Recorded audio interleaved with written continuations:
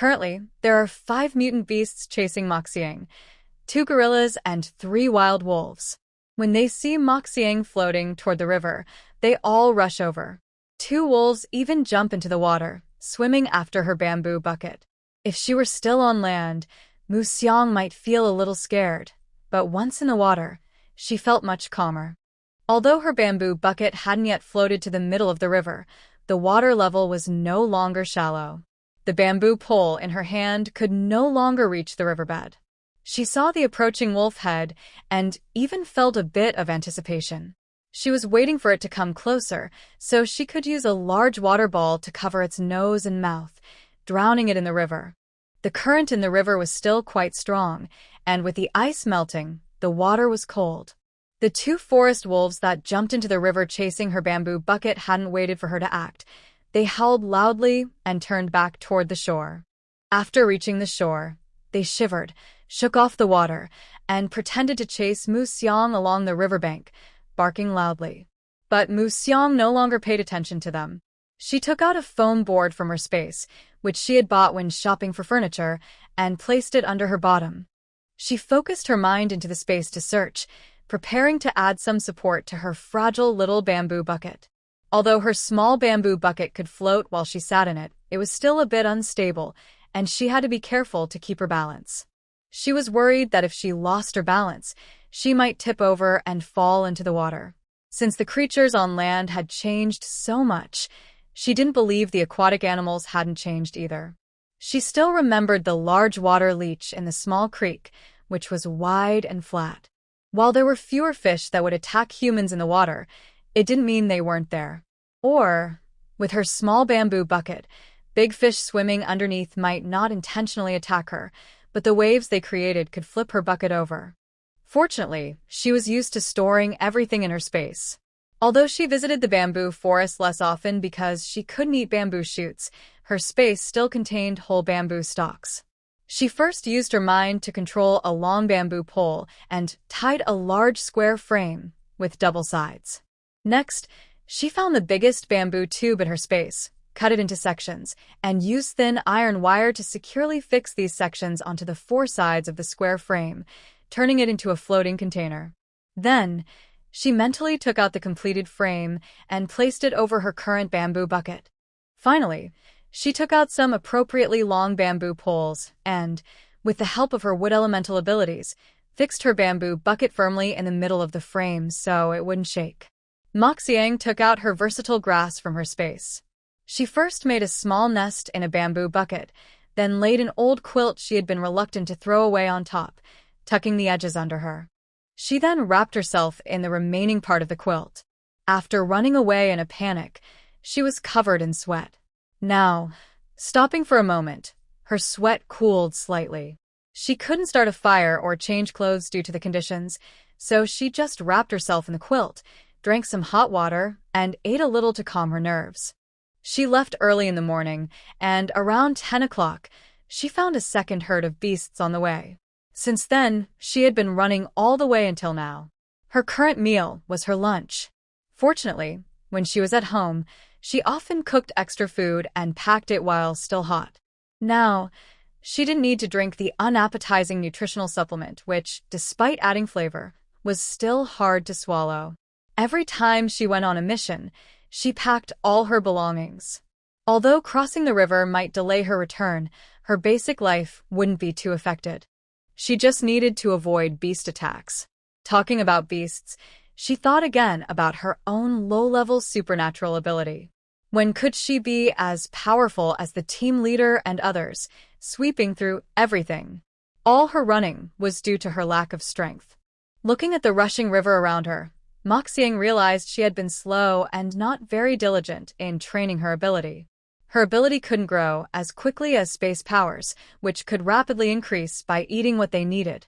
Her progress was slow and steady, and because of her special nature, her efforts were even twice as much as others.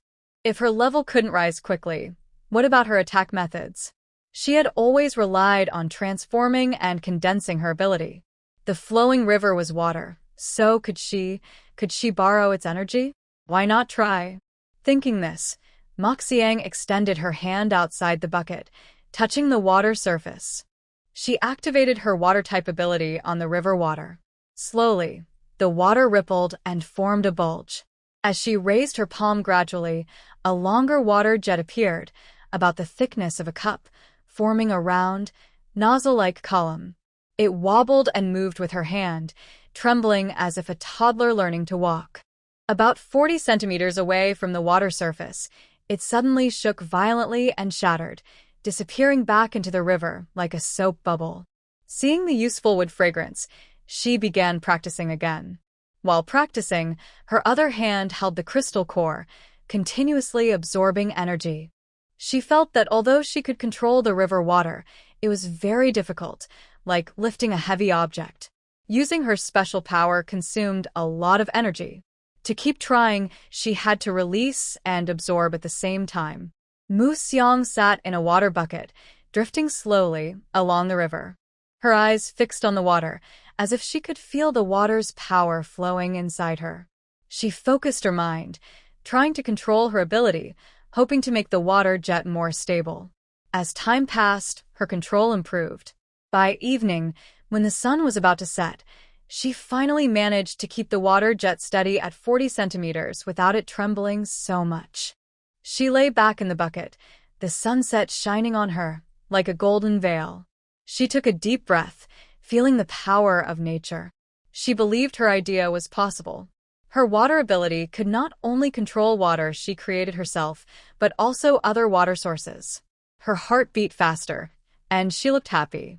Although using her power for a long time made her very tired, she was proud of her progress.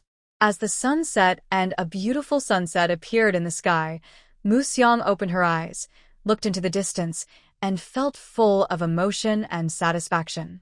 She knew her efforts were not in vain. She had taken a solid step toward her dream. Next, she didn't continue practicing.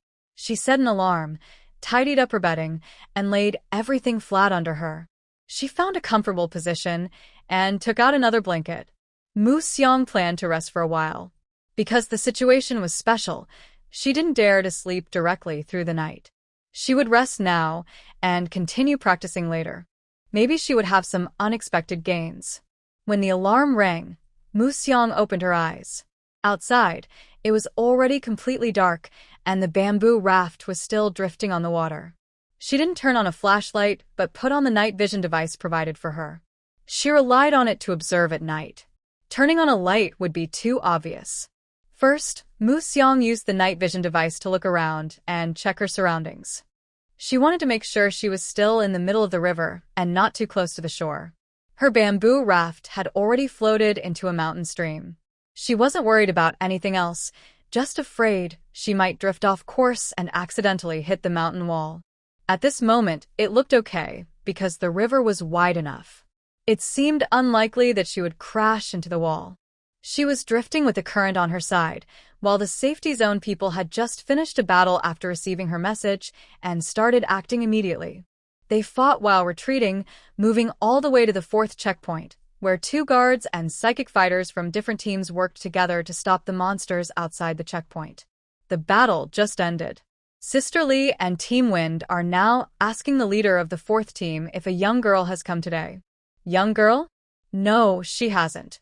After we received your warning, we put the entire area on high alert.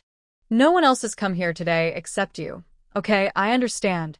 Our small team has a girl acting alone, heading this way. If you see her, please let us know. All right, no problem. I got it. After saying goodbye to the leader of the 4th team, Li and Team Wind walked to their tent. Team Wind, do you think Xiang might? No, I saw her go into the forest this morning at the 3rd checkpoint. She spent the night safely alone, and she even sent us a warning message this morning. She's probably fine. Maybe she got delayed by something. Send her a message to check. If she's too far, tell her to hide nearby. Tomorrow, we'll send someone to find her and bring her back. Okay, I'll ask now. Team Wind, I can't contact Xiang anymore, Li said worriedly.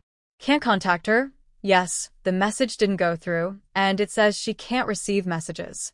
Let me see. Meanwhile, Sister Lee and Team Wind are feeling guilty and guessing if something bad happened to her. At the same time, Mu Xiang is studying how the water column bends left and right. She has a bold idea.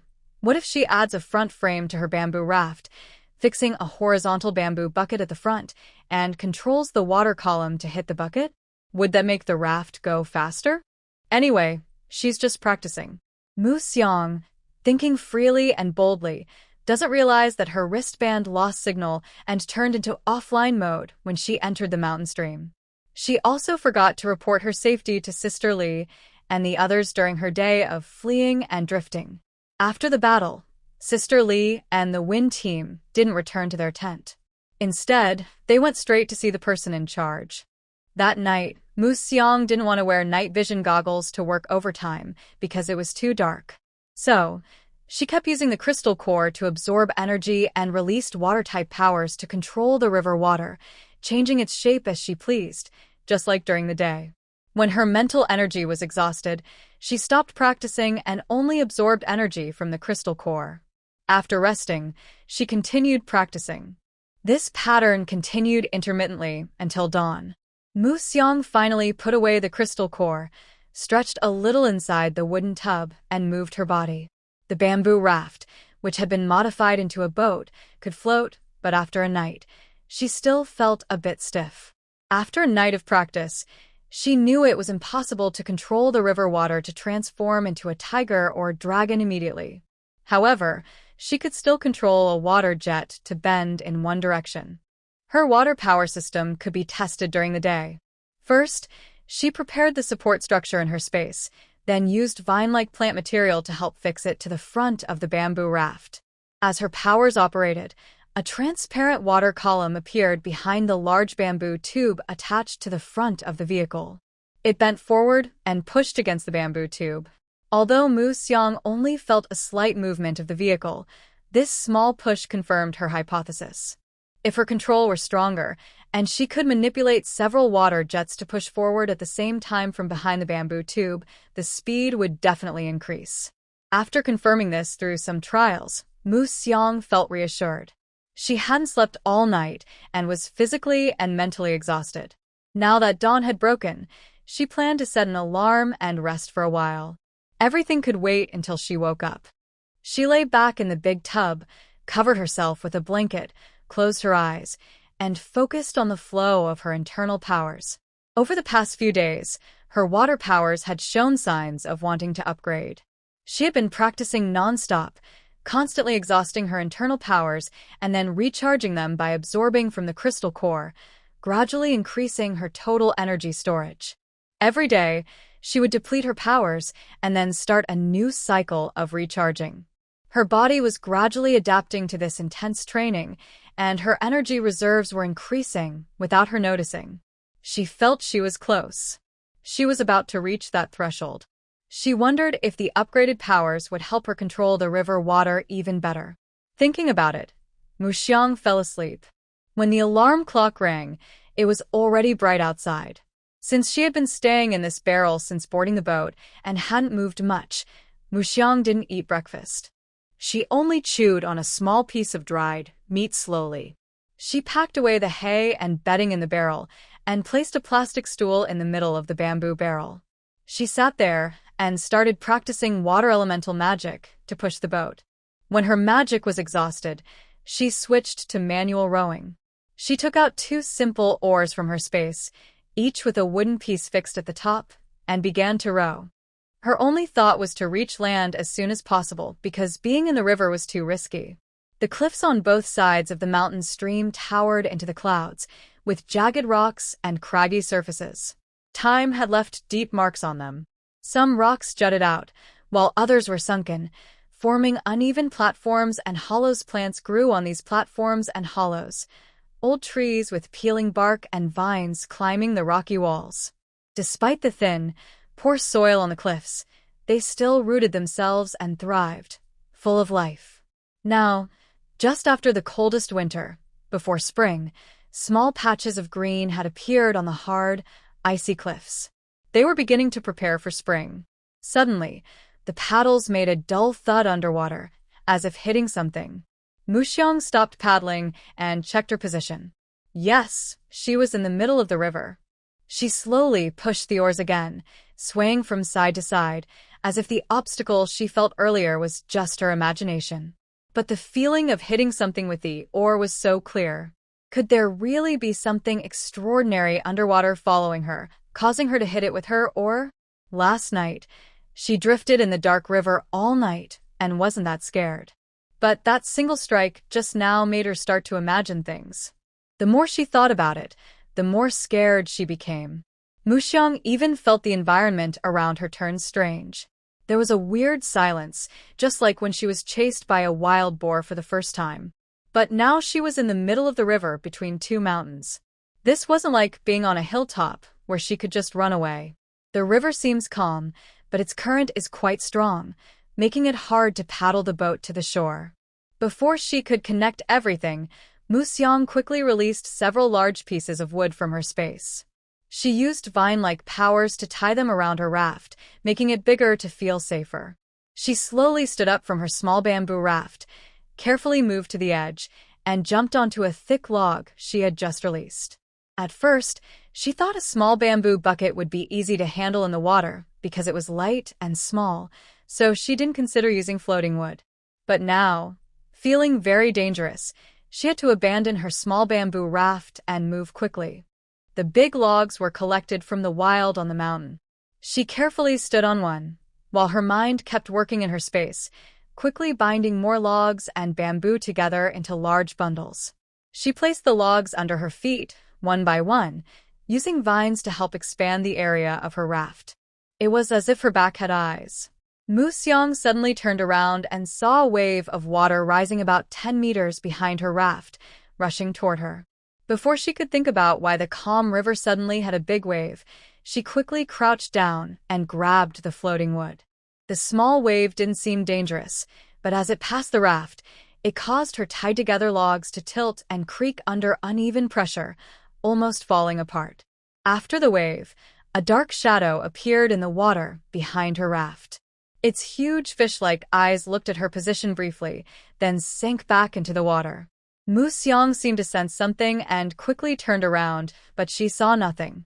The previous wave almost broke her raft, so she hurriedly added more bindings to hold everything together.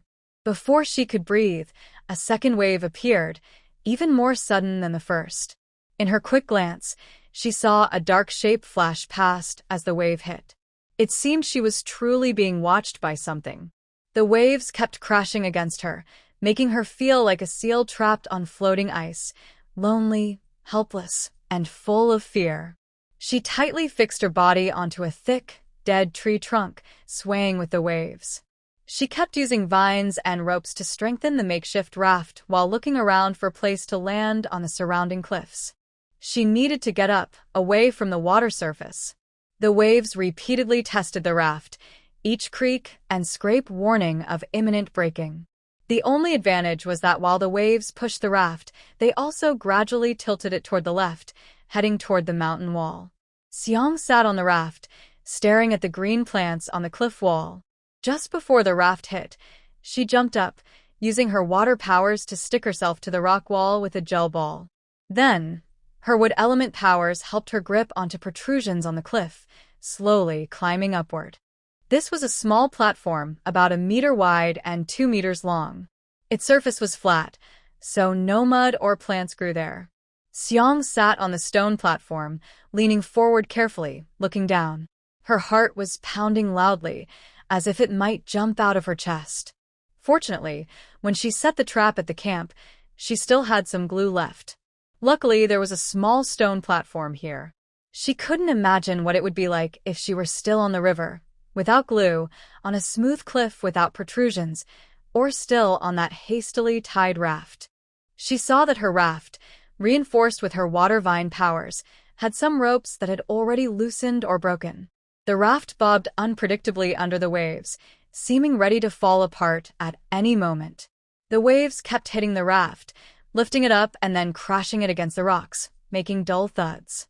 Xiang's heart beat faster with each rise and fall of the raft. Below, a huge shadow spun around in the water. Every time it approached or turned away, it caused big splashes that hit the raft. It was probably the creature she had hit with her paddle earlier. From the size of the shadow, Xiang knew it was definitely a large creature. The waves circling the raft and attacking it wouldn't have been possible without her space water powers. Otherwise, her raft might have fallen apart before hitting the cliff. Now she was on the other side of the river, on the mountain wall, making her journey home much harder. Looking at the wooden raft being pushed back by another wave, Mu Xiang estimated the distance and quickly wrapped the vine that was reaching out around the raft. She then mentally commanded it to be stored in her space. The path ahead was unknown, so she couldn't waste this piece of wood. If it drifted away or left the cliff, Mu Xiang wouldn't risk trying to retrieve it. But since it was right at her feet, there was no reason not to take it. As she stored the raft, a strange figure appeared beneath the water. It was a large fish over 4 meters long, clearly a giant creature of the river. Its body looked like a small moving submarine, swinging side to side and crashing through the water, creating big waves. The moment she stored the raft, it seemed to sense her and suddenly leapt out of the water, trying to attack the quickly retracted vine. It jumped about 2 meters high, still partly submerged. Its body was gray-black, with bulging eyes and sharp teeth. Its mouth was wide and flat. Without the waves, it looked like it might bite, and Mu Xiang thought her speed in building the raft might not be fast enough to stop it from destroying her. It looked like a catfish but wasn't, like an alligator but wasn't. It seemed to be a mix of two giant creatures. Its short, thick mouth was full of sharp teeth, making it look fierce. Its body was covered in scales, giving a feeling of being nearly indestructible, but it also looked slimy, like it had sticky skin. It didn't have the limbs of an alligator, but had large pectoral fins and a tail fin. Every time it moved, it caused big splashes, like a wild beast rampaging in the water. The small platform where Mu Xiang was standing was about 5 meters above the water. When the big fish jumped, it couldn't hurt her. After several failed attempts, it swam back and forth in the river channel beside the cliff for a long time before gradually disappearing. She didn't know if it had really left or was hiding. Even now, she dared not approach. She repaired her raft and set off again. She stood on the small ledge, feeling stuck. On both sides were steep cliffs with jagged rocks. Below was turbulent, bottomless water with giant creatures circling. Her home was on the other side of the riverbank. Originally, she was planning to cross this canyon and reach the next riverbank to head back. Now, she not only needs to find a way to leave the bare cliff face, but also must walk through the jungle to reach the river below and find a crossing point. The morning sun has already risen high in the sky, and by noon, the temperature is rising, with the sun's rays gradually strengthening. How she will leave is not the main concern now. First, she needs to create a place where she can rest and stay in the shade. Otherwise, by noon, she might suffer skin problems from too much sun exposure on this exposed cliff. She stands up and drills a rock bolt into the wall at waist height, then ties a safety rope to it for security. From her space, she takes out 2 bamboo buckets, flips them upside down, and places them on a small platform. She relaxes the safety rope and stands on the bamboo buckets. Mu Xiang raises her arms and drives 3 rock bolts into the wall about 2 meters from the platform. Then she clips a buckle onto the rope and pulls out a piece of sun-shielding fabric, which has been cut to size. This fabric was taken from a tarp that was part of a previous renovation of her small yard. Mu Xiang threads a rope through small holes along the edge of the tarp and secures it to the rock bolts, pressing it close to the cliff wall. Below the tarp, she takes out the frame of her old wooden raft, along with a large bamboo tube that was used for floating, which she had disassembled earlier. She places it on the platform and weighs it down with sandbags. The sun-shielding tarp hangs diagonally from above, draping over the frame. The excess fabric on the sides hangs down, creating a triangular shaded space between the frame and the cliff wall. This simple shelter is now built. The cliff face is steep and over 100 meters high. She cannot climb it in a single day. She plans to rest well at noon and continue climbing in the afternoon. To prevent herself from falling off the platform, after a simple lunch, Mu Xiang keeps her safety rope tied around her waist during her rest. She only loosens it when she wakes up and continues climbing. With the help of her special gel ball, she drills a rock bolt every 5 meters to secure herself with a safety rope, resting briefly each time. By sunset, she has traveled about 60 meters. The small platform below has become very tiny, and in the water beneath, she can see 2 dark shapes wandering around. It seems they are not giving up and are still thinking about how to catch her. Like before, when doing tasks in the pine forest, tonight Moose Yang plans to hang her tent on this cliff and rest for the night. Early tomorrow morning, she will continue climbing, aiming to reach the top before noon when the sun is strongest. At night, she zips up the tent to block out the outside darkness. Moose Yang opens her wristband to send a message to Sister Lee and the others. The signal between the mountain streams isn't very good. It takes about 10 minutes for a simple message like, "I'm safe," to send. Meanwhile, their concerned messages slowly arrive on her wristband. They all share their current situation. Wind Team tells her not to rush back yet. The wild beasts outside have become more aggressive after hibernating through winter. Before the beast tide ends, she should hide nearby. The cliff is a good hiding spot. After the tide passes, they will find a way to cross the river and pick her up. She can then move to meet up with everyone. They didn't talk much, and most of the night passed. To avoid disturbing Sister Lee and Wind Team's rest, Moose Yang stops asking about the fight and begins to absorb the crystal cores she collected earlier. She doesn't know exactly when she fell asleep, but by sunrise, the crystal cores in her hand have turned into dull stones.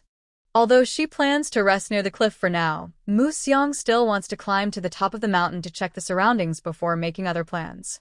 After a morning of effort, Moose Yang successfully reaches the summit. Above the cliff is a deep, dense forest. Although winter hasn't fully ended, the trees are already starting to grow.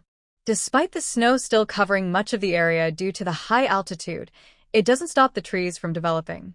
She uses her plant-based abilities to shoot the snow into snow bricks and store them in her space.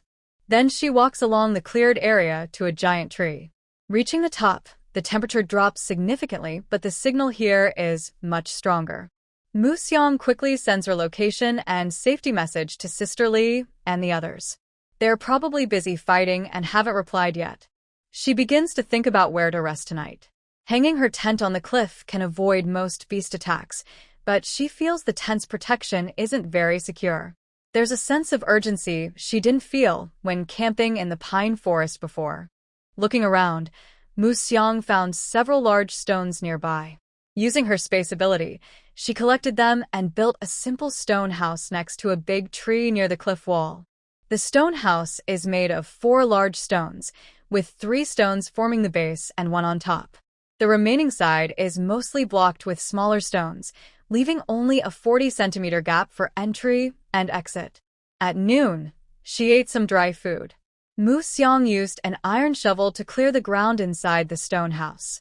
She didn't throw away the dirt she dug up but carried it out in pieces and placed it under the tree roots to use later for the roof camouflage. After lighting some mugwort to fumigate the inside, she filled all the gaps in the stone house with dry grass. In the afternoon, she dug some mud nearby, mixed it into a slurry, and coated the outside of the house. She also scraped moss and the dirt she dug up earlier to cover the surface. She worked until evening to finish everything. At night, she blocked the door with a piece of tree trunk, fitting it tightly into the gap. She left about 20 centimeters open in the middle for ventilation and smoke to escape. This time, the beast tide seemed stronger than usual. Moose Yang received a message from Li Jie and others only around midnight, telling her to take care of herself and wait for them to come and pick her up. The next morning, Moose Yang woke early and removed the tree trunk blocking the door. She started collecting snow from the mountaintop. Having endured a tough summer, Moose Yang knew how precious a bucket of snow was during those hot days when she couldn't go outside. Snow was like a savior in summer, essential for a comfortable life. It brought not only physical relief, but also peace of mind. During hot summer days, a bucket of snow gave everyone more than just coolness. It brought calmness and reassurance. Experienced elders start storing ice in winter, while young people often buy it with points from the trading station. Last summer, Mu Xiang spent most of her points to buy ice and crystals, and her sister De Mei made her fresh ice using crystal cores. Now that she has the resources, she plans to store a little more. When the weather gets hot, she won't need to spend points or crystals. Only Mu Xiang was there. She used her dual elemental abilities at the same time. Her wood element created snow bricks from vines, and her water element rolled snowballs from water spheres. She shaped one hand into a square and the other into a circle. In half a day, Mu Xiang cleared all the snow from the mountaintop. Once the snow was gone, small grass shoots appeared on the ground. Mu Xiang used her wood element to sense her surroundings. The forest seemed to change color in her perception, turning into a black and white world. Most objects emitted a dark glow. On the ground, weeds and trees. In this black glowing world, the plants with low radiance looked like bright stars in the night. While sensing, Mu Xiang quickly located edible plants and collected them. In just half a day, she gathered more wild vegetables than she had during several days of warm season outings. The afternoon was mostly spent on using her abilities, moving from place to place, gathering edible wild plants.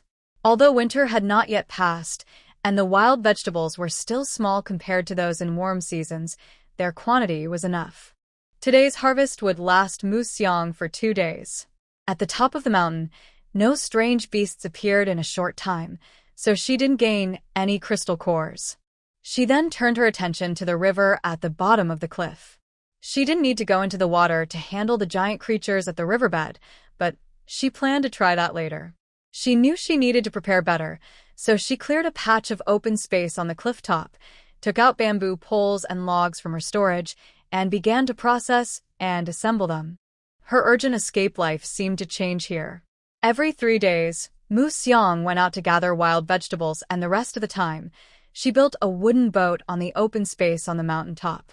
She cut a large, dead tree into a section that wasn't rotten and used tools to carve out a boat about 3 meters long and over a meter wide. In the middle of the boat, Mu Xiang made a bamboo canopy from bamboo strips. Inside, she fixed a large waterproof, radiation-proof cloth. It protected against rain and also blocked radiation. The boat looked like an ancient wooden boat, similar to a traditional Chinese wupeng boat. At both ends of the canopy, she fixed 2 bamboo curtains that could be lowered when needed. To be safe, 2 small wooden boats were made with wood fragrance. They used these 2 boats first before buying a sturdy ship in the safe zone. Originally, Mako thought she would stay here until Sister Lee finished the beast tide. But the morning after she finished and stored the wooden boat, she noticed dark clouds gathering in the distant sky as she was about to go into the forest for today's foraging. The clouds looked like a crazy flock of birds before a storm. Mako put away her tools and leftover wood from the open space and took a few photos of the distant sky to send to the wind team. Then she quickly went back into her stone house and blocked the door, hoping the clouds would pass like a storm and not stay. Quack, chirp, chatter. Looking from afar, but actually just 10 minutes after she hid inside, loud bird calls started outside, with many different sounds mixing together and making a lot of noise. Sister Lee hadn't responded yet, but Mako didn't think that such a large group of different birds passing by was just a coincidence during the beast tide. She sent another warning message, hoping they could respond in time. Things weren't looking good for Sister Lee's group. When Mako received their message, they were fighting. By the time they saw her message during a break, several hours had passed. They quickly reported the situation and prepared to retreat. But before they could reach the safe zone, the bird flock had already caught up with them. The worst case happened. These birds were also part of the beast tide. They attacked the fleeing group. At first, since everyone was in vehicles, the small birds in the flock didn't cause much trouble.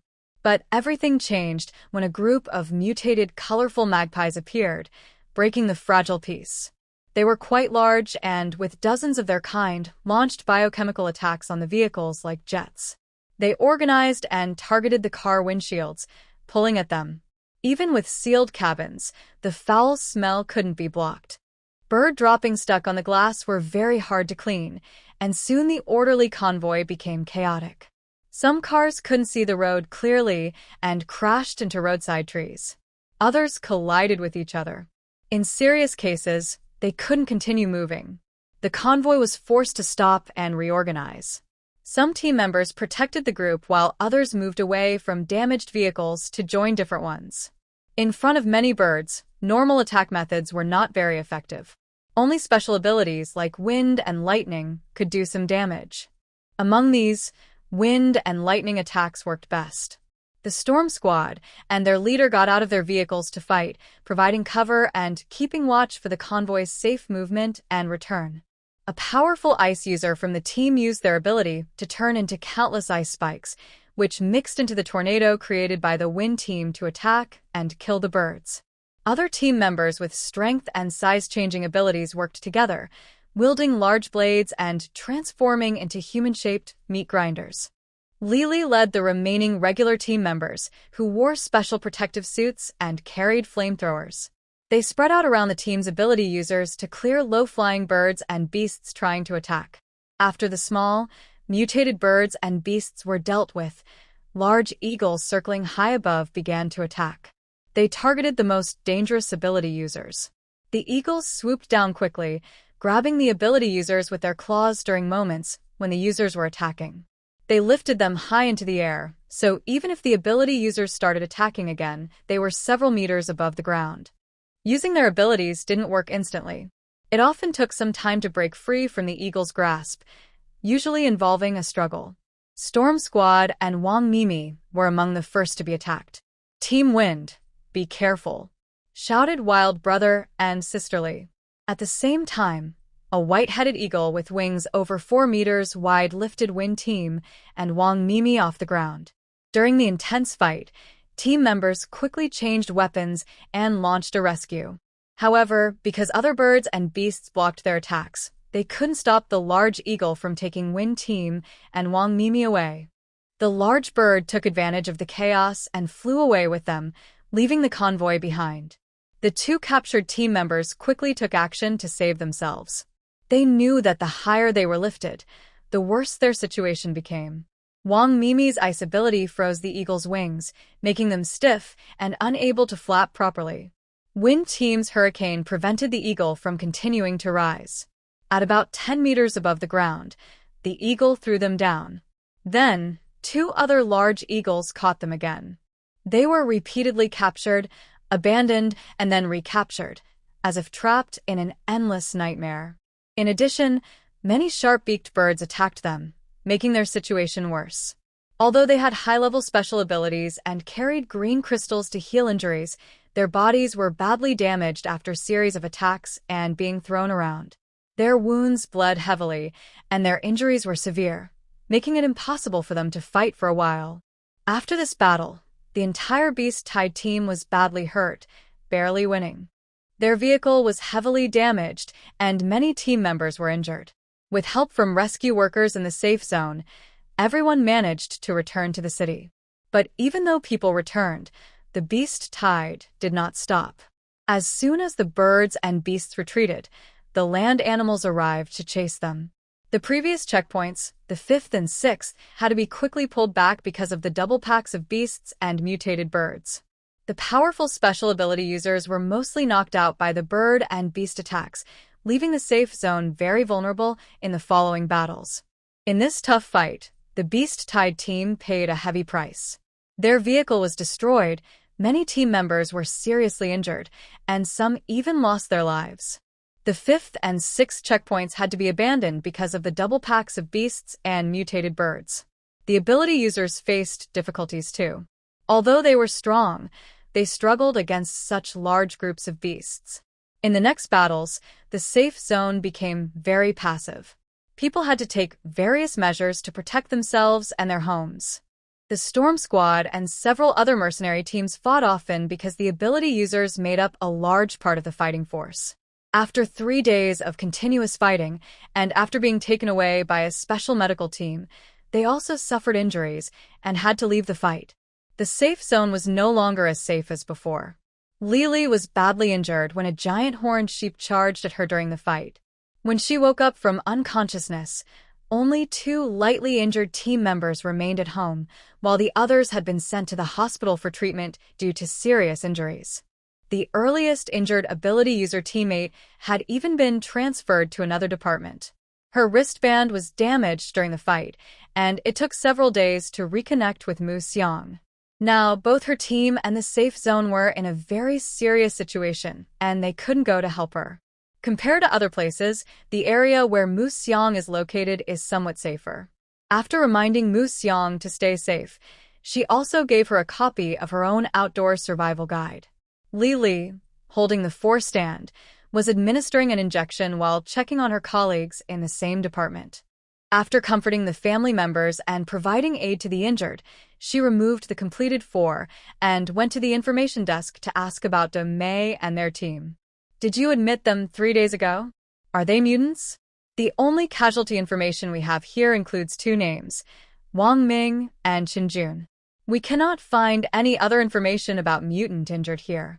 You need to go to the front lines to check the specific details.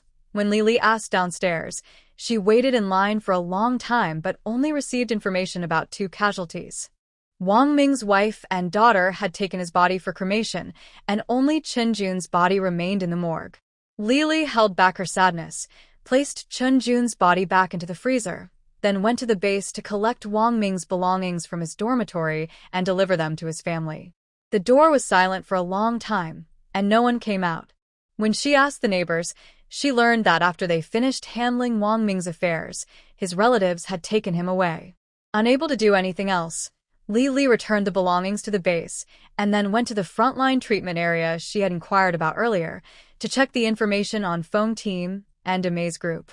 Yes, as soon as they were brought to the safe zone, we sent them to the hospital for special treatment. You can find them in the special treatment department. That department isn't listed at the regular hospital inquiry desk. Okay, thank you. After Li thanked her, she asked for directions to the special treatment department and hurriedly went there. During the urgent battles earlier, they had little time to rest, often rushing straight into the next fight without proper rest. Now, after several days of fighting, the beast horde was beginning to retreat, and the injured soldiers could finally step back and recover.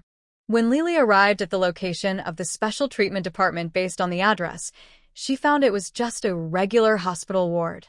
She looked around several times but found no special department, only ordinary hospital rooms. There was no sign of a special treatment department or any of her teammates with supernatural abilities. She returned to the inquiry desk and asked, "Hello, can you tell me what apartments are in the hospital ward over there? My family member said she was waiting in line there, but I couldn't find her.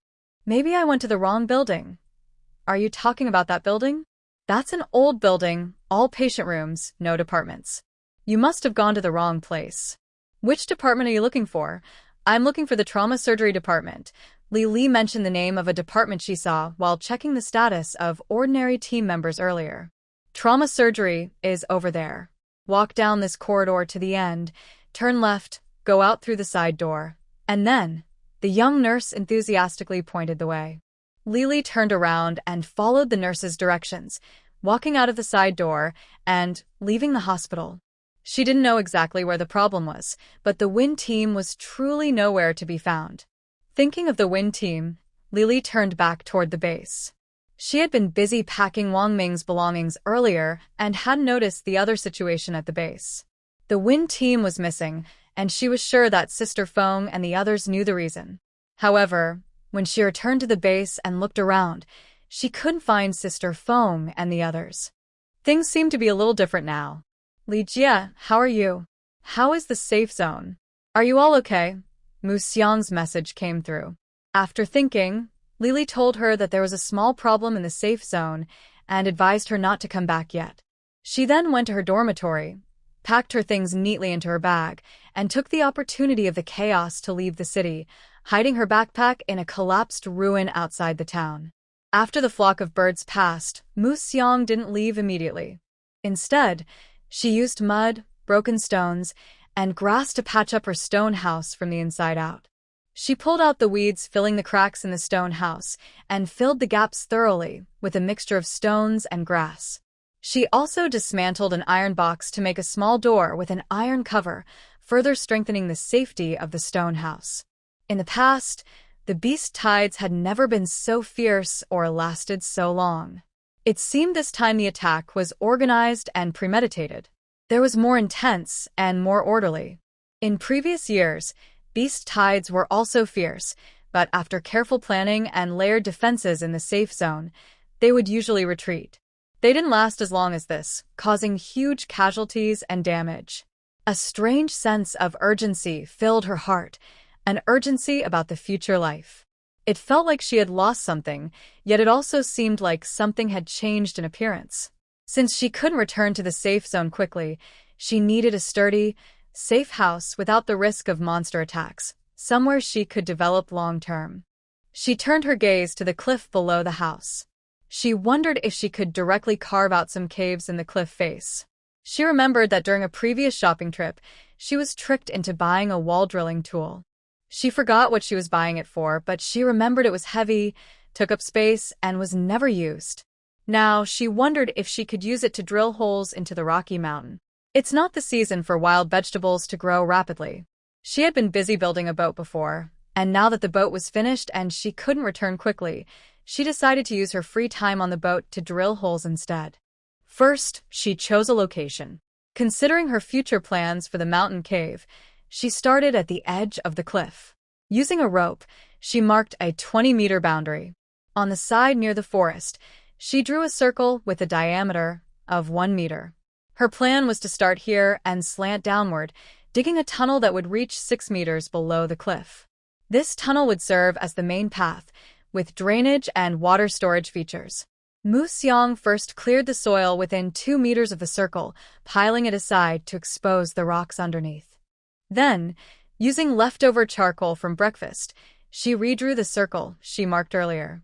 She took out a crystal core power converter, then a wall drilling tool still in its packaging, plugged it in, and attached the longest drill bit. She began drilling along the circle drawn in charcoal, starting with 1 full circle. After completing 1 circle, she moved inward, shrinking the circle and continuing to drill until the entire area inside the circle was filled with small holes, each a tiny circle, and the drill stopped working. Mu Xiang packed up her tools and returned to her stone house to rest.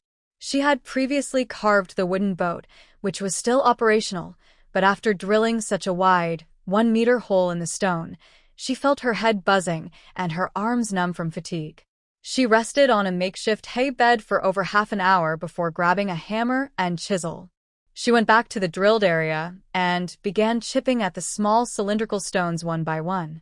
Since these small cylinders were individual pieces, she inserted the chisel into the gaps and hammered, breaking one apart with each strike. The broken stone pillar was removed, making it easier to carve the remaining parts. Drilling took 3 hours and cleaning took half an hour. A stone tunnel, 40 centimeters deep, 1 meter wide, and shaped like a corridor, was already formed. Next, she repeated the work, drilling, carving, then drilling again. The removed stone pillars were neatly placed along the outside wall of the stone house. The smell of wood lingered from morning until afternoon. She had only dug less than 2 meters so far. On the first day, she spent a lot of time planning, cleaning, and getting familiar with the tools. She believed her speed would improve tomorrow. That evening, Mu Xiang comforted herself by returning to the stone house. Because she felt unsafe alone outside, Mu Xiang always went into the stone house before dark. She ate early and went to bed early. The next morning, she woke up early, absorbed crystal cores, and trained her supernatural powers inside the house until the sun rose. Then she went out to continue working. At first, there were no special requirements or plans for the excavation. She simply made a tunnel about 1 meter in diameter, slanting downward, 2 meters high, and 1 meter wide inside. The tunnel had a slight step-like, and at the bottom of the cliff, 10 meters below, she created a 1 meter wide exit. This short tunnel, only about 50 meters long, took Mu Xiang a week to complete. During this time, she still lived in the stone house. She organized the small stone pillars she excavated and stored them in her space. She also tidied up the area around the tunnel's exit and planted some greenery. She used a roughly matching rock as a doorstop, moving it in and out through her space each time she entered or left. About a month after the beast tide separated her from others, the stone house made of piled boulders on the cliff top was gone. The area was flat everywhere. Only a lone stone, lying in the grass, remained. Mu Xiang had moved from the ground to underground. She had carved out a small stone room near the cliff wall on the right side of the tunnel. The room was just big enough to hold her bed with a canopy from her safe zone house, with a half-meter corridor around it. Considering last year's insects and dust, she didn't expand the window toward the cliff wall. Instead, she drilled about 10 holes near the entrance of the tunnel for ventilation. Inside these holes, she embedded small bamboo tubes with slightly smaller diameters. Both ends of the bamboo tubes were sealed with mesh screens to prevent insects from entering. Although she always packs her belongings into space when going on long missions, she hasn't prepared things like glass or window screens. She only has some leftover scraps from when she renovated her house. That's why she thought of this method, which doesn't block the ventilation of the stone chamber and helps save the limited space and resources. Because the exit on the cliff side is open for ventilation and light, the entrance to the stone chamber has a simple iron sheet door. It doesn't have hinges or locks, just a sturdy iron door, like the one on the ground at that time. After she enters the stone chamber, she uses a round wooden beam to block it from inside. Although the environment is simple, she now has a relatively safe place. She is protected from sunlight, rain, wind, and wild animals or insects. In a safe zone several miles away, over time, the guard team and mercenaries worked hard. The beast tide that lasted over a month gradually receded. They won the battle, but no one celebrated. The damage caused by this beast tide was too great. Many families lost loved ones. About 80% of the shanty town outside the safe zone was destroyed. Inside the safe zone, many areas were damaged by attacks from birds and beasts. The entire safe zone was filled with smoke, dust, and the smell of blood. Buildings collapsed, houses were destroyed, and the remains and bodies of strange beasts were everywhere. The workers who had been hired to pay off debts were assigned to clean up the mess and clear the battlefield. They looked numb and sad. For the first time, ordinary people like them saw such a large group of strange beasts up close. It was also the first time they faced life and death directly. When the beasts attacked from the sky and land at the same time, they felt the world was about to fall apart, as if the claws of the beasts would tear them apart in an instant. All of this had never happened before. Although beast tides had previously hit the safe zone, there were never so many, and the attacks from the sky and land were not organized. Because of the environment, they had less to eat. After facing the bloody scene, their fear of strange beasts increased greatly. Their already difficult life, with little food, became even harder. Now, with these terrifying mutated creatures and the broken bodies everywhere, it felt like their future was being written in destruction. At night, Mu Xiang carefully took her wooden scented bracelet from her space and opened the chat with Sisterly. The last message on the screen was from 10 days ago, which was also the final message Sisterly sent her. Don't come back. Don't mention or learn about the Storm Team, Brother Yi, Demeli, Hulk Brothers, Ming Wang, Fei Ming, or the Tuanhao. Don't reply. The last instruction was not to reply. Although she didn't understand why and felt worried, Mu Xiang took off her smart bracelet after receiving that message. Besides checking for new messages daily, she kept it in her space. Now, when she goes out for foraging, she doesn't even need her detection stick. She mainly uses her wood element ability to sense. She only picks plants that glow faintly white or gray in her sensing, which gives her a more precise radiation level than a scanner. A scanner only shows high or low radiation, but with her wood element sensing, she can tell if radiation is high just by the color's lightness. She doesn't know why Sisterly told her not to go back or reply. Besides checking messages daily, she hasn't used any other functions. She just keeps the bracelet in her space. As for the second instruction, don't mention or learn about the Storm Team, Brother Yi, Demeli, Hulk Brothers, Ming Wang, Fei Ming, or Tuanhao. These are nicknames for special ability users in their team. Does don't learn or mention mean she shouldn't learn or reveal her own special abilities? She already has them, so maybe it means she shouldn't expose her abilities in front of others. During the beast tide, she also revealed her abilities. The exact meaning is unclear, so Mu Xiang keeps it in her heart, reminding herself to be careful when using her abilities outside. She really wants to ask Sister Lee for clarification, but since Sister Lee told her not to go back or reply, her bracelet is useless. Besides waiting for Sister Lee's messages daily, she has completely lost contact with the people in the safe zone. Her current abilities still can't help her cross that big river. Although she initially floated safely on the water for a day and night, later, the strange beasts in the river made her afraid to try again. Not every time can she be lucky enough to climb onto the riverbank. While Mu Xiang silently dug holes, waiting for news, Lily successfully disguised herself and hid outside the safe zone in a shanty town after avoiding several groups of mysterious searchers. She sold her smart bracelet on the underground black market, exchanging all the points for a crystal core that can be traded at any time. She also bought a basic communicator and sent a warning message to Mu Xiang. To prevent Mu Xiang's bracelet from being tracked, she added a note asking her not to reply. She hoped Mu Xiang would understand and not be found, at least for now. All the members of her small team had disappeared, and Mu Xiang was definitely recorded as missing. She is currently overwhelmed and hasn't found the exact locations of Da Mei, Yigofeng team, or others. She has no energy left to protect Mu Xiang. She doesn't know exactly what happened or why she was targeted. Over the past half-month, only Mu Xiang, who was forced to drift outside due to the beast tide, remains. Everyone else, including the ordinary team members who had gone to the hospital or returned home, has gradually disappeared in recent days. They were taken away or went missing for various reasons, including family visits. The worst news is that after the beast tide ended, the names of these missing team members and Yifeng's team appeared on the Beast Tide Heroes list, which records heroes and martyrs who made great contributions to the safe zones. Her team was officially reported as deceased and sacrificed. They were considered dead. It was known that some were recovering in special departments or had returned home with minor injuries, but all their families had been killed in the Beast Tide attack. Only she, who escaped, knew they disappeared after being injured and taken into hospitals and special organizations. It wasn't really the beast tide that caused their disappearance. But who would know or care? The unknown departments, missing families, unreachable bases, and repeated hunts made her afraid to stay in the safe zone. She fled outside and hid herself.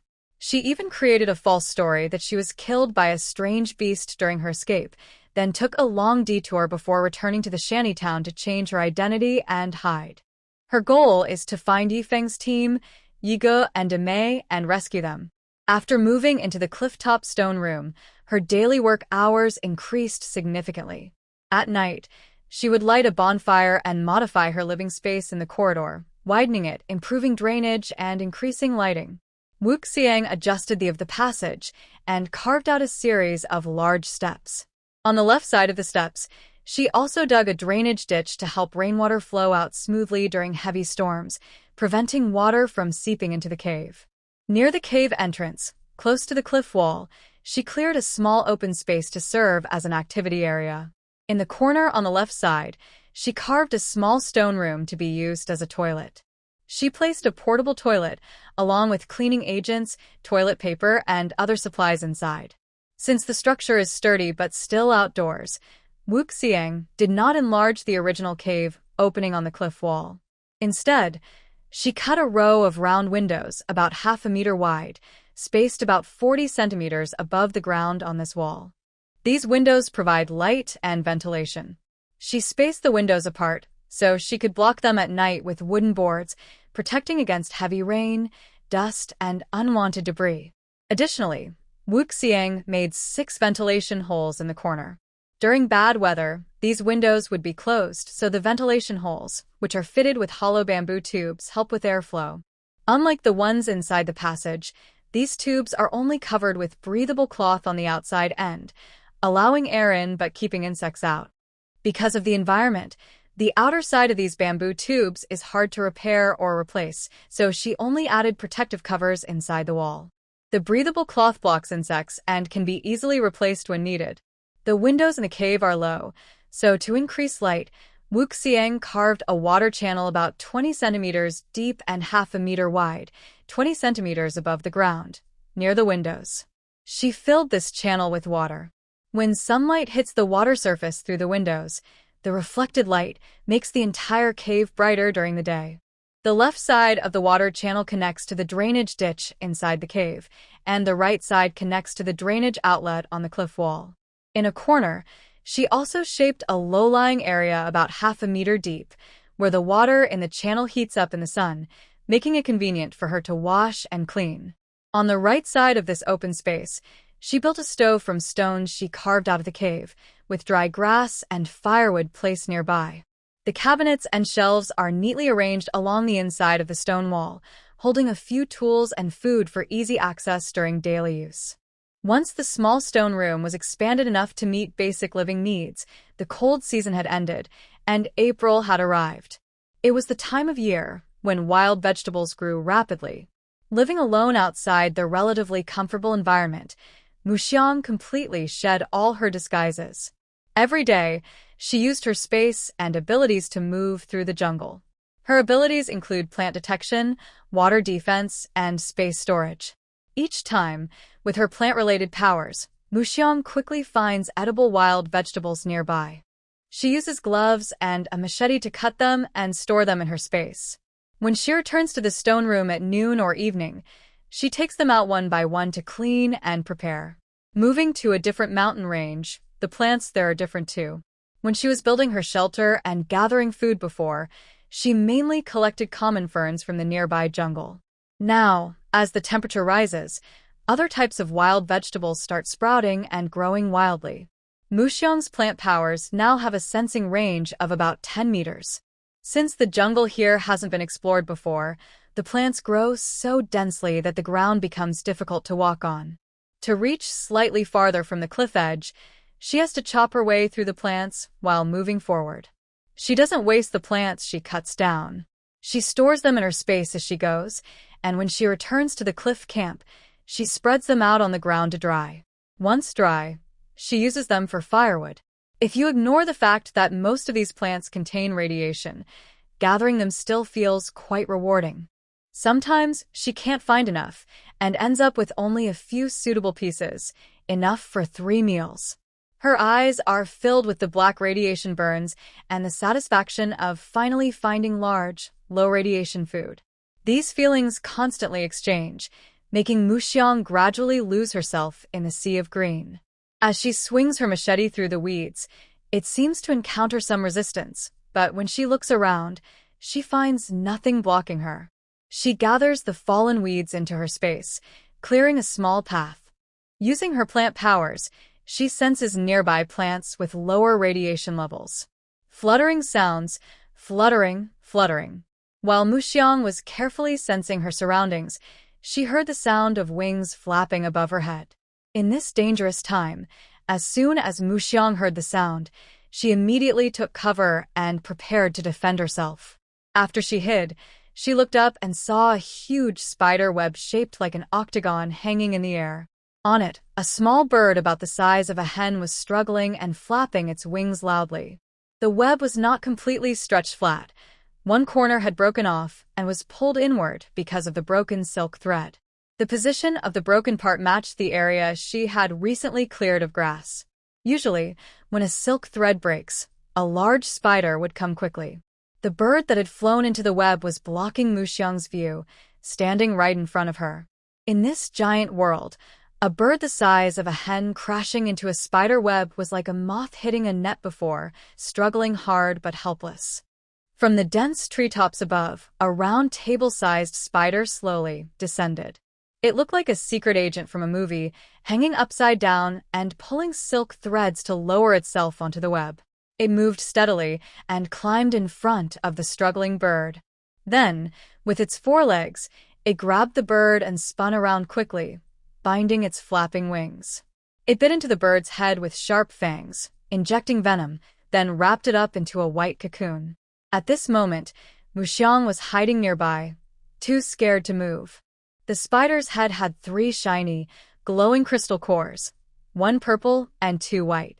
She didn't know how powerful this giant mutated spider was, but from her experience over the past year, she knew that creatures with bright crystal cores were definitely dangerous. Although the crystal cores were dazzling, her life was more important.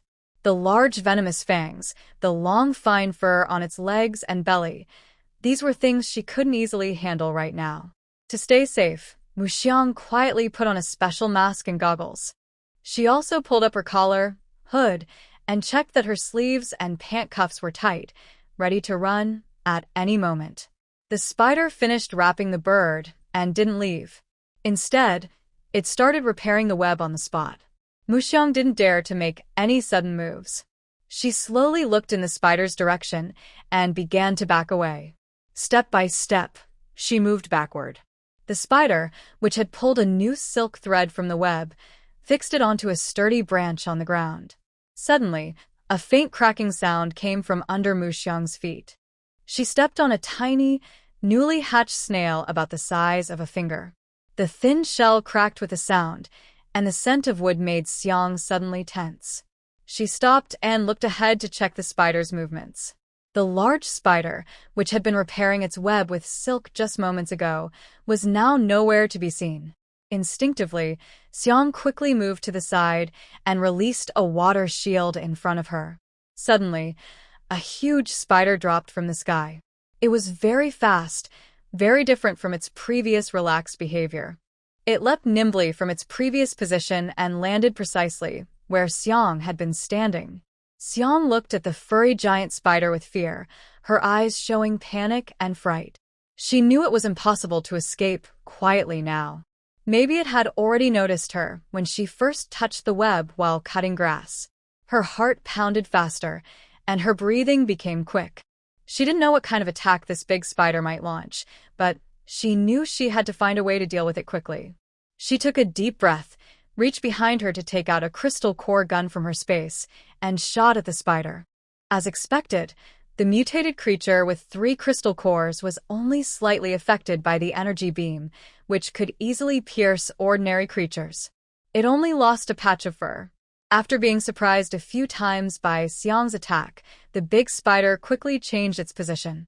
It jumped from the ground again and shot a strand of silk from its tail, sticking it to a nearby tree trunk.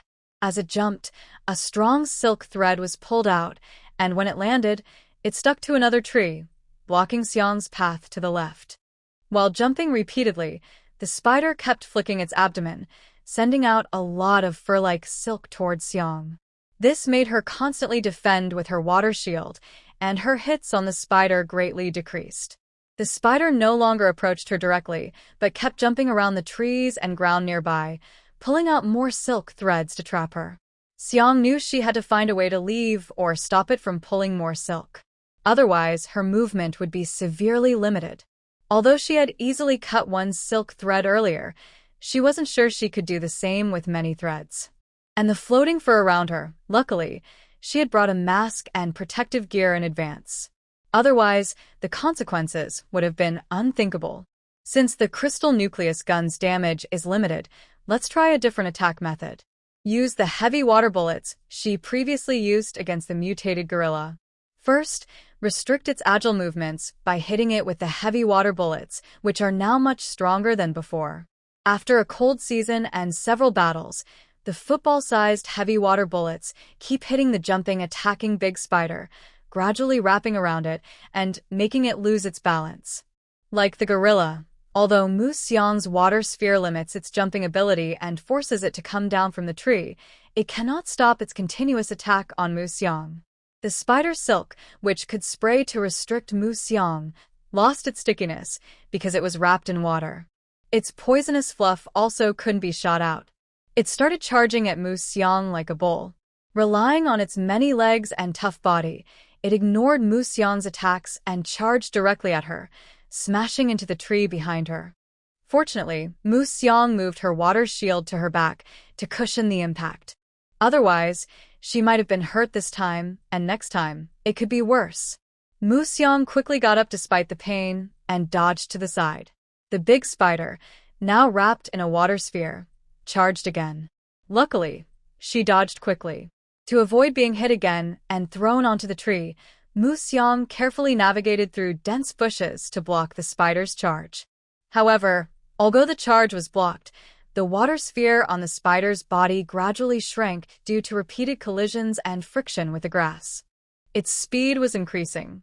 What should she do? Mu Xiang thought as she ran, looking for a way to escape. Suddenly, a sweet, greasy smell filled the air.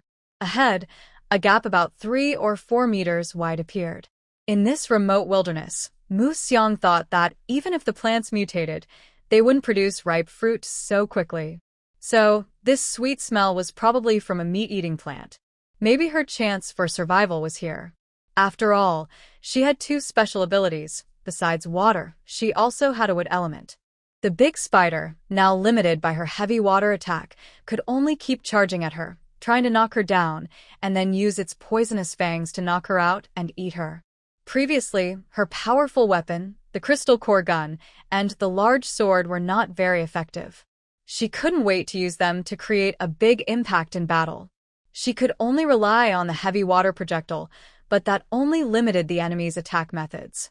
The 8-legged giant spider was much faster than a cow. Taking advantage of the moment when the heavy water projectile on its body hadn't been wiped clean, spun silk, or climbed, Mu Xiang ran toward the ravine while preparing her plant-based powers to climb and wrap around. As she got closer, the sweet, sticky smell in the air grew stronger. Besides being very tempting and fragrant, it also made her feel a little dizzy. To be safe, Mu Xiang took out a small green crystal core from her space and put it in her mouth. This was to prevent herself from fainting at a critical moment, being eaten by the big spider, or being digested by the plant that produced the sweet smell. When she was about to reach the front of the ravine, Mu Xiang used her plant powers to create vines that hooked onto a thick branch above her head. She jumped into the ravine while extending the vines, causing her body to shoot upward toward the top of the ravine. The big spider, still chasing her from behind, saw her jump ahead. It didn't retreat. With a burst of speed, it charged toward Mu Xiang, aiming for her. Hovering in midair, Mu Xiang turned to look at the big spider behind her. Its size was increasing as it approached, and its long legs, wrapped in water balls, reached out toward her. The vines that had hooked onto the tree branch swung Mu Xiang to the highest point. As the big spider eagerly waited, she began to reel the vines back. Mu Xiang grabbed a long bamboo pole and, using inertia, stabbed it forcefully at the soaring spider. Although the bamboo wasn't strong enough to pierce the spider's defenses, it was solid enough in midair to knock the spider downward. Using the bamboo pole, Mu Xiang dodged past the big spider and swung toward the previous tree trunk. In her quick glance, she saw a large, open-mouthed pitcher plant below the ravine. The bright red, wide leaves were covered with dense, hooked spines. These spines weren't just on the edges, but densely covered the entire leaf surface. The moment the big spider fell onto the leaf surface, the leaves closed.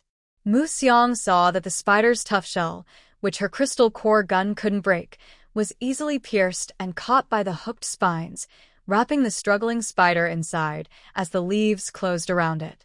I dare not go back to the original forest anymore, afraid that there might still be hidden spiders lurking there. Mu Xiang carefully avoids that area, mentally marking it as dangerous. Before she becomes stronger, she will not step into that forest again.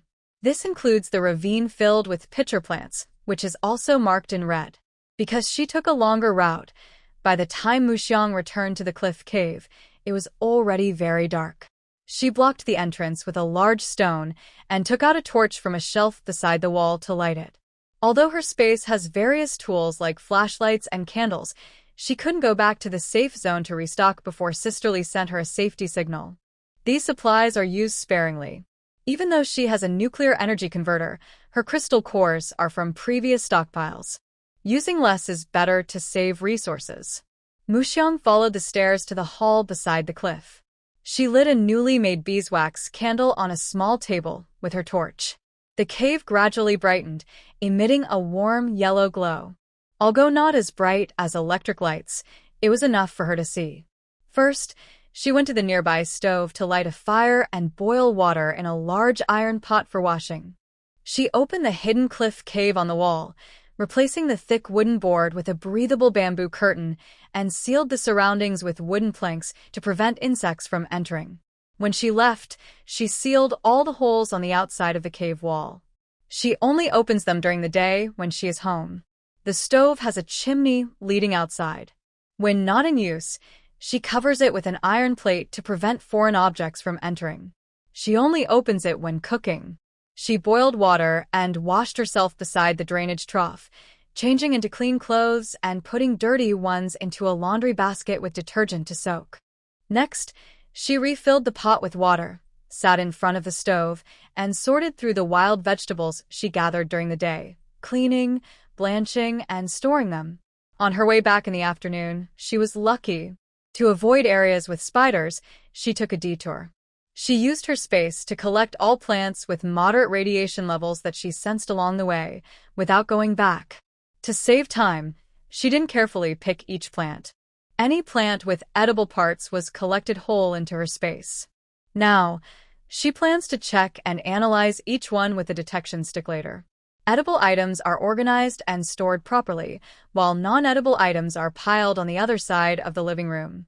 When needed, they will be gathered and taken outside to dry on the open ground before being used as firewood. Before going to bed, Mu Xiang covers all the caves with large wooden boards and checks the ventilation holes on the cliff wall. After confirming they are undamaged, she returns to the bedroom, closes the door, and relaxes. She absorbs crystal cores to improve her abilities and organizes her personal space, categorizing and counting the food, supplies, and unfinished items. Because Mu Xiang's wood element abilities help her explore during her outings, she gains a lot each day. After exploring the area within a day's walk around the cliff, she uses a thick piece of wood to build a small cabin on the top of the cliff during her free time. To store this small cabin in her space, she makes a wooden floor with wooden planks. For safety, she doesn't add windows but creates a few small observation holes the size of cups in the walls and door for ventilation and to observe outside. The roof of the cabin is layered with split bamboo, overlapping like tiles, to keep it waterproof. Since it's just a temporary shelter in the wild, the cabin is small, with only a wooden bed and a tiny shelf inside. After packing up the cabin, Mu Xiang cleans the cave and closes all doors and windows. She then sets out along the mountain ridge toward the downstream river, collecting various edible wild plants and vegetables along the way. If she encounters small animals or mutated insects suitable for hunting, she doesn't miss the chance to catch and store them in her space, planning to process them later when she has time. Originally, she planned to cross the river at a spot reachable by boat in just a few days. However, Mu Xiang walked along the mountain wall for 5 full days before reaching the riverbank. Once there, she found a large tree nearby. She climbed up the dense branches to a high spot, trimmed a sturdy, thick branch to create a suitable space, and fixed a support on the branch to hold her small cabin. To ensure the cabin's stability, Mu Xiang also built a wooden fence around it to secure it in place. The hut was securely fixed. To increase safety, Mu Xiang also trimmed the large tree, cutting off all the branches below the treehouse and leaving only the main trunk. She used a special fishbone-shaped wooden ladder to go up and down. Her purpose for coming here was not only to find a good crossing point, but also to continue practicing her water-based abilities from when she was drifting. She didn't want to always run away when encountering powerful mutated beasts. Although she worked hard to become stronger, as her abilities improved, she faced bigger worlds and more dangerous mutated beasts. This made her busy every day, with no time to rest. She spent a day fixing the resting spot and sprinkled a circle of her homemade insect repellent powder around the tree. She made this powder from dried wild herbs she collected while foraging, which contained some radiation but was safe to handle and very effective at repelling insects. Once everything was ready, Mu Xiang used her space ability to store the cut branches before dark. She also cleared the weeds around the big tree to prevent small mutant animals from hiding and attacking her. Near the water, she cleared all the grass within 3 meters of the tree roots and gathered 2 large patches of low-radiation plantain leaves. The big, thick, half-meter-long leaves, though only 2 were enough for several meals. She climbed up the wooden house, took off her dirty clothes, and shook them outside. She hung them on a hanger behind the door. After washing her face and hair with warm water, Mu Xiang went to bed early. Meanwhile, across the riverbank, a pickup truck stopped. Li, with a crew cut, got out of the vehicle. She opened the trunk and carried out several cardboard boxes. Using a headlamp, she moved the boxes near a large banyan tree, pushed aside some vines covering a tree hollow, and revealed a metal door blending with the environment. She carefully moved the boxes from the trunk into the hollow, stacking them neatly. She sprayed insect repellent inside the hollow, locked the door, lowered the vines, and cleaned up any traces around. Then she drove toward the safe zone. Early in the morning, Mu Xiang woke up early. Instead of rushing to leave the tree, she slightly expanded the small platform where her hut was built. She built a small section around the main trunk, took out a piece of stone slab from her supplies, and used her small clay stove to boil a pot of hot water on the tree. She cooked a bowl of wild vegetable soup and ate it with steamed bamboo rice, enjoying a warm meal. After eating and drinking, she climbed to a high spot to check the nearby environment and plant distribution. Then she went back under the tree and continued cutting down grass and small trees. First, she cleared some of the plants near the big tree, pushing them outward by a few meters. Then she opened a small path about 3 meters wide toward the river. Next, she started collecting low-radiation wild vegetables along the riverbank. This stretch of riverbank was very large, with shallow waters close to the shore. In these shallow areas, there were many sizable freshwater snails and clams. In the morning, Mu Xiang gathered snails and clams by the river. In the afternoon, she picked wild vegetables along the shore. During noon and evening, she rested under a large sun umbrella on the bank, using her crystal core to train her water element abilities.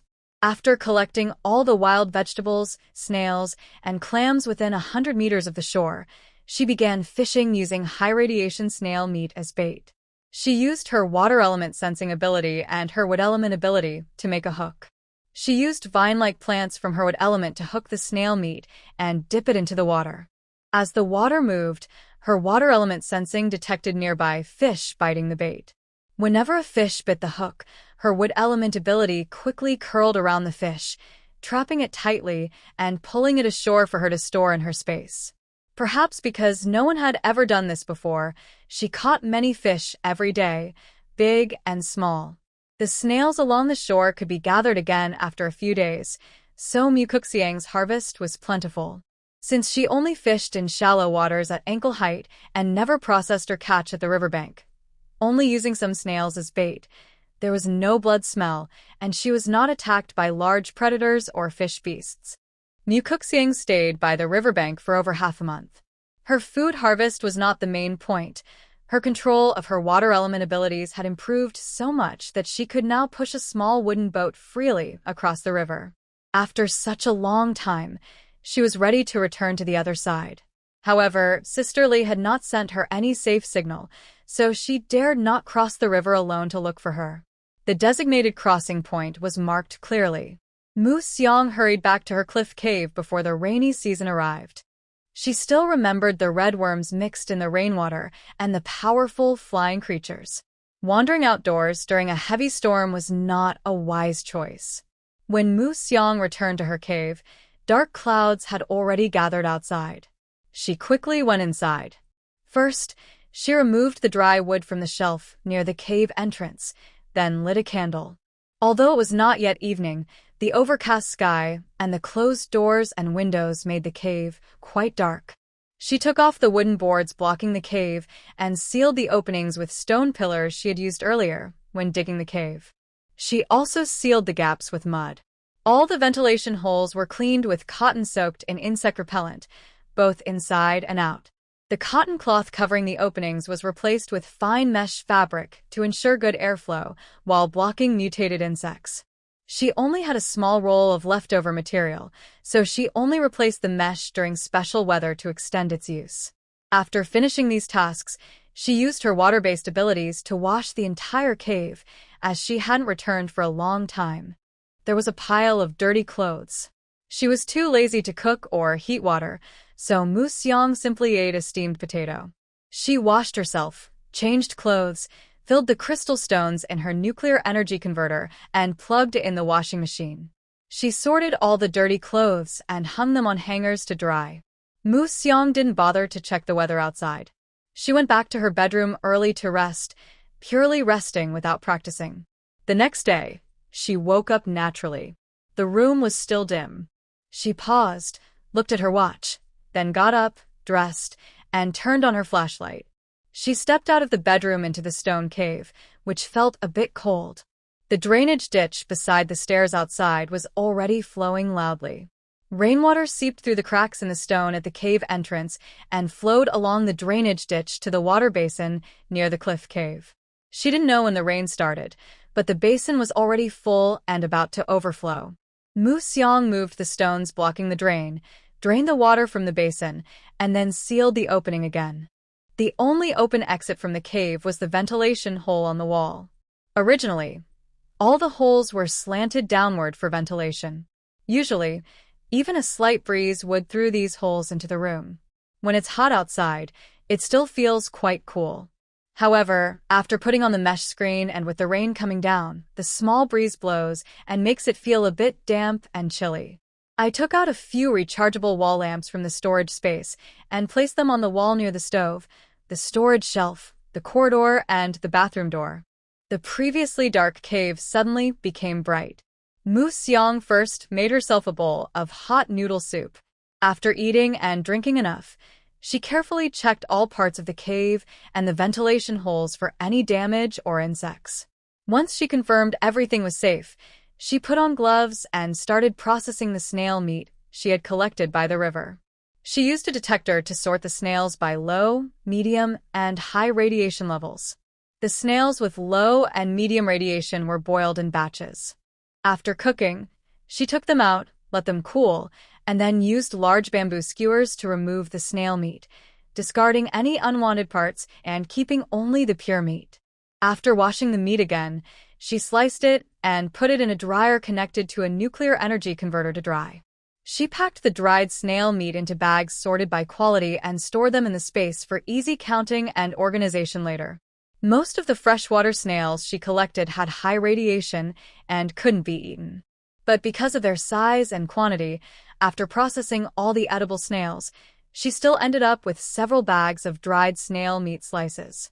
The rain outside kept falling heavily, and Mu Xiang needed to refill the water tank from time to time.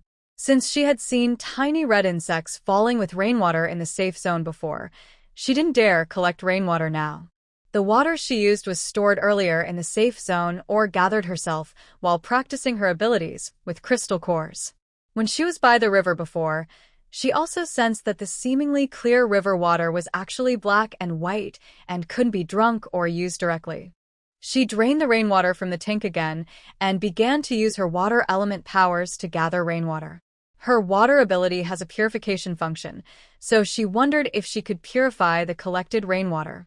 She used her water powers to cover the water tank. Small water droplets separated from the tank slowly gathered into a small water sphere. Mu Xiang controlled the water sphere to fall into a prepared bucket nearby. When she withdrew her water powers, her wood element powers reached into the tank, where the rainwater appeared grayish with black spots. The water in the bucket was clear and bright. She succeeded, feeling happy because she had purified clean water, but also tense because her sensing device showed many black spots across the water surface. She thought the clear rainwater wouldn't have those disgusting red bugs, but the dense black spots in her sensing device shocked her. Indeed, this world is hard to relax in. No wonder the tap water in the safe zone tastes strong, no wonder the bottled drinking water is so expensive, and no wonder they developed nutrient liquids. Moxiang poured the purified water from the bucket into a pot and sat down to process the high-radiation snail meat she had collected. This part was easier.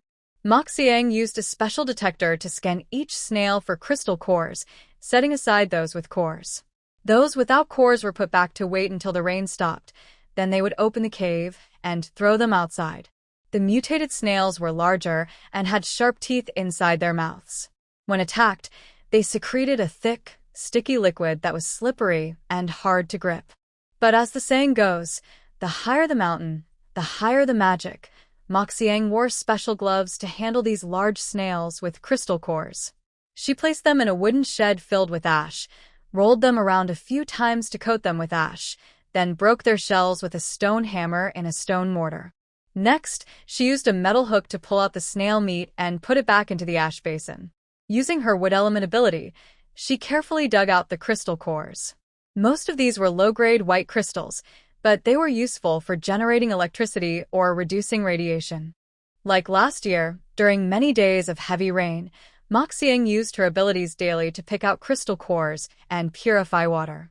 Although she didn't go into battle, she became more skilled in using her powers. She could even multitask, cleaning the house with water element abilities while picking wild vegetables with wood element powers. Moxiang was busy in the cave, never stopping. During the heavy rain, Lily also worked tirelessly, carrying various supplies to the riverbank repeatedly. She took care of food, clothing, shelter, and transportation, even bringing building materials and books. Hidden warehouses were scattered along the riverbank. Lily stored everything carefully, marked the locations on her map, and continued to drive toward the safe zone despite the rain.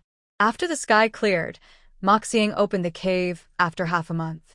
She used a potion to thoroughly wash all the corners of the cave, from the large rocks at the entrance to the depths of the cave, ensuring no insect eggs remained. She moved the rocks aside to ventilate and dry the cave. She took out the dried grass, branches, and firewood she had collected earlier to air dry. She also used a bamboo tube slide to carry the leftover freshwater snails and river mussels from inside the space to the cliff, where they were all thrown into the river below. The end of the rainy season also marked the start of a hot, difficult summer. She didn't have much time to rest, as the climate would only become harsher. She needed to quickly find food and strengthen herself. Moxiang cleared the weeds and bushes growing near her cave entrance. She also used her special abilities to quickly deal with various large insects emerging from inside. Then, following the collection map she marked during her foraging around, she began gathering quickly. With her abilities and space, her collection efficiency doubled. In just half the usual time, Moxiang had circled the area and discovered new plant species. She found a patch of berries growing on a hillside. The berries grew on bushes over a meter tall, each about the size of a fist. The deeper the color, the more ripe they were, ranging from bright red to dark purple, densely covering the branches. Moxiang used her wood element ability to sense and operate both hands simultaneously, collecting all the suitable berries into her space. She picked about 100 red and purple berries from the entire hillside. Like before in the orchard, after collecting the edible wild berries, she also gathered many inedible but pretty ones to take back to her stone cave, where she planned to use them as air fresheners. Recently, to prevent insects, she had been using potion to mop and clean every day. The entire cave smelled strongly of medicine. While this effectively kept mutated insects away, the smell was unpleasant. She decided to put the berries in her bedroom to help freshen the air. She kept gathering wild berries, deadly nightshade, and small wild fruits, constantly updating her surrounding map and filling her space little by little. After a busy day, she returned to the cliff top, stored the dried grass and firewood she had air-dried outside into her space, and put away the stones before heading back to the cave. At the water basin, she washed off the dirt from her body, changed into clean clothes, and used her water element ability to create a water sphere to clean the cave thoroughly, flushing out all the dirty water from the basin as well. As the weather gradually warmed, Moxiang's routine changed from leaving early and returning late to going out in the morning and coming back after half a morning. Then she spent most of the day inside the cave, organizing the space, expanding the cave, and modifying the entrance. She changed the entrance, moved the stone house above the entrance, and no longer used the stones to open and close the door repeatedly. Instead, she now closed the door. The bedroom area was enlarged, and a cold storage tank was added to hold ice for cooling. During the day, the windows of the outside cliff cave were kept open for ventilation. The water trough was cleaned and filled with fresh water. Every day, when the pond water warmed up in the sun, she used her water abilities to control the flow into a large bamboo tube, collecting water for washing and use. Although there was no air conditioning here, the thick cliff walls and the ice and snow placed around kept the inside temperature comfortable enough. After finishing the cave expansion, a strong windstorm began outside. The wind on the cliff was especially fierce. Even though Mu Xiang had blocked the cave entrance, the ventilation hole still drew in dust like a vacuum cleaner. To reduce the dust, Mu Xiang focused on practicing her water abilities. She controlled the water in the tank to change shape and float around the room, sticking to the dust in the air. It went from clear and transparent to murky, then was purified, leaving a layer of dirt that gathered in the tank. When enough dirt had accumulated, Mu Xiang opened the drain to wash the mud and sand outside the cave. Several months had passed. Since the last time Sister Li told her to stay away, she hadn't contacted her again. She planned to wait until the hot summer was over, then go to the riverbank below to try crossing the river herself. She wanted to see what was really going on. "Crazy girl, you're here to buy again? What are you planning to get this time?" An old man in a black robe, hiding his face, said from behind the counter as the woman entered. This was the black market in the safe zone, open on the 3rd, 6th, and 9th days of each month. It was hidden inside a mountain cave, accessed by rowing through a narrow waterway. Here, if you wanted something, you could find it, no matter how hard to get. This crazy girl was a newcomer in recent months. She was alone and acted fiercely. Her name was Li. Since her teammates disappeared one by one, she had been hiding in the shantytown, quietly gathering information. After several months, she finally learned the whereabouts of her teammates. However, knowing their location didn't mean she could rescue them safely. She wondered if her abilities were limited, or if they were still alive and well. She believed that no matter how hard life was, everyone could work hard and persevere to create a better future. She thought about how harsh the environment was, how limited her powers might be, and even how short life could be. But she never considered human selfishness and greed. This world not only demands that capable people work harder, but also expects them to sacrifice themselves completely. Special ability users are originally a high-level group, free and only dealing with the military. But there are also those without powers who come into contact with ability users. These people have grown bolder through repeated protection from the powers. They believe that if something isn't in their hands, it isn't truly theirs. They want more but are also afraid. Although she, as an ordinary person who can interact with these ability users, lives a decent life, the monotony slowly corrupts her mind. After several failed attempts to enhance her physical strength, she started to see those who could activate special abilities as mutated beasts, monsters. Using monsters to fight monsters, and then capturing the injured for experiments. Mutated plants and animals are studied, and so are these mutated humans. The Storm Squad, which has many ability users and relatively simple relationships among members, became the first group to be used for experiments. Her teammates didn't die in the beast battles, but disappeared in hospitals after the fights. They weren't the only ability users to vanish. After the recent beast tide, many lone survivors and small mercenary groups within the safe zone quietly disappeared or were lost. She tracked and investigated repeatedly, finally finding the location of a research facility. But before she could figure out how to get inside, news came that a new, more secure research facility had been prepared. This new lab wasn't the old one used for studying mutated creatures and enhancement drugs. It was a secret underground lab focused on human experiments, specifically targeting ability users. She didn't have much time to prepare. The current setup was something she had spent months gradually learning to approach. If she moved to a new place and tried to get familiar again, she wasn't sure if Demeli and the others would still be there. She needed to act before they moved away. The chance of success was small, but it was her last hope. Before taking action, she wanted to prepare more supplies for Mu Xiang. If she failed, Mu Xiang could carry their hope and live on alone, far from here. She heard there was another oasis deep in the desert, a semi-underground safe zone called the City of Freedom. She didn't know what life was like there, but since Mu Xiang couldn't come back here, She wanted to prepare more things for her, hoping she could reach that place. If she succeeded, maybe they could meet again there. The shopkeeper's questions made Lily pause and thought briefly before she quickly regained her composure.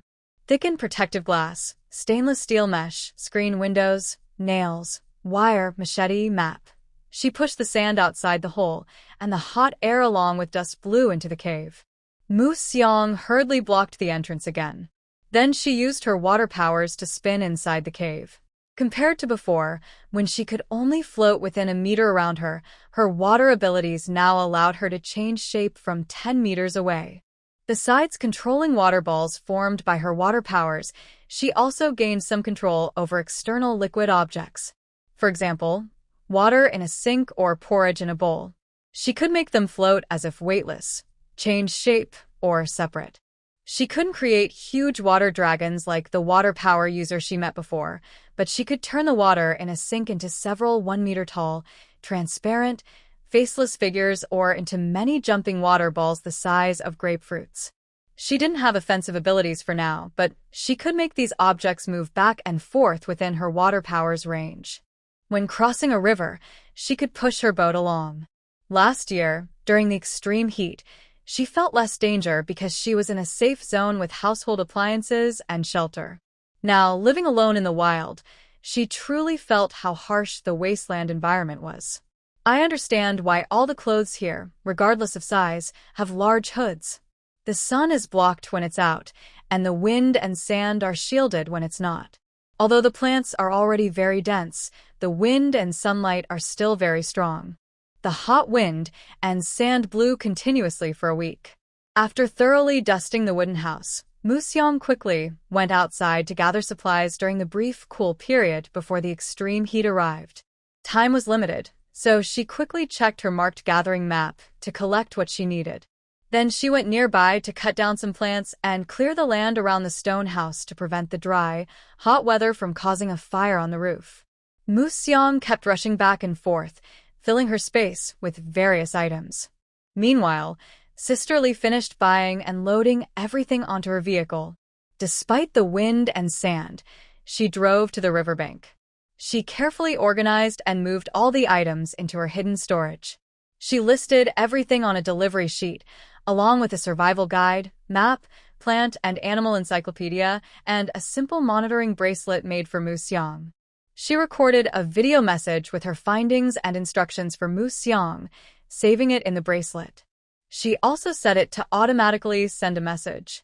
This message included the location of the supplies and would be sent to Mu Xiang's bracelet once the extreme heat ended. After Mu Xiang sees the supplies and the video, she should know what to do next. Of course, if she succeeds, they can wait for Mu Xiang here and leave together later, if everything goes well. After packing everything, Lily hid the entrance and exit, then returned to her vehicle, starting the off-road motorcycle she prepared and parking it nearby. She drove her car to a spot in the bushes not far from the storage, then cut some shrubs and branches from a distance to fully hide the vehicle. Since Mu Xiang needs a way to leave, this vehicle is specifically prepared for her. Everything was ready. Finally, Lily looked across the river, riding her motorcycle and disappearing into the woods. Due to the extreme heat, Mu Xiang's activities were greatly limited. This place is not as safe as the area near the resource points, and the dangers are greater. On this remote mountain, I must stay alert at all times. I also leave myself enough time for the round trip, so my remaining time for gathering is very limited. Whenever she steps into the jungle, she immediately activates her wood element sensing ability. She walks and collects without missing any low-radiation plants or animals. Her wood element power grows stronger with frequent use. Her sensing vision becomes clearer, and the black and white images seem more lively, like smoke or flowing water. It feels as if she could reach out and touch them, or change the direction they flow. A thought flashes through her mind, something important but elusive, yet she can't grasp it. In this hot environment, everything becomes dry and fragile. The once lush, green weeds turn yellow, as if their life cycle is ending. Fruits and seeds hang on the branches, waiting for the next growth cycle. The scent of wood drifts through the grass, carrying away all the white spots, whether wild fruits or grass seeds. Everything with low radiation is collected into her space. When she returns to her cave at night, she carefully sorts everything. In such dry weather, many creatures come out to find food, not just the wood-scented plants. Birds, beasts, and insects that are active during the day also appear in the early morning and evening. The heat and dryness make them irritable, and fights or attacks happen more easily. When she comes back to the hillside covered with berries, although only a few months have passed, the mutated plants are once again full of black and red berries. This time, she doesn't just pick the berries. Using her wood element sensing ability, she carefully selects the plants with the most white spots and gathers entire bushes of berry shrubs into her space. She's not sure if she will come here a third time, so this time she wants to take more. Although the mutated berries are unpredictable each time, she still wants to carry away whole plants. She misses her little garden.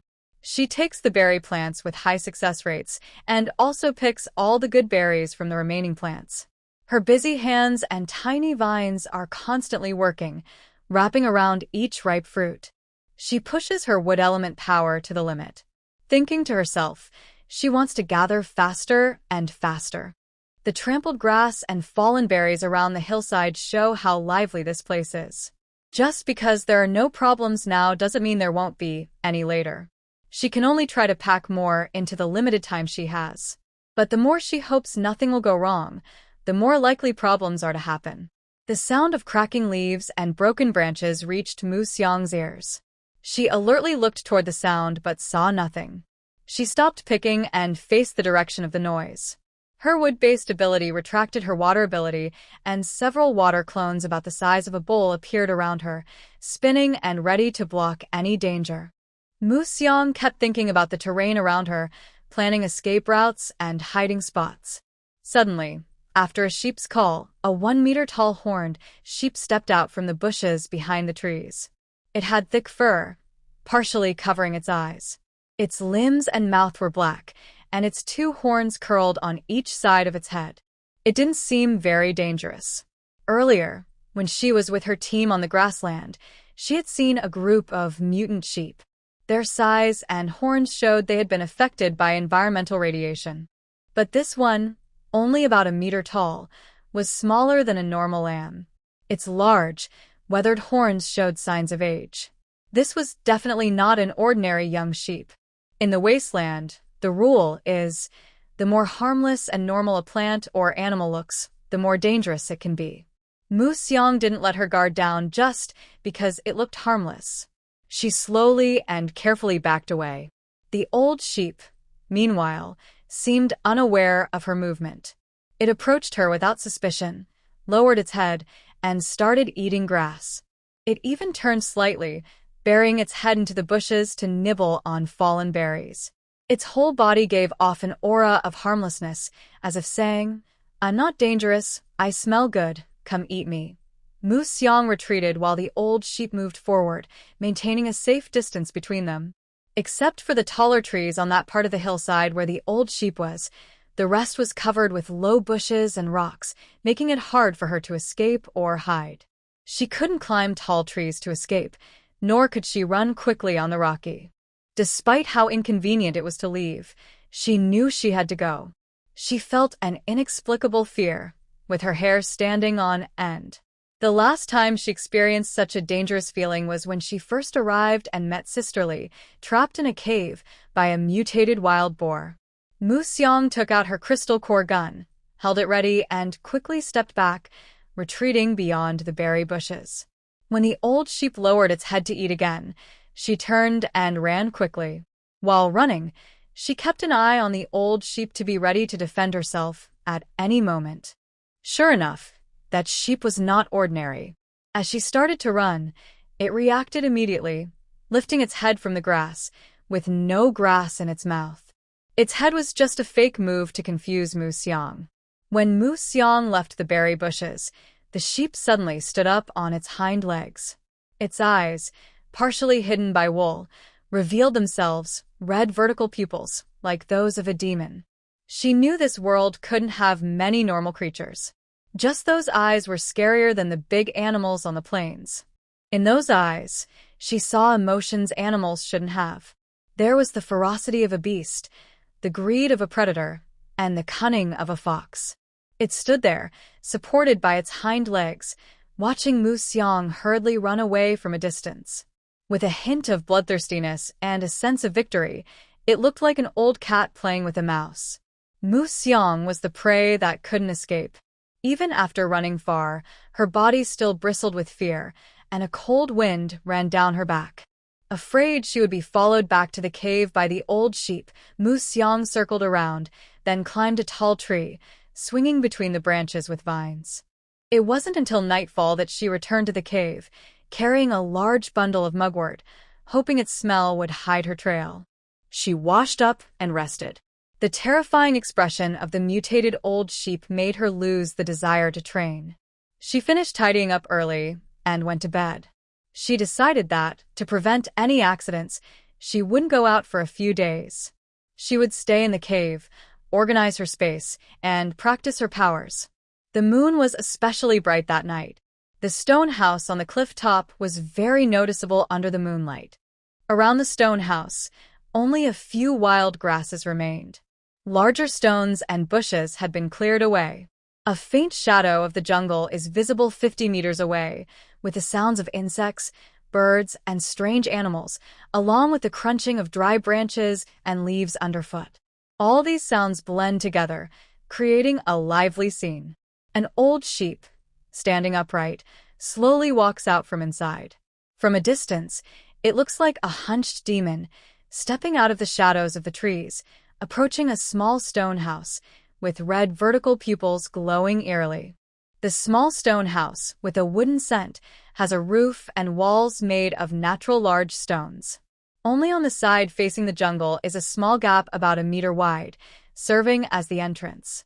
When the wooden cent leaves or returns, this entrance is covered with a thick wooden board wrapped in metal sheets, with stones and crossbeams behind it. Above the wooden door, there is a narrow slit about 5 centimeters wide, used by Mu Xiang to observe outside when she goes out. Now, a pair of sheep hooves and a side face of a sheep are peeking through the slit. The old sheep, with blood-red eyes, stares hard into the stone house, trying to find that delicious figure. But there is a smell, yet nothing is inside. Besides a few stones and a pile of straw, the house is empty. It doesn't believe it and turns its face to observe with the other eye, but still finds nothing. The smell has been there all along, though much weaker now, and it knows she is nearby. The old sheep slowly backs away, standing upright and circling around the stone house, trying to find a way to break in. Under the cold moonlight, this strange behavior looks especially frightening. Inside the stone cave, Mu Xiang remains unaware, sleeping peacefully until dawn. The next day, her biological clock wakes her up early, even before dawn. Today, she decides not to go out. Instead of getting up immediately, she stays in bed for a while, enjoying a rare moment of rest. It's not until the sky brightens that she finally gets up and leaves her bedroom. After a simple meal, she first uses her water element ability to clean the entire stone cave, then collects the melted ice water from the icebox in her bedroom and pours it into the water basin beside the living room bed. Next, she takes out the wild vegetables and roots collected from her recent space, sorting and washing them carefully. She blanches what needs to be blanched, air dries what needs to be dried, and crushes and filters what needs to be crushed and filtered. Fortunately, she is a water element ability user. Usually, when she goes out, she collects dry branches and grass. Without this habit, handling all these would be quite troublesome.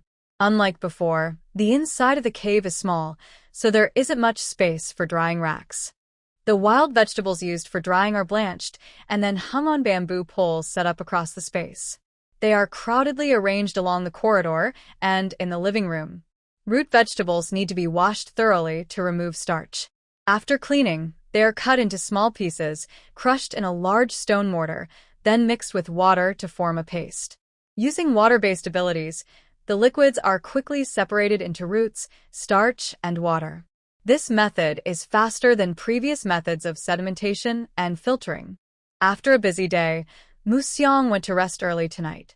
Both her mental and physical energy were completely drained. Under the bright moonlight, the mutated old sheep came out of the jungle again, peering through the small stone house's door. Still not finding the tasty food she wanted, she wandered around the stone house again. But unlike the night before, after circling a few times, the old sheep suddenly opened its mouth and made human-like sounds. Oldly, did you gather the firewood? I've already taken care of it here. Hurry up and come. Let's start roasting and eat early. This meat smells so good, so delicious, so tasty. Yes, this meat is delicious, really tasty. In the quiet night, these sounds, like a recording replay, sounded especially clear. After practicing these words, the old sheep lowered its front hooves, tilted its head, and pressed its ear against the wooden door of the stone house, trying to hear any unusual sounds. Usually, it would hide behind a tree and mimic speech, causing the tasty prey to come closer. Whether out of curiosity or fear, it would make some noise. Approaching to check or fleeing in panic, there was always some movement. In the wild, it has hunted many animals, but the smell of these two-legged creatures is the most delicious. Among these creatures, the ones with long hair have the most tender taste.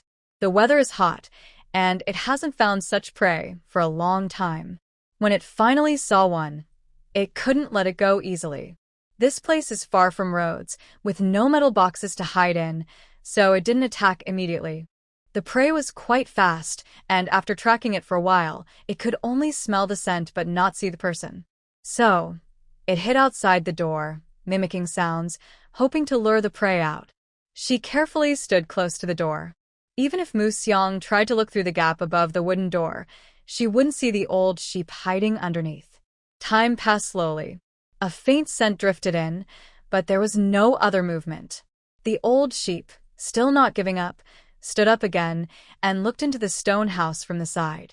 Its cold gaze swept over the small stone house inch by inch, trying to find something trembling inside. But no matter how carefully it looked, it found nothing unusual. The old sheep changed its position and looked again. As its neck trembled, it made another sound. Ha ha ha, Shaoling, come quickly. Look, such a big sweet fruit. Come here. Wow, so many. It smells so good. Let's start checking. We'll definitely find something today. Ha ha ha, I found it. Look, I'll cut it in half so we can taste it first. Wow, so sweet. It's delicious. The voices this time clearly belonged to two young girls. But the setting was wrong. The cheerful laughter sounded especially frightening in the quiet night. This time, the old sheep was lying close to the wooden door, listening. In the silent night, the girls' clear laughter passed through the dry grass, into the stone cave, and then to Mu Xiang's stone house, where she was sleeping. In an instant, Mu Xiang opened her eyes. She had never encountered other teams around her during all this time. The girls were laughing so happily in the middle of the night. Normal people wouldn't do that.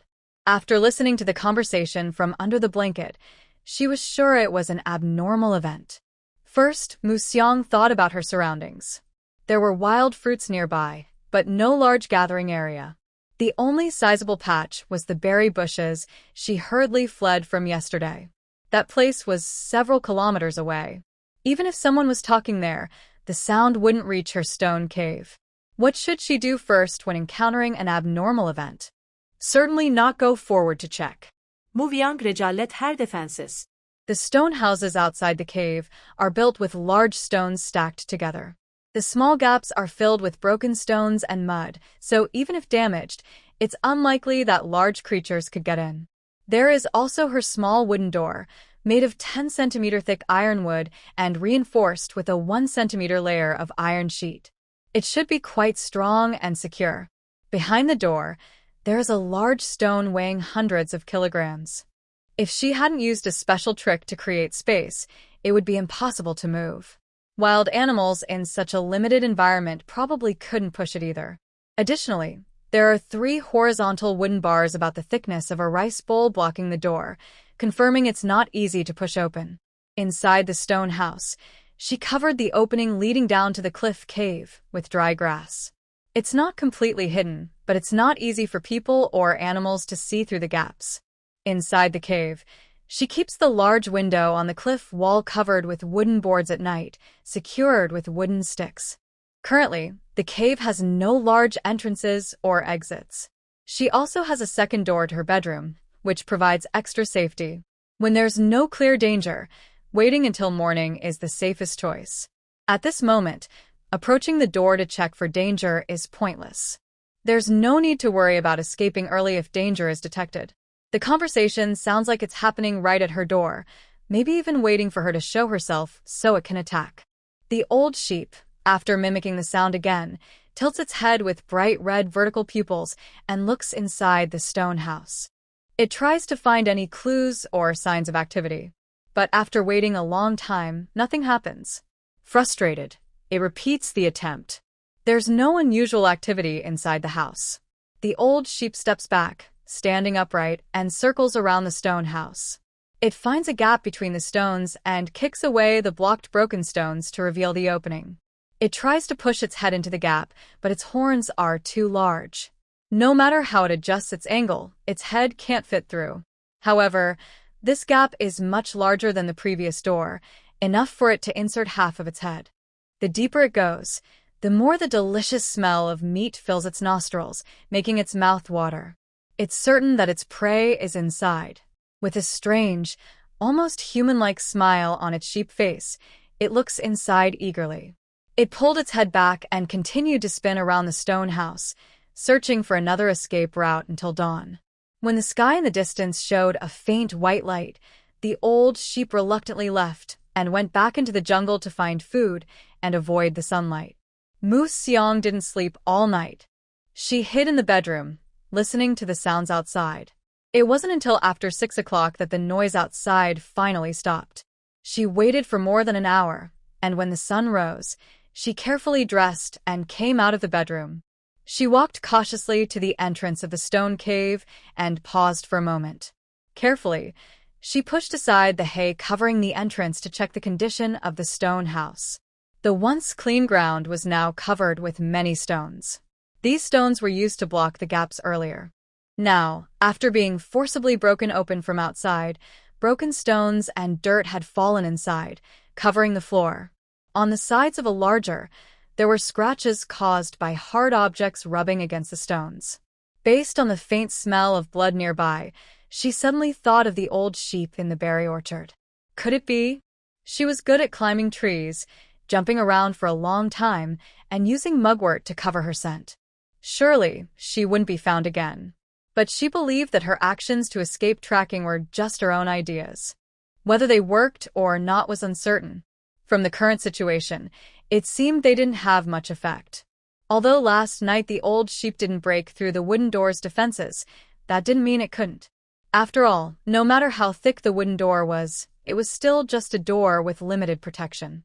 Plus, with the terrifying laughter and conversations in the middle of the night, it could speak now. Breaking the door wouldn't take long. Suddenly, Moose Xiang felt the urgency of time. It wasn't that she lacked confidence in the stone house. It was that the old sheep was too strange. In the short term, she might be able to pile more stones inside the house to fill it up and block the entrance. But she couldn't stay hidden here forever. She always needed to go out. After all, she had gone around so much that day and still was found by the old sheep. Where could she go after leaving this stone cave? It was the hottest part of the day, and all creatures would find a place to hide. Maybe she could leave during that time. Climbing a tree or covering her scent wouldn't help anymore. So, what about crossing the river? Perhaps she needed to cross earlier than planned. She didn't believe that the old sheep could still chase her across such a wide river. Since she decided to leave Moose Xiang, she no longer hesitated.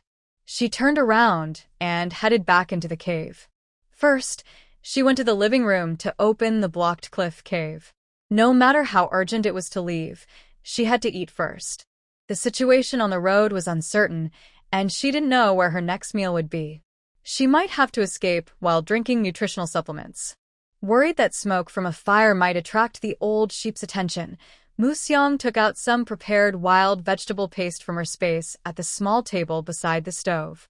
She added half a steamed bamboo rice and 2 small wild fruits. She ate quickly, then packed away the bowls, chopsticks, table, chairs, cabinets, and stove. The weather was hot. The wild vegetables she dried yesterday had become hard and dehydrated. Mu Xiang packed them into bamboo tubes and stored them in her space, stacking them neatly. Everything was packed up, and the sun had already risen high. Without ice, the temperature inside the stone cave was rising steadily. Finally, Mu Xiang carefully sealed the stone cave on the cliff wall to prevent birds or insects from flying in after she left. She didn't know if her escape would go smoothly, or if she could safely find Sister Li after crossing the river. She might have to come back to this place. After tidying up the cave, she changed into her thickest radiation-proof suit, wrapping herself tightly. Then she returned to the stone house on the ground. She checked her surroundings through the cracks in the stone house. When she saw the jungle across from the house, she noticed the old sheep lying in the shade under a tree in the berry forest, facing the direction of her stone house and chewing cud. Their gazes met in the air. Mu Xiang immediately ducked and crouched down. The old sheep suddenly stood up, seeming to come over, but after stepping out of the shade, it retreated again. It continued lying down, staring fixedly at the stone house as if its gaze could see through the stones and spot Mu Xiang hiding behind. It seemed impossible to leave through the front door. Mu Xiang quietly retreated into the stone cave and sealed the entrance with 2 layers of stones. She turned back to the living room and opened one of the previously sealed cliff cave entrances. Strong sunlight streamed into the cave, distorting the nearby temperature like a heated beam. Mu Xiang checked her thickest protective suit again, hoping it could withstand the scorching sun and ultraviolet rays. Time was precious. Mu Xiang quickly activated her water element powers, merging them with newly collected insect silk to produce 4 small glue balls. Carefully, she crawled out of the cliff cave.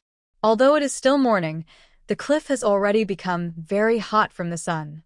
The rubber balls on her hands and feet seemed to sizzle when they touched the cliff wall. Climbing this steep cliff, Mu Xiang feels like the smell of roasted meat on a stone slab. Very uncomfortable. But for safety, Mu Xiang can only grit her teeth and keep going. She moves sideways along the cliff, trying to stay as far away as possible from the edge before climbing higher, to avoid being caught by the old sheep once she reaches the top. There are only a few hours left before the afternoon sun sets, so she must hurry. The hot temperature makes the cliff wall even hotter. The rubber balls on her hands shrink quickly, so she keeps using her water powers to recharge. Even through her thick protective suit, she can feel the intense heat radiating from the rocks.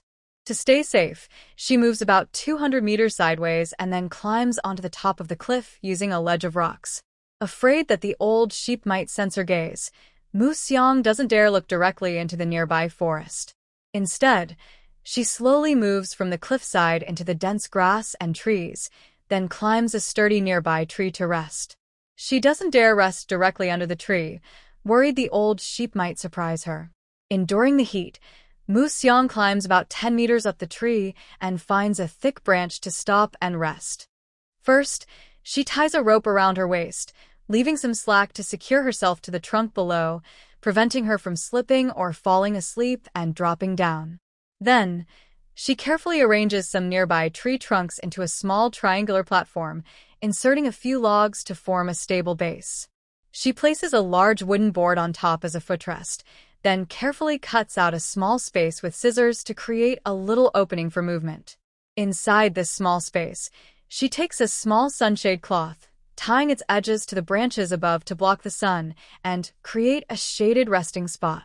Only after securing the shade cloth and ensuring the platform is fully covered in shadow does she remove her mask and helmet to sip water and rehydrate. Although the distance of about 100 meters on the ground doesn't seem far, in the high-temperature environment of the cliff, it feels much closer. She was only resting here temporarily. After the hottest part of the noon passed, she planned to continue her journey immediately. Before the old sheep realized no one was inside the stone house, she ran as far as she could. The distance from here to the crossing point she had marked earlier was about 2 or 3 days' travel, which was not close. She needed to plan her route carefully to shorten the travel time. The sooner she crossed the river, the sooner she would be out of danger. She didn't dare to fight the old sheep directly. Its eyes were problematic, and every time it looked at her, she felt distracted. It was like being intimidated, hypnotized, or controlled. Although she had some attack weapons like crystal core guns and crossbows, these could only effectively harm weaker mutated beasts. Facing stronger mutated creatures, fighting with just her gun was very risky. She could easily be killed in return. And when attacking, she had to aim carefully. A misfire could cause her to make eye contact, which was dangerous. Any unexpected situation could happen. So, when facing invincible mutated creatures, she thought it was better to run away early. She ate and rested, using her water-based powers to cool her body by moving water inside her. Just after noon, she packed up, untied her safety rope, and quietly returned to the cliff edge. Using her water powers, she wrapped her hands and feet in gel balls and climbed down again. She chose to keep climbing along the cliff wall, not because she didn't know the right path, but because the distance was too close. The old sheep could rest in the jungle near the stone house and could also cross the jungle to chase her. The short distance put too much pressure on her escape. But the cliff wall was different. She could climb, but the old sheep might not be able to. Apart from some protruding rocks, the area was open in all directions, no hiding spots. She could focus entirely on climbing and escaping without worrying about sudden attacks from creatures. Although she was tired, it saved her a lot of trouble and greatly shortened her travel time. She planned to stay on the cliff until night, hoping to reach halfway there. The distance from the original stone house would be much farther, giving her a chance to rest. Then she could climb to the mountaintop and move through the jungle freely. The phenomenon is beautiful, but reality is harsh. Although her choice was the best and most beneficial compared to the current situation, climbing is really exhausting, especially in the hot and high-temperature environment. Mu Xiang kept pouring cold water on the protruding rock where she rested, trying to cool it down. If she didn't have space, or if she weren't a water elemental ability user, she thought she would have already turned into a lifeless corpse from the heat. It was just too hot. She forced herself to eat some wild vegetables, and, after using a few crystal cores to restore her abilities, she continued climbing. Over on the other side, the old sheep, when the afternoon sun was less intense, eagerly arrived at the door of the stone house. It no longer made the usual gentle bleats, but stood on its hind legs, leaning against the door, looking inside. Its prey was inside. It saw it this morning. Excited, it pushed its head through the door to look inside, its terrifying red vertical pupils wide open, as if they might pop out of its eyes. It sensed the prey's scent right in the middle of the stone pile inside the house. The old sheep observed for a while, then moved to several other spots, trying to squeeze through the cracks of the stone house. It couldn't wait to taste the delicious prey. After trying from different angles, it found that the first spot it attempted was still the best to break through. It lowered its front hooves, stepped back a few meters, then charged forward, crashing into the wooden door with force. The loud collision caused the iron sheet covering the door to be forcibly dented and pushed out. Perhaps it didn't expect such a small board to be so tough, so the old sheep shook its dizzy head and retreated, then charged again at the door. Today, it must eat this delicious prey. The small board was no match for it. Even if it was a stone, it would smash it to pieces. The reason the old sheep was so determined and frantic was because it had a good reason. Mu Xiang wrapped a bundle of dry grass soaked in beast blood with her dirty clothes and an old bedsheet. In the middle of the grass, there was a special mixture of chili and pepper powder she prepared for the old sheep. Just a gentle tug would release the mixture, guaranteed to make the old sheep cry and wail. All these smells mixed together, the scent of beast blood combined with a hint of prey's meat aroma, made the old sheep feel that the prey inside the stone cave was injured. It believed this was the weakest moment for the prey, the best time to attack.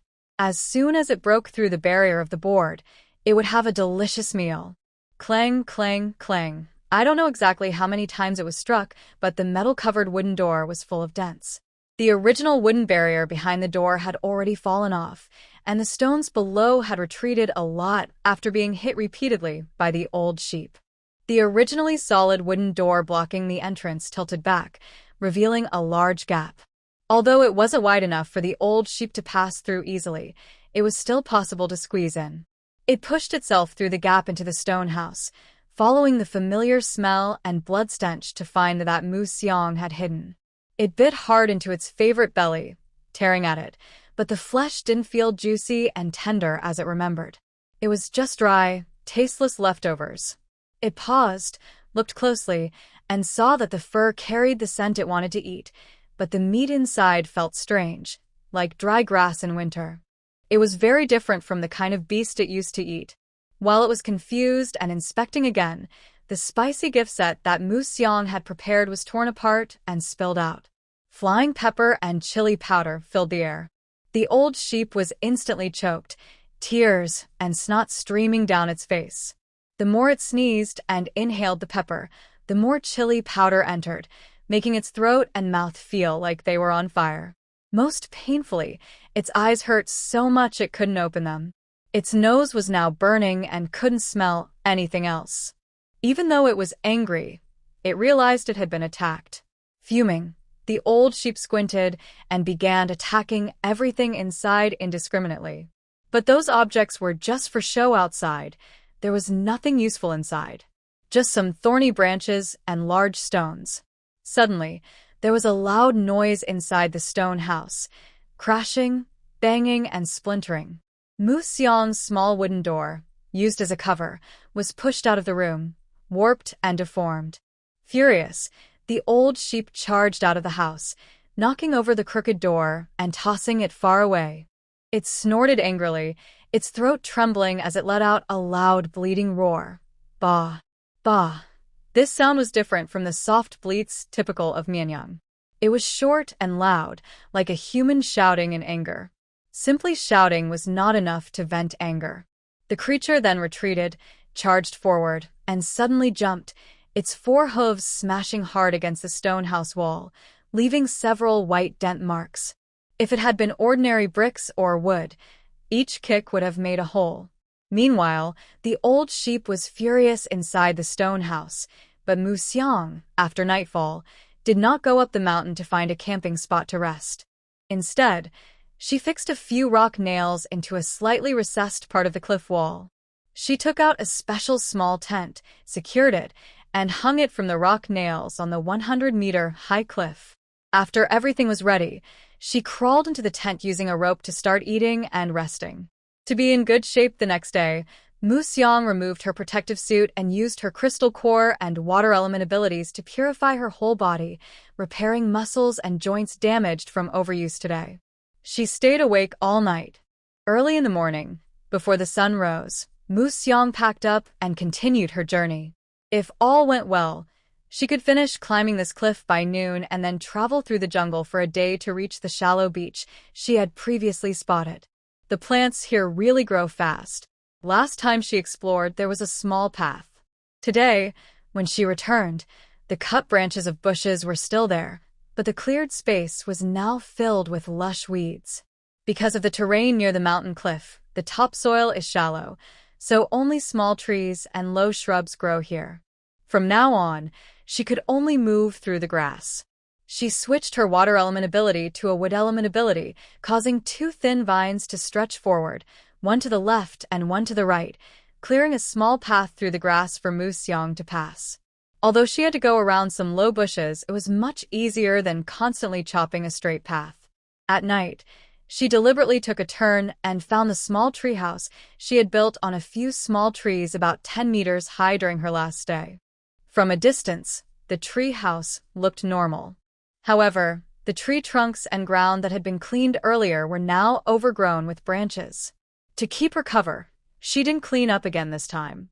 Instead, she slightly climbed the tree trunk and used small vine-like illusions created by her wood-based powers to scatter several simple insect-repellent packets around. When she reached the small cabin, she didn't sit down to rest immediately. Instead, she lit a few mugwort targets and thoroughly smoked the inside and outside of the house, driving away various hidden insects lurking in the cracks and concealed spots. The cabin was small, just a larger wooden box. After closing the door, There were only a few ventilation openings, making the environment quite sealed but relatively safe. During this critical time, Xiang didn't indulge in excessive rest. She simply used burning insect-repellent herbs to smoke herself all over, then clean the floor with a water sphere illusion created by her water powers. She took off her helmet, ate a simple meal, opened the foldable mosquito net inside the space, and crawled in to sleep fully dressed. While Xiang was sleeping, perhaps by coincidence, the old sheep, which had been frantic all night, was walking along the mountain path toward the riverbank. Their routes were different, but their destination was the same.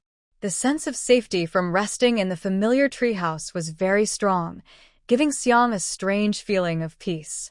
She slept well through the night and left early in the morning, tidying herself up first. An inexplicable sense of urgency arose in her heart, pushing her to move faster and faster. The rustling of grass and trees sounded around her. Xiang always felt that when she moved through the bushes, strange noises would occur. It wasn't exactly strange sounds, but she felt that the collision noises from the surrounding plants were delayed. For example, she would stop and logically, there shouldn't be any more rustling sounds, but the sounds would still linger for a second or two before stopping. Her footsteps sounded loud as she hurried, almost like double footsteps when walking. The more she thought about it, the more frightened she became, causing her back to feel cold under the blazing sun. She dared not look back or check her surroundings. She was afraid the strange noises were just her hallucinations, but also afraid that if she turned around, she might see something terrible. So she could only keep speeding up, hoping to reach the shore sooner. She didn't stop along the way. Under the scorching sun, she hurried forward, but the colder she felt. Finally, when she reached the water and launched her wooden boat, she seemed to breathe a sigh of relief. At this moment, she no longer cared about the heat or cold. She just wanted to cross the river quickly to escape the terrifying situation behind her. Mu Xiang quickly pushed the small boat into the river. When the water was deep enough to reach her knees, she jumped onto the boat and used a bamboo pole to steer it toward the opposite bank. Seeing that she was already seated on the boat and it was heading toward the middle of the river, Mu Xiang couldn't help but glance back at the shore behind her. Just one glance, one look that felt like eternity. The bamboo pole she had been using to push the boat suddenly went slack. Mu Xiang stood stiffly like a puppet, took a step, and stepped off the boat. She fell headfirst into the water over half a meter deep, her body stiff and her legs still moving mechanically. A strong feeling of suffocation flooded her mind. Briefly regaining consciousness, Mu Xiang stood up from the water, unsure how she had fallen in, and then she collapsed back into the water. She looked up with blank eyes and stared toward the old sheep standing on the shore. When she was awake, she felt a sharp, biting pain in her thigh. She stood motionless in the grass by the riverbank, with her back to the water. The strange old sheep was biting her thigh fiercely. Fortunately, her protective suit was sturdy, reducing the injury. When she regained consciousness, she had only lost a piece of flesh about the size of an egg, torn by the old sheep. The old sheep was immersed in its feast, not noticing whether Mu Xiang was awake or not, or whether its prey might wake up during its meal. Mu Xiang found a small basin-sized stone in her space and threw it forcefully at the old sheep. She didn't care if the stone would hurt the sheep or not. She quickly turned around, launched a small boat, and used the bamboo pole to paddle away toward the middle of the river. Afraid to look back at the old sheep and risk being controlled, Mu Xiang took out a small bottle of alcohol from her space. She bit the cap open with her teeth and poured it directly onto the wound. The sharp pain made her tremble all over. Seizing this moment of pain, Mu Xiang looked back toward the shore. Sure enough, the stone hadn't caused much damage to the old sheep. The sinister-looking sheep even chased after her, jumping into the river and coming toward her small boat. Frightened, Mu Xiang quickly paddled back, using her water abilities to gather some waves and push the boat along with the water, heading toward the opposite bank. When she reached about halfway across the river, near the middle, she endured the pain and poured half a bottle of alcohol onto her thigh. Then she turned around to check on the old sheep. Fortunately, since the sheep's wool was thick and in the water, the old sheep's speed was not fast. It was just slowly moving forward in the water. No, she couldn't let this creature reach the shore easily. She needed to find a way to keep it here. Mu Xiang turned around and searched in her space, finding the mutated rats she hadn't eaten but could be used as food. She took out those big rats, cut them open with a dagger, let the blood flow out, and then threw them one by one near the old sheep. The old sheep didn't understand what Mu Xiang was doing. It still stretched its head and chewed on one of the rats in its mouth. The minced meat mixed with blood slowly dripped into the river and dispersed. Gradually, with the help of her water-based powers and a bamboo pole, Mu Xiang's small boat approached the shore.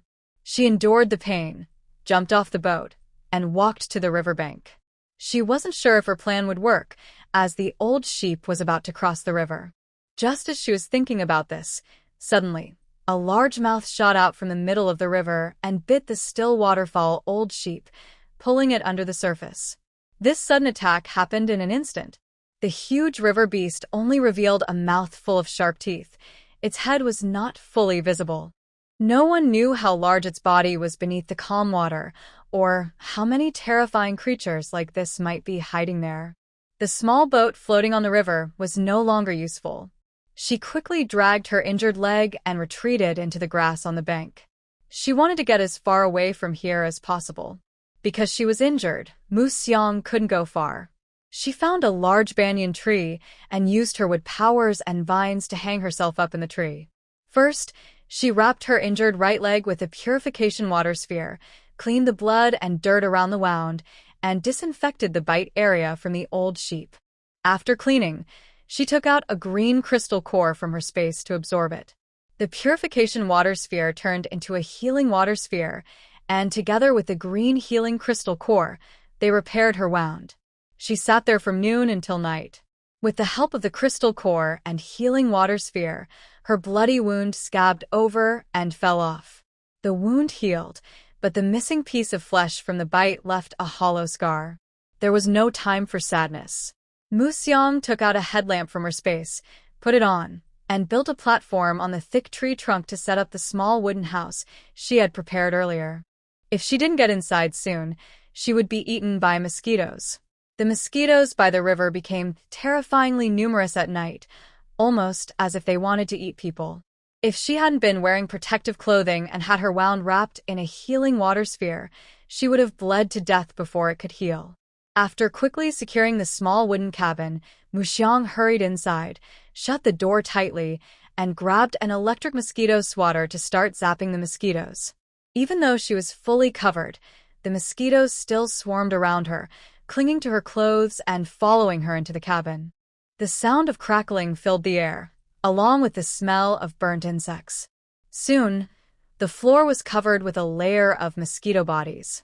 Mu Xiang put away the swatter and lit her homemade mosquito repellent mixed with wormwood, fumigating the cabin a second time. The smell wasn't pleasant, but compared to being bitten, she found it bearable. The cabin was small and had no large windows, so before long, the freshly cleaned floor was again littered with dead insects. As she moved around, some small bugs like ticks also fell from her clothes. If it weren't for the thick smoke earlier, those insects could have been a real danger. After cleaning the floor again, Mu Xiang finally prepared to rest. Days of running had finally ended today when the old sheep was taken by a river beast. She could finally take off the protective suit she had worn for days without a break.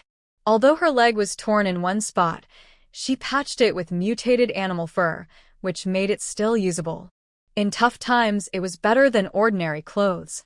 She had no energy left to wash or mend her clothes today. Mu Xiang changed out of her dirty clothes, took a basin of warm water from her storage space, and wiped herself clean before putting on fresh clothes. It was late, so she didn't bother with her hair. Usually, she braided it and tied it up, wrapping it in cloth when she went out. Going a few days without washing didn't matter much. In times like these, she had to adapt. Maybe she should cut her hair short like Sister Lee. Life outside was full of danger, and food and water were precious. Even though she had a storage space and water-based powers, she couldn't afford to waste resources. She put the dirty clothes into a wooden bucket, then unfolded a mosquito net, laid down a moisture-proof mat, and a bamboo mat, and got ready to rest. Out of habit, she took out her wristband to check it. A new unread message appeared on the screen. When she opened it, there was only a location. She checked and found that it wasn't far from her current position, just about a half-hour walk along the riverbank. The last message from Sister Lee was sent from that same number. This time, the message only contained the location, with no other information. To know more details, she would have to wait until tomorrow to go to the location. That night, Mu Xiang didn't sleep well. Sometimes she saw the strange old sheep sitting next to her, watching her with a sinister look, then opening its mouth full of sharp teeth to bite her body. Other times, she was drifting on a small boat on an endless water surface. As she rowed, suddenly her view changed to an aerial perspective, watching herself in the boat, paddling aimlessly, not knowing where to go. Suddenly, a ripple appeared on the calm water in the distance, gradually approaching her boat. From the aerial view, she saw a huge shadow like a crocodile slowly moving closer. She wanted to shout and make herself row faster, but her mouth wouldn't make a sound. She watched helplessly as the shadow got closer and closer until it was under her boat, about to break the water and swallow her. Then, she seemed to shift to another place in the jungle. She saw Sister Lee and Feng team fighting together against a very large snake. She still had a bow and arrow in her hand. De Meili told her to find an opportunity to attack the snake's eyes. After a brief pause, her memories and the current situation collided. Confused but quickly following De Meili's instructions, she kept changing positions and shooting arrows at the snake's eyes. With everyone's teamwork and effort, she finally hit the snake's eye. The giant snake went berserk, whipping its tail to knock Feng team into the air, then swallowing the Chen brothers one after another. Yigo pulled her, urging her to run, but her legs felt like they were tied, and no matter how hard she tried, she couldn't run far or fast. Her teammates, Sister Lee, De Meili, Yigo, one by one, were eaten by the snake. The initially large snake, which was within her understanding, suddenly grew several times bigger, its head as big as a car, chasing her relentlessly. The familiar ringtone suddenly sounded. She quickly opened her eyes and looked at the dim wooden cabin. She was dazed and lay there for a while again. She felt exhausted all over. She had a nightmare last night, but upon thinking carefully, she suddenly couldn't remember anything. Just moments ago, that terrifying feeling still haunted her, but the next second, she couldn't recall the source of the fear at all. Outside, it wasn't fully daylight yet. Mu Xiang took out a few crystal cores to absorb and improve her supernatural abilities. After fully absorbing the cores and using her water powers to circulate inside her body twice, the tired feeling finally disappeared. She ate a simple meal, dressed neatly, and then went outside. Standing on a basic wooden platform, she packed up the small wooden cabin she had rested in last night. Her space didn't have many small cabins. Before she could prepare a new one, she kept this one with her, as it was a good place to rest.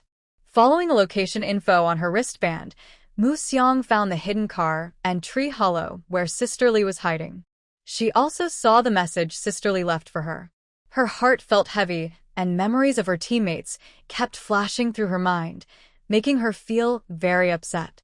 According to Sister Lee's message, she threw her smart wristband into the river, collected all supplies and the car from the tree hollow into her space, and quickly left according to the map. She walked until nightfall and found a natural stone cave to hide in, blocking the entrance with stones she collected on the way. She lit a bonfire, burned mugwort, sprayed insect repellent, and placed a wooden tatami bed frame next to the fire. She simply laid a bamboo mat on it and sat there, repeatedly playing the message Sister Lee recorded for her.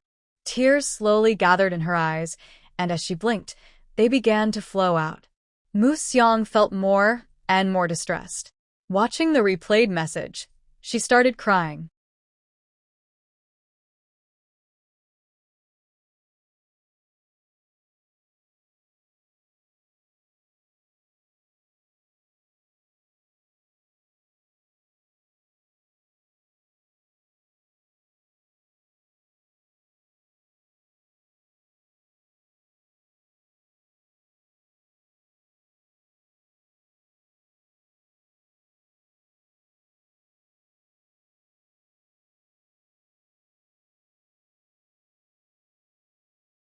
She still had someone she cared about. However, now Sister Lee says that Yi Ge and Sister De Mei and others have been captured and taken for research. She plans to go alone to rescue them and asks them to meet at the City of Freedom. But sneaking into the research institute to rescue teammates is very difficult. It is a place where even ability users can be captured for experiments. How can an ordinary person enter easily and come out unharmed? Mu Xiang keeps thinking about the various experiments in the Umbrella Corporation's laboratory from the Resident Evil series. She also keeps recalling the brave female protagonist Alice fighting her way through the lab. Alice was modified. She has super strong physical abilities and body strength. Sister Lee, however, does not. Her abilities are not bad, but even if she is strong, she is still within the range of an ordinary person. No matter how skilled, she is afraid of kitchen knives. The crystal core gun has limited damage against high-level mutated beasts, but it can still take down ordinary humans with one shot. The more Mu Xiang thinks about it, the more scared she becomes. The more scared she is, the sadder she feels. Sister Lee's message has been sent for a while now. Even if she tries to stop her now, it's too late.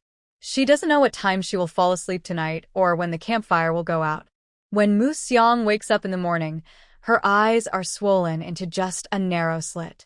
She quickly uses a healing water ball to reduce the swelling on her eyes. She rekindles the campfire and cooks a bowl of wild vegetable and egg drop soup for herself. She puts on the bracelet Sister Lee left her, then checks the map. Perhaps she still holds a small hope. She wants to wait here. Maybe the team will come to her. But she also needs to stay away from the road and hide from outsiders. She plans to go deeper into the jungle. She wants to find a new place to live, waiting and gathering supplies at the same time. The harvest season is coming. The City of Freedom she plans to go to will require crossing deserts and wastelands. She must prepare well, not only for herself, but also for her teammates. Their small team has a special marking. When she reaches the roadside, she will mark the spot, and then go into the jungle to find a high place to build a shelter. As long as Sister Lee passes by and sees the mark, she will know they are waiting for her. After everyone gathers, they can go together to the City of Freedom. Mu Xiang is driving while lost in her own world, but Li Li's situation is not looking good. Since the day she delivered the last batch of supplies to Mu Xiang, Li Li has been driving straight to the black clinic in the black market. Before, Mu Xiang mentioned that ordinary people usually only have 2 chances in their life to activate their special abilities. If they fail both times, they probably don't have the potential to activate their powers. But there is a special case, accepting a different kind of gene serum with strong side effects. This serum is aggressive and has less than a 10% success rate. People who get injected with it must endure the harsh transformation and also have strong self-control and mental strength. Even if they survive the transformation, their bodies may undergo uncontrollable changes, becoming strange and terrifying. Only those with strong self-control can manage to stay in control. Or they might not be able to stay awake and keep their sense of self for long. All of this is very risky.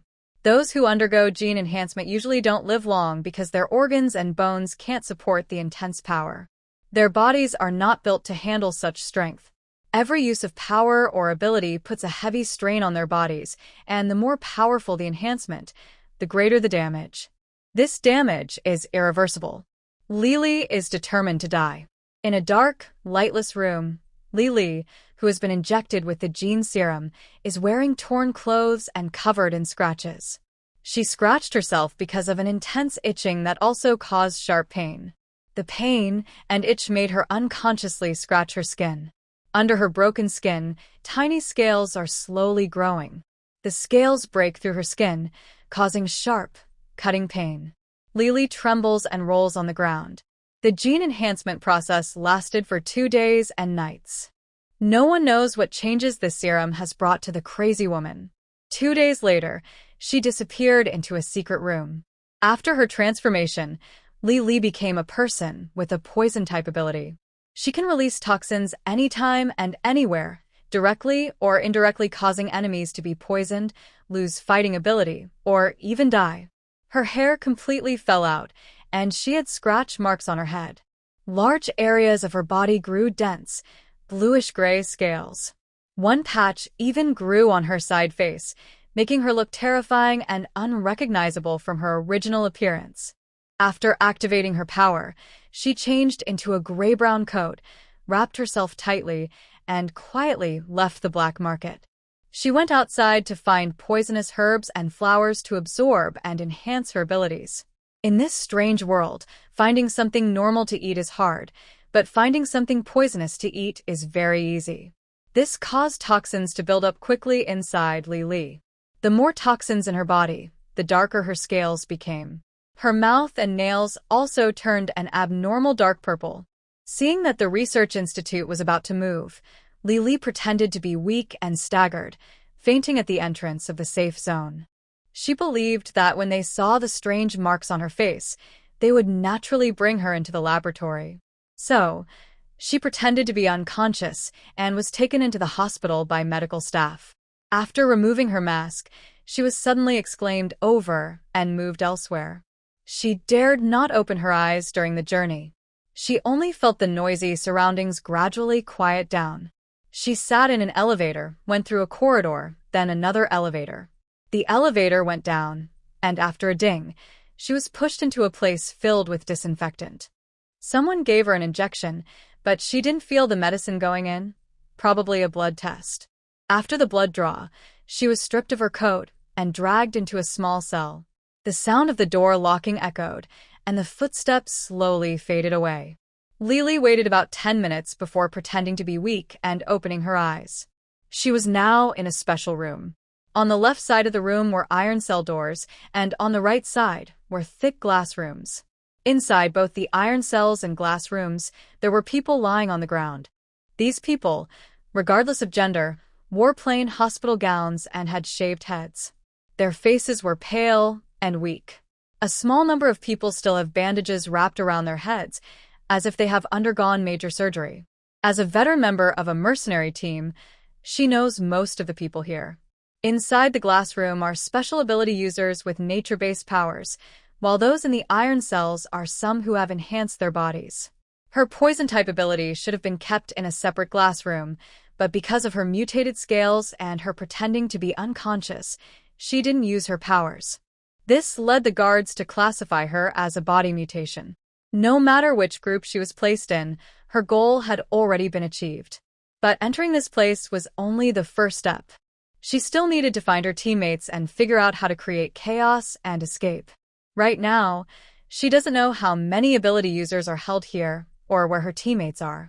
From this room, she doesn't see anyone else. Maybe the guards trusted the strength of the cells or underestimated these weak-looking test subjects.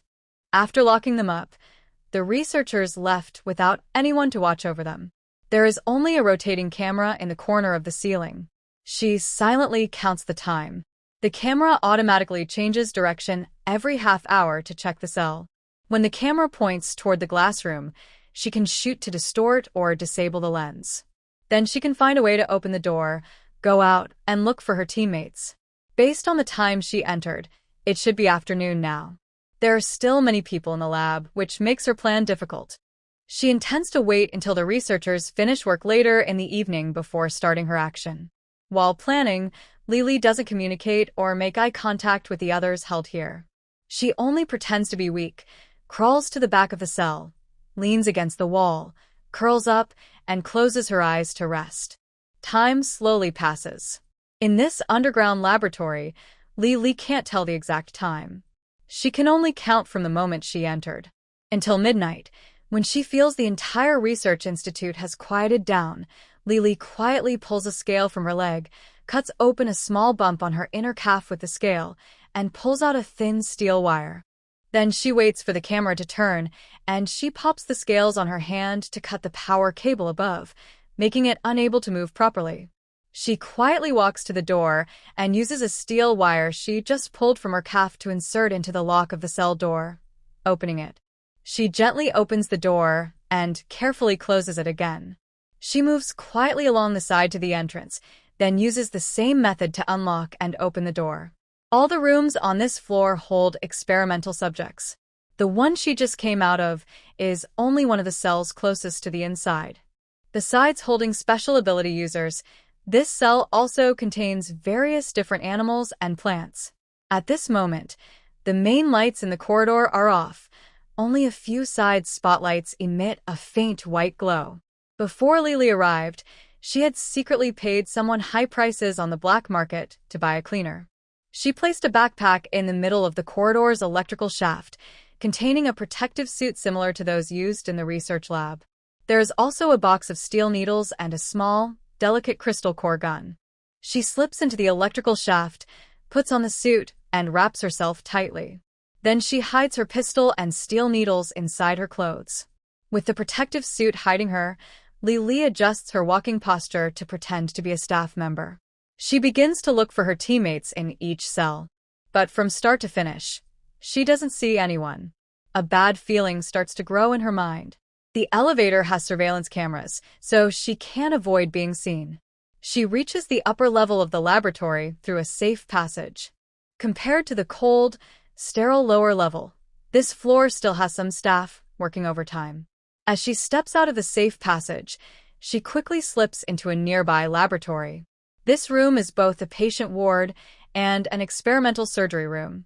On the bed lies a mummified person with only one arm left.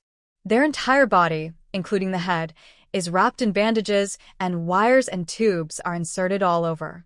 Right now, a researcher in a protective suit is there, holding a tray of various injections, administering them to the person while recording data on a nearby computer. Lily's approach catches his attention. "Who are you?" Because of the tight protective suit, there are no name tags, so it's impossible to recognize who is inside. He responds with a steel needle coated with a highly toxic substance. Before he can do anything else, she collapses immediately dead. To prevent the other person from falling and hitting the nearby test bench, Lily gently supported his body, allowing him to slowly fall to the ground. She took off his work badge and kept it with herself. As she turned to check the situation at the door and prepare to drag him into the safe passage and hide him, the mummy on the bed let out a soft cough. Lily looked at the person on the bed. His mouth moved as if he was whispering something, tears in his eyes, begging. Seeing Lily looking at him, the person struggled to say a few words. "Kill Me. please." It seemed he used all his strength to say these words, then he fell silent. He continued to look at Lily with pleading eyes. Lily did not recognize this person, but his tragic state shook her inside. To avoid the nearby machine triggering an alarm later, Lily first unplugged the power cord of the vital signs monitor next to him. Then she quickly used her poison-type ability to free the person on the bed. After hiding the body of the researcher earlier, Lily, with a name badge, openly began to search through each laboratory for her teammates. She felt both hopeful and reluctant to find them. There are 18 laboratories and one observation room on this floor, plus a specimen room. She has already checked the only observation room and 12 laboratories. So far, she hasn't seen any sign of her teammates, but she has encountered many injured or incomplete special ability users. Although she came to save people, she hasn't found her teammates. It's already very difficult to take all her teammates away alone, and she has no extra strength to focus on others. She also can't afford to kill or free others anymore. Doing more would only cause trouble. Until she finds her teammates, her best option is to do nothing. In the 13th laboratory, an electric ability user is conducting a high-current experiment. The experimenter is unknown. In the 14th laboratory, a water element ability user is testing high-temperature resistance. The experimenter is unknown. In the 15th laboratory, a fire element ability user is doing an ice freezing experiment. The experimenter is unknown. In the 16th laboratory, a strength-type ability user is conducting a vacuum experiment. The experimenter is unknown. In the 17th laboratory, a body shape-shifting ability user is working on a body extension experiment. The experimenter is unknown. In the 18th laboratory, a wind element ability user is testing reaction speed. The ability user is Storm. In a small, sealed laboratory, a person was running and jumping back and forth, dodging solid balls shot from all directions. Li momentarily lost control. Inside the control room, there were two researchers, one recording data, the other controlling the experiment. At this moment, Feng Dui looked exhausted and couldn't use his special powers anymore, but he still kept dodging the incoming solid balls.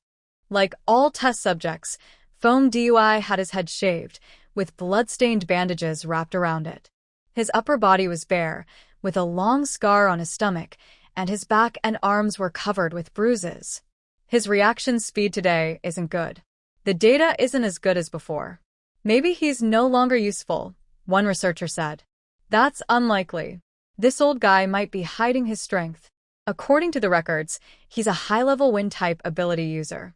His team only has him left after surviving DR. Ding. I'll try increasing the intensity a bit, the other replied. He was about to increase the speed and number of the solid balls shot from the experiment chamber. Li didn't hesitate. She quickly shot and knocked them down one by one, giving them no chance to react.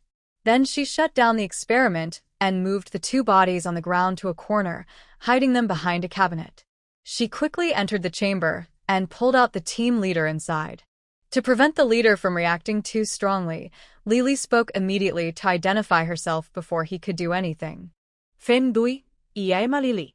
Let's go now. Feng Dui didn't speak. He silently lowered his head and left the chamber. In the control room, he changed into the Institute's clothes and badge, then followed Li out of the lab. Shall we go outside to the safe zone and wait for me? I'll go get your sister Feng and the others, Feng Dui said. I'll go with you, Li replied. No need. I'll go alone. I know the place well, and I've been hiding you. You go ahead and prepare the car. Wait for us, he insisted. Listen to me. Hurry up. There's not much time. You need to leave quickly. We'll split up and act separately, Feng Dui urged, pushing Li to leave faster. Li couldn't compete with the captain.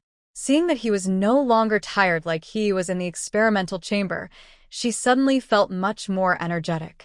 She handed over her crystal core gun and the poisoned steel needle to the captain. She quickly lowered her head, entered the elevator, swiped her card to reach the hospital on the ground floor, went into the restroom, took off her protective suit, and changed into a coat she had hidden earlier. She then jumped out through the back window, circled around to the hospital lobby, and exited through the front door, quickly leaving the safe zone. Meanwhile, Storm saw Li enter the elevator and staggered. The energetic look from before was gone, and he looked weak, leaning against the wall. He knew his body well.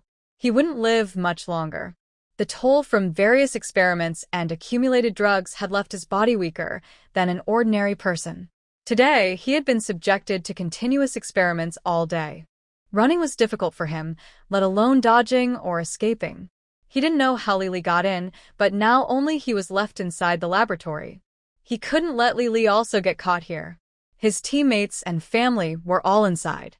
After gathering some strength, Storm returned to the laboratory. He loaded a cart with alcohol and headed to the specimen room. The room was filled with many glass jars of different sizes. Some jars contained various organs, eyes, ears, mouths, noses. Others held hands, feet, half a brain, or half a human body with bones. Storm approached a hand specimen. There was a clear ring mark on the ring finger. This was Wind Sister's hand. She only had this one hand left.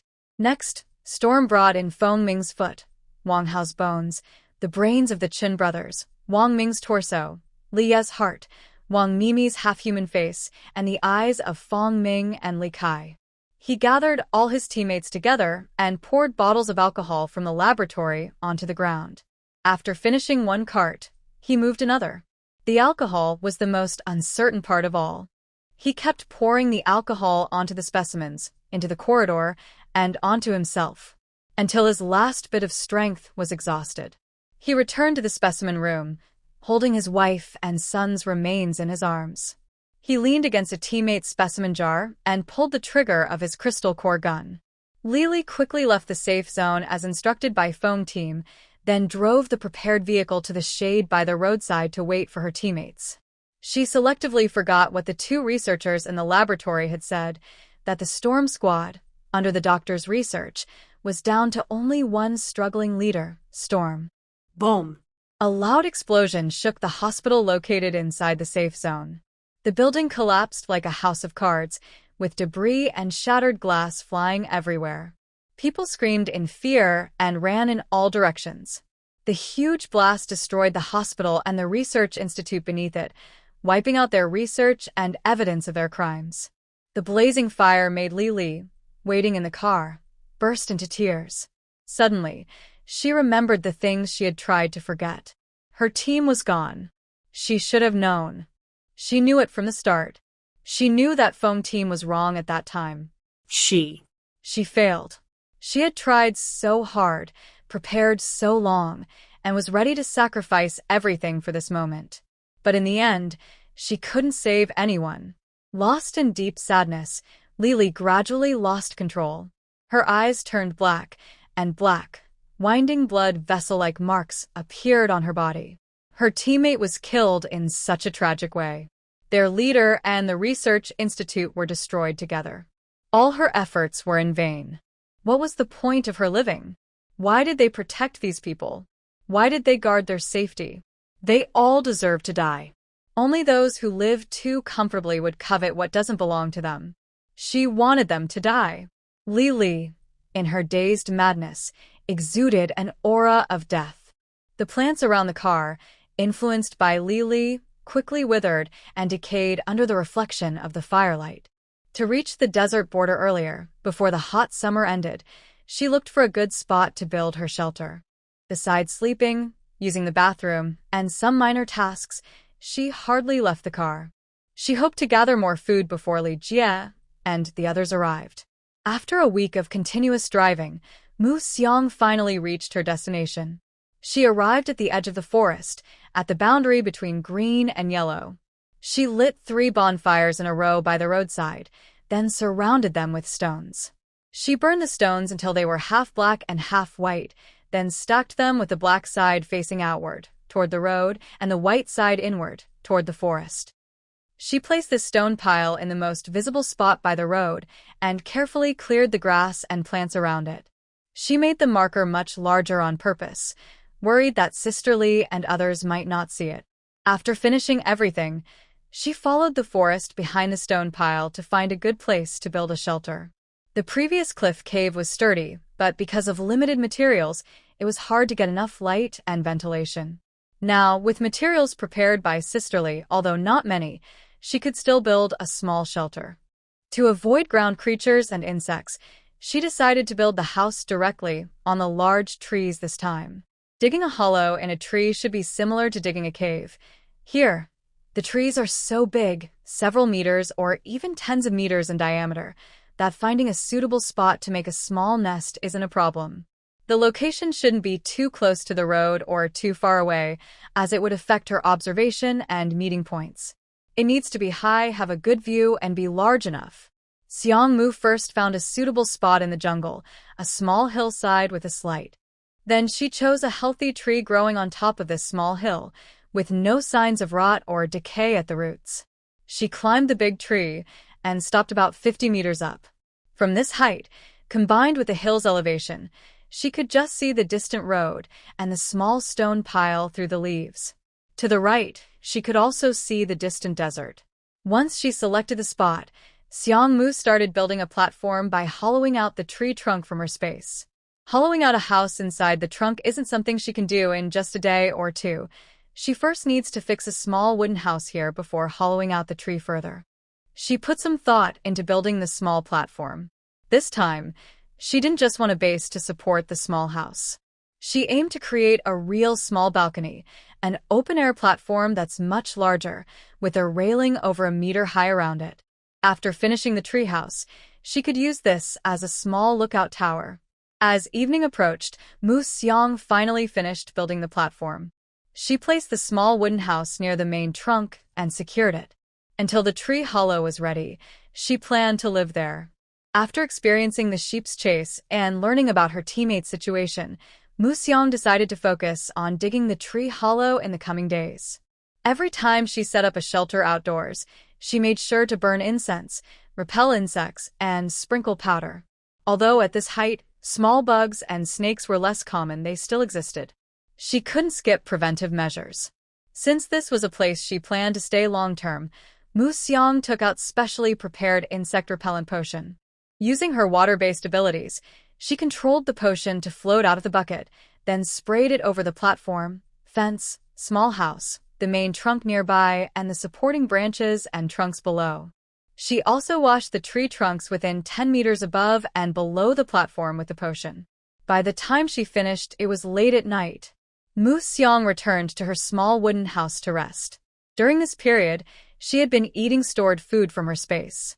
Now that it was dark and unsafe to work outside, she lit a small clay stove, boiled some wild vegetable sour and spicy noodles in a small clay pot, and ate her meal. After eating and sweating a lot, she extinguished the stove fire and pushed it to the corner of the house. Then she took a bucket of warm river water she had previously dried and started washing herself. Soaking in the water bucket was a bit luxurious. She used a large wooden basin with hot water to wash her entire body. Next, she soaked her dirty clothes with laundry soap, planning to wash and hang them out tomorrow noon. It was still early, even though it was dark. Mu Xiang took out some dried grass she had collected and dried earlier from her space. She sorted and bundled the grass into small bunches, preparing to build a grass shelter on the outside platform once the tree hollow was ready. The shelter would provide shade and mainly protect her from small bugs falling from the leaves above. This way, she wouldn't have to spend every day applying insect repellent herbs, which would leave bug corpses scattered all over the platform.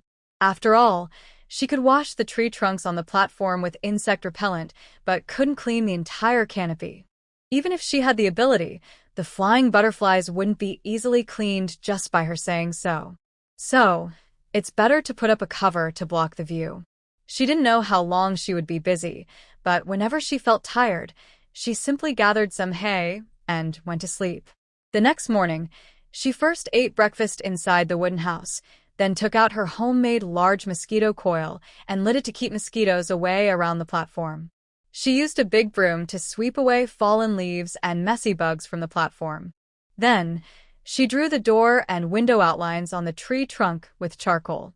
Although she now had thicker glass and stainless steel screens prepared by Sisterly, she still made the door and windows smaller for safety. The wooden door was a rectangle about 40 centimeters wide and 1.5 meters tall. The two windows were square, each 50 centimeters on each side. When she was in the safe zone before, she had bought various woodworking tools. She once dreamed of making things herself, but with too many school supplies and tools, she rarely used them. Now, she was still taking out her electric handsaw from a pile of stuff. Following the black lines marked with charcoal, she started cutting.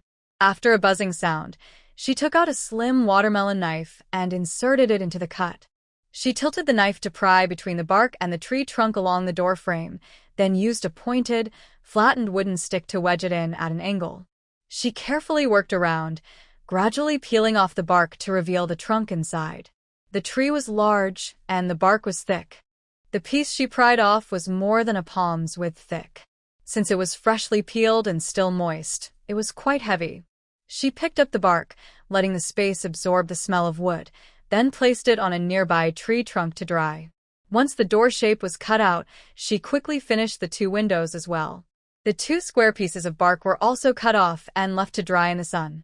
For someone experienced in hollowing trees like her, the next steps were easier. She cut inward toward the heart of the tree in a V shape, gradually deepening the cut. The sawdust she produced was swept onto the platform to dry. Wu Xiang first dug about 2 meters inside along the frame of the wooden door, then began to extend upward to increase the height, expanding the interior space to about 2 meters. After confirming the height, she started to expand outward on both sides, carving out a rectangular space inside the tree core that was 4 meters long, 3 meters wide, and 2 meters high. This became the main space of her tree hollow. Next, she measured the distances and cut out 2 planned windows. The window on the side facing the road served as a living room observation window, while the other window, facing the Gobi Desert, was planned to be part of the bathroom. Since she worked inside the tree hollow all day, Wuxiang didn't rest during the day and even worked extra at night. To prevent insects from entering when the lights were on at night, she cut a 5-centimeter wide bark frame around the window outside when she made the window in the afternoon. Then, she cut a screen to match the window size, nailed it in place, and brushed resin glue inside the bark frame to fit the window back in. She pressed the screen firmly and fixed it securely. For the wooden door, Wuxiang blocked the inside of the tree hollow with ready-made wooden boards. After finishing everything, she didn't stay inside but returned to her small wooden house on the outside platform. The inside of the newly dug tree hollow was still very damp and would need several days to dry. During this time, she could properly install the doors and windows. The next day, Wuxiang first hung 3 large hinges on the old tree bark she had dried for a day and night, using them as a fake outer door for camouflage. Then, she dug from inside the tree hollow toward the door to enlarge the doorway to a normal size. She cut large wooden planks to fit, installed hinges, and embedded them into the door. The outer layer of the double wooden door opened outward, while the inner layer opened inward.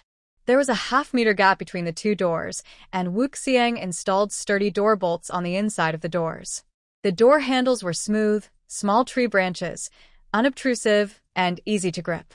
The windows of the house were also inside the tree hollow. Because the weather was still quite hot, she only marked the glass without installing it immediately. All the furniture was ready-made, so Wuxiang didn't spend extra time making anything. She just waited for the tree hollow to dry for a few days before moving in and setting up her home. The tree hollow was prepared with fragrant wood, and following her previous plan, she built a simple shelter using straw.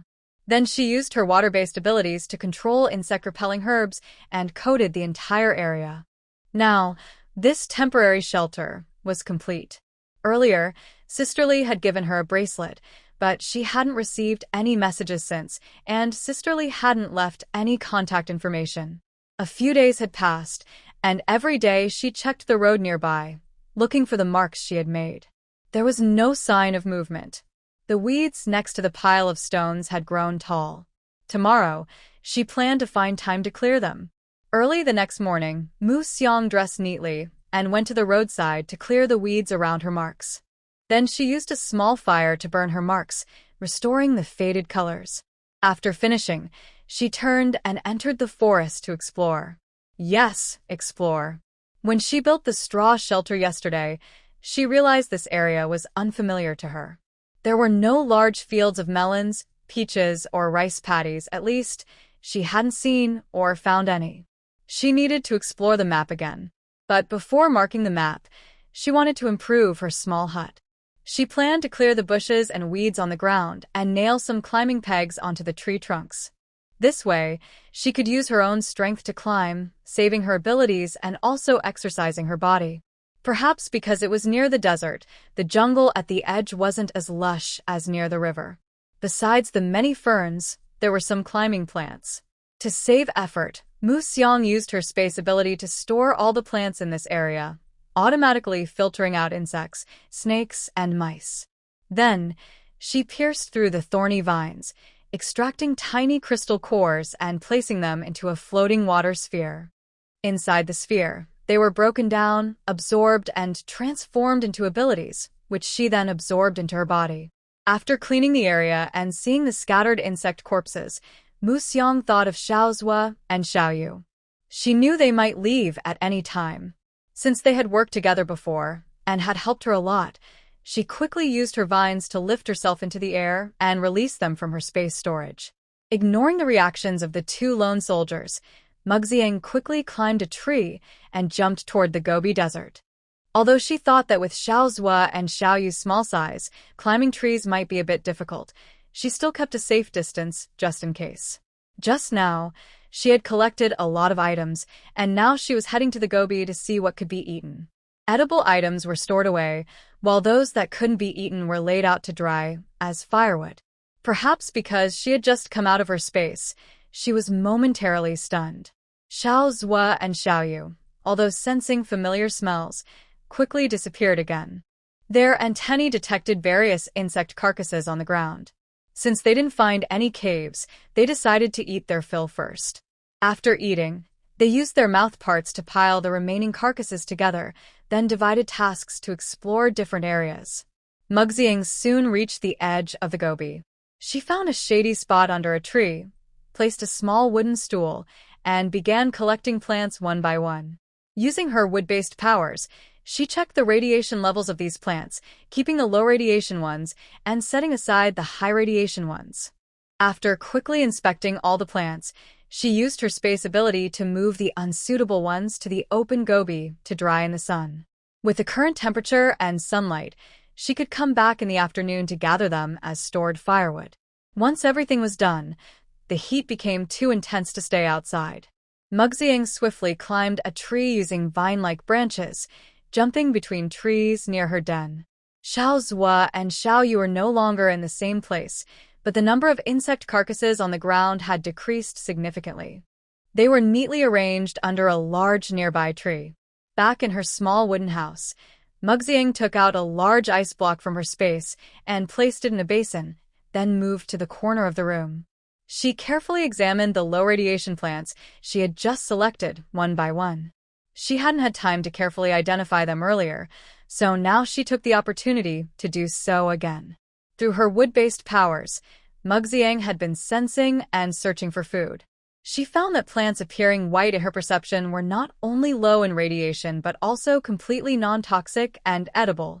Plants with toxins or higher radiation levels showed some color. The more pigment they had, the more it indicated not only higher radiation but also toxin buildup. Now, she didn't need to bother using advanced wristbands to test the plant's components. The pure white, transparent ones can be eaten directly. Those with some color should be eaten in small amounts. The pitch-black ones, like ink, should be crushed and soaked in water. They can be very effective for pest control or disguises, but using this disguise requires more white crystals. After sorting everything, she categorized and stored the wild vegetable leaves, roots, and fruits. In the afternoon, Mu Xiang used a grinder to smooth the ground and walls inside the tree hollow.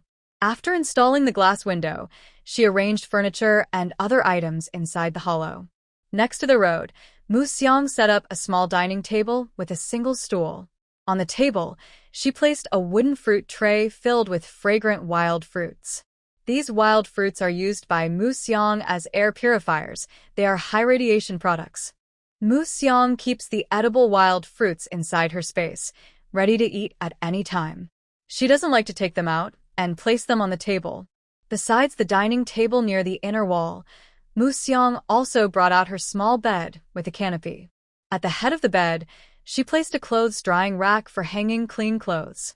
Near the window on the gobi side, Mu Xiang specially made a small compartment while digging the tree hollow to hold a portable toilet. The door of this small compartment is a cloth curtain. When not in use, she ties it up, and the two windows are open to let the breeze flow through. Outside the bathroom, against the wall, there is a wash basin stand with a towel rack on top, holding a face towel. Below the towel rack, there are 4 basins, one for washing the face, one for washing the feet, and 2 for laundry. On the left side of the tree hollow's wooden door, near the toilet, there is a shoe rack and a small stool. On the right side, inside, is a cabinet with simple seasonings, pots, and dishes. The middle of the tree house is currently empty. Because of the hot weather, Mu Xiang usually eats outside, and there is no stove inside for now. Everything is ready. The small wooden house on the outdoor platform has not been moved inside yet and is now used as her storage and bathing room. Today, Mu Xiang moved her luxurious bath bucket into her new home and took a nice bath. After cleaning herself, she washed her clothes with the bath water and hung them inside the treehouse. She went into the hollow early and placed a large bucket of ice in the middle of the room. Last year, after experiencing extreme heat in the safe zone, she intentionally stored a lot of ice during winter. Now, she can take out some ice at noon or during breaks to bring a little coolness into the house. Before sleeping at night, Mu Xiang habitually uses her water-based abilities to condense clean water until her energy is exhausted. Only then does she hold the crystal core and rest. With her current ability, gathering clean water from thin air using her water powers consumes less energy than separating it from streams or rivers. The amount of water she condenses daily is enough for her needs, though not much is left over. Mu Xiang is calculating her water supply in the space. She has added a new goal to find streams with fresh water stored nearby for tomorrow. Although the weather is still very hot, Mu Xiang gets up early every day. After washing with a large bucket of snow water in the treehouse, she eats a simple breakfast, then locks the doors and leaves the treehouse. The insect carcasses that were piled up yesterday on the ground have disappeared, indicating that Xiao Zhua and Xiao Yu are adapting well. Instead of climbing down the tree directly via the trunk, she jumps onto a sturdy branch halfway down and then leaps to another tree. She keeps moving away from her small hill where her tree house is located, leaving the area in a continuous motion. While on alert, she uses her wood-based abilities to sense the surrounding plants. Like before, she collects all edible items into her space. She also casually picks up suitable-sized stones or deadwood and stacks them in a corner of her space. Because she is searching for nearby water sources, Mu Xiang explores while heading toward lower ground. The intense heat has caused most plants to wilt, but the shade of the trees overhead provides some relief compared to those growing along the roadside. As time passes, the sun becomes more intense, forcing Mu Xiang to stop her exploration and find a shady hiding spot. In normal days, she could hide under a large tree's shade, but in the wild, she needs to find a hollow tree, a burrow, or a cave to hide in. Even under a tree's shade, she cannot fully escape the sun's radiation and the high temperature. During her escape over the past 2 days, even with water-based abilities to regulate her body and wearing a very thick protective suit, she still lost 3 green crystals and peeled off a layer of skin. Today, her luck seemed poor. She found a small cave that might hide her. Before she could go inside, a strong smell of insects wafted out. The smell hit her head hard, making her dizzy and nauseous from the heat, and she immediately vomited. She didn't bother to hide anymore and quickly moved away from the cave. Because of that smell, even if she cleaned out the insects inside, she couldn't hide there. She searched several other places, but each time she found the same disgusting insects. There was no choice but for her to do it herself. She found a relatively open forest area, quickly cleared a small patch of ground with an iron shovel, and dug 3 small holes. She planted 3 small tree trunks with leaves, arranging them to form a triangle frame. Then she cut nearby weeds and covered the frame with them, building a simple triangular grass shelter. To improve shade, she made the grass cover thicker and added a few forked tree trunks inside the shelter to support the roof. The shelter was small, and with the extra supports, lying down to rest was impossible. She sat cross-legged on a woven grass mat in the middle of the shelter. She took out several crystals from her space, using them to boost her abilities and lower her body temperature with her water powers. Once she absorbed all the crystals in her palms, the hottest part of the day was over. She took out a bowl of cold wild vegetables from her space for lunch. After quickly eating, she continued exploring. Earlier, while in the grass shelter, she had smelled a faint floral scent. Now, as she started exploring again, she followed the wind toward the source of the fragrance. Plants that bloom at this temperature must be extraordinary, and there should be high-quality water nearby. Gradually, the floral scent grew stronger. She found a dried-up stream in a low valley near a mountain stream. Following the stream upstream, she arrived at a valley full of blooming flowers, filled with brightly colored roses. Due to environmental influences, the branches and leaves of the roses here are covered with sharp thorns that look highly toxic. The flowers have also become much smaller. However, although the flowers are fewer in number, they are more numerous overall. Using a slight sense of wood-type energy, Mu Xiang sensed that the rose plants are pitch black and can produce ink, but the flowers are pure white, like stars. She withdrew her energy and looked again at the flowers covering the hillside. Excited, Mu Xiang ran into the flower forest. Once inside the rose field, Mu Xiang used her wood-type energy again to confirm that all the toxicity and radiation of these roses are stored in the leaves and roots. The small flowers, about the size of a finger, are completely free of any radiation and are pure. This was the first time she had encountered such a situation after being here for a long time. Previously, the plants and wild vegetables she picked contained some radiation, no matter how pure they seemed. She didn't care how she would pick the tiny flowers from the thorny branches later. Her mind was already thinking about how to eat these roses. She didn't know how long these flowers could bloom, but she believed that good things are only truly valuable when stored in her space. However, Mu Xiang tried many times to reach past the thorns from different angles, but couldn't avoid getting pricked. Later, she tried to use her wood vines to crawl into the thorny bushes to pick the petals. She managed to pick some, but it was very slow. After a long time, she only got a small handful. This was not acceptable. If she continued at this speed, the flowering season would pass before she could gather enough. After some thought, Mu Xiang took out a pair of gloves with metal wires, scissors, and tongs from her space. She put on the gloves, used the tongs to hold the rose stems, and then cut the branches with flowers using the scissors. She carefully placed the cut branches on a grass mat she had prepared on the ground. Once she finished trimming all the plants around the edges, she took out a long wooden stick with a fork from her space. She used the fork to hold the rose plant with flowers, tilted it to the side, and pressed it down with the trunk. Then she cut another branch. She continued this process, cutting each plant one by one. When one grass mat was full, she stored it in her space and laid out another to continue. She worked tirelessly until the sun was about to set, then reluctantly stopped and left the flower field. She carefully stored the roses she had cut, quickly turned around, and headed toward the tree hollow. Today, she was a bit greedy. Tomorrow, she must set an alarm to remind herself. Wood Fragrance hurriedly and continuously traveled all day, only returning home when it was completely dark. First, she washed up briefly and changed into clean clothes in the small wooden cabin outside. Then, she washed the clothes she had taken off and hung them to dry.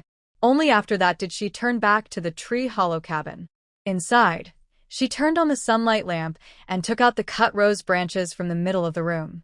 Wearing gloves, she used tongs and scissors to cut each rose blossom from the branches into a large wooden basin. When the basin was full of wood fragrance, she stopped. She then picked each rose blossom from the basin, removed the petals, and placed them into another empty large wooden barrel. She persisted until all the rose petals were picked and stored away. Only then did she wash up again and go to bed to rest. The next morning, Wood Fragrance woke up early and headed straight to Rose Valley. Once there, she immediately got into harvesting mode. By noon, she had prepared in advance and went directly to the creek. First, she placed a low wooden frame in the creek. Then, she put the small wooden house she had stored in her space onto the frame, so the bottom of the house was fully submerged in the creek water. Next, she stepped onto stones to enter the wooden house. Inside, she placed a large bench and sat cross-legged on it. After a short while, her water element ability separated a large bucket of pure water from the creek water that seeped into the house. She stored the full bucket of water and replaced it with a new empty one. By noon, while waiting to continue harvesting roses, her space had produced about 10 more buckets of pure water. She continued to harvest roses in the morning and evening and purified drinking water at noon. Wood Fragrance was busy for 4 days before she finished harvesting all the roses in this small area. She then followed the creek upstream. On the opposite hillside, there was another large patch of roses. However, these roses did not grow as lush as the ones near the creek. Their branches were covered with a faint web, and the bright roses were much fewer. Wood Fragrance stepped on a large stone and jumped next to the flower field to check the roses more closely. Just like from a distance, she saw that this rose field was also affected by pests. The faint webs were made by tiny red spiders about the size of mung beans.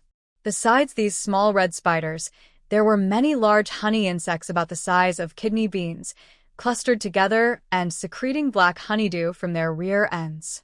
She kept turning around in circles, but couldn't find a good way to get through.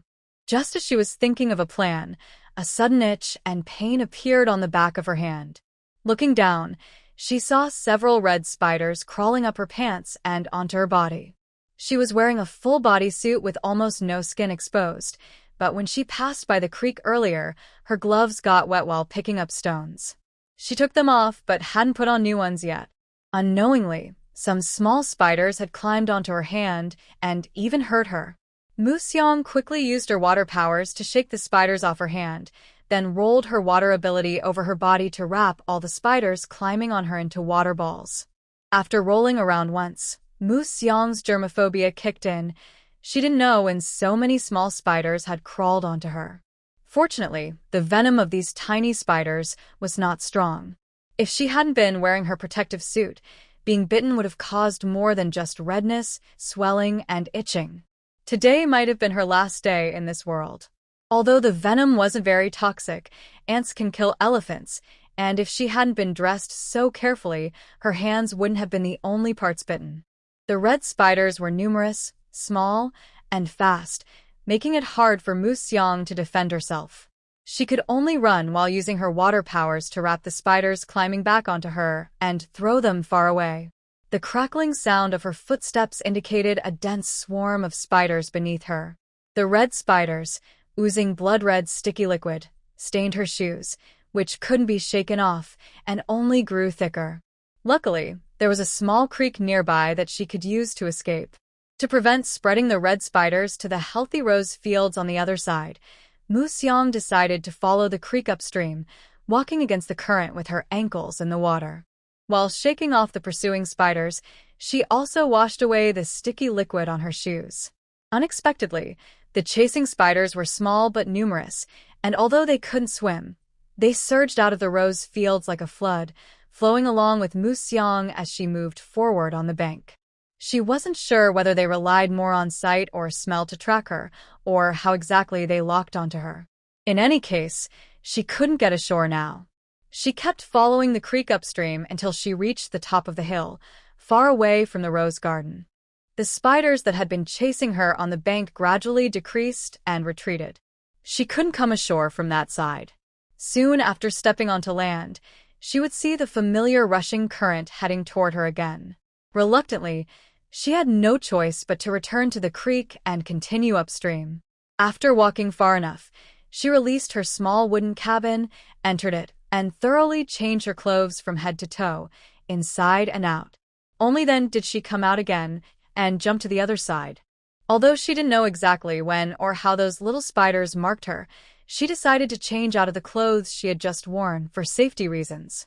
Even though her clothes had been cleaned by her water-based powers, just seeing them made her think of the countless tiny spiders crawling all over her body. Since it was around noon and time for a break, Museong decisively built a bonfire, burned the clothes she had just worn, and used the fire to boil some hot water for a cup of floral tea. Although her space still contained many sets of clean clothes and several finished fabrics, she wasn't sure how many more times she might face a situation like today. She felt her clothes might not be enough. Once she left the safe zone, her basic supplies became limited. Besides clothes, she had salt, toiletries, cleaning supplies, and medicines. Many of these items seemed to require secondary production or couldn't be used directly. Although she had stored these supplies while in the safe zone, and Sisterly had bought some for her later, she didn't know how long she would be wandering outside or what the city of freedom that Sisterly mentioned was like. So, she also gathered some additional essentials: food, drink, and other necessities. She hadn't seen the ocean yet, so she wasn't sure where to get large amounts of salt. Given the current radiation levels, even if there was a sea nearby, extracting salt from it would probably be impossible for her. That leaves mineral salt. Mineral salt and a little plant-based salt. Salt lakes, salt wells, salt mountains, and saltwood trees. As for clothes, besides animal skins, she also had cotton, ramie, and silk. For washing, she had soap nuts, soap berries, red, and handmade soap. Her medicines included herbs, and she would see about alcohol for disinfection later, depending on her harvest. If she had enough grains, she would ferment and distill more alcohol. If not, she would reduce the amount. She still had a lot to gather from various sources, and when she counted it all up, she realized she really needed to replenish many things. Living alone is really hard. Today, I miss sisterly, Demeli, and Yiga. Museong somehow started thinking about many aspects of life while being chased by a small spider. At noon, as usual, she separated and stored several buckets of pure water by the creek. Then she crossed the creek and continued exploring the jungle from the other side. Maybe she is no longer a beginner. In the afternoon, she walked very far, but only found red clay, dry firewood, and some edible wild vegetables. At night, she returned to her tree hollow, packed away the rose petals she had spread out to dry yesterday, and replaced them with a new batch. Like always, she dried and stored all edible items to hide her space and carry supplies easily. In the morning, she washed up and ate, only to find it was drizzling outside. Unknowingly, the hottest months of the year had quietly passed. Looking at the days ahead, the temperature would gradually drop. She would soon face the busiest months of the year. She also wondered how Sister Lee and the others were doing. Today, she missed them again. The rain made jungle exploration difficult, so Museong decided to sit in the middle of her house and absorb crystal cores to improve her powers. She also took the chance to quickly condense and purify water, increasing her supplies. Rainy days felt like time was moving slowly. Museong felt she had done many things since waking up, but when she looked at the clock, it was not even noon. Through the window, she looked at the roadside. The pile of stones was still the same, unchanged. After a simple stretch inside her room, she started refining crystal cores and condensing water again. The rain grew heavier and fell for several days. Museong was forced to stay in her treehouse for several days. When she finally came out, she felt like she had experienced another crossing. The barren Gobi Desert, full of wild grass and dead trees, had transformed into a lush grassland in just a few days. Flowers, green grass, streams, cattle, sheep, and birds created a lively, peaceful scene. With all this liveliness, she no longer needed jungle exploration. She spent every day walking around this big grassland. Her winter supplies and next year's meat were almost ready. Thinking of this, Museong quickly dressed and ran down from the tree toward the Gobi. When she was close, she climbed a tree again to observe. The abundance of herbivores brings both opportunities and dangers. The large groups of grazing animals naturally attract many predators. Without teamwork, she can only quietly enter the village. Those with guns should stay away. The stream crashes against the desert, forcing various insects hidden deep in the sand to crawl out. Birds migrating from afar quickly fly over the grassland, each time landing to catch a fat beetle. In shallow parts of the stream, there are many catfish, twisting their bodies and exposing their backs as they move. Each one is several meters long. Seeing just a few today makes the trip worthwhile. In the deep, calm river, Mashong might feel a little scared, but now, after the rain, the stream is only a few centimeters deep. Catching these wriggling giants is almost like easy picking. She quickly checks her surroundings to make sure there are no hidden predators above or below. Then she runs to the stream, grabbing these large, intimidating creatures with both hands and putting them into her space. She can deal with eating them later when she has more time. Right now, since the rain just stopped and everything is peaceful, she wants to gather as much as she can. She collects fish, bird eggs, and cuts grass for fodder. Mashong is so busy, she wishes she had 2 more hands. When she sees small birds or animals, she uses her crystal core gun to shoot at them, regardless of their species or how mutated they are. She prefers to shoot first and ask questions later. Since the beast tied, she has mostly encountered tough, high-level mutated creatures, making her crystal core gun less useful. But this chance just happened to come along, so she must shoot with all her might. In just a month, the lush grassland has turned into a yellow, barren desert. Mashong marvels at nature's power. No wonder no teams have come here to hunt in this time. All the lushness from just a month ago is now ending, and she's just a passing traveler. Life must go on. She can't stop working just because she found some easy food. She's lucky to find so much now, but she might go a long time without finding anything again. Life continues and everyone must keep working hard. Mu Xiang continued her daily life of foraging for wild vegetables, even driving to distant places to find more. She followed the river's flow to a lower part of the riverbank she had visited before, where she found scattered wild rice along the shore. Although there wasn't much, it was enough for her to eat. Besides wild vegetables, she also used her abilities to catch fish in the shallow waters. Using water sensing and wood-based trapping skills, she increased her food and crystal core storage. Because it was easy to clean here, Mu Xiang also washed and sorted the various animals she had caught on the Gobi Desert. She cut up all the edible parts and stored them in her space. The skins and furs she processed according to a small survival guide given by Sisterly, which she planned to use for warmth in winter. Compared to last year, when she had specific goals for gathering supplies, this year she collected things more randomly. She gathered whatever she found: wild grass roots, seeds, wild fruits, tree roots, and mutated large mushrooms. Whether they tasted good or not, they all kept her full. Plus, she caught birds, animals, fish, and shrimp in the Gobi and riverbanks. Even though she was alone this year, her meals became much richer. Since she was the only one coming and going, she could confidently use her space freely, and her harvest was very large. By the time the first snow fell, Mu Xiang had finished storing food and started rebuilding her treehouse. She hadn't expected to stay so long during her first excavation, so she hadn't prepared proper heating measures like a chimney or fire breaks. Now that the snow was falling, she had to prepare for the coming winter. Her first step was to make a hole next to the window and extend a metal chimney through it. She sealed the area tightly with stones and mud. Inside, she built a mud platform in the middle of the wooden house using mud mixed with grass to insulate and prevent fires. Then she took out a ready-made metal stove with a large water tank, connected the chimney, and placed it on the mud platform. This stove was a water heater sold to her when she was renovating her house and installing a fireplace. The stove has two layers: the inner chamber for fire and the outer water tank. It can heat water while burning fire, and because the entire stove is made of iron, it heats up quickly. It can be used indoors to boil water and release heat, and it can also be used to cook rice, making it an essential item for winter at home.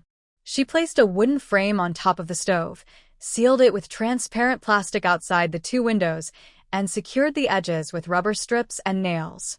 To prevent drafts from uneven bark, she sealed around it with tree glue. The door was simple. She just pinned a quilt between the two doors. Not only that, she wrapped the entire tree hollow with dry grass, leaving only the door, windows, and chimney exposed. After ensuring the house stays warm and insulated, Mu Xiang hurried into the forest to gather leaves, clear weeds, and cut small bushes before the snow gets too thick. She feels she never has enough firewood. She hasn't found coal or other fuel yet, so she can only keep burning wood continuously. It's best to store as much as possible. While collecting leaves and bushes, she also saw the new antholes dug by Little Zua and Little Yu. They were not far from her, and the soil looked like the sandy soil from the Gobi Desert, probably heading in that direction. As long as they don't dig under her treehouse, it's fine. Mu Xiang took advantage of their digging to place some high-radiation mutant animal carcasses at their holes, which she hadn't thought of throwing away elsewhere. She processed the animal pelts and kept them stretched out. The remaining meat she hadn't had time to throw far away, so she simply threw it to them when she saw them. She wondered if they had enough food for the winter. These supplies should last them a while. Mu Xiang gathered leaves, cleared weeds, and cut bushes partly to start fires for burning wood. Unexpectedly, she found a patch of yam vines with all their leaves gone while working. She didn't know how many years these yams had grown, but the vines were as thick as rolling pins, and hanging from them were large and small yam bulbs. By this time, Mu Xiang no longer said anything and began sensing and collecting each plant. She directly touched the vines and used her space ability to gather all of them, including the roots, into her space. In an instant, the plants that could be used as food or for energy increased by one. Seeing the yield of a single yam in her space, Mu Xiang no longer considered cutting trees or grass. Instead, she carefully touched each yam seedling, collecting them all into her space.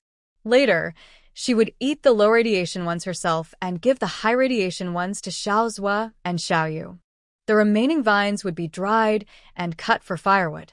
After unexpectedly harvesting yams, Mu Xiang also paid attention to the vines wrapped around trees and the fruits that hadn't fallen yet while she was cutting grass and shrubs. Originally, these trees were lush, tall, and strong. Unless something was very obvious, identifying the specific type of tree would require climbing up and examining it carefully. But the yam eggs on the bare vines just now reminded her that now was the best time to identify them. All the leaves had fallen, and the fruits or vegetables on the trees were obvious at a glance. Or perhaps, if she climbed the trees without cutting grass, she might find some fallen on the ground with more careful inspection. She indeed found quite a few things: berries hidden in the corners of shrubs, dried fruits under the tree roots, and even a plant called soapberry that could be used for cleaning. Without the cover of leaves, the large soapberries hung on the trees like props from a film set, tightly packed together. Some had also fallen to the ground. Mu Xiang excitedly picked them up and used her wood-type abilities to sense them. She found that the large soapberries in her hand were pitch black, with high radiation levels.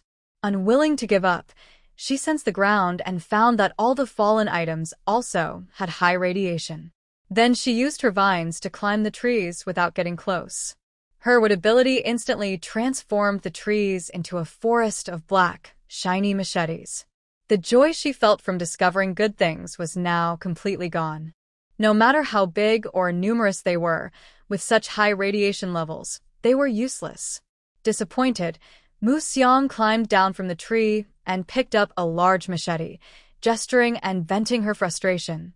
She then struck a large soybean pod against the tree trunk, breaking it into two, revealing the pulp and beans inside. Suddenly, she thought of roses. Could it be that her pods are black, but the beans inside are white? I was really shocked by that. She had collected wild peas before, right? And don't you peel the pods to see the beans inside? No matter how big they grow, it doesn't change the fact that they are soybeans. To confirm her thoughts, Mu Xiang quickly used her wood element ability to check. Sure enough, the pod's outer shell was black as ink, the inside flesh was grayish-white, and the beans inside were misty white. She took out her small knife and sliced open each bean pod, which looked like tiny wallets, revealing the shiny white beans inside. She put away her ability and looked again at the large soybean pods on the ground and on the trees. These are all food. Without saying much, she started collecting them. She wondered if all the soybean pods were like this, or just the ones she picked up. It didn't matter. She decided to gather as many as she could, then go home. She'd eat what she could, and give the rest to Xiaozhua and Xiaorua. After all, they were gnawing on tree roots, so these soybean pods should be edible too. They should taste much better than tree roots anyway. Mu Xiang first climbed a tree to lighten the load on the big tree, so it wouldn't be bent down by snow in winter. Of course, she didn't plan to pick each pod by hand.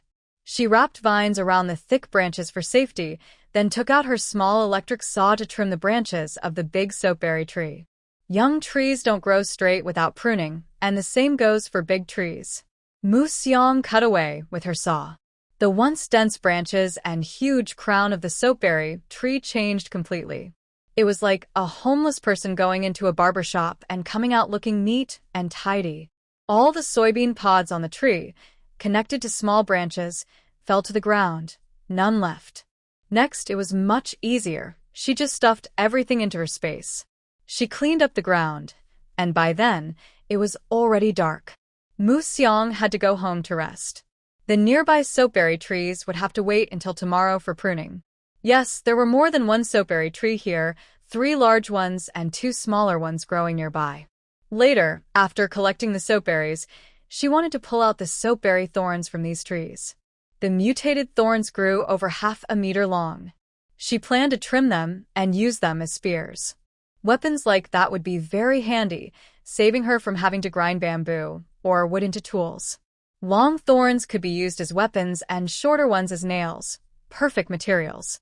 That night, back in her tree hollow, Mu Xiang washed herself with hot water. She had spent the whole day crawling through grass and trees, covered in grass debris and leaves.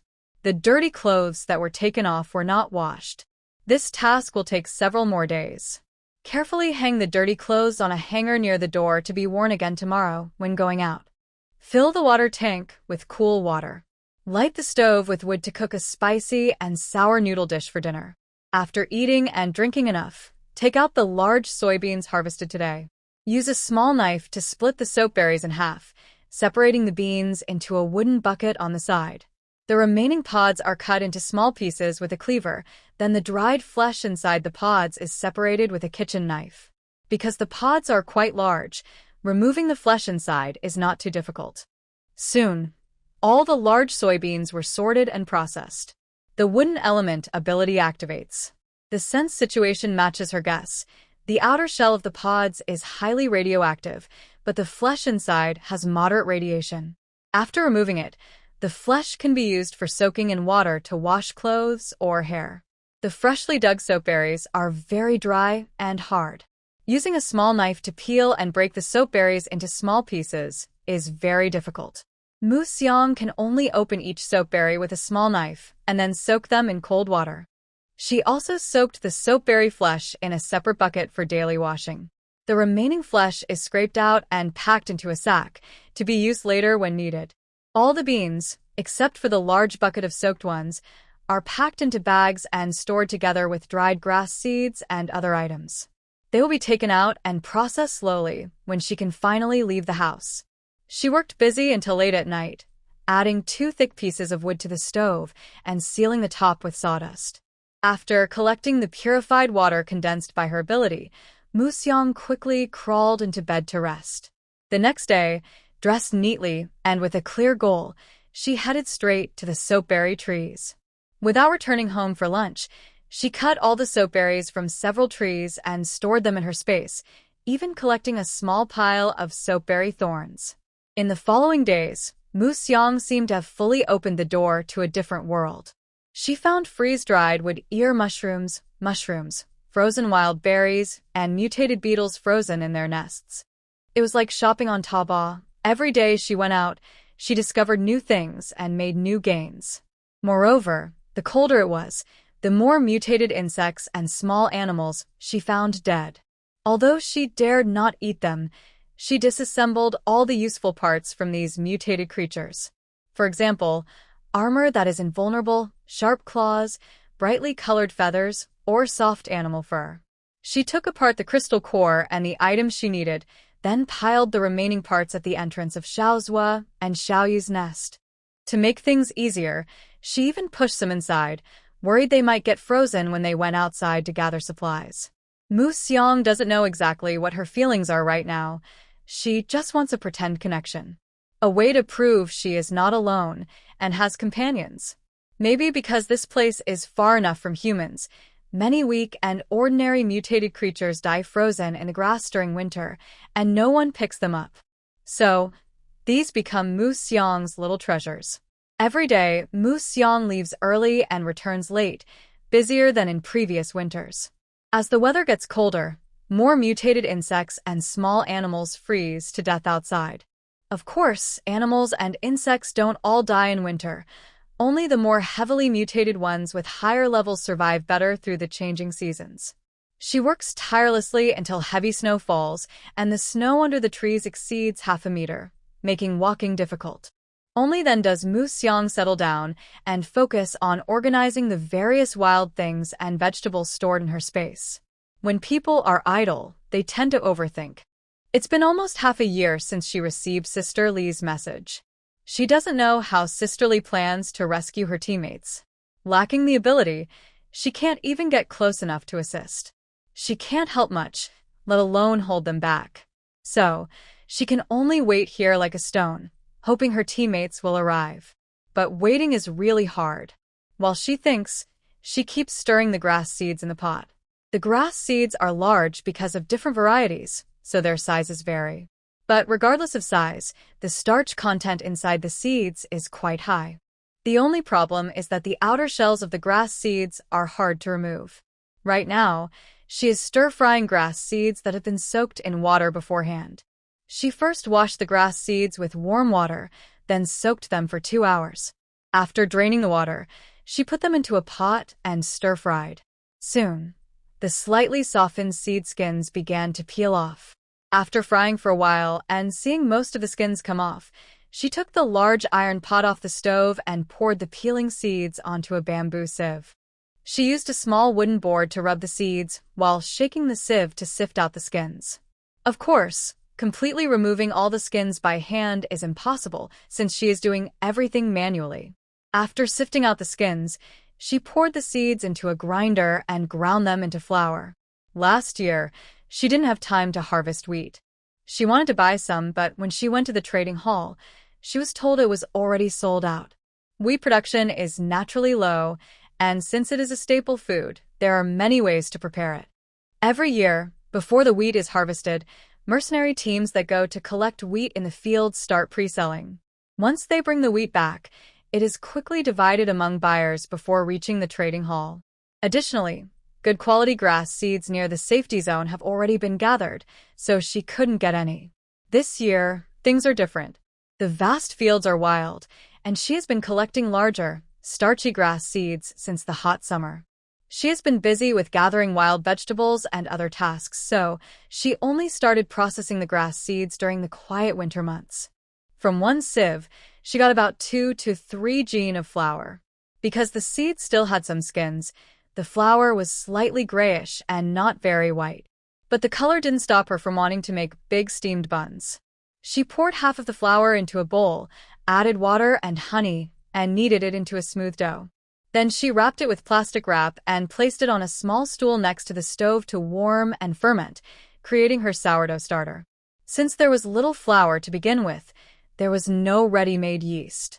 So, to make big steamed buns, she first needed to prepare a sourdough starter. She waited for the dough to naturally ferment until it doubled in size, which took at least 10 hours, forming a honeycomb pattern. Impatience won't make big steamed buns, so she took another batch of grass seeds from the large container, slowly roasting and peeling them. She is always very patient when it comes to food. So, Mu Xiang ground about 2 gene of flour each day, working until dark to barely produce a large bag. She cleaned the dirt and debris from the ground, then used the freshly ground flour to make a bowl of noodle soup for dinner, which made her so full she couldn't sleep. She then spent 2 more hours peeling soap nuts and drank a cup of fruit tea made from sour wild berries, which made her feel a bit better. Winter life was dull and busy, with each day spent either collecting snow bricks in the cold or grinding flour and cooking wild vegetables.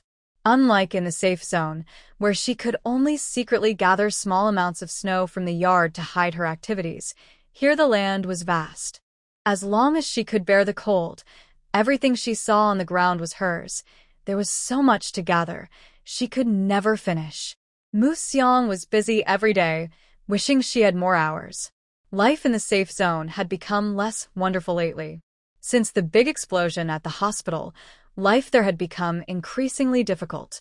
The biggest problem was that more strange beasts appeared around the safe zone. Also, the main grain collection areas from previous years had very poor harvest this year. Entire regions had no edible food left. Finally, there was the secret research on special abilities. The original research institute was destroyed, and many data and specimens were lost. Fortunately, during the explosion, some key researchers were in a new lab holding a meeting, so they survived. But since they were in the middle of research and the research subjects were not ready, progress was greatly slowed. Since the explosion, capturing samples has become much harder, and small patrol teams often face attacks. Yes, all these strange events were part of the crazy woman's revenge. And her revenge was far from over. After the hospital explosion went out of control, her transformation worsened. When she lost control, all the plants within about 10 meters of her withered, leaving only a small black grass. She took one last look at the burning hospital and then drove away. Her powers and physical condition increased after losing control. It was like the gene-enhancing drug she had been injected with before, burning again inside her body. Once again, her powers activated, changing her body and increasing her abilities. Her scales grew once more. She felt that the enhancement of her powers not only changed her body, but also affected her personality and thoughts. She felt more indifferent about life itself. Especially when she thought about her teammates' tragic deaths, her poison-type powers would uncontrollably spread inside her. She didn't know how much longer she could hold on or stay clear-headed. She sat alone on a hill, looking far away at the bright lights of the safe zone. She felt that all her past sacrifices for everyone and for the safe zone were not worth it. She hated it. They had worked so hard, hadn't they? Her poison powers spun automatically, sweeping over everything around her. They absorbed toxins from the environment but also released their own poison. When most plants couldn't survive and withered away, a common black moss-like grass mutated under the influence of her poison powers. After her rest, the mutated grass began to grow rapidly. The once yellowed grass around her tent turned into a dark patch. In the morning, after wrapping herself tightly, she drove to the food collection site her team had discovered earlier. Her team was gone, so those collection points shouldn't serve others anymore. This was a good chance for her to improve herself. She thought that when the time came, she would make those crazy people and ungrateful ones suffer the hardships of this lawless era. The harvest season was approaching. If she was lucky enough to live until next year, she needed to prepare winter supplies and find a safe place to survive the cold. She also wanted to make sure those involved in research or decision-making faced the consequences they deserved. From now on, her goal was revenge. She wouldn't care about anyone else anymore. She would think carefully about how to make those arrogant parasites experience the pain of life and taste the frustration of fruitless struggles. The first place she visited was a small creek between two mountains. It was hidden and rich in resources, so she didn't have to worry much about food and water. Most importantly, the creek flowed into a larger river that passed through the wild rice collection site and the safe zone. As a poison-type powers user, she wondered if she could use her abilities to catch fish while surviving in the wild. As a beginner, it's understandable that controlling the stability of supernatural powers can be difficult. Accidentally releasing a bit more is probably okay, right? If her actions upstream in the wilderness cause some negative effects, like confusing small fish and shrimp or increasing toxic substances in the river, which could impact the main grain-producing areas, that would be problematic. These are uncontrollable outcomes, aren't they? After all, she didn't do it on purpose. She was just trying to survive in the wilderness. In this dangerous world, it's okay for her to think more about herself. She is already alone, after all. She has no home to return to. She's a lonely survivor, forced to disappear into the shadows. So, Lily drove her car to a hidden spot and hid it well. She then went alone to the creek, took out her outdoor tent from her backpack, and cleared a space to set it up. Using a machete, she cut some bushes from the bank and dragged them into the water near the shore. She built a simple dam with these bushes, which didn't block the water flow but could stop some big fish from passing. She didn't expect the situation to develop like this when the team leader left, so she wasn't prepared with fishing nets. Fortunately, as a poison-type supernatural, she didn't need special skills. Just a little effort was enough to get some results. The flowing creek still needed some barriers on the surface. The outcome was very good. She used a paralysis spell in the water, and soon, many fish, shrimp, and insects floated to the surface. Lily collected these with a bag and brought them to the shore. She took out her small knife and started processing them. Since awakening her poison-type power, Lily found that she seemed to have an innate immunity to poisons when eating. The more excited her internal energy became, the higher the toxicity and radiation levels of the plants she ate. She could absorb the toxins to boost her powers while remaining immune. Now, when she encounters food, she doesn't bother checking if it's radioactive. She just picks what she can eat and starts processing. Her plan is to dry and store the meat as jerky, then eat it with nutritional liquids. This way, she can save more time to improve her supernatural abilities. Lily set up camp by the creek and practiced constantly, 24 hours a day. The once lush riverside was now dark and silent. The original plants withered because of Lily's cultivation, and they disappeared under the crazy spread of mutated black grass. Lily finally noticed the special nature of these black grasses. They looked like sponges that absorb toxins, growing very thick around her, then slowly spreading outward. Although she didn't stay here long, the small grasses were visibly spreading around her at a slow but steady pace. She seemed to have seen this before when she left last time. The black grass that Li remembered started to mutate and grow from the place where her car had stopped that night when she lost control. Now, it had spread over a large area, just covering the withered ground. In the era of chaos, strange plants often grew along the roadside, so people didn't pay much attention to these oddities. But when they realized something was wrong, the black grass had already spread widely. All the nearby weeds and trees were gradually covered by this black grass, which looked like parasitic moss. The plants around had withered. The original greenery that provided some shade during the day was gone, replaced by thick tree trunks and black grass. This made the road not only lacking shade, but also hotter at noon than other places. Seeing the black grass spreading and affecting people's normal lives, the safety zone sent people to clean up the area. The best way to deal with wild grass is obviously to burn it. But burning this black grass was very dangerous. The burning black grass released thick smoke, and nearby workers inhaled the fumes, causing them to collapse and foam at the mouth. Workers who were farther away saw their colleagues faint and hurried to help. Unfortunately, everyone nearby also fell ill and collapsed. Finally, a couple of smart workers ran back to their vehicles, put on gas masks, and managed to drag the injured out to the base for treatment. While they were busy dealing with the dangers caused by the burning black grass, the black smoke drifted with the wind toward the safety zone. Fortunately, it wasn't too close, and the wind dispersed much of the smoke. Those who smelled it only felt nauseous and dizzy. On this day, the temporary hospital at the base was overwhelmed with injured people, all suffering from smoke poisoning. The small black grass burning by the roadside could only be dealt with by sending someone to put out the fire to prevent the production of toxic smoke. In the chaos, there was no time to send more people. They had to wait until the next day when the Research Institute's results came out to find a solution. The Research Institute, which had become obsessed with human experiments, was no longer willing to spend much effort or resources studying this small mutated plant.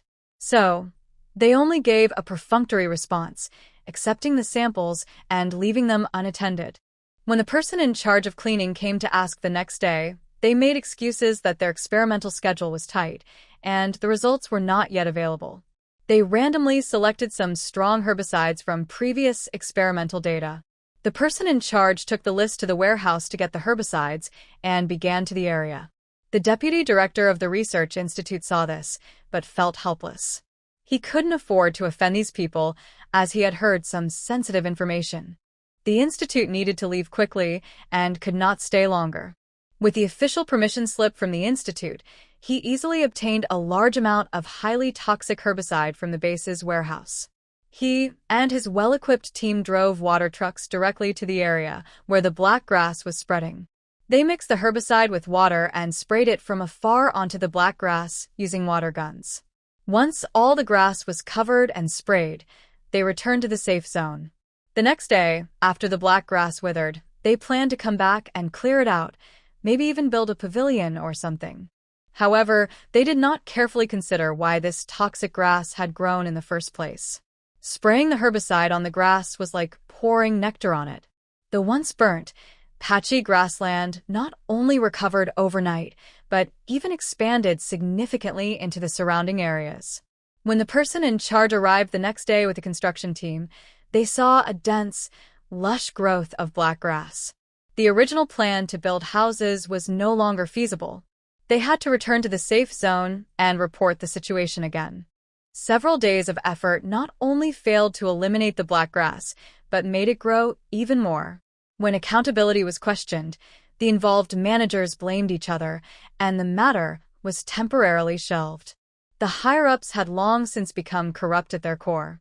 Since they no longer needed to go out in search of food or survival, everyone simply decided to forget about the problem. Anyway, she only grew taller and lost a patch of hair. If there's no shade, she just moves to another place. The trouble of running back and forth isn't a problem for them. Under their indifference, The small black grass kept spreading and expanding its territory. After more than half a month of practicing by the creek, Lily gathered some prey and sneaked into the safe zone's black market to exchange for salt and crystal cores. The first thing she saw was a vast stretch of empty black land. She didn't expect to find such an unexpected gain before doing anything.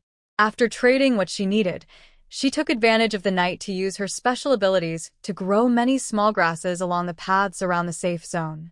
She hopes her next visit will bring her new surprises. When she first discovered the special black grass by the creek, she studied its properties thoroughly. This small grass is highly invasive and very poisonous. Burning it with fire produces a strange effect. Before, her team would go out on missions assigned by the base to fumigate with smoke.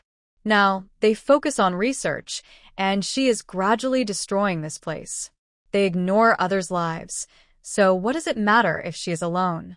She excluded the planned wooden fragrance from her plans, only wishing that her heavy hatred would end with her. She is no longer in a hurry. Now she plans slowly. Her first step is to plant poisonous grass all around the safe zone.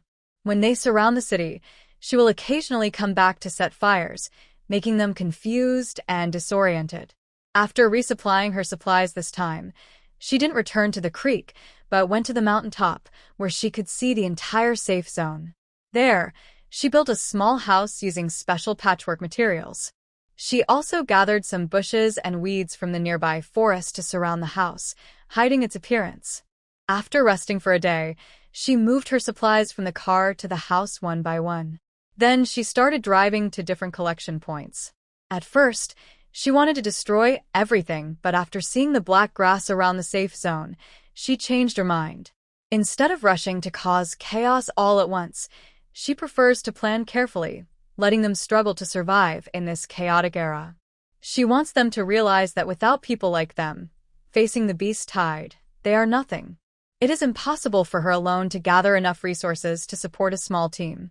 She simply sells each collection site, along with its items and location, to the black market shops she often trades with. She exchanges these items for crystal cores, nutrient liquids, and some essential daily supplies. After completing her sales, she carefully checks each major collection area she knows. She doesn't cause much damage, only using her poison-type abilities to corrode large patches of plants in those areas. Death is not certain, but whether the fruits can still be eaten or if the plants will produce again next year is uncertain. This is a natural process. If something goes wrong today, it's not her fault. Of course, she also collects some favorite foods when she happens to see them. Being immune to poisons, she has little to choose from. She just takes the big, good ones. Lily happily moves back and forth, filling her baskets again and again. Without moral constraints or emotional ties, her reckless behavior makes her feel freer and happier than ever before. Her happiness, however, makes the people in the safety zone less happy. The spread of black grass has severely impacted the lives of ordinary people, especially the lower-class workers. To go out and gather food, they must travel farther. To travel farther, they need transportation, which requires points. Earning points depends on acquiring supplies, making discoveries, or contributing significantly. Getting large amounts of supplies, making discoveries, or contributing also requires venturing into the wild. This creates an endless cycle with no solution. To survive and struggle, many people in the safety zone have become contract workers. They sign labor contracts with the safety zone, working for low wages in exchange for a few points and nutrient liquids. Because of the widespread black grass on the surrounding mountains, the safety zone has achieved unprecedented unity of power. The shanty towns outside the safety zone, under pressure to survive, have mostly become labor sources for the safety zone. The safety zone is no longer a safe place for everyone. It has become a kingdom for parasites and madmen. The concentration of manpower and unified power have amplified greed and selfishness, making these people more arrogant. But they don't realize how happy they are now, not knowing that future backlash will be severe. After a busy day, Lily checked all the large collection sites she knew, thoroughly inspecting each one. She also casually drove away the strange beasts from a distant area near the safe zone. adding some excitement to the lives of the arrogant people. When the hot season ended and many people and guards went out to gather resources, Lily started setting fires around the safe zone. She spread toxic smoke everywhere, causing chaos among the people. Meanwhile, she sneaked into the safe zone and launched her crafted poison pills into the courtyard of the research institute. She liked injecting others with strange medicines, so she wondered if they could withstand her deadly poison pills, which contained all kinds of toxins. The small green poison pills, about the size of mung beans, were shot into the corners of the courtyard unnoticed. The pills slowly dissolved in the corners, releasing toxins that spread to the people entering and leaving the institute. The toxins seeped into their skin, entered their blood, and began to erode their bodies. It wasn't yet the time for the toxins to fully explode, so she hoped they would suffer the pain when it happened. Before anyone noticed her, Lily moved back to their previous camp. Inside her home, she was very familiar with the layout and knew exactly where to set fires to cause a big fire that would be hard to put out. Since the Wind team had left, their yard was empty and no one should live there. Of course, she also set fire to Mu Xiang's small courtyard. She took a moment to check the storage by the river. The vehicles and belongings were gone, but she saw the note Mu Xiang left for her in the corner. Seeing that Mu Xiang was safe and had already gone to the City of Freedom along the route she planned, she felt relieved. She had done as much as she could. As for Mu Xiang's message about waiting for their reunion and meeting on the road, Lily ignored it. The demons in the safe zone hadn't died yet, and she still had important things to do. After spreading the poison pills and setting a big fire, Lily left the base quickly. She went to her small mountain home and hid her vehicle in a hollow tree. She dragged a dead tree to the top of the mountain. Looking down at the thick smoke billowing from below, she felt very happy. Even the speed at which she absorbed the crystal cores increased. The situation in the safe zone was exactly as Lily had predicted. After the harvest in the gathering area failed to meet the quota, ordinary people who sold themselves to survive were the first to have their food supplies cut. On the surface, everyone seemed united, but due to gains and losses, conflicts arose. People who were already unhappy gradually formed groups and started causing trouble. There was no need for Li to personally go down the mountain to set fires. The safe zone still caught fire every day, with smoke rising constantly. The small black grass was repeatedly set on fire by humans. The more chaos there was inside the safe zone, the happier Lily became. She wanted to see how those pests and lunatics would face and solve the problems. She wondered how long ordinary people could stay carefree in this world full of mutations. While Mu Xiang was busy collecting things, Li was watching the revenge from the mountaintop. When Mu Xiang was inside, scrubbing soap nuts and grinding grass seeds, Li was watching the scene from above, planning her revenge. As a cold winter ended and the beast tide approached, Lily's body had already undergone more than 90% mutation, making her look like a terrifying lizard person. She had stopped absorbing crystal cores to reduce her supernatural power level in order to slow down her body's mutation. Without the strong supernatural fighters, the army of mutated beasts quickly reached the outskirts of a safe zone. Faced with endless waves of strange beasts, the guards on the wall used crystal core cannons, bows, and crystal guns to attack constantly. However, this beast tide didn't suffer much damage along the way. When they reached the city, there were many high-level and low-level mutated beasts among them. The guards' weapons, except for the crystal core cannons, could only slow down the ordinary beasts. Li stood on the mountaintop watching all this. When the beasts fought tirelessly all day and grew exhausted, she pressed the remote control in her hand. The bombs buried in the black grass exploded first, igniting barrels of oil placed earlier. Black smoke and toxic fumes spread out. The tired and panicked people couldn't react in time and fell one after another. As the resistance weakened, the beast tide quickly broke through the fragile defenses of the safe zone. The beast army was like mice rushing into a rice jar, wildly attacking everything they saw. Lily watched calmly, her eyes a little sore. But recalling what her teammates saw in the research institute, the soreness was quickly replaced by the thrill of revenge. After the beast tide swept through and left the safe zone, Lily wrapped herself tightly and slowly headed towards the safe zone. Although she saw the destruction of the safe zone from the mountaintop, she still felt a little regret for not witnessing the tragic scene of her enemies. Inside the safe zone, it was like with crime scenes everywhere. Fortunately, although there were many traces, there were no dismembered bodies or other disturbing sights. She walked to the new office of the Research Institute, which was also a mess.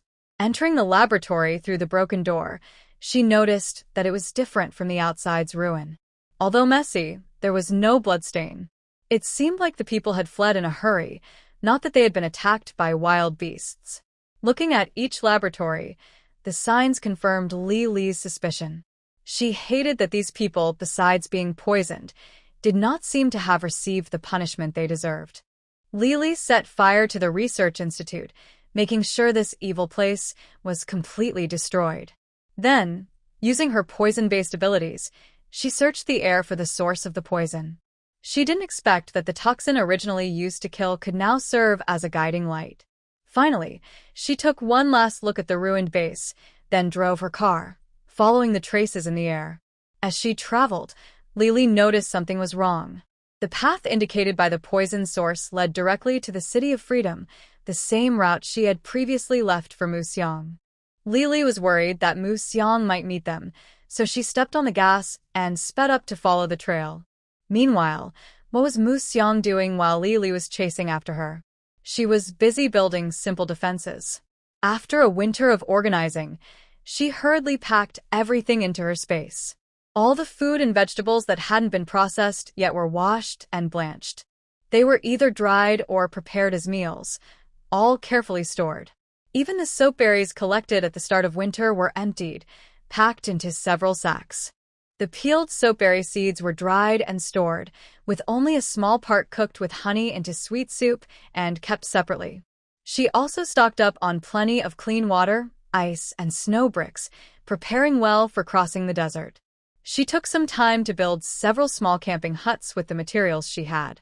These were specifically for resting and avoiding natural disasters while traveling through the desert. The main materials she used for the camping cabin are stones, chosen for wind resistance and insulation. She first built a sturdy foundation with thick logs and planks to support the structure above. Next, she used stone pillars dug out from previous cave excavations, covered with mud and resin, to create the interior shell of the stone house. Then, she added a layer of thick wood on the outside, topped with a layer of yellow mud for camouflage. The small cabin's interior isn't very big, and the wooden walls are tightly wrapped around, making it very secure. Her goal was to make it unbreakable. She didn't enlarge the windows and doors just because she had glass screens. Instead, she made a small square window about 40 centimeters wide and a narrow door less than half a meter wide, similar to a treehouse. With enough storage space, she used quality materials for these small cabins, placing them on the ground to prevent even strong winds and sand from getting inside. As for how to carry food and other supplies after meeting up with her teammates, she hadn't decided yet. She planned to figure it out when they arrived.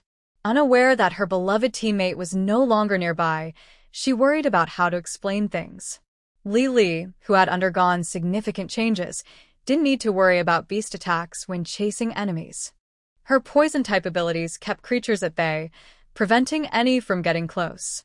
Meanwhile, the fleeing team had to stop now and then to shoot at the approaching beast herd. Lily quickly caught up with the fleeing convoy, moving around the beast herd and the vehicles to set up in the nearby forest. The Institute's crazy scientist actually had some good ideas. Their snipers repeatedly stopped the mutated beast herd from advancing, even though guns couldn't normally do much against them. Indeed, these people deserve their downfall. Why didn't they use these powerful weapons earlier? Why keep such good weapons locked away for themselves? Specialized in their fields, these researchers could only serve as roadblocks with such high-damage weapons. If they had used them in the city's defenses over the past 2 days, they wouldn't have fled so badly. It was frustrating to see them die in the lab instead of fighting back, but she still ran out to take risks. As she thought about this, a visible black mist gathered around Li, and the plants nearby hissed and crackled as they were corroded. She set up poisonous mists along the road to block their escape routes, then quietly approached the team, activating her abilities. She can still run so far, so her poison must not be strong enough yet. Only when she saw those people's bodies trembling clearly did she quietly retreat and hide behind a big tree to watch the scene. I think they probably watched their teammates struggle like this before. Today, she will watch for her teammates. Since the beast tide broke out inside the safe zone, the high-level mutant beasts left early and disappeared. Only some mid- and low-level beasts remained, destroying and chasing people in the city. So, Li felt safe enough to watch the scene from afar.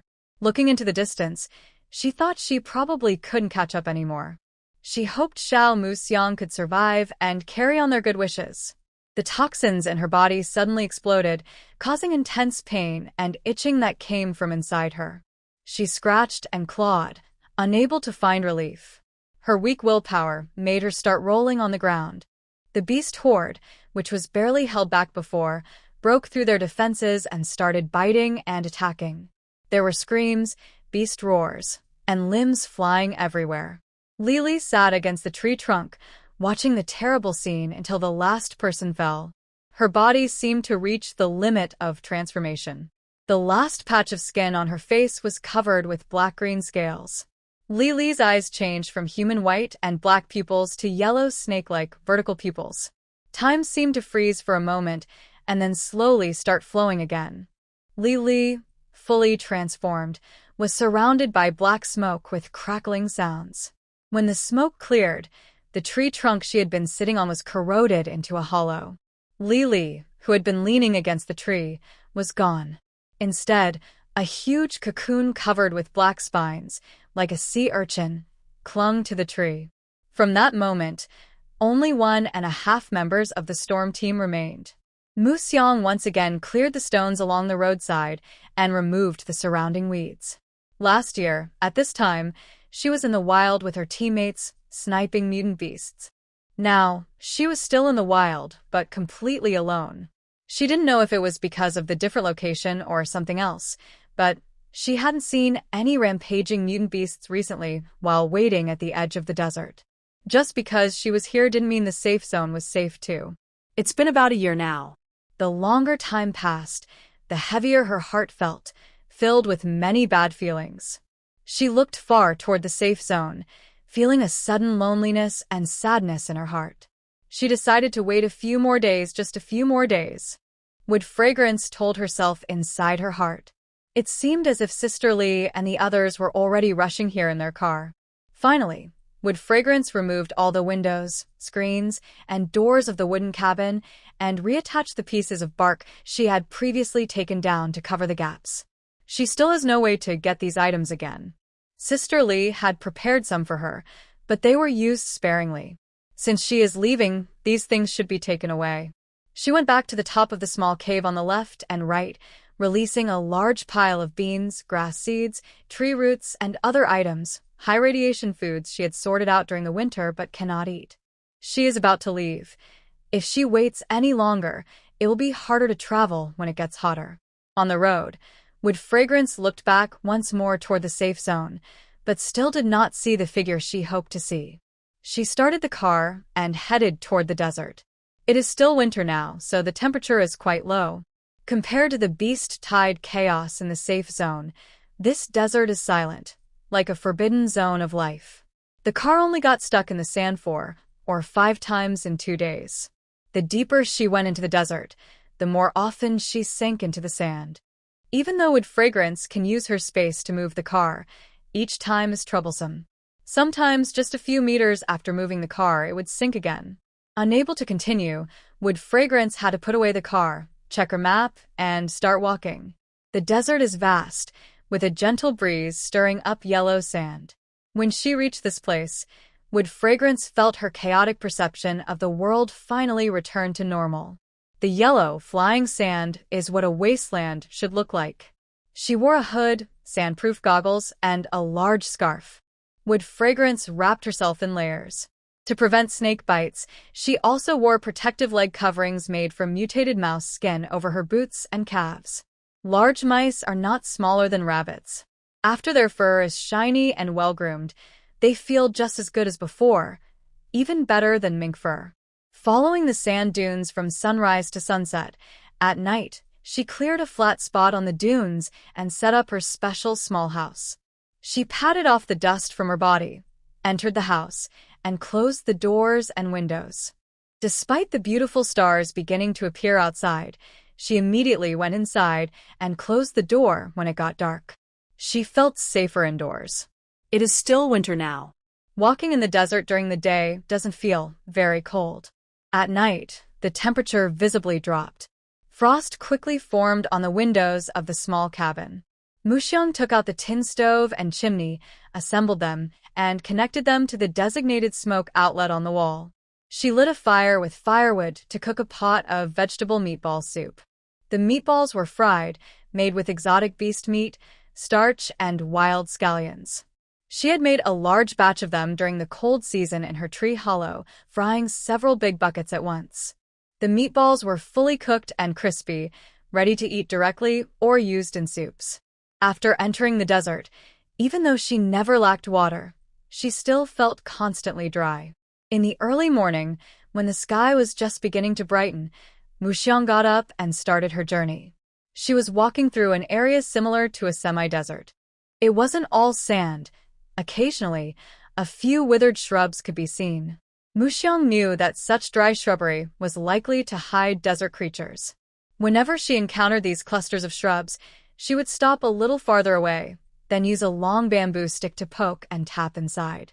If there were poisonous snakes or mice, they would jump out. But perhaps because of the cold weather, fewer snakes or lizards came out. Mostly, she saw mice about the size of her palm. She didn't chase or kill them, only startled the animals out of the shrubs, then used her machete to cut off dry branches and leaves, piling them aside and tying them with grass ropes before storing them in her space. The vast desert didn't give her much else besides this, but drywood was fine too. She wasn't picky. Her space was well-stocked with food and supplies, thanks to her careful storage and collection, at least for the short term. Gathering firewood became her only joy while traveling. As time passed, the weather gradually warmed, and the snow on the desert dunes slowly melted away. The wind and sand grew stronger, and Muxiang's face was often covered in dust and dirt. Looking at the map, her long journey was just beginning. Muxiang changed the gauze on her head for a larger piece, wrapping herself more tightly. To prevent the rain from wetting her clothes and carrying small creatures, she paused her journey and took a break in her small cabin. Taking advantage of the current rainy and moist weather, she quickly activated her water element ability to condense and purify clean water. She had been traveling for many days. Even though she had a small cabin and some savings, she couldn't afford luxurious baths. She only washed herself with a towel every few days. Today, during this gentle spring rain, she planned to store some clean water for a bath and wash her dusty clothes. The soft spring rain nourished not only the trees and plants, but also the seeds and small creatures buried in the sand and gravel. The barren desert seemed to come alive. The wet ground puffed up into small mounds or formed piles of gravel. These were awakened by the spring rain, eager to sprout and grow, digging holes and making a lively scene. As the rain gradually stopped, the yellow sand turned green overnight. The desert walk turned into a grassy plain for a leisurely stroll. Thinking of the scene she saw last year at the edge of the desert, Muxiang hurriedly quickened her pace, driving down the sand dune onto the flat ground, taking out her car, and stepping on the gas to speed up. Although the grassland brought life and prey, it also made hiding and escaping very difficult because there was no cover.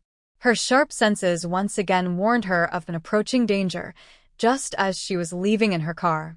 A group of tall wild camels slowly emerged from behind the distant sand dunes. Their huge hooves stomped on the grass, each step leaving a deep imprint. If they kicked someone, it would be deadly. When her team was still together, they had captured a young camel, which was only a teenager among this group.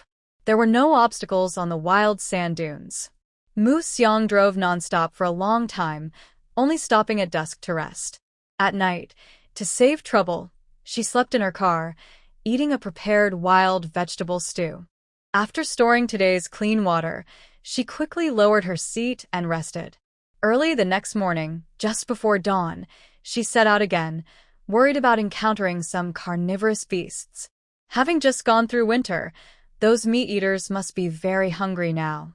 At this time, the wild beasts were the most fierce and difficult to deal with. She didn't want to get entangled with them. But things often didn't go as planned. The more afraid she was, the more likely trouble was to happen. At dusk, as the sky darkened and she looked for a place to stop her car, she saw a few pairs of glowing green eyes reflected in the car lights from afar. Her heart skipped a beat. Could it be that dangerous?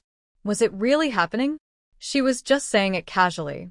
In this remote wilderness and vast desert, how could she have just happened to meet a wolf beast? At this moment, she couldn't afford to rest. She quickly closed the car doors and windows, then climbed onto the roof through the sunroof. She took out a few makeshift Molotov cocktails she had prepared earlier from her space and threw them around.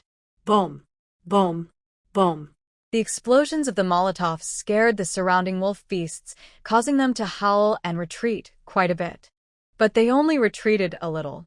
Nightfall was coming soon, and that was their territory. The large shape of the car and the lively scent of wood aroma attracted these wolf beasts, making them determined to attack her. They thought if they ate her, they wouldn't have to worry about food for a whole week.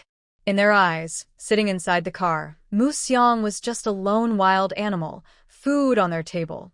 The explosions and the flames from the Molotovs only had a small effect on scaring them. To them, it was just her last struggle before death. Based on experience, they only needed to stay a little way away, circling around until she exhausted her strength and gasped her last breath. That would be the time to attack. Mu Xiang and the wolf pack faced each other on the wilderness. As long as they didn't attack all at once and still had some fear of fire, she could use this night to do something to reduce their numbers. To keep the fire burning, Mu Xiang threw more dry wood she had collected into the flames. She took out her crystal core gun from her space and aimed at the faint green glow behind the firelight. A series of screams sounded, and the green glow flickered chaotically. It was hit but probably not dead. She couldn't find a reason to lose or discard her high-damage fusion gun and crystal core cannon. The crystal core gun she had was limited in damage. Forget it, limited is limited. Mu Xiang decided not to aim carefully anymore. She kept shooting at the shadows and green glow behind the flames until her gun's energy was completely used up, then stopped. The sounds of wails and howls increased, but she saw no figures within the range of the firelight. This meant that although they were injured, they still had no intention of letting her go. It was impossible to go after them directly. Mu Xiang took a large amount of dry wood from her space and surrounded the car with a circle of fire to extend the burning time. Instead of resting after returning to the car, she took out her crystal core and began to practice. Although she had dual abilities, her attack power was still quite limited, or perhaps she hadn't yet learned the correct way to use her powers for attack. She needed more time to practice and improve. While she was thinking, the sound of wings flapping and flurry of wings came from outside the car, followed by the howling screams of wolf beasts. It was much more tragic than when she was just randomly attacking earlier. However, when she looked around inside the fire circle, she saw no unusual signs. It seemed that the wolf pack outside was fighting with some winged beast. She didn't dare go out to check the situation and could only stay inside the car, alert and ready to respond to any sudden danger. She wanted to strengthen her mind once again to reach a peak state. Time passed slowly. The fighting and screams outside continued for more than half an hour before gradually falling silent. Mu Xiang waited until dawn to see the situation outside clearly. In front of the car, about 20 meters beyond the remaining embers of the fire circle, there were about 10 carcasses of strange beasts. Most of these were wolf beasts, with a few being the size of a hen-sized vampire bat. The wolf beasts were probably a mutated species of desert wolves, not as large as the ones she saw in the jungle before. Their fur was patchy and rough, not smooth, possibly shedding or mutated. Some bald patches and uneven fur made them look unhealthy, and the radiation might have made their flesh and skin unusable. Their mouths were long and sharp, with pointed, terrifying wolf teeth protruding. She couldn't help but think that if she hadn't set the fire to fight back yesterday, these wolf beasts with their teeth bared might have bitten her, at least taking 2 pounds of flesh. Apart from some obvious injuries caused by Mu Xiang, all the carcasses were shriveled, as if drained of all their blood and energy. Looking at the remaining 2 or 3 vampire bat carcasses, she guessed they were the culprits. She wasn't sure whether the firelight or the wolf wounds had attracted them. But regardless of which, she needed to be very careful. After all, she couldn't even handle the wolf pack, and now these bats had left a trail of corpses. After quickly inspecting the body, Mu Xiang hurriedly got into the car and left. It's better to leave this place early. I always feel this place is very dangerous. The car sped away, and when she was out of sight, a stream of golden-brown liquid surged toward the pile of bodies. It moved against gravity, wrapping around the corpses from below. It was as if someone pressed a fast-forward button. The hair on the bodies separated and disappeared, revealing white bones that gradually dissolved into the golden-brown tide. Once the bodies vanished, the stream turned a corner and slowly disappeared. The once bloody scene was now just a few clumps of hair, which the breeze carried away into the desert. If someone had looked carefully, they would see that the golden-brown tide was actually a swarm of tiny ants about the size of a finger. They had large mouths, and when they opened and closed, you could hear a faint clicking sound. Because she hadn't rested well at night, Mu Xiang only worked half a day before stopping. She found a large rock about 3 meters high, parked her car behind it, and then used the wind to sand and set up her small shelter on the leeward side.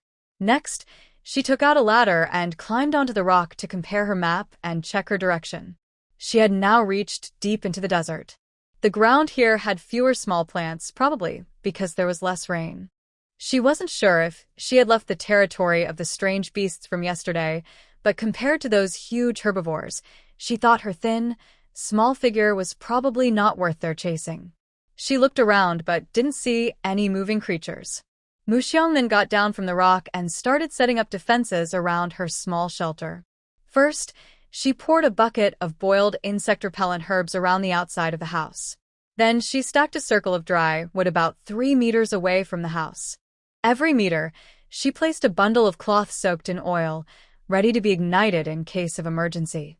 After finishing her preparations, Mu Xiang returned inside, lit the stove, boiled a large pot of hot water, and mixed it with warm water to wash herself. After a quick cleanup, she went straight to bed to rest. She woke up in the middle of the night. She lit the stove again and cooked a bowl of thin porridge with soapberry seeds, enjoying a meal along with some ant eggs. After eating and drinking enough, Mu Xiang began practicing with her crystal core, focusing on her wood element ability today. Her water element ability can purify, condense water, create water bullets for attack, and even shape simple illusions like a faceless man to help with chores. Currently, her wood element ability mainly involves sensing radiation intensity and using vines to help climb.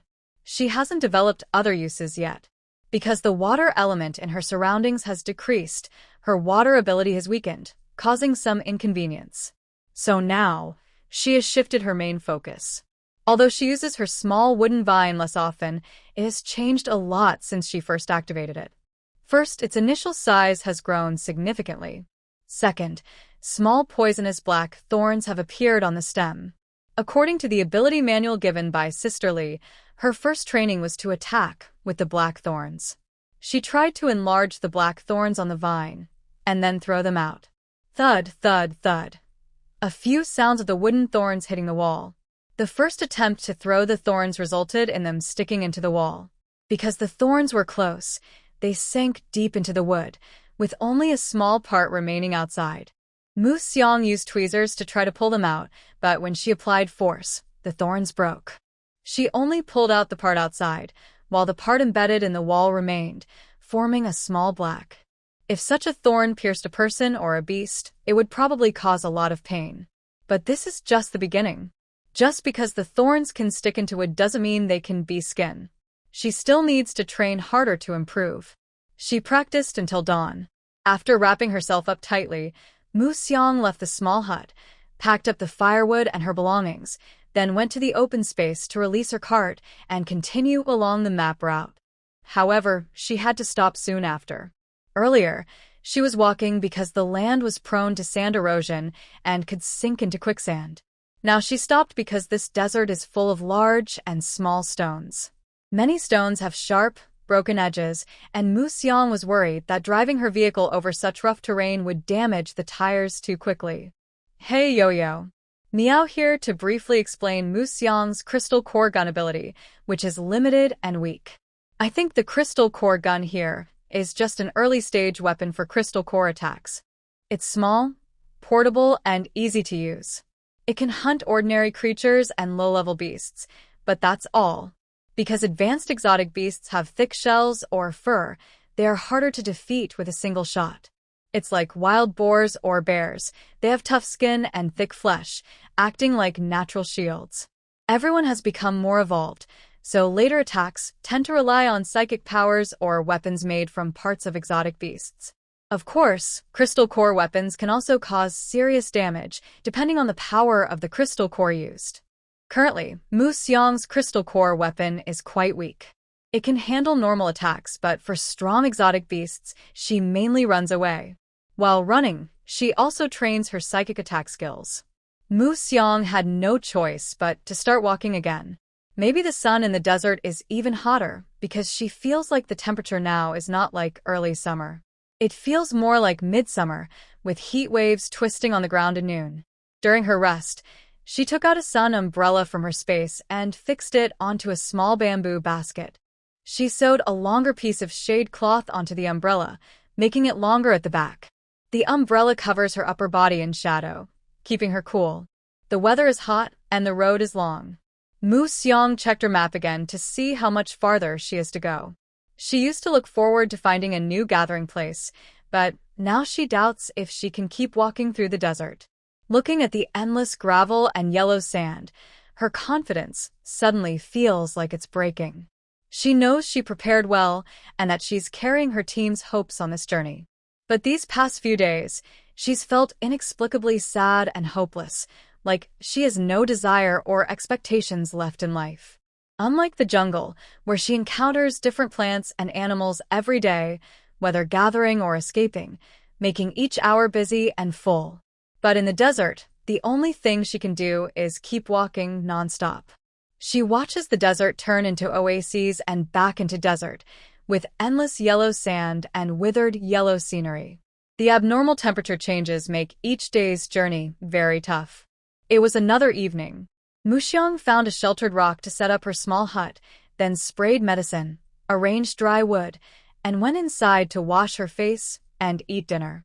Under the dark starry sky, a few sneaky shadows watched from afar, wandering around. They seemed afraid or thoughtful, so they didn't come closer right away. When the first morning sunlight reached the ground, Mu Xiang was already packed and ready to go again. Today's path was difficult, full of small and large stones, with many gullies and slopes. She wondered if this place used to have lush plants. Now it's mostly sand and dirt, with some weathered big rocks. All morning, Mu Xiang kept climbing the mountain, feeling very tired. Because she was on a sloped hillside, it wasn't suitable to set up her small hut there.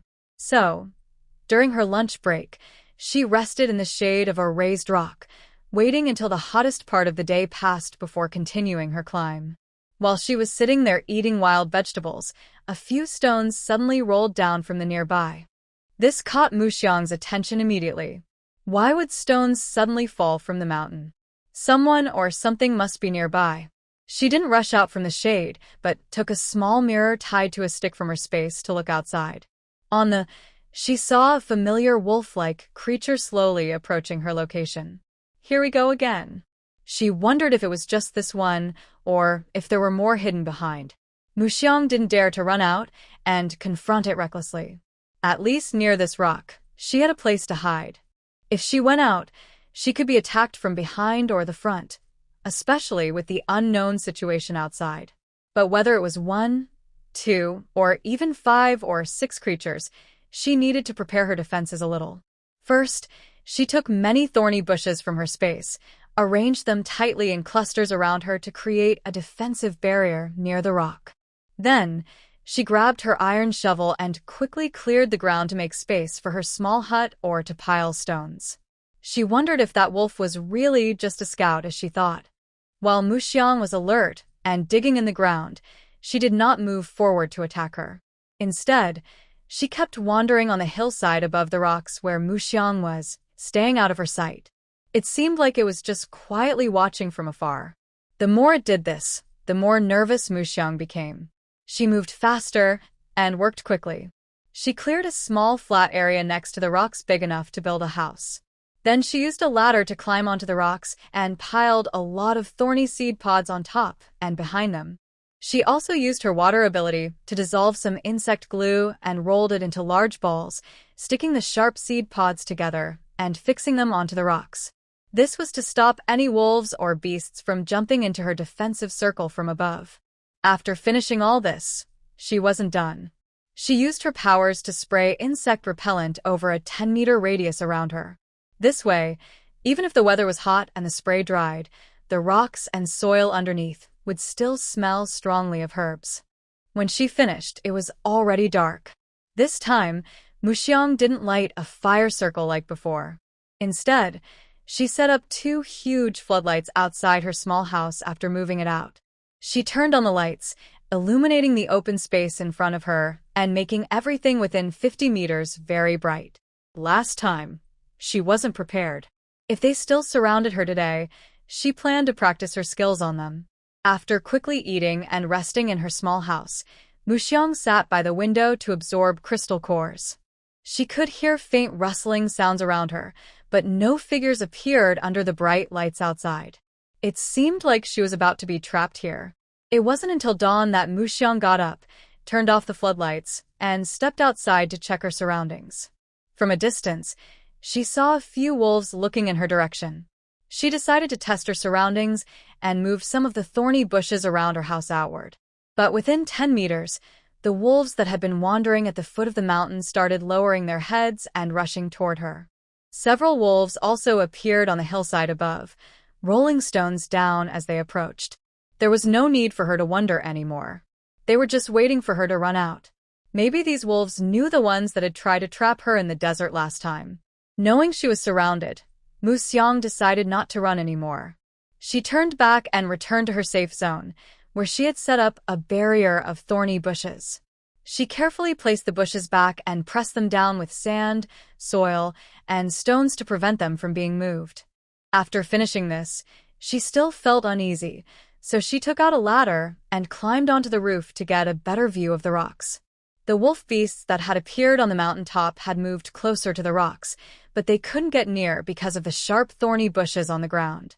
They circled around the bushes, making whimpering sounds.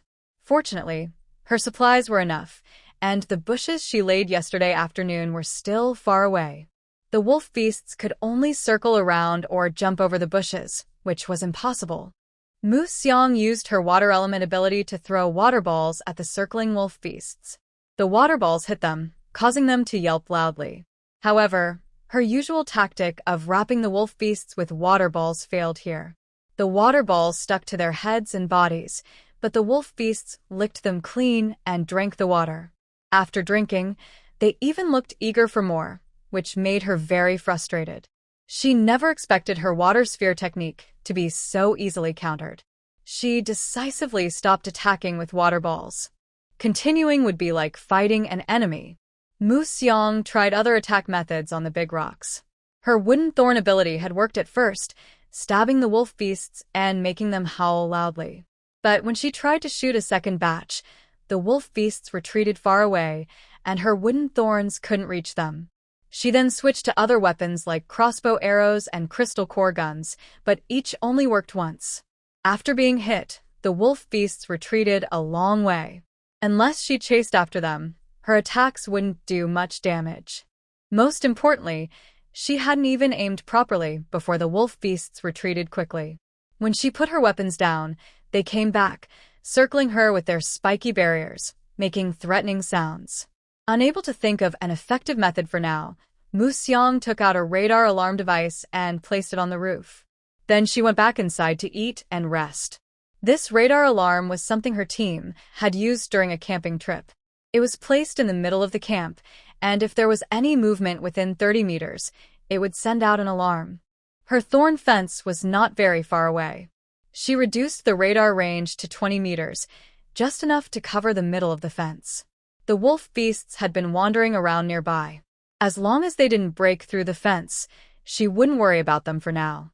After the attack with the wooden spikes, she believed these wolf beasts wouldn't risk getting hurt by trying to come inside anytime soon. Mu Xiang returned to her small house, ate a simple meal, and then started to rest. During the day, the hot sunlight was harsh, but strangely gave her a feeling of safety. She felt that daytime was much safer than nighttime in this situation.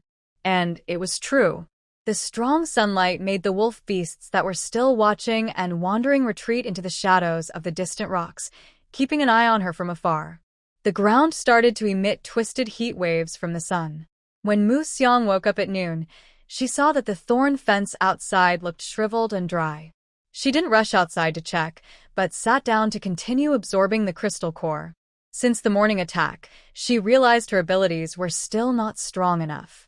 She couldn't reach those a little farther away, and her wooden spikes weakened as they traveled farther. It was like being able to deeply within 3 meters, but losing at least half of their piercing power beyond 10 or 20 meters. In the end, it was her level of supernatural power that limited her. While the way she attacked and used her abilities was important, increasing her level was just as crucial. She had been absorbing crystal cores quickly from the start. In the morning, she rested, and in the afternoon, she improved her strength. When she opened her eyes again, the sun had already set. Outside, in the yard, she heard the wolf beasts howling and digging sounds. Mu Xiang quickly turned on the outdoor floodlights. And wow, these wolf beasts were quite clever. They knew they couldn't jump over the fence or force their way through, so they tried to dig a hole. When Mu Xiang wasn't paying attention, they planned to dig a tunnel from outside the fence to get into the yard. No one knew exactly when they came up with this idea, or when they started digging. Now, with the floodlights on, the wolf beast digging the hole had almost half of its body inside the tunnel. Even knowing Mu Xiang was outside, they didn't run away.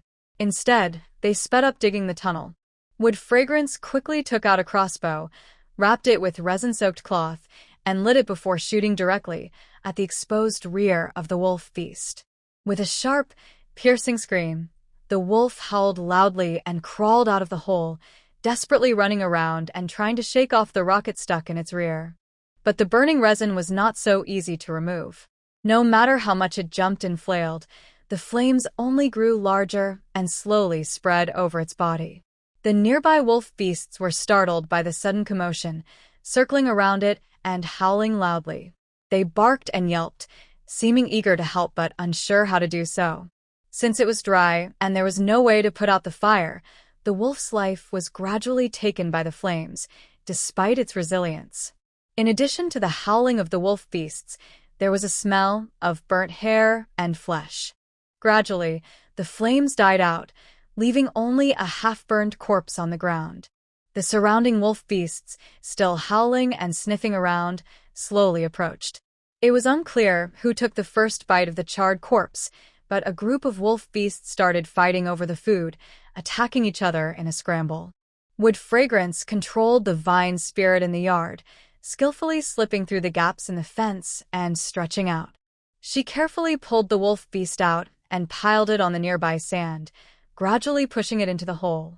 Afterward, she patted it gently. Although it might not be very sturdy, less so than the untouched soil nearby, it was a small comfort for her. Then she extended her vine to gather some stones and piled them around the fence to make it harder for the wolf beasts to dig.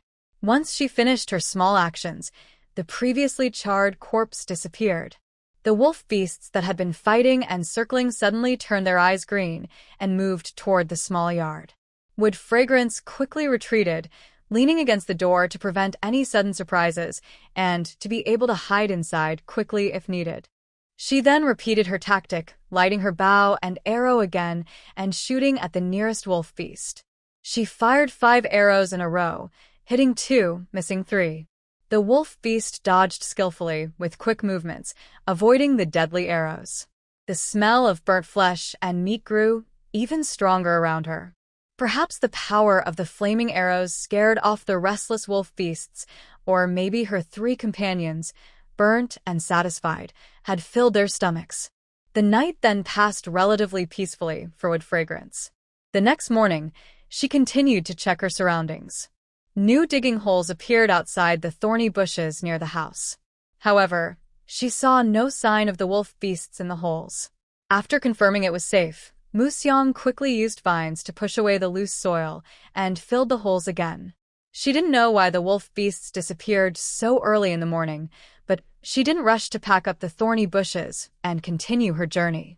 Maybe those wolf beasts were just hiding to trick her into leaving. It was better to keep observing.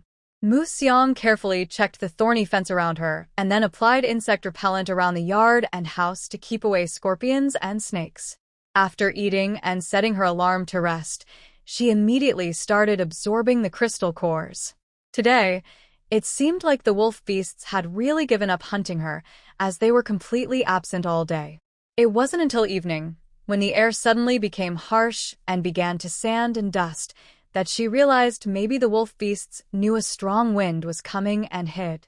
The strong wind and flying sand hit the small house with a dull banging sound.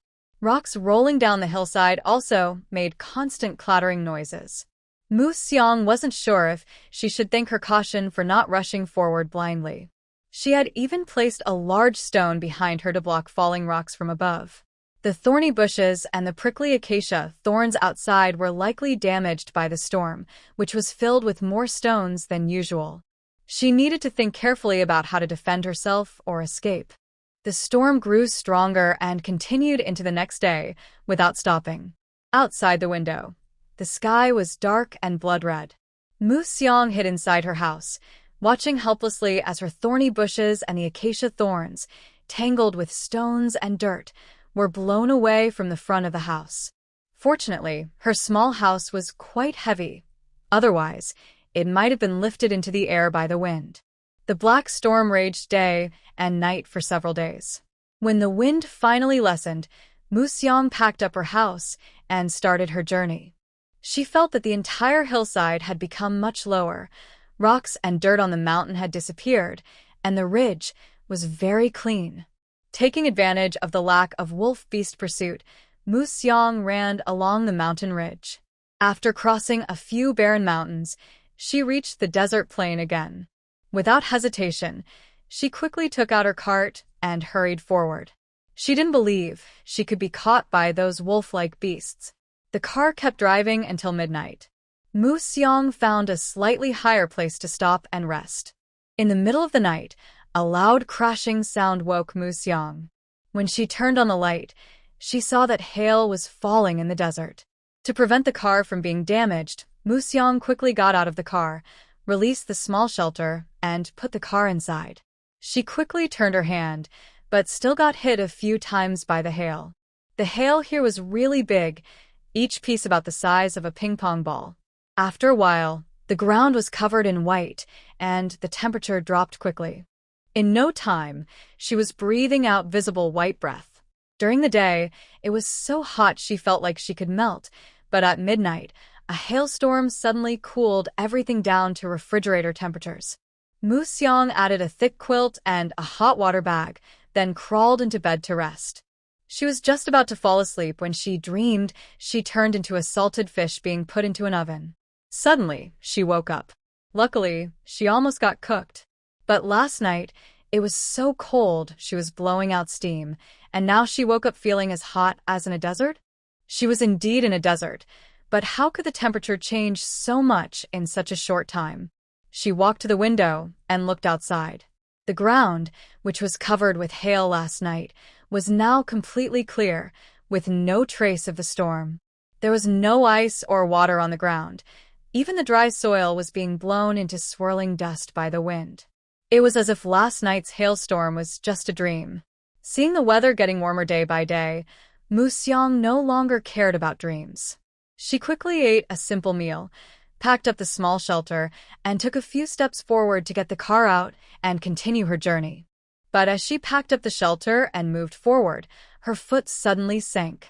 Her lower leg immediately got stuck in quicksand and kept sinking slowly.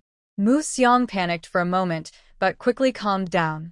The small shelter she had slept in last night was fine when she left, so sinking into quicksand after just a few steps meant she was close to its edge. She quickly lay flat on her back, then took out a wooden ladder she had made earlier and placed it in front of her. Then she slowly adjusted her body, leaning her upper body onto the ladder. Gradually, she steadied herself and crawled toward the spot where she had placed the small wooden house. Although it was only a few steps away, it took nearly half an hour for Mu Xiang to crawl out of the mud, using the ladder for support and reach solid ground.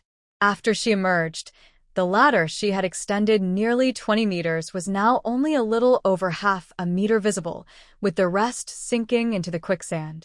The rest of the ladder had fallen into the sand when she used it for support earlier. The path ahead was confusing for Mu Xiang. She didn't know which way to go or whether she should continue along the route. She was afraid that if she kept following the map, she might sink deeper into the quicksand with no way out. Quicksand usually forms because of changes in underground water levels, which are related to the hailstorm that disappeared in the morning. She didn't know how big the impact of the hailstorm was or how long it would last. But both the quicksand on the ground and the heavy hail in the sky were very dangerous for her. Mu Xiang first took off her coat, shoes, and socks that had been filled with sand from the quicksand. She shook out all the sand and dirt from her clothes and footwear. Then she turned around and chose to walk along a slightly higher area with plants or exposed rocks.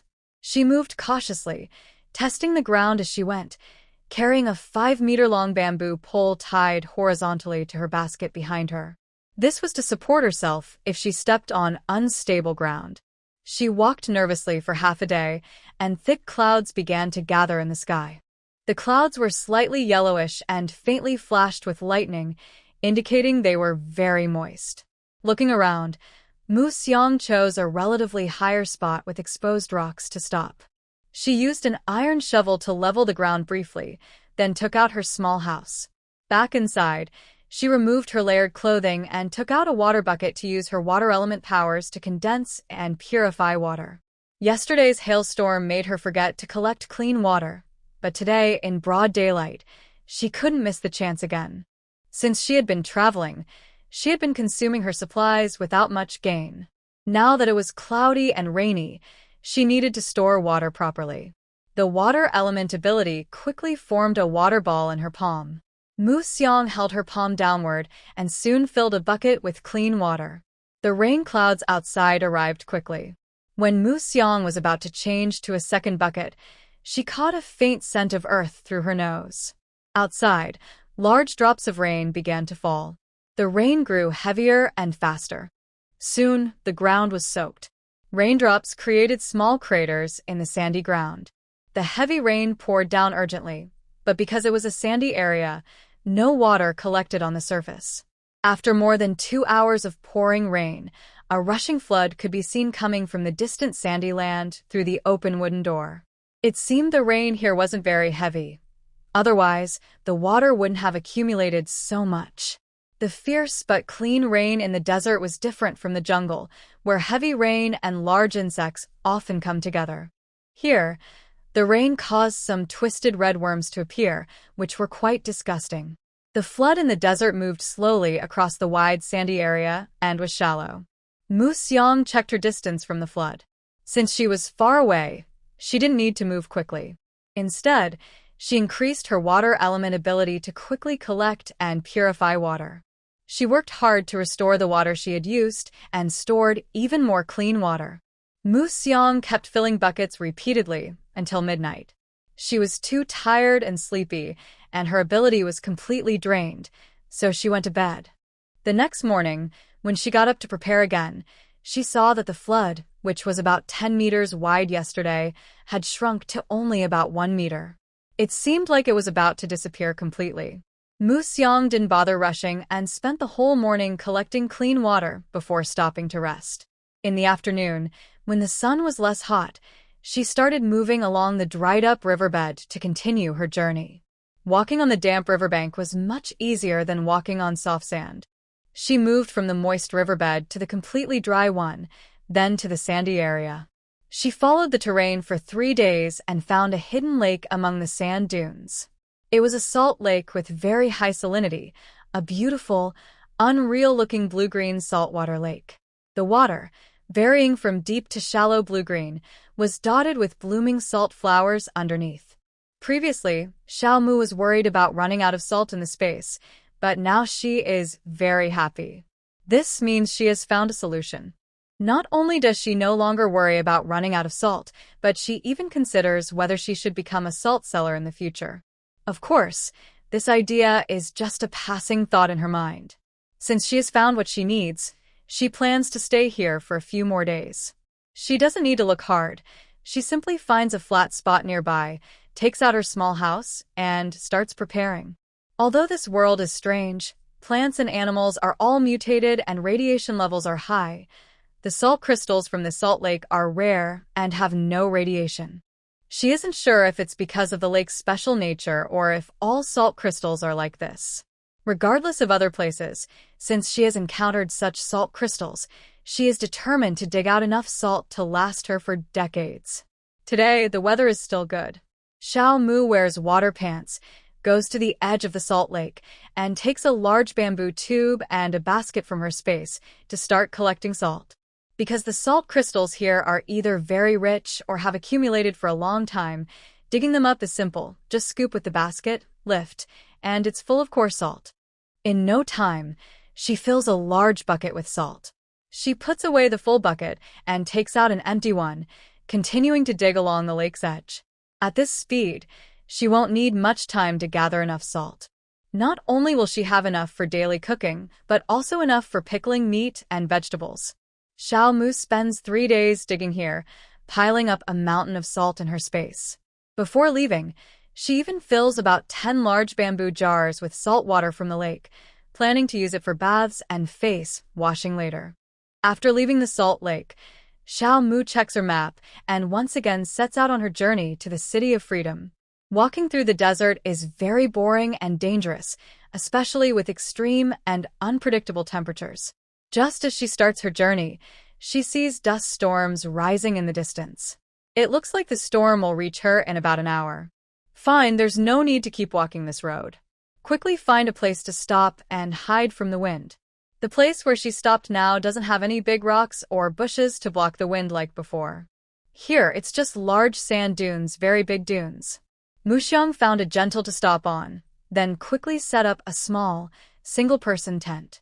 She took out 3 large stones to press down the tent stakes and placed them on the left, right, and behind the tent. The stones behind are a bit larger to completely block the view from behind. The ground here is uneven and not easy to dig a hole, so Muxiang just made a simple shelter like this. It's not as comfortable or safe as a small house, but it's better than being exposed to the dust and sand. Sure enough, the sandstorm arrived quickly. Not long after she entered the tent, Muxiang smelled the strong, dusty air. In the darkness, she had to take out a small nightlight to see. Sand and dust poured onto the tent, and soon a layer of fine sand covered the ground inside. Fortunately, the tent provided some cover. Without it, she might have been buried halfway. She couldn't keep moving forward, so Muxiang sat inside the tent. She couldn't just rest and do nothing. She skillfully took out a purple crystal from her space and began absorbing it to improve her powers. In her hands, a small water ball appeared in one hand, and vines in the other. The vines slowly grew longer, weaving a frame along the tent's outline inside the space, lifting the slightly collapsed tent fabric caused by the dust. The water ball split into 2, then 4, scattering many smaller balls that floated and spun inside the tent as if gravity didn't exist. Soon, the small water balls turned cloudy, and sediment appeared at the bottom. When more than half of the sediment accumulated, it dropped out of the water balls, turning into a muddy, sandy egg that fell into the corner of the tent. At the same time, the air inside the tent improved significantly, no longer feeling harsh or dry. Thus, Muxiang slept amidst the rustling sand and woke up again after a sandstorm. 2 days had passed. When she finally stepped out of the tent, she felt the landscape outside had changed. The once huge sand dunes had disappeared, and the gullies had been filled in. She had set up her tent on a flat hill, but now it had turned into a tall mountain, with a huge drop on both sides. Fortunately, the stars' positions didn't change, and she had a map and could read the stars. Without that, she would definitely get lost. She packed away the large stone used for wind protection and shook off the dust from her small tent, folding it neatly. Moku continued her journey, wrapped tightly in her fragrant wooden cloak. As she turned to walk forward, she didn't notice a small mound of gravel on a nearby sand dune suddenly rise and then settle again, as if something living was underneath. After traveling through the desert for a month and a half, Moku reached a small oasis. It wasn't big but had a small forest and a tiny freshwater lake. The lake was surrounded by dense reeds, with occasional birds flying out. This lively scene made her feel much more energetic. Moku decided to rest here properly. Sharpening her tools would help her continue, and she felt she was about to lose her fighting spirit if she kept going without a break. She would become anxious amid the endless yellow sand and gradually fall into a discouraged state. Seeing the oasis so lively, she was sure that strange mutated beasts liked this place too. Instead of staying right next to the oasis, Moka set up her small house at the edge of a withered tree nearby.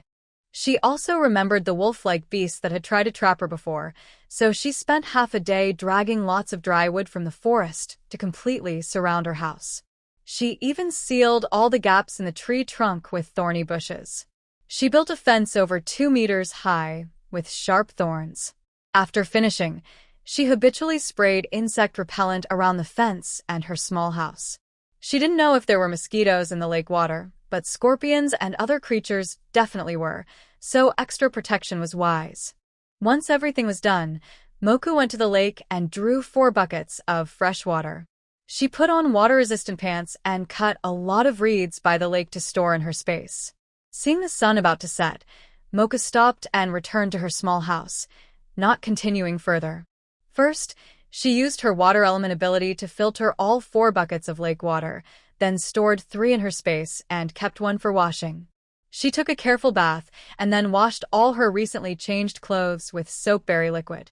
After washing the small house with laundry water, she mopped the entire place. Then she took out the clothes drying rack and hung up the wet clothes, bed sheets, and blankets to dry. The desert was hot and dry. Even in the oasis, the dry and hot nature remained unchanged. The clothes washed at night were completely dry by early morning. After tidying them up, Muxiang finished her meal and went outside. She habitually packed up the small house and headed to the lake to draw water in large quantities. She used her water-based abilities to directly extract clean water from the lake into her space. Just as she was busy collecting water, a clear, jingling sound of camel bells came from afar. A caravan of camels carrying large salt crystals appeared at the edge of the oasis. There were 37 people and 42 mutated camels. The men and women were all dressed very tightly, making it hard to see their features. Based on their height, they were probably all men. Muxiang kept her hand behind her back, took out a water bag, pressed it into the lake to fill it, pretending she was simply collecting water. She didn't greet or confront the others. After filling the bag, she immediately stood up and ran into the small woods. Once inside her thorn fence, she quickly took out a backpack containing a first aid kit, clean clothes, nutritional fluids, and a foldable tent. She hurriedly left the green area before the group of people approached. The greatest danger in a post-apocalyptic survival situation always comes from others. When one's strength is limited and the gap is obvious, running away quickly is the best way to stay alive. Muxiang ran swiftly, without rest all afternoon. In the evening, she found a sand dune to sit on and took out a bowl of chilled sweet soup from her space to recharge. It was really unlucky. She finally saw some greenery and wanted to rest well, but she hadn't even finished cutting the reeds by the lake. Thinking of the reeds, She took out a bundle from her space and used her wit abilities to select the ones with medium to low radiation. She kept 2 reeds with moderate radiation in her hand, and the rest she stored back in her space. Muttering to herself, she held the reeds and began to peel back the green, tender stems, exposing the fresh, juicy inside. She simply rubbed the stems with her hand and then chewed them. The mutated reeds, like corn stalks, were thick and crunchy. The tender stems weren't bitter, had a slight sweetness, and contained juice. Overall, the taste was quite good. After the mutation, the increased size made the stalks crisp and firm, which soothed her restless mood after a day of running. However, even though she ran all day without stopping, she was still just walking on 2 legs. What if the salt hauling group also didn't rest and kept moving with water supplies? What if they were heading in the same direction as she was? The more she thought about it, the more she felt this place was unsafe. But she couldn't go any further. She needed to find a way to hide. With the endless yellow sands all around, how could she hide? While she was thinking of hiding methods, the salt-hauling caravan quickly approached her, just as Mu Xiang had guessed, as if they were fleeing or avoiding something. And where they had stopped before, there was indeed a group of well-armed, fully covered people inspecting the site. "Captain, it's them. They just left." Just as Mu Xiang was trying to figure out how to hide in a hole like an insect, she heard the familiar clinking sound approaching from afar. The sound quickly passed her by, kicking up dust that covered her. Something was wrong. Mu Xiang didn't care about hiding anymore. She grabbed her backpack and ran quickly ahead. Not far into her run, she suddenly felt numb all over and her mind went blank. When she opened her eyes again, she was in a place like a prison cell. Through the whispers of a few people nearby, she learned she had been taken inside the Free City. Because she was judged to be with the salt smugglers, she was locked up with them. She was told she would be sent to the 32nd mining area to dig for 3 years starting tomorrow. No, she wasn't with them. She was an independent individual. Although she didn't know what kind of mine she was supposed to dig, just knowing it was a punishment for criminals told her it wouldn't be a good job. Just as she was about to ask someone for help, an old man beside her grabbed her. Why? "Are you going to cry foul? You're not with us, so I advise you to shut up. Being sentenced to 3 years of salt mining might be survivable, but if you're judged to have no identity and are alone, it's not just about mining for 3 years. Mu Xiang listened to the old man but didn't reply immediately. She also stopped trying to call out for help. Do you think the City of Freedom is a place where you can come and go as you please, enjoying a free life? That's impossible. Once you're here, you have to work hard and honestly follow the orders from above. Don't have too many unrealistic dreams, and don't secretly do small tricks. Just do what you're told every day. Living to 40 or 50 years old isn't a problem. So why are you going to gather salt?" Mu Xiang quietly asked. The man paused and looked at Mu Xiang with a look that said, "You don't understand the rules. I'm 46. What's wrong with working hard for a better life? Do you have a say in that?" All right, you're 46 and impressive. You're working hard and trying to start fresh. That's good. Mu Xiang silently thought to herself. Even though here everyone shares the work and gets their fair part, I want to earn more points to buy better food and improve my home. I'm already this age. If I don't enjoy life now, it will pass me by. Do you know how many points a bag of nutritional liquid costs? Do you know how many points it takes to rent a small room for a month? I'm not risking going out to get some private salt to earn extra points. If I keep eating energy blocks, my teeth will be worn out. Drinking nutritional liquid? Renting a small room? Mu Xiang looked at the dusty nutritional liquid stacked in the corner and asked, "Yes, you probably haven't tried it, right? That's normal. Not everyone can afford it. People from small towns definitely don't know about this. It's a good thing, hydrating, nourishing, and it even helps with hunger. Only places like the City of Freedom sell it. You, too, have accidentally found some luck. Come here and work hard. After mining, find a good job and save some points. In 10 or 20 years, you can drink nutritional liquid and rent a small room. Life should have some hope. When you sleep, it should be in a bigger place." Mu Xiang listened to the old man's words and felt more confused. How can drinking nutritional liquid be so fancy and enjoyable? If a small room is considered big, where do most people live? And 10 or 20 years. Is the old man serious?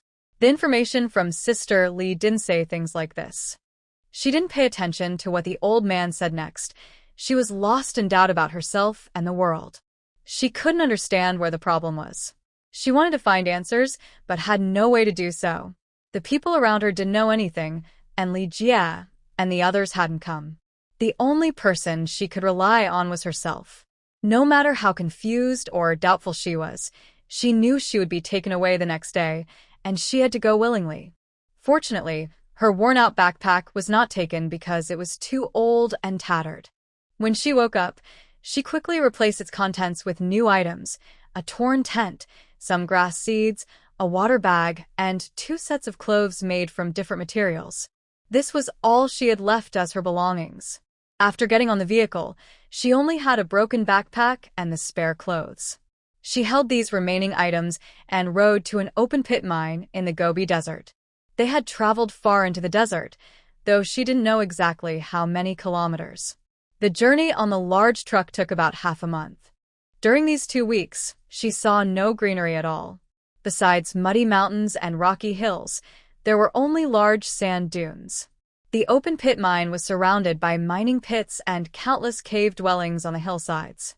From the piles of coal on the open ground, she confirmed that she had been brought here to mine coal.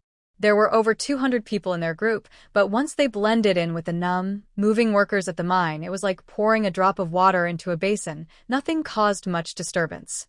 There weren't many armed guards around the mine. Only a few guards sitting in watchtowers dozens of meters high, fanning themselves. The main road into the mine was also the entrance, where a row of wooden racks displayed a line of mummified corpses in various shapes. They silently warned the workers, "This is what awaits outside the mine. If you run away without food or water, you won't survive more than 3 days." The trucks that brought them here drove off like cattle, unloading the workers and then filling up with coal again. The overseer at the mine used a loudspeaker to shout at them, leading them to a large pit nearby. "This is where you will live from now on. Go to the sandy area over there and fill it with sand to make your bedding. Every 3 days, you will receive an energy bar and a bag of water. You must submit 80 gene of coal daily. If you fail to meet the quota 3 times, your food and water rations will be cut in half. I warn you all to follow the rules and go mining quietly. Don't have any silly ideas or try to escape. You probably saw what happens if you run away.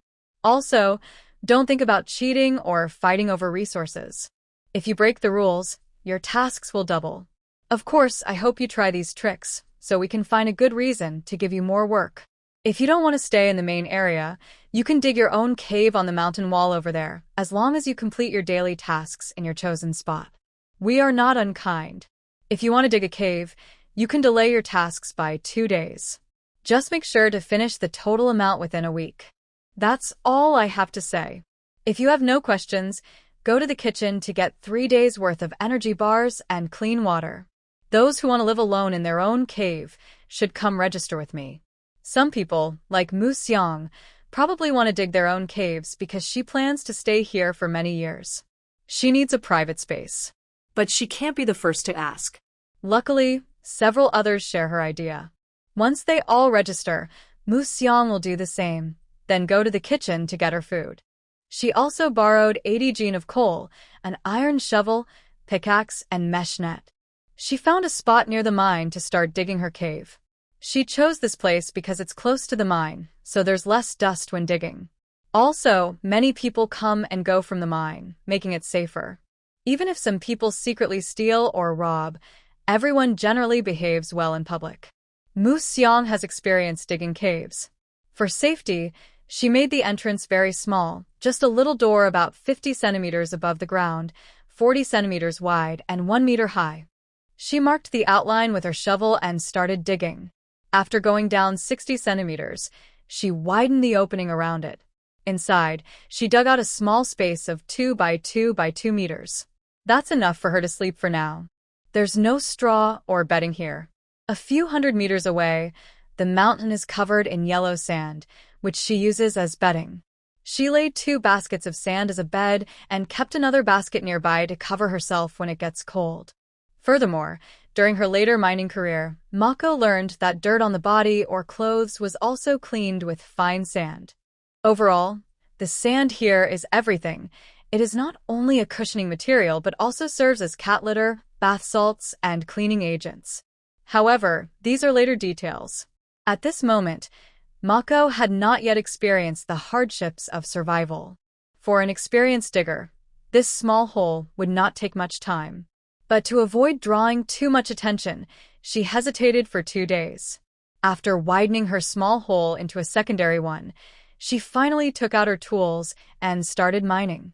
She wore a wristband marked with the number 5763, and along with the main group, she rode the train deep into the coal mine. Under the dim lights, they were pushed off the train and dispersed into endless pits. They relied only on headlamps to see the path beneath their feet. They had no dust masks or electric drills, only cloth headscarves to protect against dust and a sharp pickaxe for mining. The dark mine was stuffy and oppressive. Once dispersed, they could only faintly hear the sounds of mining, tapping and clinking. Mining one pickaxe at a time was impossible. Mako and others wandered inside for a long time, confirming they couldn't hear anyone else mining before stopping. She first used some thick wood to support the edges of the mine to prevent collapse. Then she used a small electric drill to break into the coal in front of her. Soon, broken coal chunks fell onto the ground. She casually stored the drill back in her space and used an iron shovel to scoop the coal into a sack attached to her backpack. This sack held about 40 pounds of coal. Quickly, Mako filled 2 sacks and placed them into a large backpack. Then she continued mining with the drill, expanding the tunnel each time and replacing support beams. By the end of the day, besides completing her tasks, her space was also filled with a large amount of coal. The coal did not need to be carried out by hand. It was only required to be brought to the main road, where she got off in the morning. After weighing and counting, it was then transferred onto a conveyor belt. On the first day, the newcomers mostly exceeded their mining goals. Mako also followed the trend and handed in 3 sacks. Taking 2 days off and borrowing mining tools, her total for the week was 640 pounds of coal. On the first day, she mined 137 pounds. When Mu Xiang returned to the ground, she did not go straight back to the cave to rest. Instead, she followed the crowd to a nearby sandy area and collected a basket of sand to bring back. Hadn't she mentioned before that water resources here are limited? All supplies are transported from Free City, and there are no existing wells or nearby oases at the mine site. The miners' drinking and daily water are limited. They can get 2 bags of drinking water and 1 bucket of daily water every 3 days. Under intense physical work, the drinking water is barely enough, and the daily water is just enough to wash her hands and face after returning from the mine. Washing clothes or taking a bath is out of the question. But with daily hard work deep in the mine, her clothes could never stay clean. The old salt team member told her that after a simple wash, she could cover the clothes with sand to absorb water and then pat them dry. This method saves time, dries clothes quickly, and prevents long-term improper cleaning from making the fabric stiff and hard. Today is only the first day. Although her clothes are already dirty, she won't wash them immediately. Today, she just carried sand as a show, to add thickness to her sand bed. Mu Xiang first unloads the sand from her wall and then carefully opens the cloth covering her face. Even though she is wrapped up tightly, her face is now stained with coal ash, just not as black as before.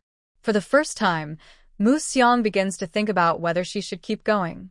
Her space has plenty of food and water stored, but after 3 years of continuous consumption, supplies are running low. She really doesn't want to eat the energy bars provided here. She can't imagine what materials they are made of, worse and cheaper than nutritional liquids. Despite adding many technological tricks, they taste like large, flavored wax blocks. The dark color and the tiny, visible tendrils make Mu Xiang hesitant to think about eating them. Maybe she hasn't fully connected with the people or society here yet, but given a choice, she really can't bring herself to eat them. The only thing she feels lucky about is that she no longer dislikes the taste of nutritional liquids as much as before. Perhaps because she has encountered worse options, the sticky texture of the liquids doesn't seem so hard to accept. She closes the small door made of mesh and blocks the large stones she dug out when excavating the kiln. She quietly walked into the cave, took out a small basin, and scooped warm water to wash away the coal ash from her face and hair using soapberry liquid. She poured the dirty water into a large bucket to save for laundry later. Then she took out a new basin and carefully washed her body. Since she was captured over a month ago, she hadn't washed her face or body again. The last time she took a bath was back at the small oasis. After washing, she felt like she was lighter by 2 pounds and felt much refreshed. She sat cross-legged on her genuine earthen bed, finished the half bag of leftover nutritional liquid, and then started absorbing crystal cores to practice. The next day, the work bell rang. She wrapped herself tightly with the dirty clothes and black headscarf from yesterday, carried her tools, and went back into the mine. Today, she didn't sneak off to a quiet place to cheat again. Instead, she found a spot close to everyone and started digging properly with her pickaxe. She sent out 1 bag of coal for each bag she dug up. Apart from taking a short rest at noon, she dug a total of 220 jean today without cheating. With some effort, she believed she could pay off her debt tomorrow. In the following days, she could use the excuse of being a new worker with strength to gather some weight in her number. She heard an old miner say that the mine's quota could be completed early. Once done, she could rest or continue to gather extra coal to exchange for supplies in the warehouse. In this place, the weight of coal is the currency for all exchanges. If she's saved enough, she might even get a reduction in her sentence and leave early. Today, she worked hard in front of everyone to create the impression that she was a strong miner. Since she could leave early, she definitely planned to do so. She was afraid that staying in this simple environment for too long might lead to accidents like collapses or beast attacks. It wasn't just her imagination. Accidents in such a rough mine environment were bound to happen sooner or later. She couldn't change the world with her limited abilities, so she aimed to shorten her time in the mine and leave sooner. By working hard in front of everyone, she left the impression that she was a capable miner. She also used some of the extra coal she gathered to exchange for twice as many energy bars and fresh water, showing that her ability to dig came from eating more. Then she transformed into a relentless mining machine, working furiously without emotion. The amount of coal listed on her ID has been increasing rapidly every day. Some younger miners even try to make big promises to get her to help meet their quotas. But Mu Xiang refused. She only accepts physical trades and does not allow credit or debt.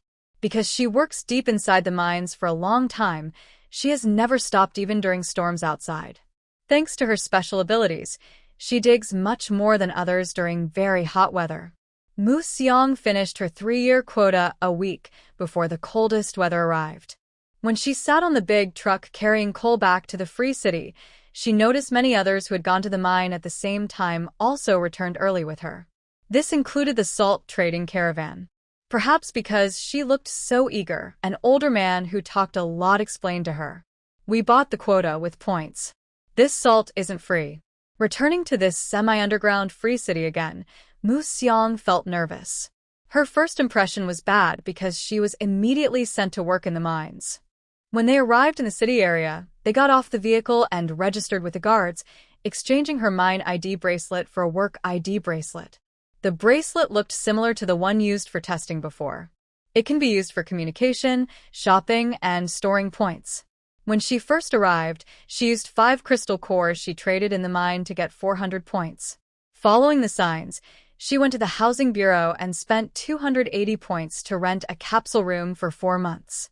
Everything here costs points: food, drinks, daily items, even trash disposal, bathroom use, and showers require extra points. Since she didn't have much money or possessions, she had to settle in the capsule room first, at least having a place to rest and sleep. The capsule rooms are separated for men and women. Her rented capsule is inside a large cave. All the rooms are arranged like a honeycomb, 2 levels, and staggered inside the cave. The rooms are fully enclosed and require scanning a barcode to enter. Each capsule is 2 meters long, 1.5 meters wide, and 1.2 meters high. You can't stand up inside, but it's spacious enough to sit. The walls have sensors for lights, shelves, foldable tables, small locked storage cabinets, and air conditioning. There are no blankets or bedding on the bed, so she needs to buy some separately. She put her backpack in the room and went to the management office to buy bedding and a water and electricity card. After making her bed and tidying up, Museong took her backpack and the card and went to the other side of the cave. There are toilets, a bathroom, and a laundry room here. You can enter by swiping a card. The toilet costs 1 cent per use, charged per visit. The bathroom and washing machine are charged by time, half a cent for every half hour. Museong went into the bathroom first and took a good shower. Then she used the washing machine to clean all her clothes and her backpack. Even on her first day in the City of Freedom, she had already spent hundreds of points before earning any money.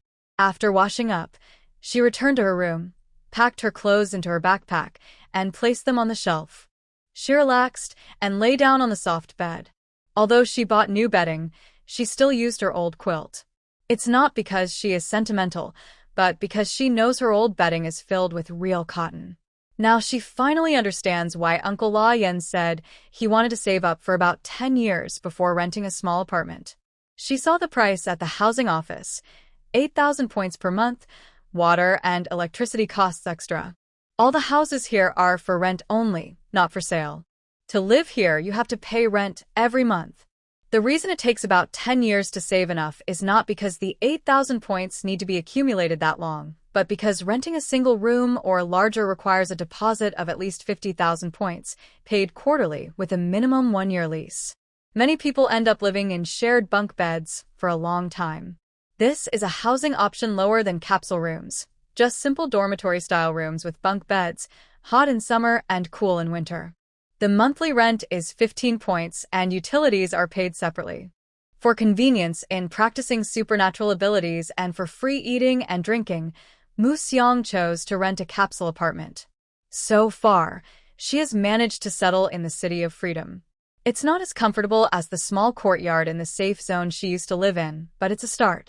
From a geographical point of view, this place is in the heart of the desert, with no greenery or flowing water around. In her previous location just outside the city, she could see huge plants of various kinds. Life was tough, but there was more to choose from. Here, in the middle of the desert, the entire city is built partly underground to avoid the extreme heat and sunlight radiation. Living costs are high, and there are few ways to earn points, or the points earned are not very much. Main supplies like water, salt, vegetables, meat, minerals, crystal cores, and daily necessities are tightly controlled by the authorities. There is no private selling or buying. All private income must be either used personally or sold to the government. If someone is caught trading privately, the only punishment is forced labor in coal mining. Land, houses, resources, everything belongs to the government and is managed and distributed by them. The city is like a large hotel group, and the people are just visitors. Maybe Sister Lee is right when she says this is a city of ideals and freedom, because the truth is, as long as you have enough money, you are free. Due to Sister Lee and others' experiences in the safe zone, Museong has not shown or spoken about her special abilities outside. However, from her past work at the mine, where someone used crystal cores to ask her for help with mining, it's clear that this place has a better understanding and acceptance of crystal cores, mutations, and special abilities than the safe zone. Society is clearly divided but transparent, with all information shared openly, allowing strong individuals to emerge. Museong took a good nap in the capsule storage and quietly ate a sweet porridge made from soapberry. Once the cold spell ends, she plans to find a hidden place to go out and restock the cooked food supplies in her space. They have been used for nearly a year and are now much fewer. The City of Freedom has a total of 1 above-ground level and 60 underground levels. The first above-ground level is the General Management Zone. It handles the city's entrances and exits, mineral resource management, disaster warnings, attacks by mutated creatures, personal disputes among civilians, arrests, and trials. Levels 1 to 20 underground are residential areas. These residential areas are divided into regular bunk-style housing and capsule apartments with bunk beds. The regular bunk housing costs 15 points per month and provides just one bunk bed. It is built in caves with basic heating and cooling, offering limited privacy and comfort. The capsule apartments with bunk beds cost 70 points per month. They are individual capsules for men and women, each lockable, with internal lighting, temperature control, and lockable cabinets. In shared housing and capsule apartments, each large room has a public bathroom, shower, laundry area, trash station, and vending machines. Using the public bathroom costs 1 point per visit. Showering and laundry for half an hour cost 1 point each. Trash disposal 3 times costs 1 point. Drinking 500 milliliters of water costs 2 points, and an energy bar costs 3 points. Regular bunk beds and capsule apartments are on different floors. Access is controlled by scanning a wristband barcode. Residents cannot enter other floors. The 21st underground floor is a commercial zone with a government-run supermarket, restaurants, clothing stores, weapon shops, barbershops, a library, and a trading and recycling center. Everyone can access this floor. The 22nd underground floor houses hospitals, schools, and government offices. Floors 23 to 25 are living factories, including textile mills, paper factories, water treatment plants, food processing, building material factories, and furniture workshops.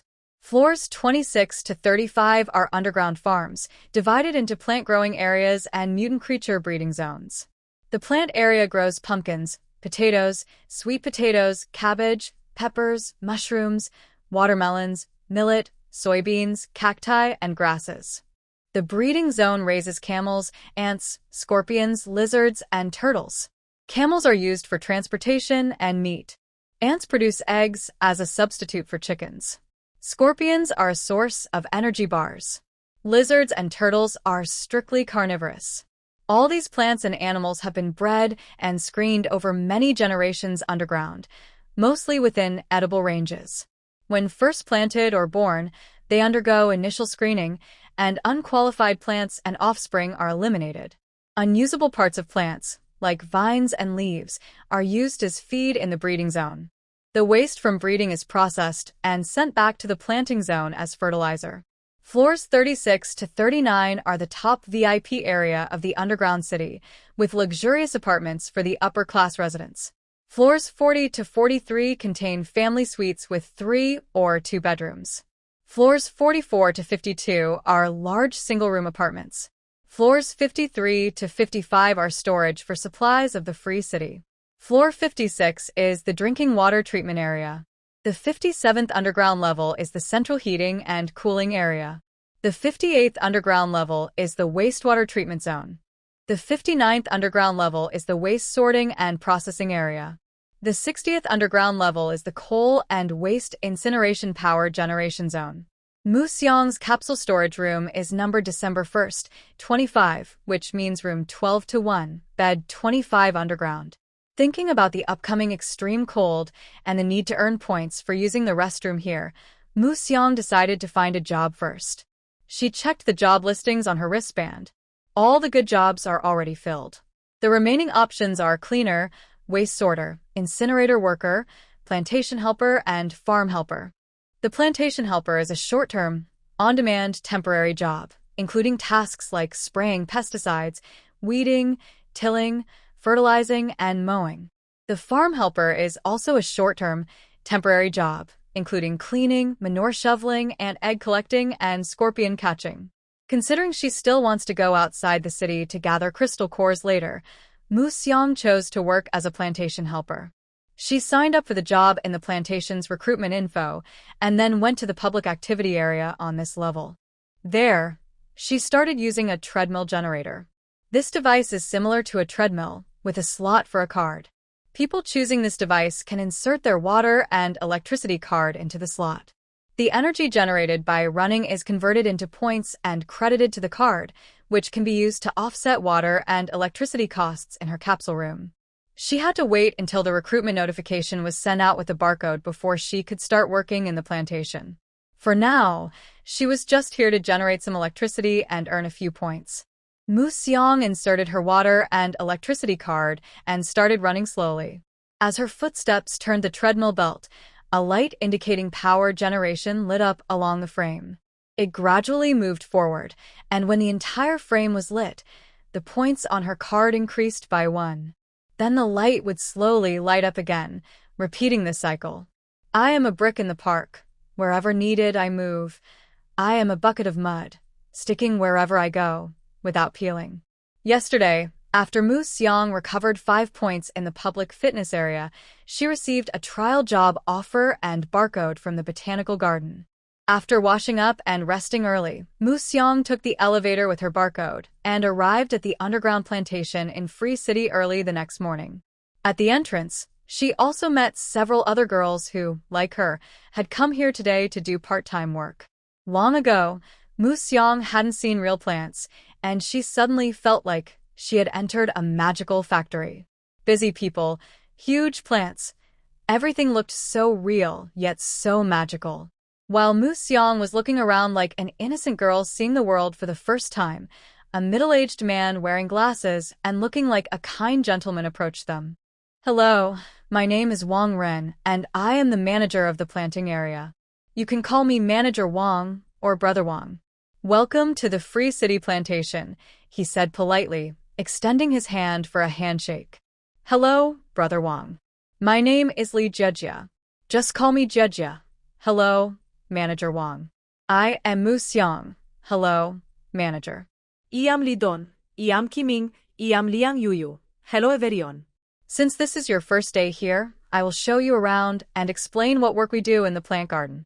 You can tell me what tasks you are ready for. First, the regular work includes weeding and removing plants with high radiation or mutations based on scan results. Next, according to the schedule, you will fertilize the designated land and turn on the irrigation system. Finally, you will harvest mature vegetables and fruits or plant new seeds. The grass over there was just harvested a few days ago. So in the next couple of days, you'll need to turn the soil and pick out the roots. This is a simple task. Would you like to start with that today? Jejia and Mu Xiang. You will work together in one group, and the remaining 3 boys will form another group. Jejia and Mu Xiang will handle the back area for picking roots, while the boys will work in the front for turning the soil. Our schedule is to start work at 7:30 a.m., finish at 1:30 p.m., with a 2.5-hour lunch break and rest.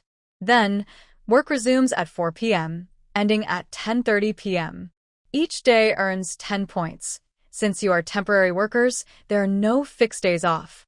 If you feel tired or unable to work, you can report for rest, but I cannot guarantee that your position will still be available afterward. Do you have any questions or anything you'd like to know now? Feel free to ask and I will answer. Brother Wang, does the garden provide accommodation or a place for rest during lunch? This way, I think it will be more convenient for me to go to work in the afternoon. Li Jejia asked Wang Ren immediately after he finished speaking. There is no special place here for resting or staying overnight. If it's really inconvenient for you to go back at noon, you can rest at the haystack over in the warehouse. After you become permanent employees, you can come to me to get a permit, and based on your performance, your housing points can be reduced accordingly. Wang Ren said, Do you have any other questions? No, I don't. Since you have no questions, go to the tool shed over there to get your tools and start working. From today, your work points will be credited to your accounts at the end of each shift.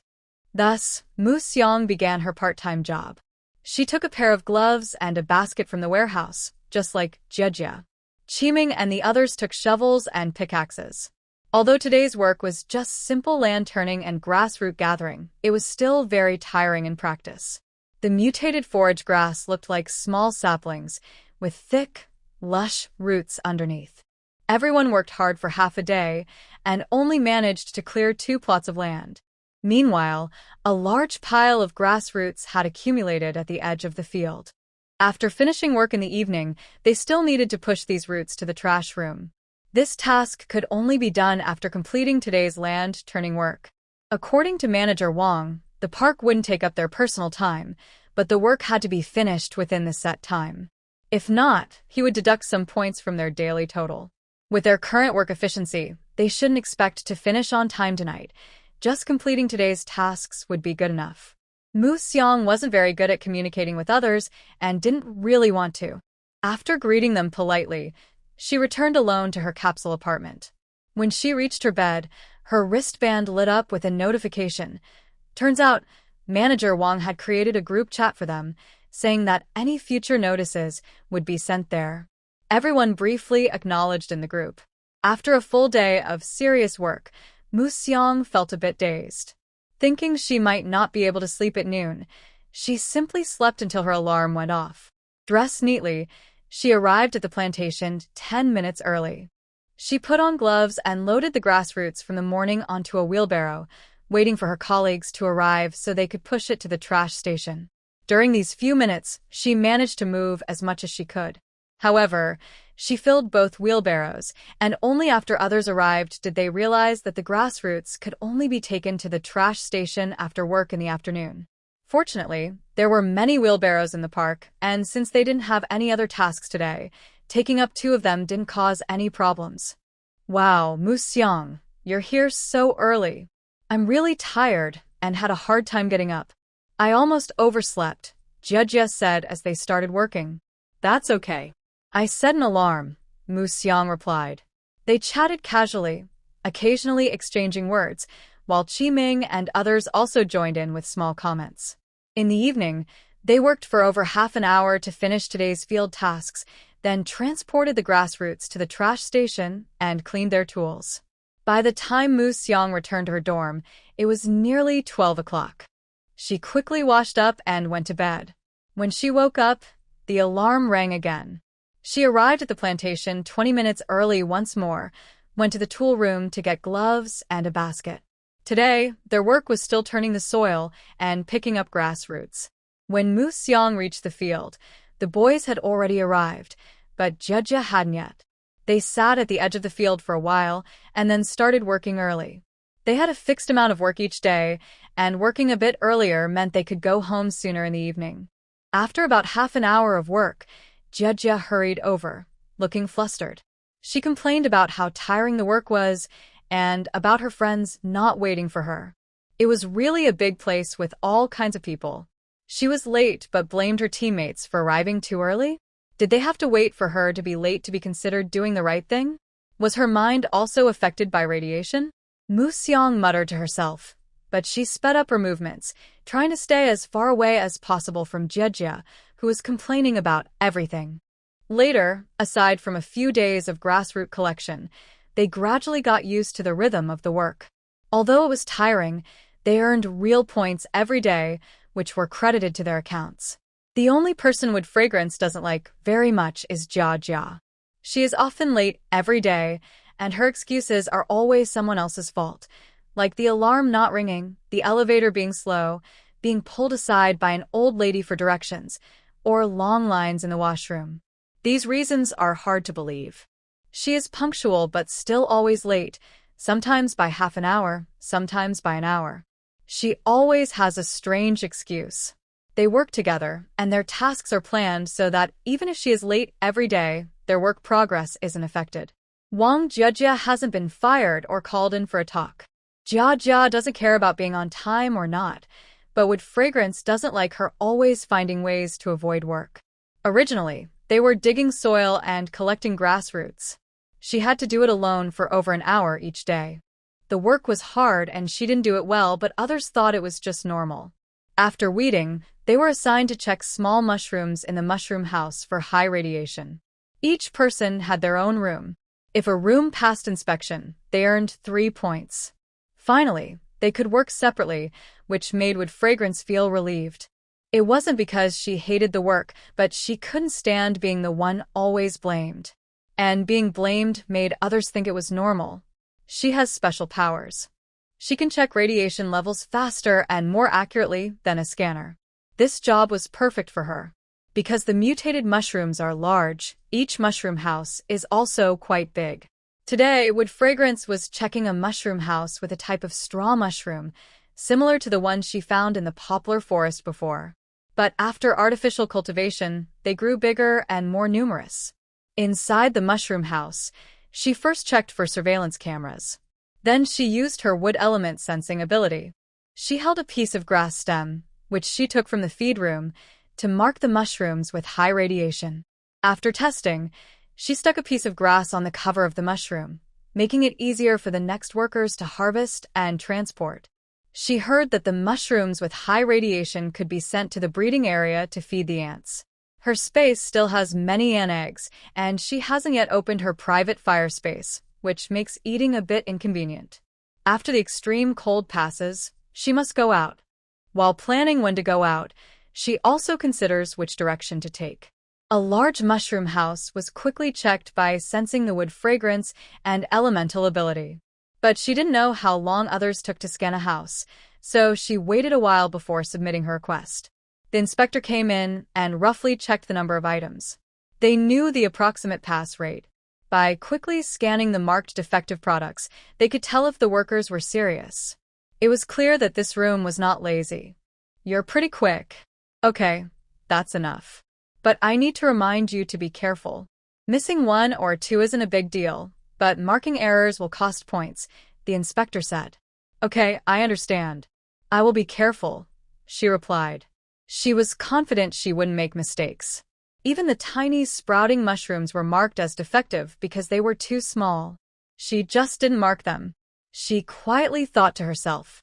After finishing this room, she moved on to the next. She tried to delay time and managed to check 3 mushroom houses in the morning, earning 9 points. In the afternoon, she checked 4 more rooms. She worked for a while, rested for about an hour, and checked a total of 7 rooms that day. At night, when she went to settle her points, she learned that others only checked 4 or 5 rooms a day, and Jujia only checked 3. It seemed she needed to control her speed better tomorrow because Jujia's eyes were practically glued to her, giving her that look that said, "Ask me if you want." Finally, when she separated from Jujia, she didn't bother to argue. She quickly collected her points for the day and hurried into the elevator, not giving her a chance to speak. As for returning home, she knew what others wanted to say, messages, calls, and so on. Sorry, her wristband was always on silent. Except for the alarm, it never made a sound. Without real-time messages or calls, it was as if they never came. She didn't want to have too much contact with those people. Parting and waiting were too sad. She didn't want to add more waiting to her heart. Of course, some people weren't worth her deep friendship. Usually, as long as things are okay on the surface, that's enough. At this point, she doesn't want to accommodate anyone. When she got home, Mu Xiang changed into sportswear and immediately went to the public gym area to exercise and generate electricity. Today's workout was light and not too much. Before bed, she came here again to generate more electricity. She didn't need to deduct points for washing up or laundry today. Those could be directly offset. Using the toilet, shower, or laundry all require points from the water and electricity card, which are topped up from her personal account at the office. The points earned from exercise can only be added to the water and electricity card, and those points can only be used for toilet use, laundry, or showering. Although she didn't go out today, she was much cleaner than when she was living rough outside. But now, at least, she was in a stable place. Earning points was just to make life a bit more comfortable. Each place has its own point system, unlike paper money or gold and silver, which are used everywhere. The points on her wristband are just numbers.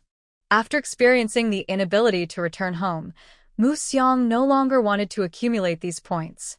As long as the points are there, she can't go back. This place is better than living in the wild, but it also has many restrictions.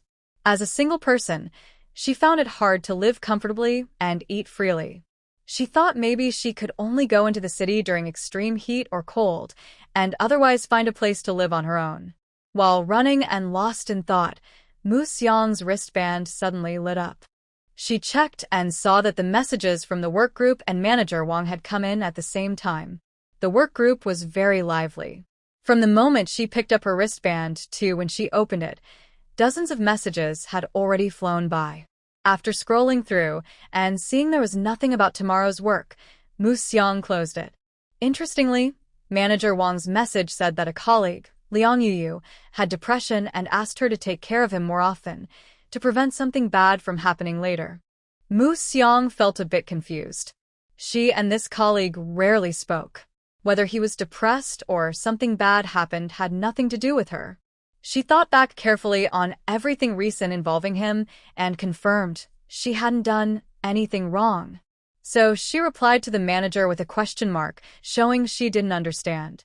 Manager Wang responded quickly, saying, "I didn't mean to accuse you of anything. It's just that you're in a team, and I hope you can take care of your teammates sometimes. Of course, this is just my personal opinion. I'm just reminding you. Okay, I understand. Since it was just a personal suggestion, there was nothing more to say." She didn't accept personal advice. Whether others do a good job or not has nothing to do with her. Helping others doesn't earn her points. Moreover, Liang Yuyu usually works quickly. Besides this mushroom house inspection, there's no big difference in his work. There's no reason for her to take special care of him. She was even called out by the manager to talk about it. At this point, when does society require such brotherly bonds or team loyalty? It's just digging in the base and measuring radiation. Mu Xiang feels there's no need for everyone to develop deeper friendships beyond simple nods. Focusing on her own work is enough. It's not like they're in a team risking their lives. For ordinary team tasks like this, simple cooperation is fine. If the manager or anyone else insists that she must help others because she works quickly, she could always find a job that allows her to work independently. Mu Xiang didn't take these things to heart.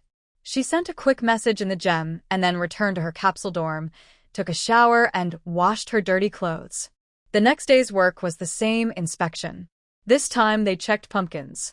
Like with the mushrooms, they needed to inspect the small pumpkins on the farm. Good pumpkins were kept to grow further, while bad ones were cut off with scissors and used as feed. This task didn't require cooperation, so everyone worked separately in their own plots. After signing the work, Mu Xiang immediately took scissors and a basket and went to her designated area. She started scanning and selecting from the edge row of pumpkins. Whether it was her elemental ability or her experience from wild plant inspections, Mu Xiang worked quickly. The scanner beeped constantly as she moved, and she precisely cut off the overgrown small pumpkins from the vines, placing them into her basket. For Mu Xiang, this job was very easy. When she finished carrying the basket and was about to pour its contents into the storage room, a figure stopped her. It was Jia, who was carrying a half-filled basket and blocked Mu Xiang's way. "Mu Xiang, you've already detected so many things. That's impressive. I only managed to find a few after such a long time," she said, pausing as if waiting for Mu Xiang to reply. Seeing that Mu Xiang remained silent, she continued, "Yesterday, I saw you didn't reply in the group chat. Are you busy?" "I'm very busy," Mu Xiang replied directly and affirmatively. "Oh, I see. Let me tell you what we were talking about. Jia, now is work time. I want to focus on my job and earn more points," Mu Xiang quickly interrupted, noticing her endless chatter. "It's just a little while. I know won't go well. Yesterday, we talked about how we all came together and were assigned to the same group. We're a small team that helps each other. Everyone has difficulties sometimes. So, today I don't feel well. I'm feeling uncomfortable again." "Look, okay, I understand." Mu Xiang nodded as if she understood, then immediately sent a message in the work group saying Jia had a stomach ache and needed to take leave, tagging manager Wang 3 times. Jia, quick with her hands, didn't even have time to stop her. "Hey, I didn't mean that," Jia said anxiously. "What do you mean? You said you had a stomach ache and needed help." "This small favor isn't a big deal," Mu Xiang said, acting as if she was being kind. Just as she finished speaking, her phone on her wrist rang. "Hello? Wang Ge." Seeing her answer the call, Mu Xiang simply walked away. She didn't want to get involved any further. She quickly finished her work for the day and prepared for other tasks. She always felt that work in this park wasn't as simple as she imagined. Because Jia wasn't there, today was especially quiet and peaceful. Even the work group chat had fewer pointless chats. In the evening, she went to the fitness area as usual to earn points for washing up and using the restroom. The next day, her task was to the cabbage field, removing unqualified seedlings and leaves from the cabbage plants. To increase the success rate, the density in the cabbage field was made very high. Everyone was grouped together, with each team working separately in their own area. At first, Mu Xiang clearly felt hostility from her teammates.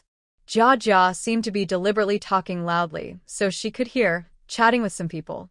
They often checked their wristbands and appeared to be having a good time, but it was obvious Mu Xiang was not in their group chat.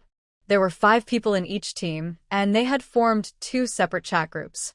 One group included her, and the other included everyone else. Ignoring their teasing and joking, Mu Xiang worked quietly on her own. Today, everyone was just going through the motions, so she wasn't in a hurry to do much. After moving a little away from them, she slowed down her work even more. By the end of the day, her efficiency was surprisingly low. Not long after she sat at her bed, the manager sent a message in the work group, criticizing their attitude and saying they were lazy and not working hard. After posting in the group, the manager also privately messaged her, asking what was wrong and why her work efficiency was so low today compared to before. What could be the reason? Everyone else was not working, so what was she supposed to do alone? Could she do all the work for a small team by herself? Oh, I'm not feeling well today. I was just about to tell the manager that I want to rest for a few days. Rest? For a few days? Do you know how many people in Free City want this job? Just a little discomfort, and you think you can't handle it? That's not a reason to be lazy. Think about it carefully and later write a work summary for me. Mu Xiang was speechless. What had she done? She guessed she was probably criticized harshly. And now she had to write a summary? After working 10 hours a day for just a few points, and they still called her lazy and told her to write a summary. And she was supposed to do it now. Did she do something terrible? A temporary worker in the park just digging the ground. What was there to summarize? The more Mu Xiang thought about it, the angrier she got. She didn't want to go back to that job anymore. In this chaotic time, what's the point of petty tricks or office culture? She endured it, but the more she thought about it, the angrier she became. Taking a step back felt like falling into an abyss. After 30 seconds of deep thought, Mu Xiang decided she was not going to do this temporary job anymore. She rented the bed for 4 months.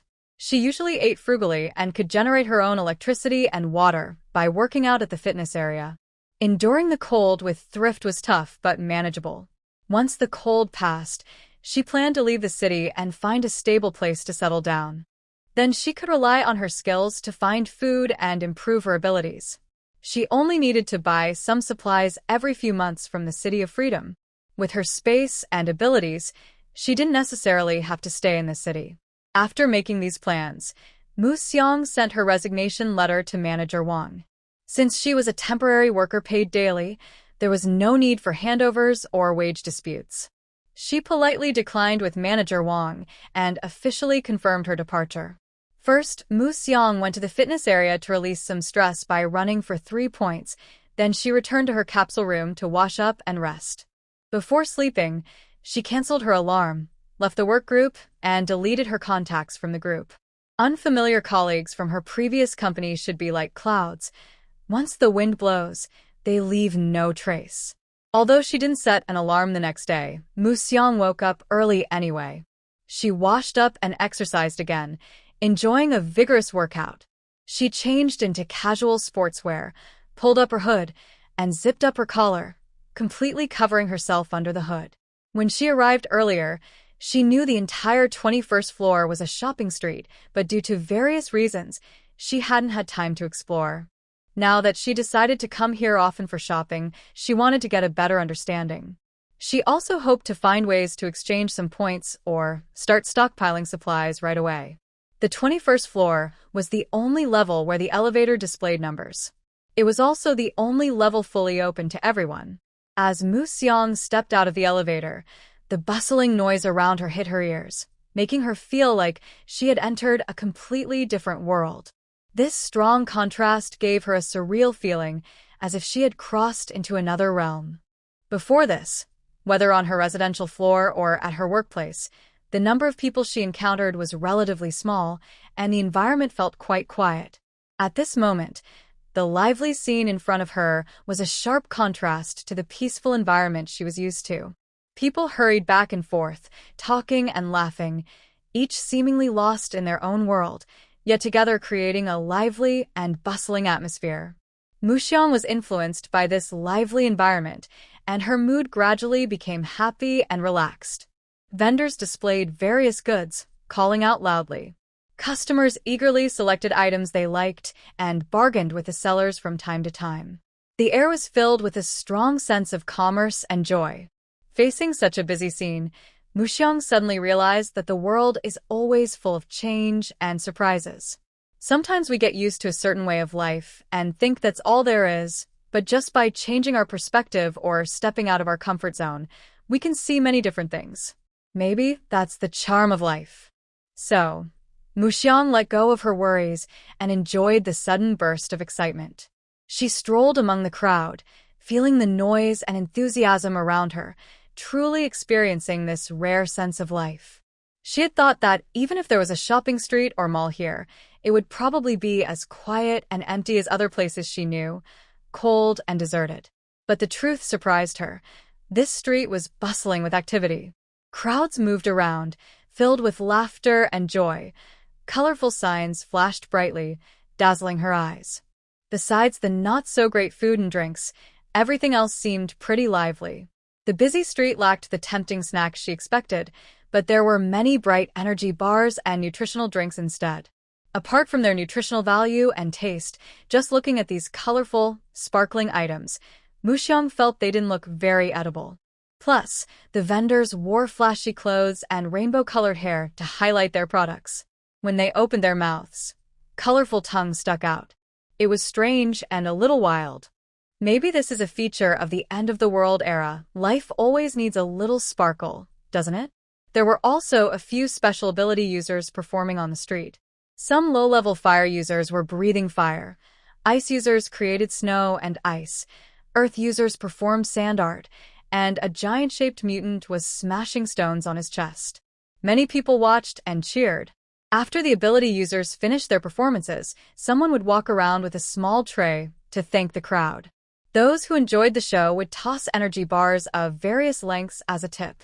Since transactions now use points, which are invisible and intangible, it's not practical to swipe a card for each tip. That would take away the fun of giving tips. Energy bars are different. They are food that most people need to survive.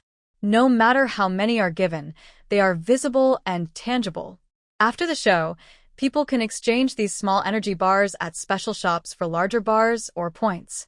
Muxiang also watched a few performances nearby and threw some broken energy bars to the performers. After the lively event, she went to the supermarket and clothing store. She even spent 5 points to get a proper buzz cut. Before, she had long hair in the safe zone. After losing contact with Sister Lee and others, she used a trimmer to shave her head. Since then, she kept trimming it herself, guessing how to shape it. A bald head is easy to maintain, and it looks okay. The environment is special, so she always kept her head covered when going out. This was her first time going to a proper place to get a haircut. Because of the circumstances, she didn't consider long hair anymore. She just shaved her head like Sister Lee's in her memory. Maybe it was psychological, but a professional barber's haircut looked better than what she did herself with a trimmer. She watched a show, got her hair cut, then went to the supermarket to buy some toiletries before returning to her place. She took a shower to wash off the hair and debris. The current barbershops only cut hair. They don't include washing or drying unless you pay extra. Muxiang didn't spend points on that. She could spend the same points to wash her whole body back at her dorm. After tidying up, she changed clothes and went to the gym area to generate power and work out. Right now, her only major expense in the City of Freedom is water and electricity. Although it's dangerous outside, she doesn't want to stay in this underground fortress forever. Most of her initial unpleasant experiences, like being forced to mine coal and work on plantations, contributed to her desire to leave. She has special abilities and a space, so she could find a good place outside to live alone. Her dual abilities and hidden space make it hard for her to live with others comfortably. To improve her abilities, she needs to gather crystal cores, and having 2 types doubles the effort.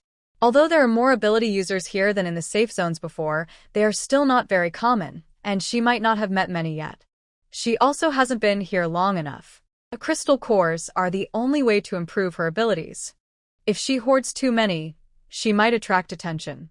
She doesn't want to have the same problems as Lee and others she met. So, if she wants something, she has to hunt for it herself. Overall, the City of Freedom isn't truly free for her. She needs to find her own place and a way to survive. In the following months, Mu Xiang rarely left her apartment floor. She spent her days exercising, eating, and sleeping. After months of training, she didn't gain much in skills, but her strength and endurance greatly increased. When the extreme cold ended and her rent was up, Mu Xiang packed her clothes, toiletries, seasonings, and bedding into 2 large bags. She carried them out of the City of Freedom one after the other. She first avoided the direction where she was captured and knocked out, which was near the oasis. That area had many salt lakes and attracted smugglers and mutated creatures, often leading law enforcement there. She decided not to go that way again to avoid being mistaken for someone else or caught again. The direction of the coal mine was also not suitable, as many supply trucks traveled there, making it hard for her to develop or hunt. She chose one of the remaining 2 directions, a place with faint mountain outlines, and started moving forward. Mu Xiang honestly carried her bags for half a day until she couldn't see the city walls anymore. She then found a dry grass patch to hide behind and packed away her bags. After drinking some nutritional liquid, she headed straight toward the mountains. She ran from the bright sun high in the sky until the clear moon rose, and the distant mountain was only a little bigger. She knew she couldn't reach it just by staying up all night. Sure enough, she believed in the saying, running to the mountain makes the horse tired. She was like the cow that keeps running until it gets exhausted. The sturdy, heavy stone house appeared again, shining. After months of living in a small capsule room, the wooden house now felt surprisingly spacious. It could fit a small bed about 1.2 meters long, a corridor, a stove for heating and cooking, and a small table. The height was just right. She could stand up easily, and the iron hooks on the ceiling could hang cloves or baskets for food. At first, she thought it was just a temporary place to stay, but now she liked it more and more. She found a sheltered spot for the small house, then went inside, closed the door, and carefully arranged the bed, table, small bench, and stove. The coal she had saved from digging was now useful. She took a wooden basin from the space, filled it with some coal, then added dry grass and small twigs into the stove. Using tongs, she picked out broken coal pieces from the basin and placed them on top, then covered the stove to start the fire. The dry grass caught fire quickly, and the small dry branches ignited with crackling sounds. The flames licked at the thicker wood and coal above. Soon, the wood was burned out, and the glowing coal fell downward.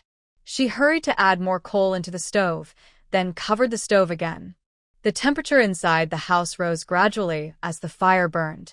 She took off her heavy coat and hung it on a wall hook. She also boiled some clean water on the stove. Living secretly in the capsule room was hard. She only dared to sneak out at midnight when everyone was asleep to quietly enjoy a small meal with little smell. Today, she wanted to have a good meal. She waited for the hot water on the stove to boil, then set it aside. She lowered the stove's hooks and placed a small pot on top. Carefully, she picked up a small piece of animal fat and gently put it into the pot. As the temperature rose, the fat slowly melted, releasing a tempting aroma. Next, she added chili peppers, Sichuan peppercorns, wild green onion segments, and slices of into the pot. The spices mixed with the melted fat, making a crackling sound as a rich, spicy aroma filled the air. The heat of the chili awakened the taste buds, making her mouth water. She poured in a bowl of clear water, and with a hiss, steam rose from the pot. The sharp spiciness softened as it blended with the water. Mu Xiang added 2 more bowls of water, then tossed in a small handful of dried meat to simmer. She waited patiently until the smell of the meat filled the air, then took out the freshly washed wild vegetables from her storage space and blanched them one by one. She ate the vegetables first, then drank the soup, with tender pieces of meat and homemade seed cakes to fill her stomach. After eating and drinking her fill, Muxiang felt pleasantly full. She took out a large mug, added some sweet and sour dried fruit and 2 dried rose buds, then poured in hot water. The gentle scent of flowers and fruit spread through the room, softening the heavy smell of food. Leisurely, Muxiang washed the dishes, put everything away, and moved a small stool beside the stove. Hugging her big mug, she sipped her tea slowly. That night, except for waking up twice to drink water, she slept very well. The new sleeping place made her feel completely relaxed. Before dawn the next day, Muxiang got up, ate a little, and took out an old backpack stuffed with 2 sets of clothes and a bag of nutrient solution. She had thought of this the night before while planning her next steps. Although she could take things from her storage space anytime, others didn't know that. Since she was still close to the Free City, if she met a caravan in the vast desert, it would look suspicious if she carried nothing. After securing the backpack and wrapping herself tightly, she started jogging while the ground was still firm and not yet fully turned to sand. Her time in the Free City had not been without gain. At least her endurance had improved a lot. She ran from morning until night, stopping only when darkness fell to find a sheltered spot, take out her small house, and rest. Every day she set out at dawn and stopped only when the sun went down. Once she was far enough from the Free City, she even took out her vehicle to travel faster. After a week of steady progress, she finally reached the foot of the Rocky Mountains. Before her stretched a range of endless stone peaks. They might once have been covered with plants, but the harsh environment had long since dried them out, leaving only withered grass and dead wood. This time, the place she chose to settle is a location she hopes to stay in for a long time. She doesn't want to waste more time traveling and wandering. Having a stable home can also best protect her personal safety. Although this area is deep in a dry, water-scarce desert with little vegetation, it is also true that the lack of water and plants means fewer mutated creatures compared to the jungle. At least, the rain here is pure and not mixed with tiny red insects. While checking the terrain and surroundings, Muxiang casually collected some large rocks. In the end, she chose a tall, steep, and smooth mountain peak among many others. This peak isn't the tallest in the area, but it's still quite high. Only birds, animals, and determined people can reach the top. Muxiang values its steep and difficult-to-climb mountain shape. Others find it hard to climb, but she can do it easily. She is quite experienced in rock climbing. Without much talk, she used her water and glue abilities to activate her sticky climbing power. She slowly climbed toward the top. Before sunset, she successfully reached the summit. Unexpectedly, the top of the mountain gave her a small surprise. It wasn't jagged and uneven as she imagined, but instead looked like it had been carefully cut with a blade, smooth and flat like a mirror. The top isn't very large, only about a few dozen meters on each side. If she didn't dig down further, it could only fit a small house and a couple of fields. Although it's not big, Muxiang was very satisfied. The size of this land is enough to support her. Moreover, she has other plans. Deciding in her mind, Muxiang drilled a few fixed holes in the middle of the mountaintop with her electric drill, then placed her small house and secured it firmly. She slept well through the night, free from wild beasts and bugs. There wasn't a single cloud in the sky, and the blue was so clear and pure, as if washed by water. If this weren't the end of the world, if this weren't in the Gobi Desert, and if... After a quick wash and breakfast, Muxiang took her tools and went to the platform. After seeing the planting fields of the City of Freedom, her innate flower-growing bloodline was fully awakened. Previously, she was distracted, only thinking about how plants and animals that grow naturally in this environment might mutate, and the high chance that radiation makes them inedible. She didn't realize that she could also focus on selecting the best ones early on, just like in a free city, by constantly screening during their initial growth and development. The good ones are kept, and the others are removed and replaced. Even if only 1 or 2 out of 100 or so grow successfully, that's still a gain. At worst, she can plant a few more. Small changes can lead to big improvements, and she will eventually be able to feed herself. If necessary, she can adapt by drinking nutrient solutions or similar options. Right now, her main task is to build a solid foundation on one end of the platform. She needs to secure her small house firmly to prevent it from being blown away by strong winds or dust storms. She places the small house slightly to the left in the middle of the platform and uses a piece of charcoal to outline its shape on the ground. Then, she uses a drill and a punch to make holes, spending half a day sinking the entire rocky ground inside the outline by half a meter. Next, she positions the small house over the hole, fitting it perfectly into the foundation she just dug. She fills the gaps around the house, about a hand's width, with gravel and small stones. Once the house is fixed in place, she begins building a wall around the mountaintop platform. It doesn't have to be very strong, just enough to provide some cover, so she doesn't feel like she might fall off accidentally. Building a simple barrier is easy. She just digs holes and inserts wooden stakes around the edge of the platform, about half a meter inward.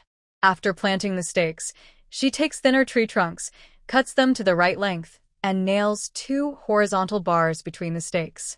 Apart from the time spent making holes, attaching the horizontal bars is quick. Then, she takes woven grass mats, large tree leaves, and plant stems and leaves, fixing them onto the fence to create a simple enclosure. Once everything is in place, she begins planning for other parts of the platform. The small house on the platform isn't her only choice for a home. She also needs to carve into the mountain rocks to expand her space.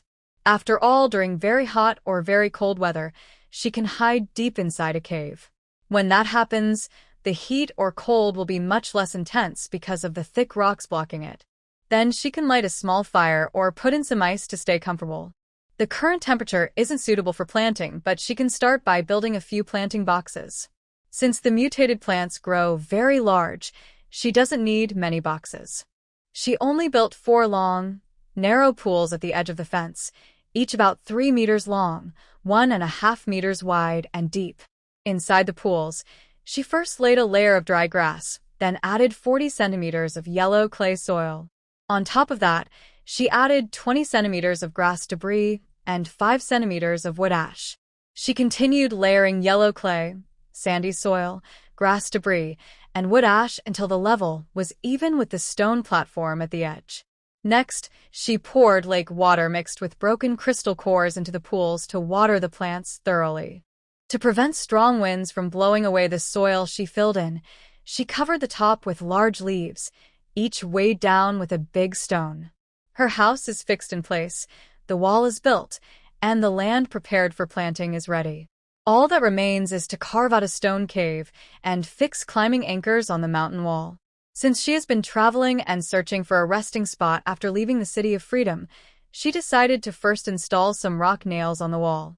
That way, she won't need to use glue balls when climbing up and down later. It's different now than when she was in the jungle, where she used insect glue sparingly. She still needs to see if there are desert spiders or other insects here before collecting more. Usually, when climbing up or down, she still uses safety ropes and rock nails, which also helps her exercise.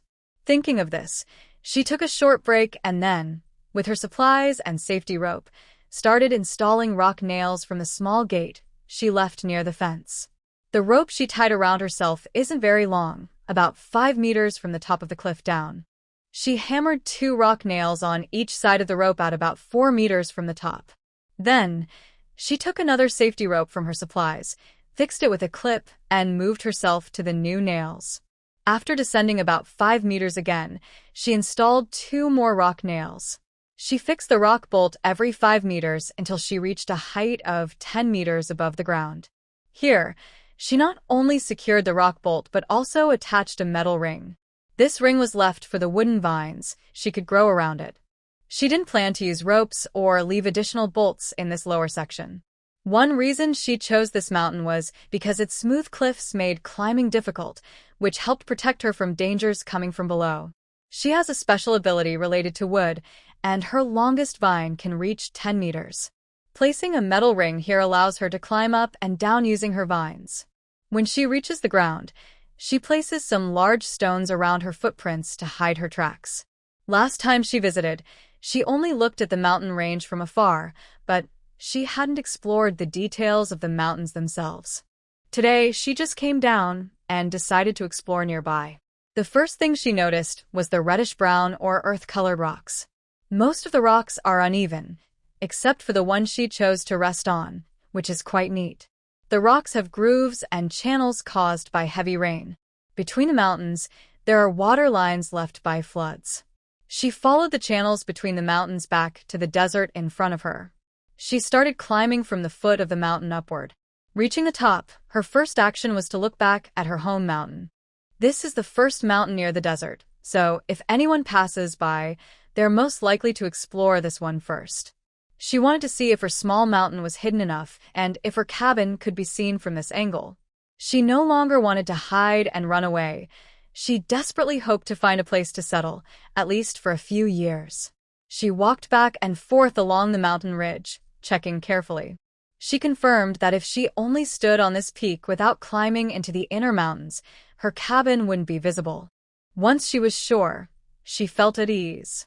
Usually, the mud and stones on this mountain are not climbed by many people.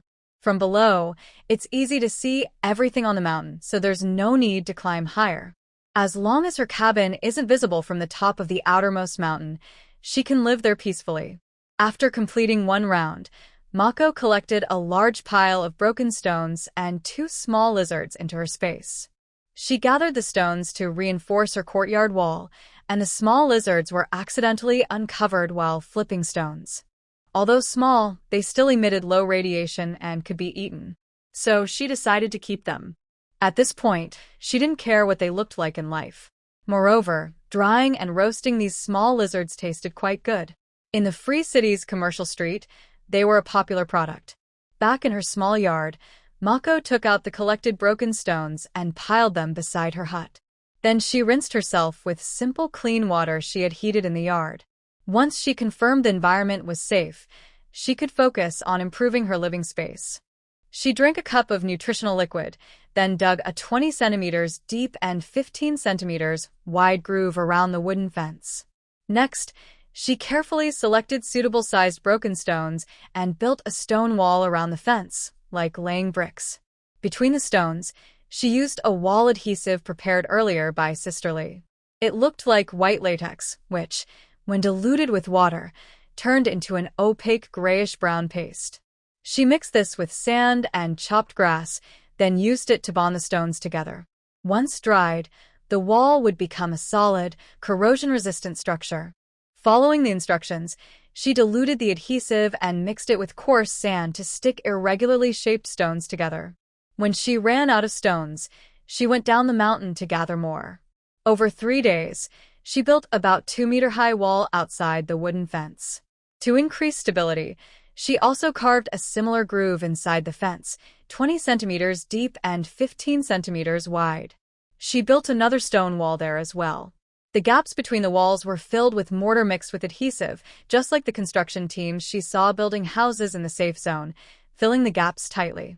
After finishing the walls, Mako started digging a downward passage next to her hut.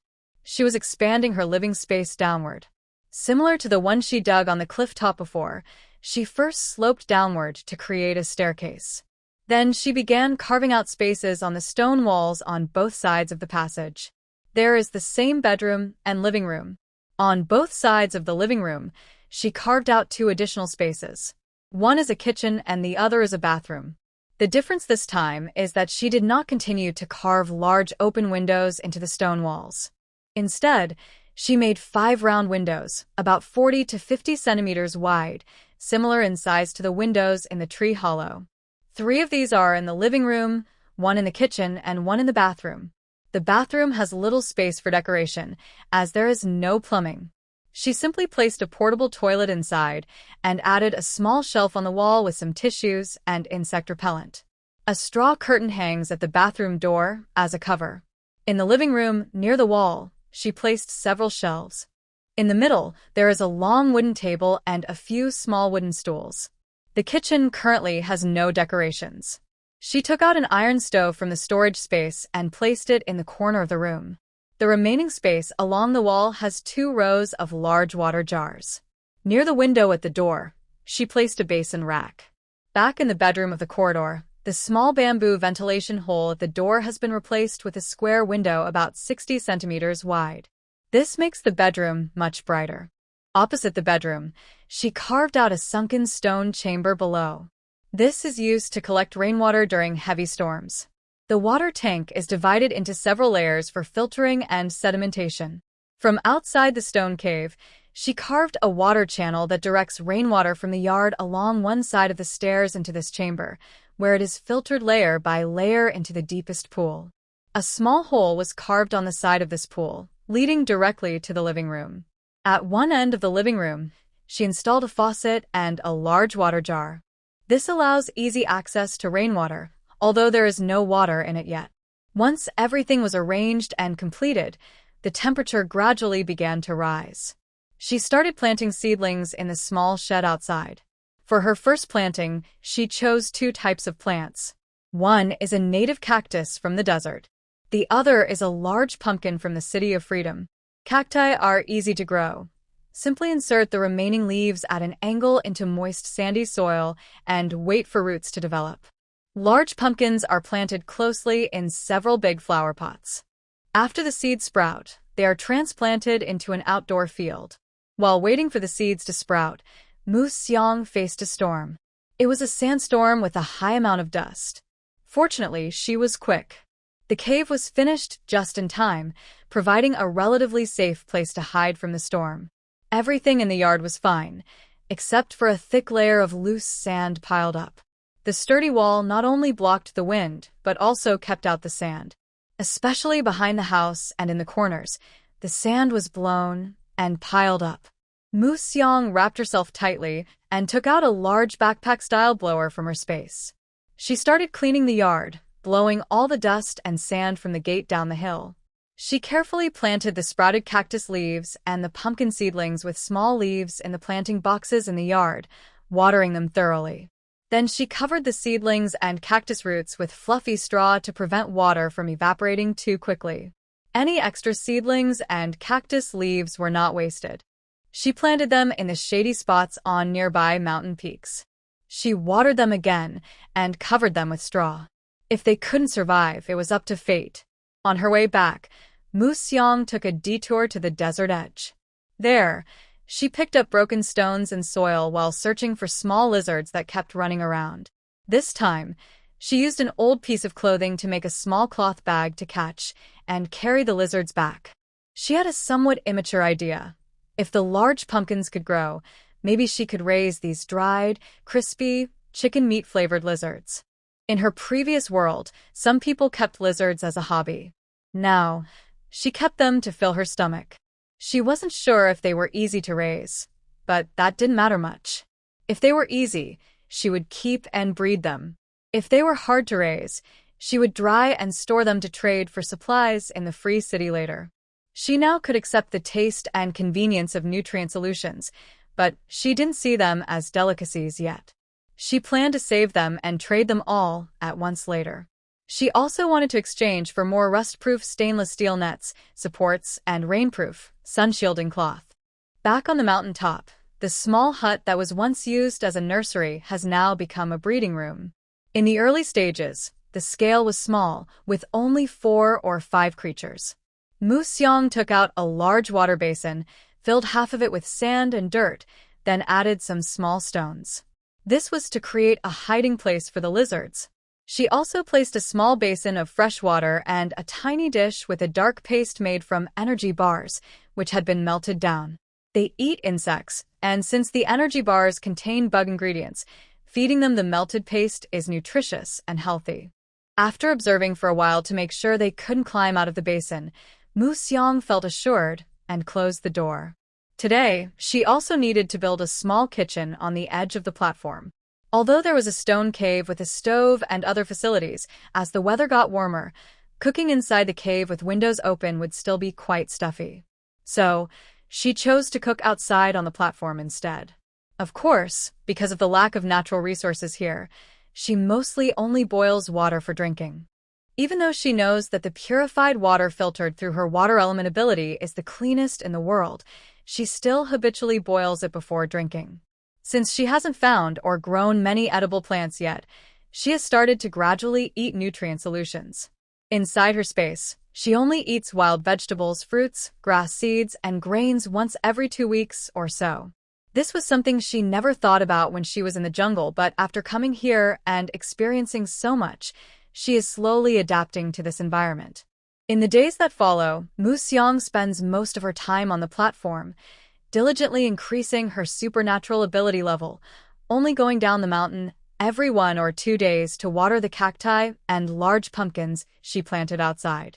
Meanwhile, the camel team that was once caught for smuggling salt and forced to mine has once again set out from the City of Freedom, heading into the vast desert. This time, they are not heading toward the Salt Lake, but are slightly veering toward the mountain area, where Mu Xiang is.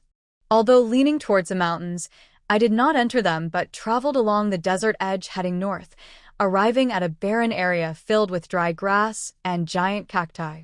At this time, winter had just ended. The cactus skins were very hard, with sharp, black spines. Their surface was wrinkled and sunken, showing a brownish color. If I didn't know that during the warm season with heavy rains, these giant cacti would swell quickly and absorb water, I probably wouldn't have waited here so early. These are rare fruits in this desert. Since joining the caravan on adventures outside, we discovered this special wilderness. Every year, after the coldest season passes, our first task is to come here and wait for these spiny, large plants to bloom and bear fruit. We collect the ripe fruits, do simple processing right away, and then dry them on mesh cloths in the sun. The dried fruits make up about 1/3 of our total yearly income. The key point is, even when sold back in the city, the official price is high. We don't need to risk being caught and forced to work in coal mines by trading secretly.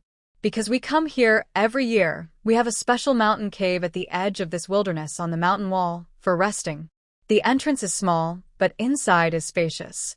We just need to clear out the half-year-old sand and dirt, and we can stay there comfortably. Although it hasn't rained yet, this area is one of the few places in the desert with some plants, so there are quite a few animals and insects around, like lizards, scorpions, mice, and beetles. Before the heavy rains start, we can catch some of these small creatures to earn a little pocket money. Why not eat them directly?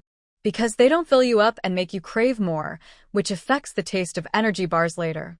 After all, saving money is easy, but spending it is hard. Trading these for points can get us several energy bars, enough to fill our stomachs for many meals. Mu Xiang has been practicing her special abilities in the middle of the platform every day. She wakes early, before sunrise, to train her water element powers. The water vapor in the air condenses quickly and drips down, then flows along specially carved water lines on the ground into a water pool she dug inside the cave. Although not much, it's enough for her daily washing and leaves some extra. When the sun rises and the moisture in the air decreases, she begins to transform her special ability to cultivate the wood element. The small vine of the wood element, after continuous training and growth, is now a thorny vine over 3 meters long. The vine climbs up the sunshade umbrella, with purple and green leaves spreading out and quickly covering the original shape of the umbrella. They also change their climbing position based on the angle of sunlight, keeping the wooden scent underneath the umbrella in the shade. The large area of the wood vine grows toward the sun, bringing not only shade during the day, but also the growth that belongs to plants. In places with plenty of sunlight, plants perform photosynthesis to produce energy and nutrients. Especially in these open, unshaded areas where sunlight is very strong. Perhaps, in the era of decline, the giant size of plants is partly due to radiation and partly due to the intense sunlight. She only needs to normally activate her wood ability to summon the vine. After the sun fully rises, the vine can grow slowly through photosynthesis. As the vine grows stronger, her wood ability also gradually improves. She only needs to spend time under the sun each day, continuously using her wood ability to slowly increase her level and strength. Of course, sunbathing is a unique way for Mu Xiang to improve her ability. After all, others' abilities are just a form of energy, but Mu Xiang's ability has a specific energy shape. While she calmly closes her eyes and senses, the path of her wood ability moves through her body, then along the vine, leaves, and back. She can clearly see or feel the green energy, full of life force. At the same time, this green life energy moves through her body, energizing her cells, meridians, and bones, and also carries away small black-purple spots accumulated in her organs to the leaves and thorns of the vine. These black-purple spots look very familiar, but suddenly she can't remember what they are. The answer is on her tongue, but just as she is about to speak, she suddenly forgets. The cacti and large pumpkins planted around the platform also grow very strong, nourished daily by Mu Xiang's water and wood abilities. Many fresh, tender leaves have now grown. It has reached the standard for an initial inspection. Like usual, Mu Xiang used her wood-type ability to cover and scan the plants she wanted to examine. A black and white world appeared in her perception. In this world, the healthy pumpkin seedlings and cacti stood out clearly. However, these cacti and pumpkin seedlings looked like spotted dogs, with patches of white, black, and gray. When she focused her perception on a single small seedling, it was like looking through a microscope at the plant. The black and white spots enlarged, revealing tiny black-purple particles inside. Black-purple? Suddenly, the familiar feeling she had when using her wood ability earlier appeared vividly and overlapped with her current perception. The small black-purple particles inside the seedling reminded her of the dark purple tiny objects she had felt when her body was taken over by her wood ability. If her wood ability absorbed and carried away these black-purple particles when she moved her power, could she also use her ability to run a cycle through the seedling and remove those particles? After removing the black-purple particles, the seedling in front of her would turn into a white, low-radiation or radiation-free green plant.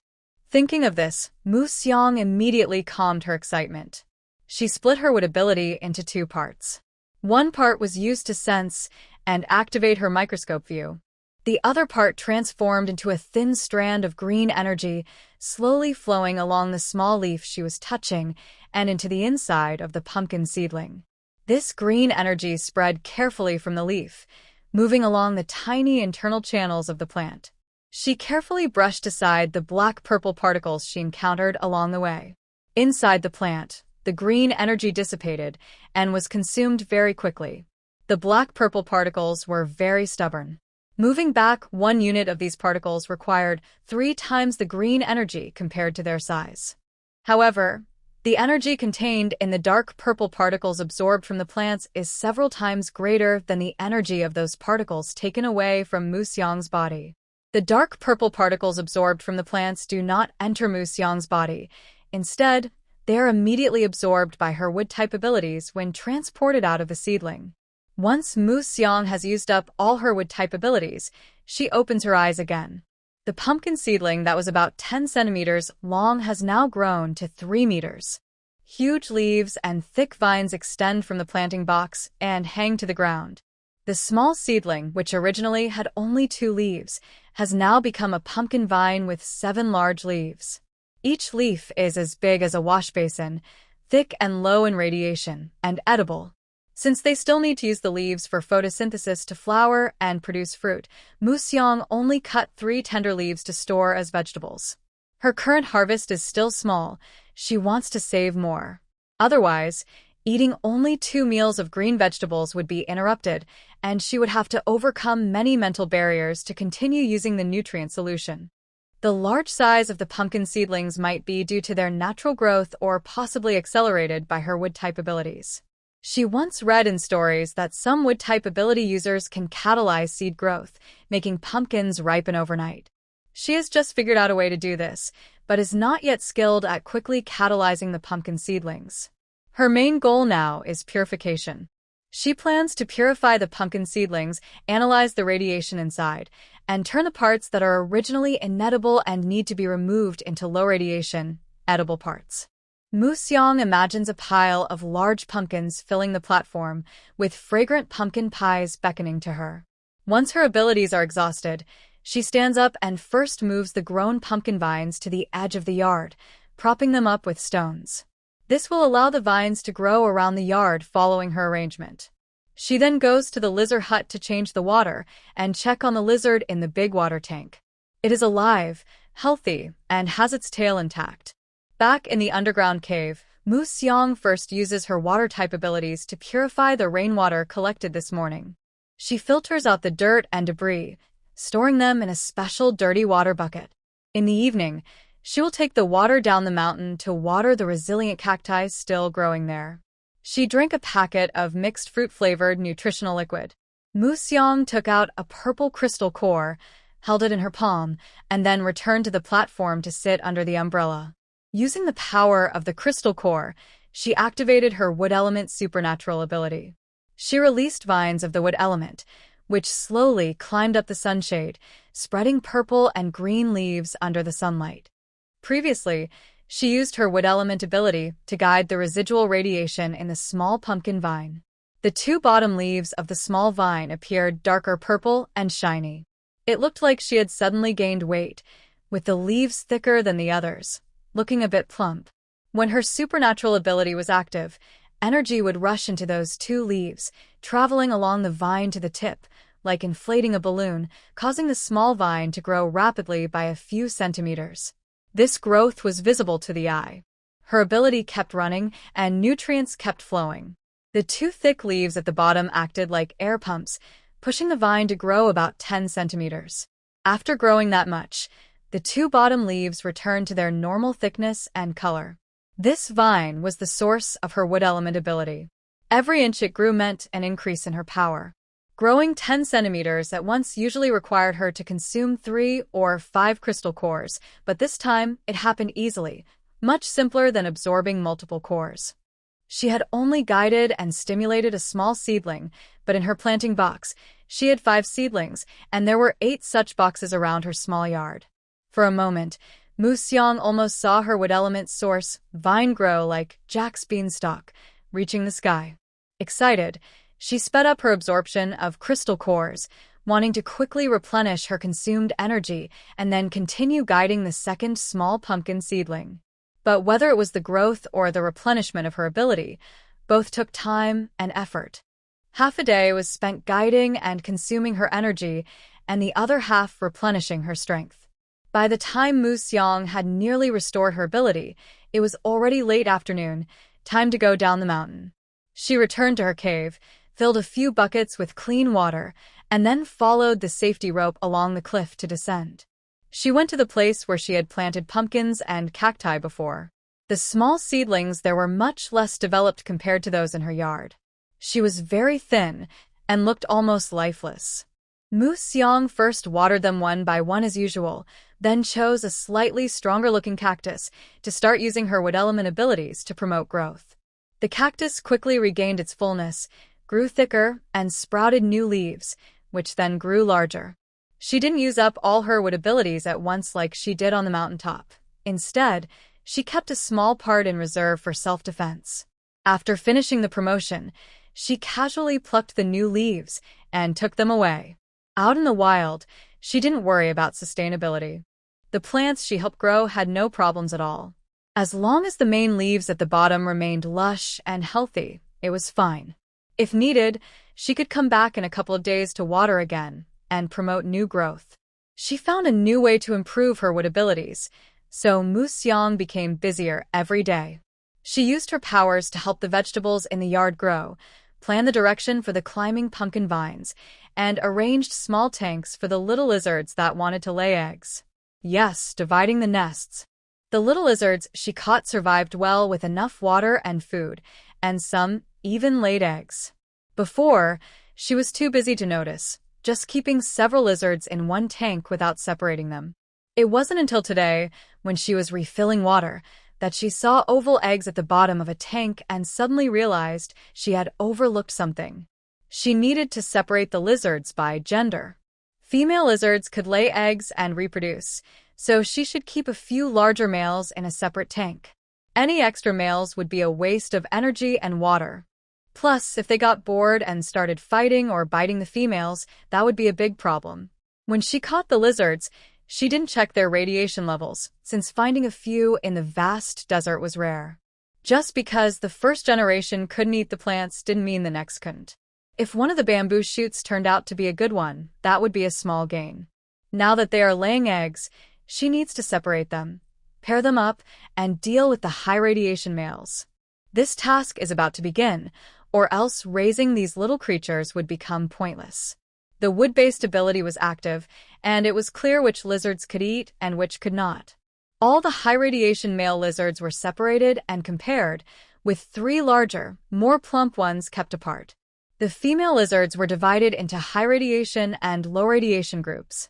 The high-radiation group was kept together, and the low-radiation group was kept together. Lizards with eggs that hadn't hatched were kept separately. Lizards without eggs were grouped in a ratio of 1 male to 3 females, with 4 lizards per tank. The eggs that were collected were examined under a light. Those with blood vessels were placed in a box filled with sand and buried, waiting to hatch.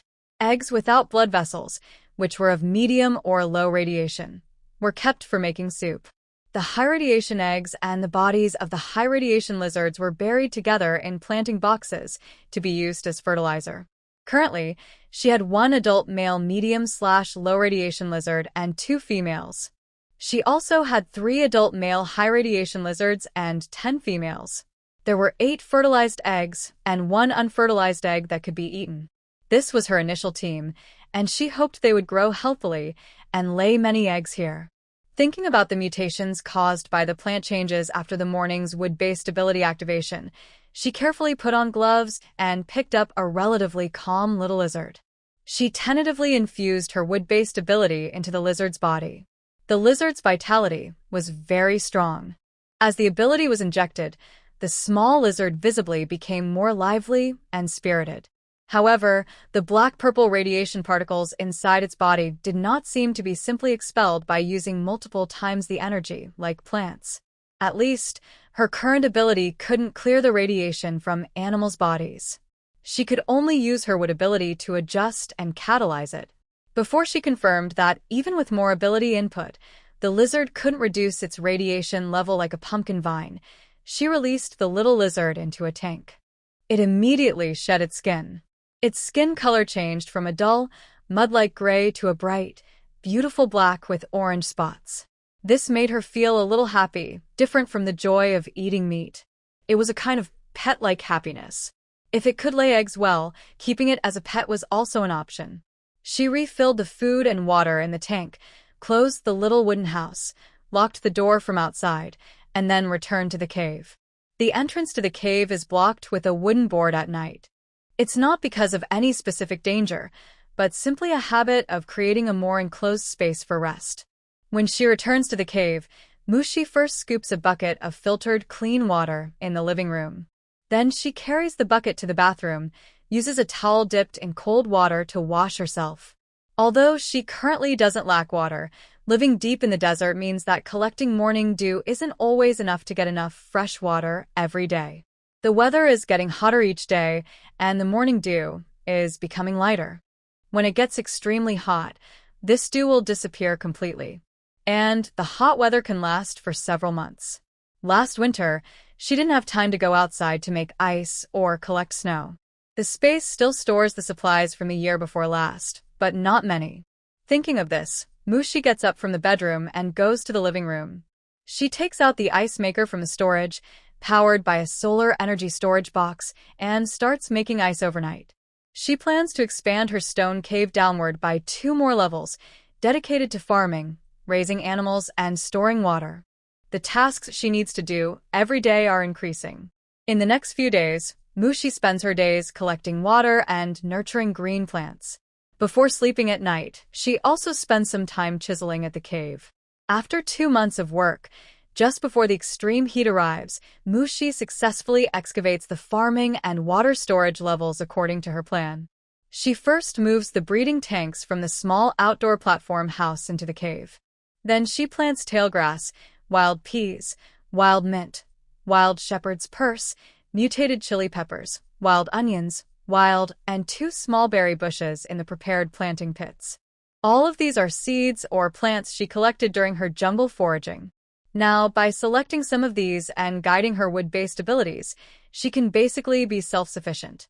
All the ice makers in the space are moved to the lowest level near the water cellar, working non-stop day and night to produce ice.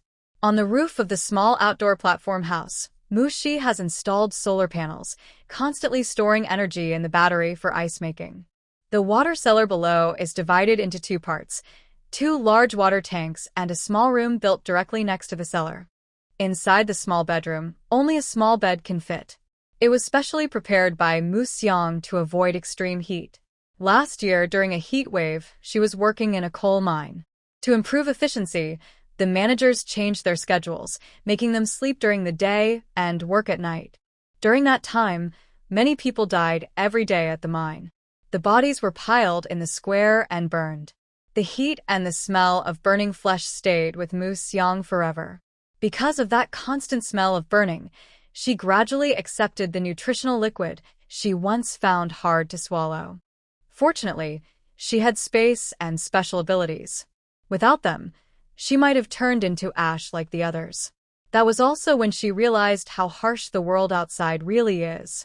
She understood how difficult it is to survive outside. If she had been born somewhere else, she probably wouldn't have been able to develop her abilities. This time, she is living freely outside and wants to create a comfortable environment for herself. Since she learned to use her wood element powers to help plants grow, the big pumpkin and cactus in her yard have started to bloom, bear fruit, and mature. Because of that, she didn't move the plants and pots from the rooftop. Instead, she let them grow freely on the mountaintop platform, following her plan. The large plants and leaves provide shade from the direct sunlight. If Mu Xiang didn't sometimes need to replenish her crystal cores, she could mostly sustain herself with just the plants and storage space on the mountaintop. She has pumpkins, pumpkin flowers, pumpkin vines, pumpkin leaves, small pumpkins, cactus leaves, and even cactus fruits. Compared to her life in the free city, her food situation is much better now.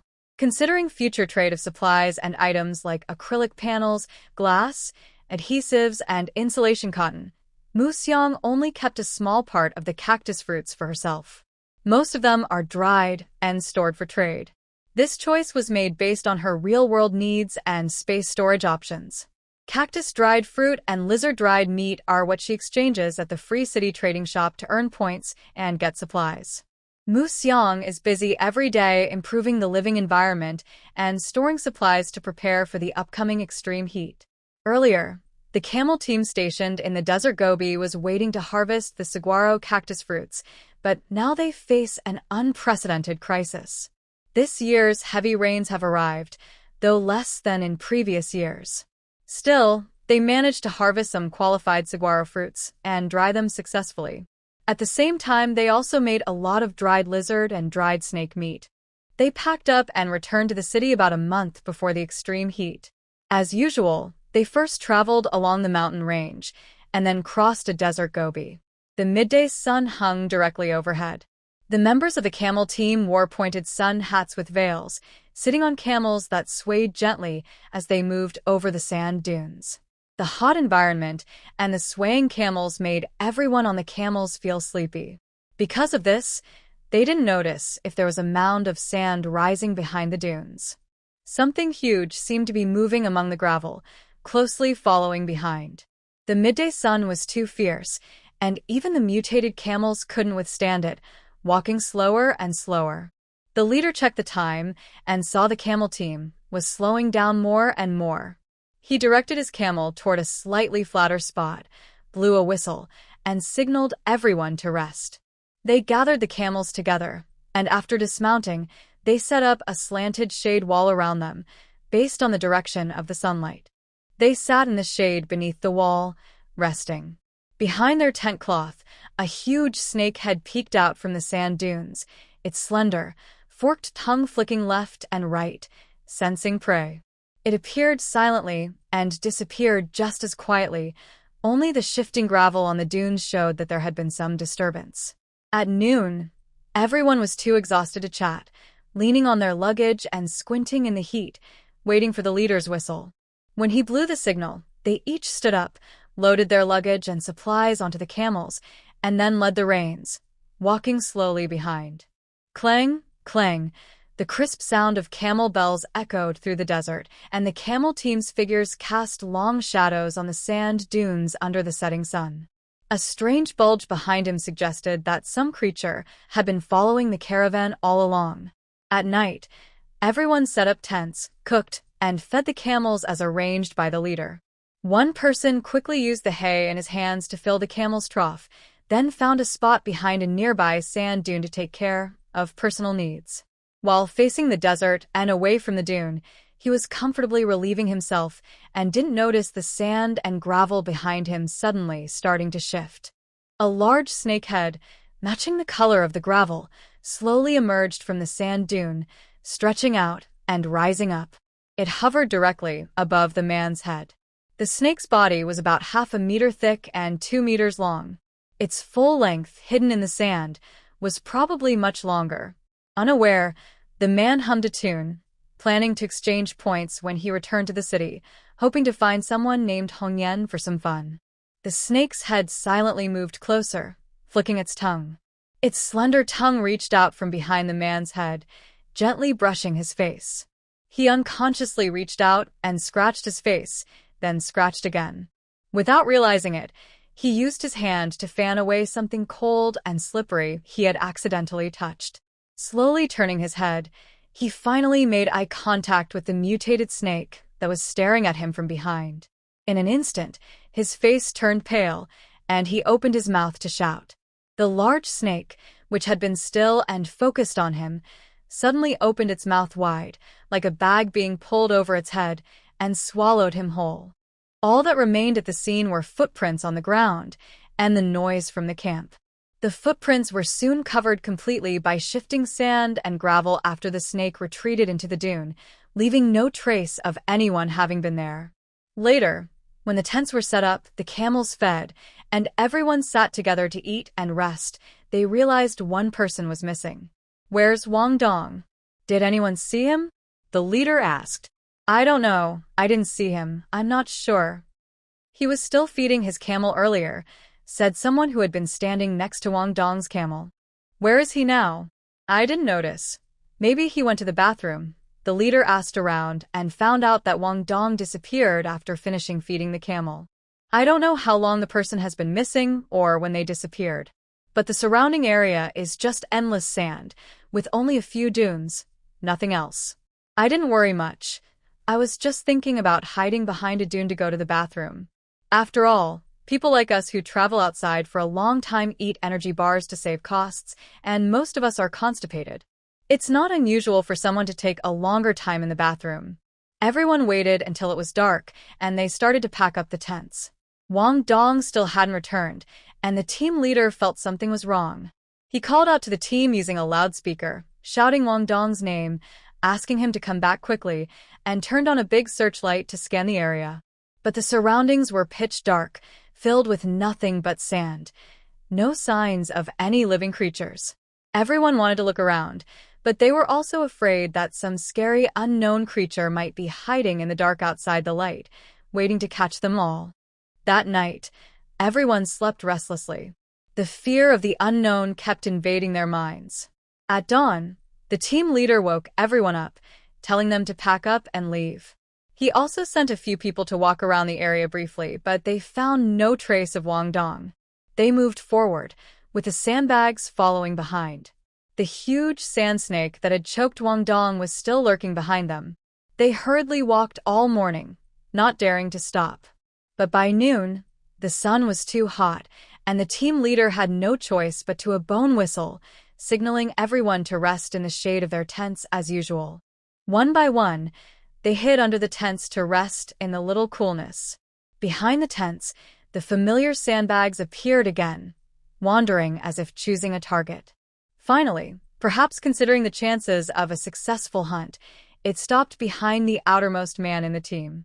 Without any extra movement, it quickly attacked, opening its mouth to swallow him, then sank into the sand and disappeared. Where the man had been sitting, only a small water bottle that had fallen in a panic remained. The water spilled out, wetting the ground.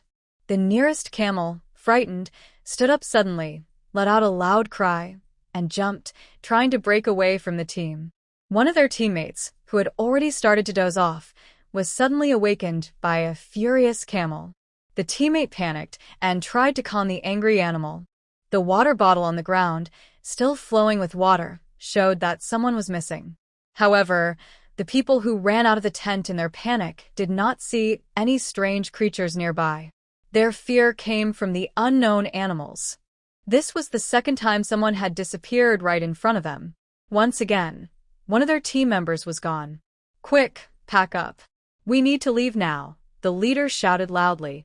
They couldn't stay here, they had to leave fast. The tent was roughly torn down and hurriedly tied onto the still stomping camel. The camel team quickly packed up and started to run away, thinking that just leaving would save them from danger. But their panic, confusion, and frantic escape only pushed them closer to danger. A large snake, which had been hiding in the sand, suddenly appeared as if it had received a special signal. It broke through the sand and showed itself, moving swiftly across the desert with its tail swinging. It no longer hid. The creature that had been lurking around and had already eaten two of their teammates was a snake, a huge snake slithering through the sand dunes. The snake's head and a short part of its body stood upright, reaching about 3 meters high. It chased after the camel team as if playing a game, opening its mouth to catch and eat a panicked teammate each time. The camel team had lost their sense of direction and formation. They were just running wildly across the desert. The big snake first ate the panicked runners from the team, then began to constrict and kill the camels that hadn't escaped. After filling itself, it wrapped around the dead camels and disappeared beneath the gravel, having eaten and fed itself. All that remained at the scene were the messy footprints and hoofprints. No other signs were left. Meanwhile, Mu Xiang, who was unaware of the complete destruction of the team, also didn't know that beneath the seemingly safe, large-grained sands, there was a giant, man-eating snake. To reduce the time spent outside during the extreme heat, Mu Xiang used her wood-based powers to ripen the pumpkins on the mountain one by one, harvesting them early. Only some lush, mutated cacti remained. She left these cacti intentionally, hoping they would grow and spread across the hill. This was her first attempt on the mountain. She wanted to see if these already mutated cacti could survive the extreme heat deep in the desert.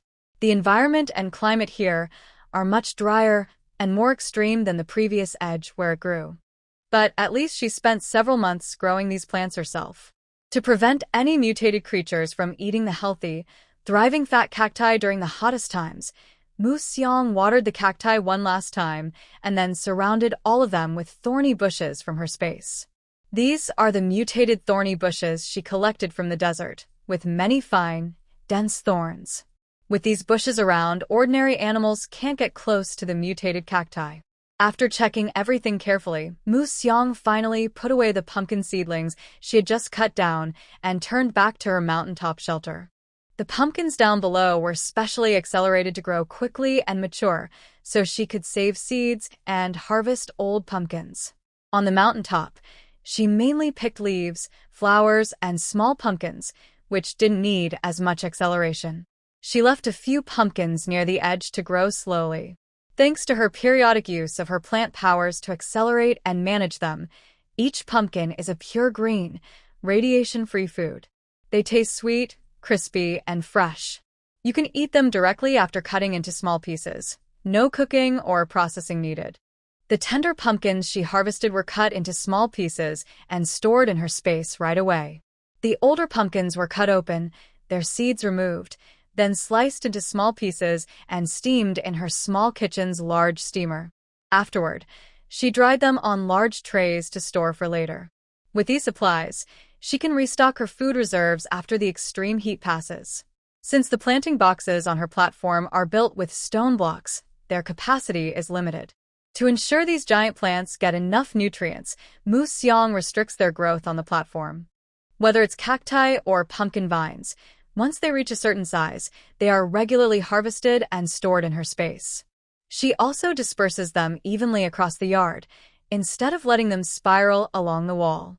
The large leaves, about 2 meters high, are evenly spread inside the yard walls, completely blocking out the intense sunlight. On hot days, Mu Xiang doesn't want to light a fire in her cave, so after steaming the pumpkins, she begins organizing the pumpkin vines and leaves for storage. The pumpkin vines were all picked by her when they were still young.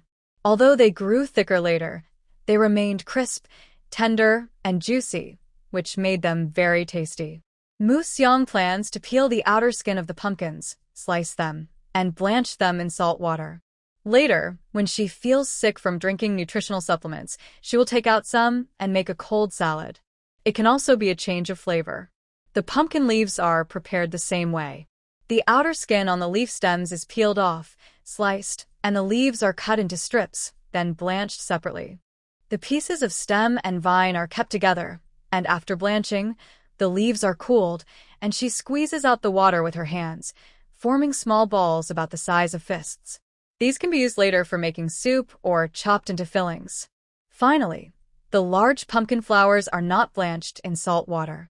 Instead, they are carefully washed, cut into small pieces, dried to remove moisture, coated with a batter, and fried into crispy chips. When she feels like snacking, she can take out a couple to taste. Ding ding dang, ding ding dang. After a busy day, Mu Xiang dreams again of the camel caravan smuggling lake salt. The sound of camel bells rings constantly in her ears. She doesn't want to be with them. Two thoughts are running in her mind at the same time. One thought is that in her dream, she is the version of herself traveling through the desert. She is walking across endless sands, and in the distant sky, a group of blacks is slowly approaching her. The bells are ringing. It's a camel caravan carrying many loads. The other thought is her real self's consciousness. In the dream, she is shouting loudly, urging her dream self to run quickly and stay away from those people. She is warning her dream self that if she doesn't leave soon, she will be knocked out and taken away to work in a coal mine. At the same time, she is acting out two roles, one running ahead in the dream and the other flying above in reality. The one running ahead is her dream self, and the one flying in the sky is her real self. She flies above, watching the approaching camel caravan from afar, gradually getting closer to her running self on the ground, then surpassing and leaving her behind. The camel caravan is running ahead, bells ringing, while she is desperately trying to catch up from behind. She doesn't know why she is running or why she is chasing. Anyway, she keeps running, subconsciously knowing someone is behind her. She can't stop or let herself be caught. But no matter how she runs, she always stays just a little behind the caravan, neither close nor far. She runs slowly, but she can still keep up with the camel caravan without falling behind. If she runs faster, the distance between her and the others remains the same. She is exhausted and sweating heavily from running on the ground, but she dares not rest. The clouds above drift by, and she anxiously follows the people on the ground, yet she cannot gather her strength.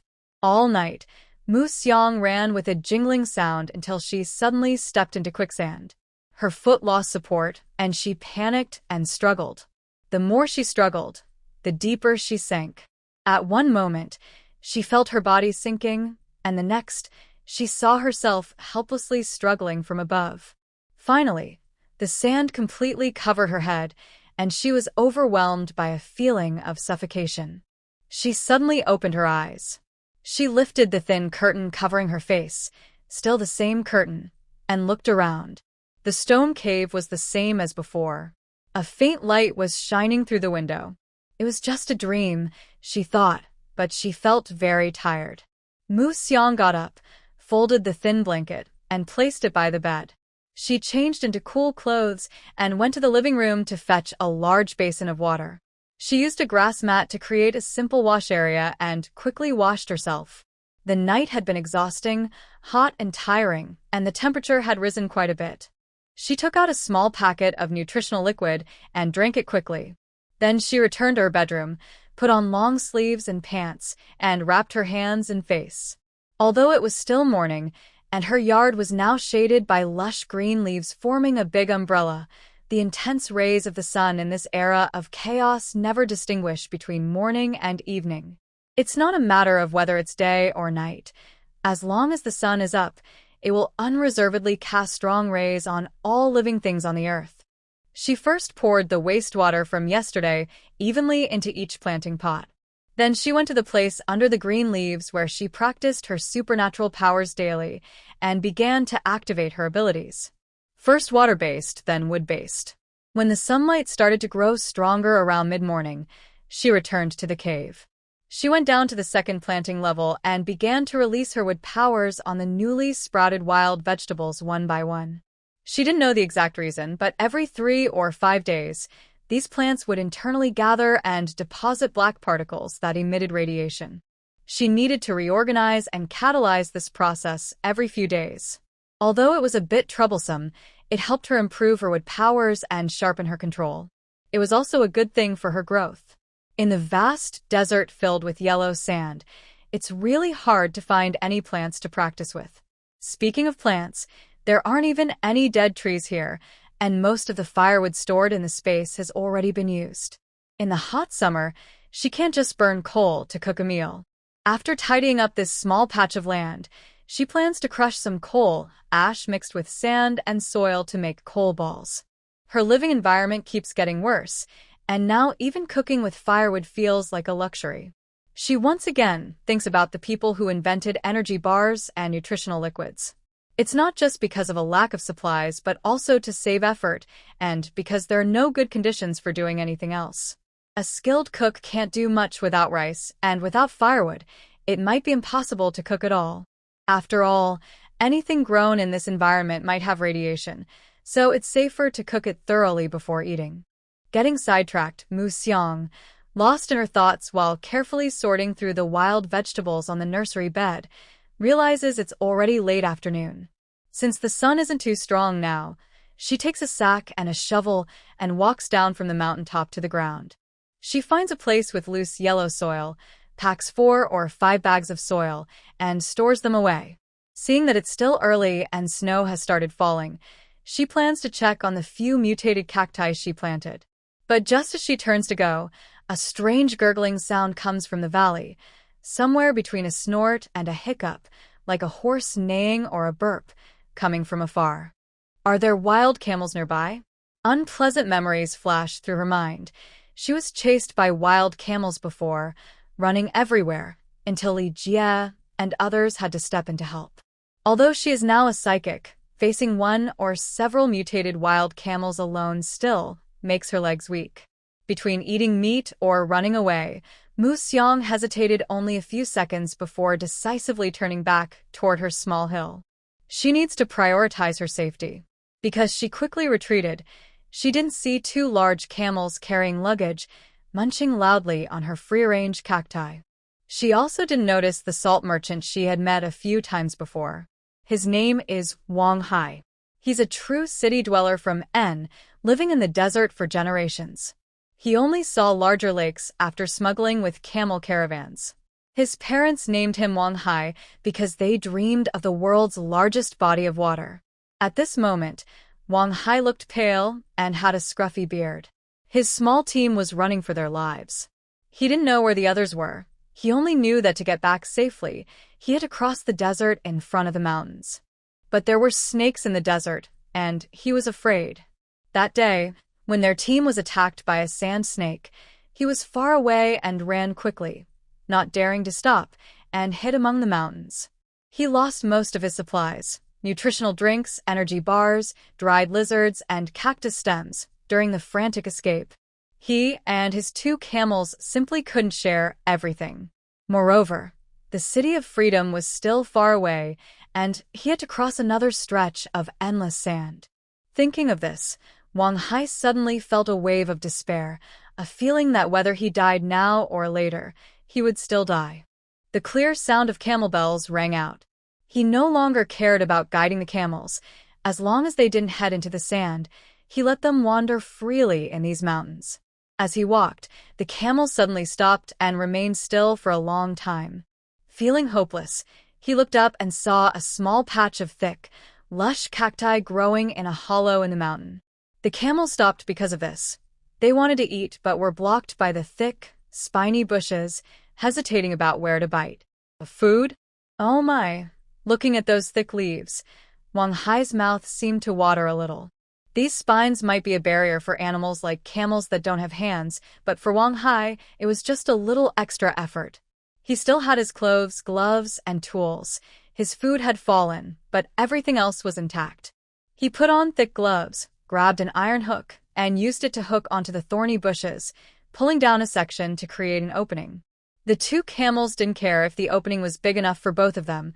They stretched their necks and squeezed inside to eat the cactus leaves. Wang Hai didn't stop them. He just hurried to pull the thorny bushes further away. Once he had moved the bushes far enough for both camels to eat side by side and leave some space for him, he stopped. He then used a radiation detector to find edible leaves nearby. Originally, he had planned that if there was no medium or low radiation, he would pick a high radiation plant and squeeze out some moisture. However, after testing, he found only low radiation plants, with most being medium or low. He looked at several and gave up trying to find a reason. Instead, he tore off the tenderest leaf from the top, peeled it with a small knife, and started eating it eagerly. All that could be heard was the crunching of the leaves and the jingling of camel bells. After eating and drinking enough, the exhaustion from days of running and escaping suddenly overwhelmed him. Wang Hai used a large iron stake to pin down the two camels, then surrounded himself and the camels with thorny bushes, leaning against a big rock to sleep. He slept until the next evening. The two camels had eaten all the cacti they could find. They were eager and kept calling out, unable to reach the distant plants. This was also the sound that Mu Xiang heard when she went to check her cacti. Wang Hai quickly moved the camels to a new spot and checked his leaves again to fill his stomach. The moonlight in the desert at night was bright. He stood on a hilltop, looking out over the empty desert. The endless sand dunes shimmered with a soft white glow under the moon, beautiful and mysterious. His home was on the other side of the desert. He longed to go back, feeling an urgent need he had never experienced before. But he was also afraid he might never reach home. He could still hear his teammates' screams and cries. He hesitated between going home or staying.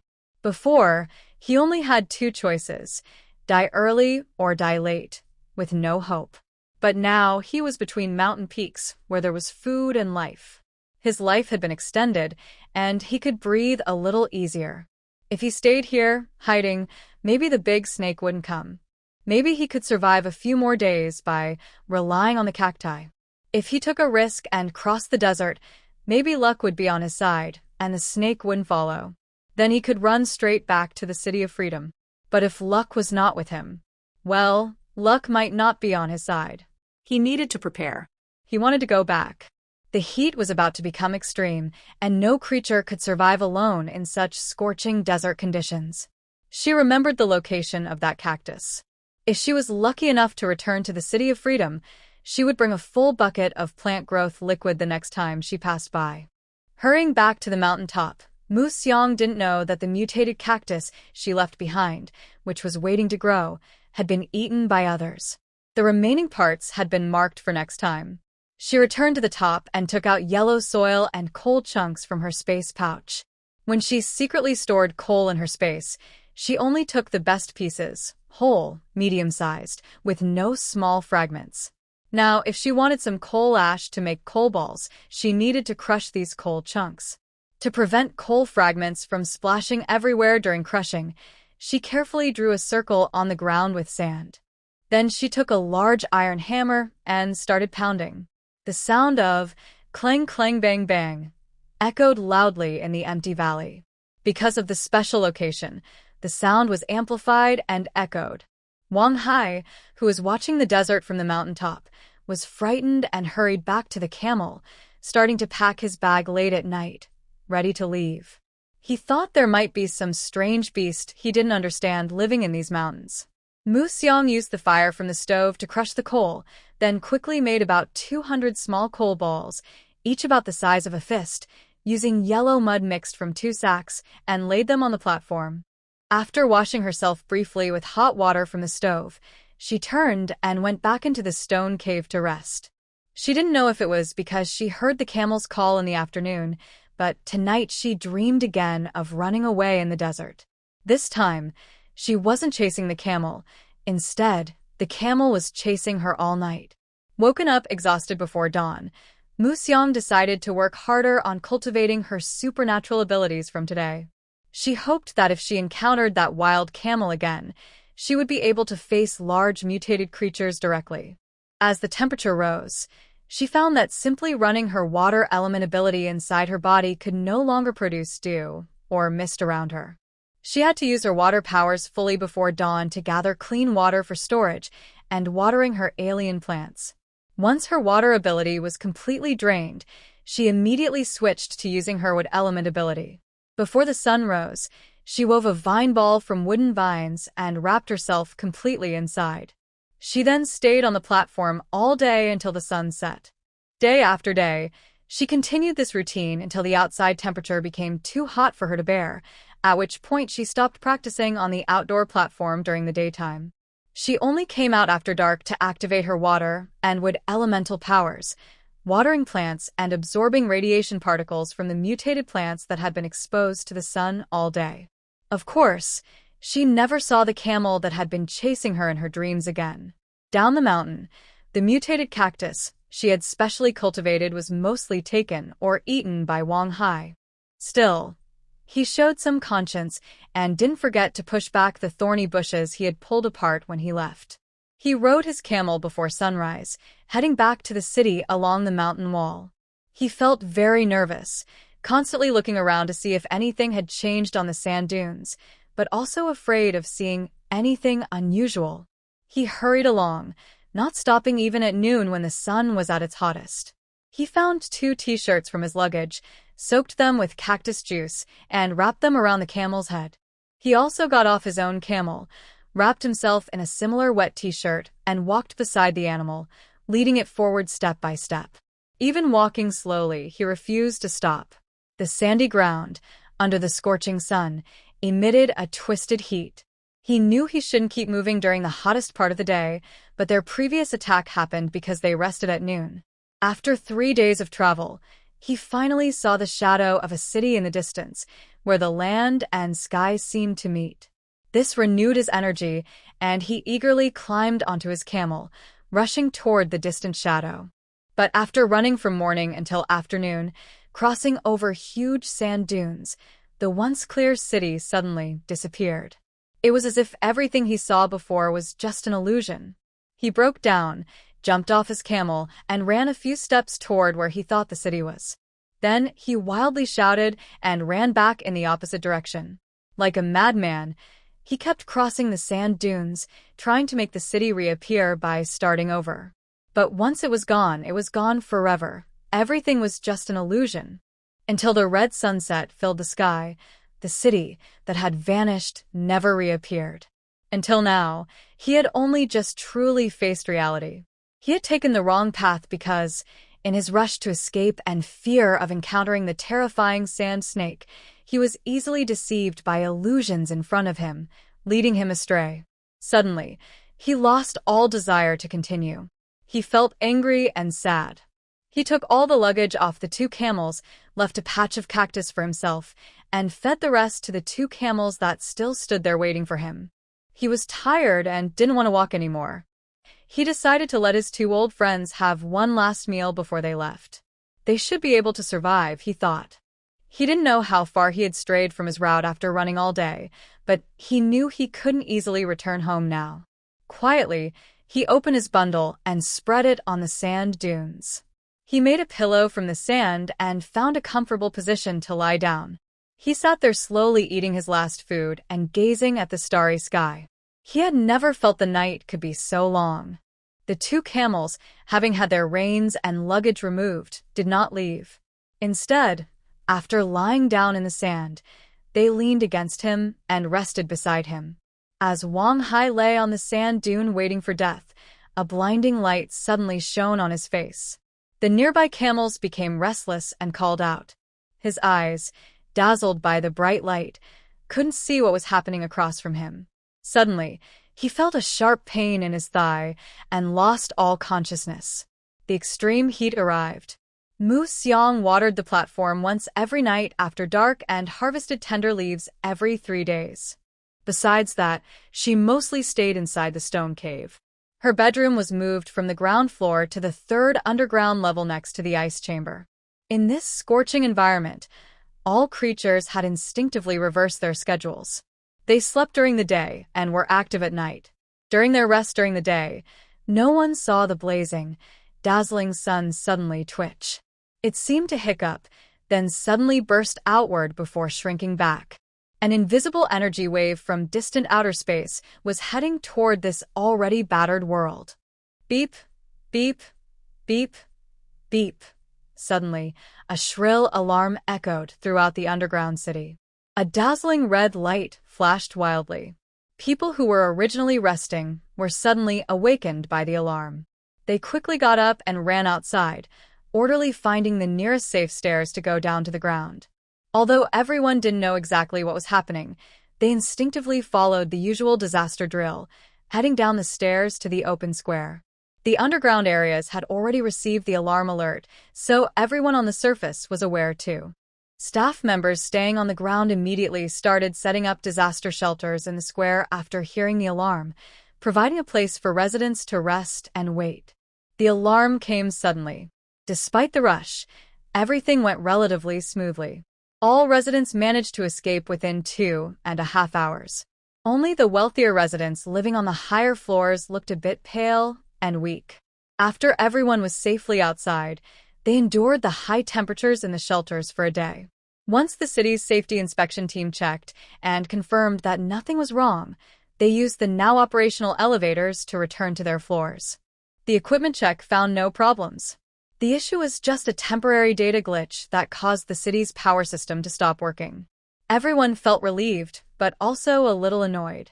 They were glad no major disaster or accident happened, but anyone who was awakened suddenly by the alarm, had to climb stairs for half an hour, and then found out everything was fine, would be pretty angry. 2 days later, the alarm sounded again. Everyone hurriedly evacuated once more. Then it happened a third time, a fourth time. Each time it was during the day, and each time the power system was disrupted due to data chaos. By the fifth time, when everyone was once again awakened by the alarm, their reactions were less quick than before. People washed their faces, packed their bags, chatting and laughing, holding hands, walking in small groups. The flashing warning lights blared loudly, but they moved calmly. They thought it was just another power system malfunction. Like before, they just went through the motions. The continuous system failures affected all the electrical equipment in the entire city area. As a result, the underground city's fresh air system and water supply system completely broke down. Elevators, lights, air conditioning, toilets, and all other electronic devices related to electricity could not operate. The underground city became hot, stuffy, dark, and filled with foul odors. The high temperature and darkness made the people returning to the city very irritable. The once well-ordered, civilized, and disciplined city of freedom quickly became dirty, chaotic, and full of crime. Darkness provided the best cover, and the lack of water and high temperatures acted as strong catalysts. The underground farm where Mu Xiang once worked also collapsed because the temperature control, lighting, and humidity systems failed, causing many plants to die, rot, and mold rapidly, faster than they could be harvested. The freight elevator stopped working, and the rotting vegetables and fruits couldn't be transported out in time. The area turned into a zone of decay and mold. The mold growing on the mutated fruits looked like alien creatures from science fiction movies, strange in appearance and highly active. They grew quickly, displayed bright colors, and even released mold spores on their own. For worker safety, the managers decided to block off this planting area until order was restored in the city system, planning to handle it separately later. The farms were in such bad shape, and the breeding zones were not much better. No electricity, water shortages, and the fresh air system was down. The smell in the breeding zone was just as bad as in the planting area, if not worse, and many insects and animals began dying in large groups. To deal with the corpses efficiently, the mutated ants, which normally only ate leftovers and kitchen scraps, were passively put on an unlimited feeding spree, devouring everything wildly. The abundant food supply led to rapid growth of the ant colony. They started laying eggs and multiplying wildly.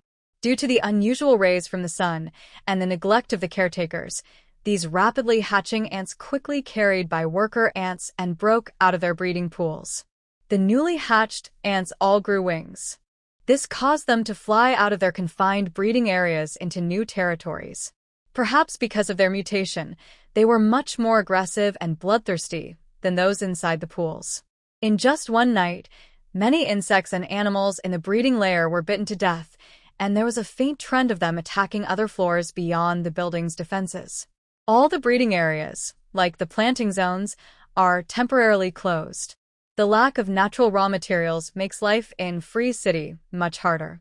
The prices of energy bars and nutrient liquids have increased several times. In Museong Stone Cave, there are few electronic devices, only solar power storage units and a few ice makers, which have stopped working a few times. She burned out 2 of them, but she just thought it was normal wear from the desert heat and long-term use, not considering environmental issues like solar storms. She replaced the parts following repair videos from the Survival Encyclopedia and then stopped paying attention. When she had free time, she went down the mountain to check on her cacti. Although they're still alive, they are all shriveled and drooping. She watered each one and piled some dry grass and small stones around them to slow down water evaporation from the soil. The pumpkins on the platform, whether they are ripe or have been affected by some stimulus, no longer bloom or produce fruit. Their vines' tips no longer grow new leaves and are starting to dry out and shrink.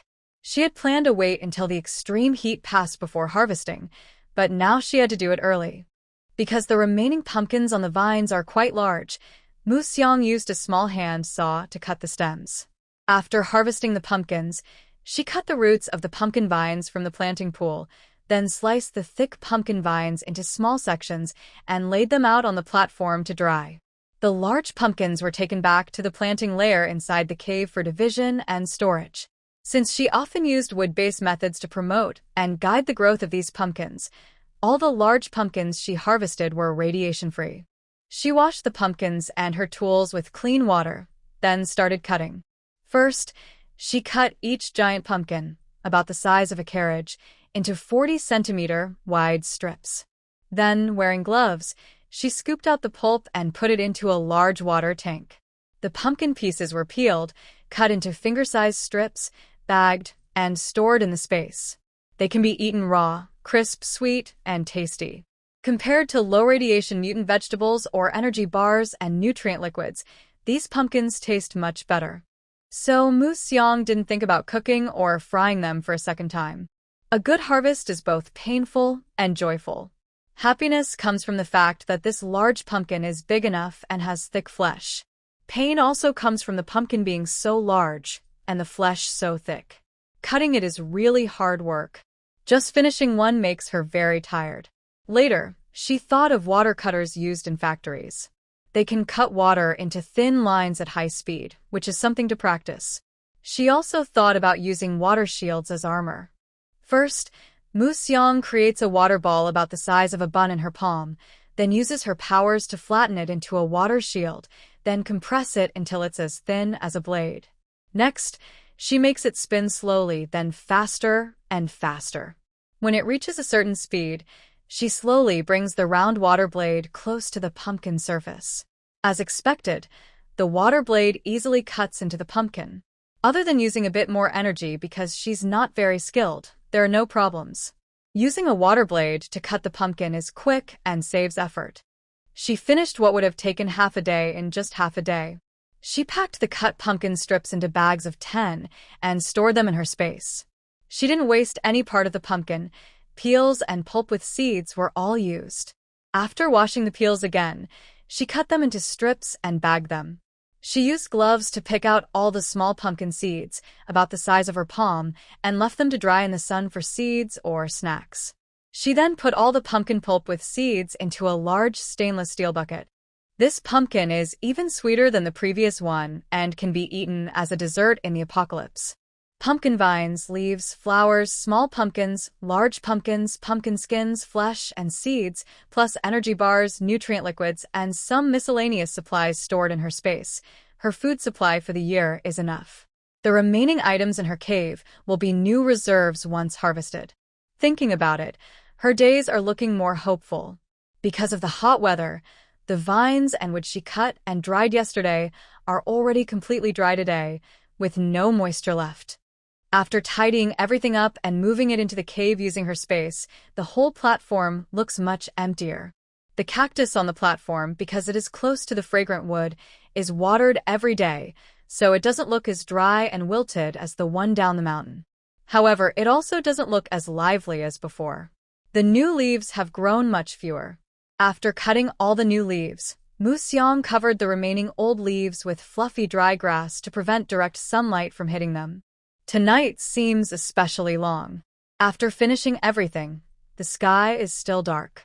The air is slightly astringent. Looking at the time, it's usually not bright yet, but at least she can see her surroundings clearly. The more she thinks something is wrong, the more she notices differences. In the corner of the room, a pile of fine, loose sand has accumulated somewhere. It looks like a sandstorm is happening.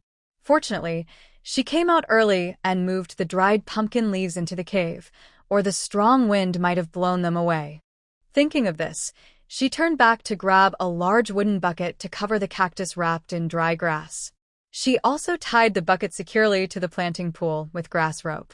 Inside the small outdoor kitchen, the shelves, water tank, and large iron pot were cleaned to prevent dust or stones from damaging them during the storm. She sealed the window of the small shed, which she uses as a storage room, with wooden planks. Mu Xiang, covered in sand and stones, returned to the cave. In just a short time, the outside was filled with flying sand and stones. The stones hurt when they hit her, but luckily she was wearing a high-grade protective suit to avoid serious injury. She didn't have time to sit and rest. She quickly ran around and closed all the windows in the cave. Then she replaced the filters in each ventilation hole. At the entrance of the stone cave, she added 2 extra fixed horizontal bars to prevent the door stone from being blown away by strong winds. After finishing everything, she went to her bedroom to change clothes, then put on a tank top and shorts and went downstairs to turn on all the sunlight lamps near the planting pool. The wind outside is expected to for many more days. If she doesn't turn on the lights, her vegetables won't grow well. Her battery storage is quite good. Usually, she charges it with solar panels when there's no work. Using it for ice making and lighting now, she can last about 10 days without problems. Although she closed the window quickly, the room was still covered with a thin layer of dust, and the air was a bit stuffy. During special times and in tough environments, like when a sandstorm is blowing deep in the desert, Mu Xiang doesn't bother to wash the floor with water-based abilities. She only sweeps the small house on the 3rd floor and the planting pool to remove the sand. The wild onions, mint, pea shoots, and wild chives she grows can be harvested every few days thanks to her abilities that help catalyze and guide their growth. Like the pumpkin vines above, these are also high-quality, radiation-free ingredients. After more than a month of collecting, Mu Xiang has gathered most of the seasoned wild vegetables. She cleared some land to plant small potatoes and a mutated type of dogtail grass. When harvested, these can be used as staple food. Besides vegetables and fruits, her small lizard pets have gained weight and reproduce more because of unlimited food and water supplies. However, although their reproduction increased, there are very few low to medium radiation young ones. The high radiation males are handled with an electric shock stick right after they hatch. Then their bodies are chopped up with a big knife and thrown into a compost bin. The females are kept separate based on their radiation levels, and sometimes a few vegetable leaves are added to their food. There is still a long way to go to rely on this for a proper meal. Once the extreme heat passes, she plans to go out for a walk, explore farther areas, and see if she can find sustainable resources or new plants and animals. Because she spends every day busy cultivating her abilities and catalyzing wild vegetables, she only notices that time has passed when the sunlight lamp next to the planting pool flickers and runs out of power. It's been over 10 days. It's been more than 10 days, and outside, the sky remains pitch black with strong winds blowing. She quickly replaces the power storage box for the sunlight lamp. Watching the outside black storm still raging without any sign of stopping, Mu Xiang feels worried. This sandstorm has blown for too long. To prevent affecting the growth of her plants, Mu Xiang turns off the ice maker next to the small bedroom downstairs, which works day and night. She also takes the newly made ice cubes from the machine and stores them in her space to prevent them from melting when needed. Then she goes upstairs to catalyze all the wild vegetables and berries in the planting pool. Mu Xiang took out a ceiling fan that was somehow broken and stored in the corner of the space. Was she always so thrifty? So frugal that she would dismantle a large ceiling fan and carry it around? Never mind, some things are better left unexplained. After a while, forgetting about them makes worries go away. Since the power was running low, she decided to try making a small wind generator using the large ceiling fan, following a video from a life tips guide. If she didn't finish using the batteries soon, she would have to use crystal cores to keep the plants alive. She didn't want to be so wasteful. The space hadn't received any crystal cores for a long time. She decided to do it. Mu Xiang used tools from her toolbox to remove the fan blades and set them aside. Then she used a small wrench to take off the motor cover of the fan. Following the video, she carefully took out the iron core of the rotor inside the fan. She unscrewed the screws around the rotor and removed the iron core from the outside. Next, she found a large piece of magnet in the space.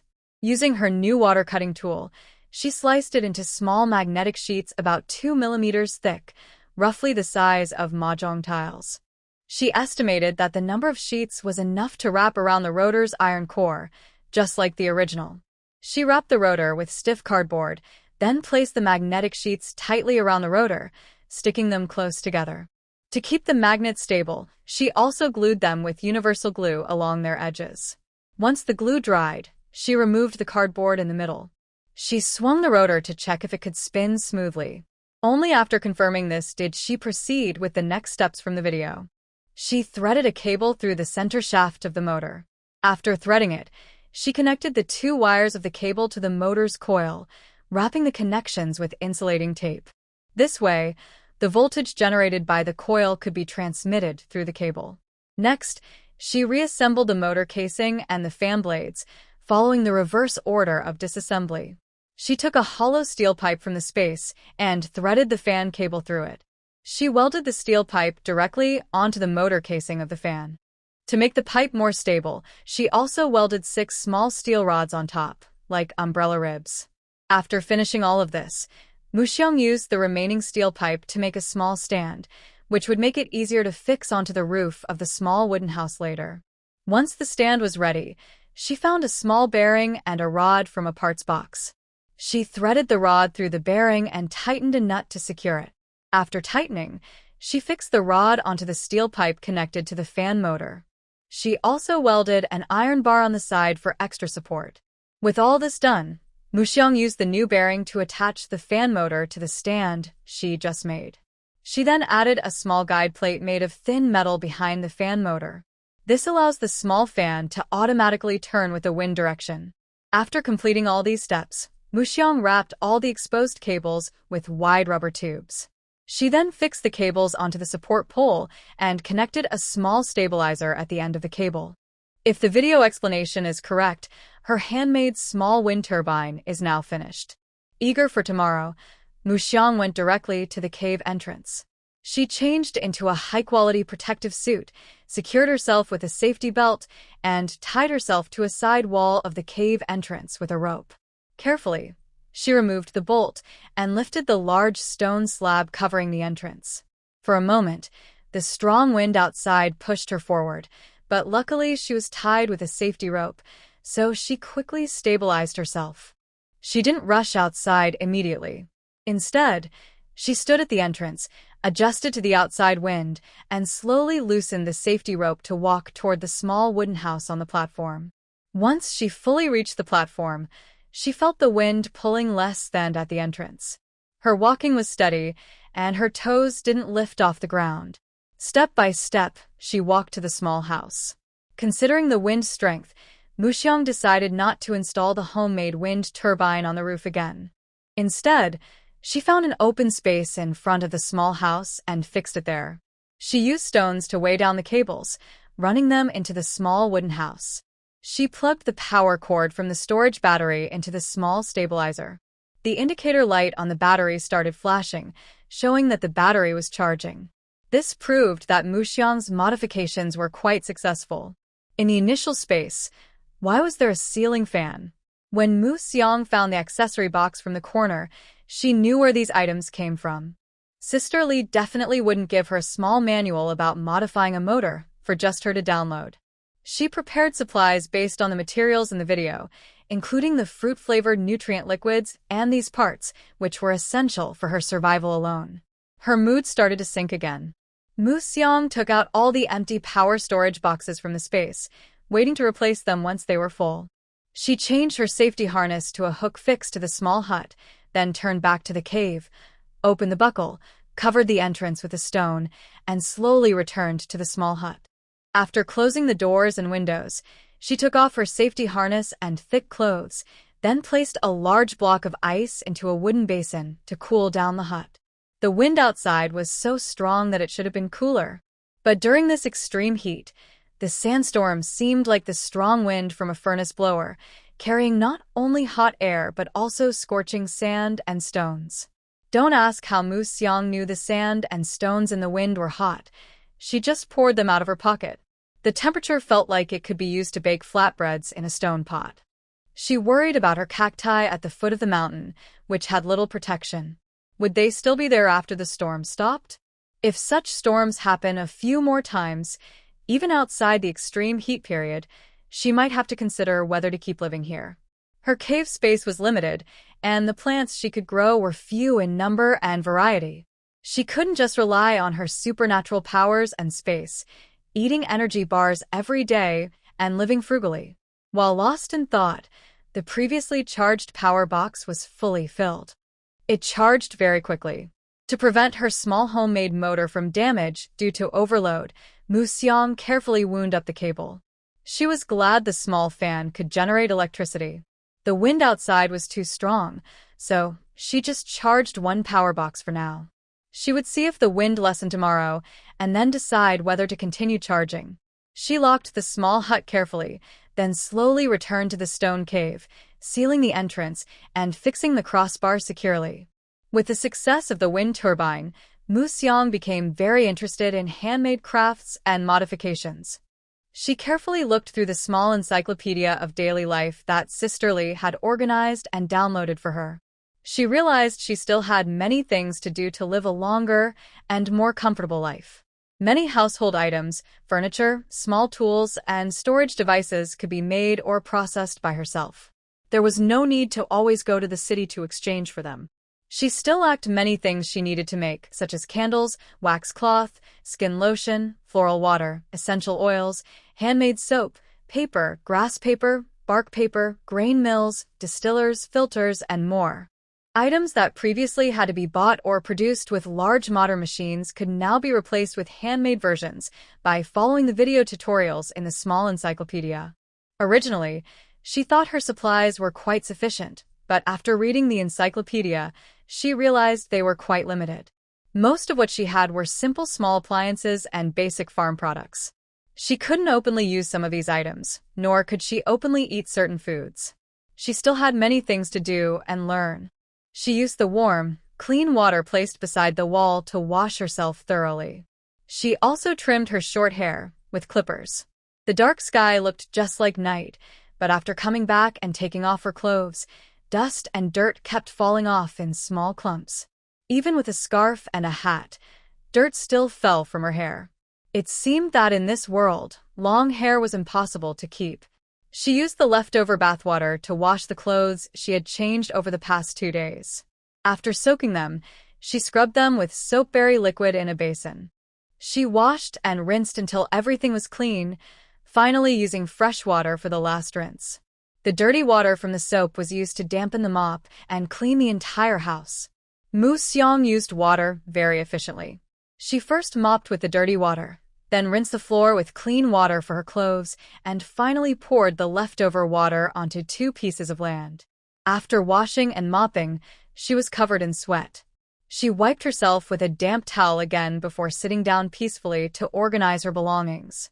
To her surprise, she found many wild vegetables, grains, and a large pile of plant stems and leaves with moderate radiation levels that she had previously ignored or not had time to process. The most common items were fern roots and reeds. Fern roots were abundant because they grew everywhere in the jungle. Every time she went out to forage, she would find many. In the end-of-days era, She couldn't afford to waste anything, so whenever she searched for wild plants, she would scan everything within her sensing range for medium to low radiation items and pull them into her space. Even if the item wasn't the best choice or not necessarily edible, as long as it wasn't highly radioactive, she would bring it home to burn for fire. Everything was useful. She collected reeds earlier on the small oasis she passed by on the road. Since her environment and living place were always inconvenient, she couldn't find the right time to sort and classify what she had collected.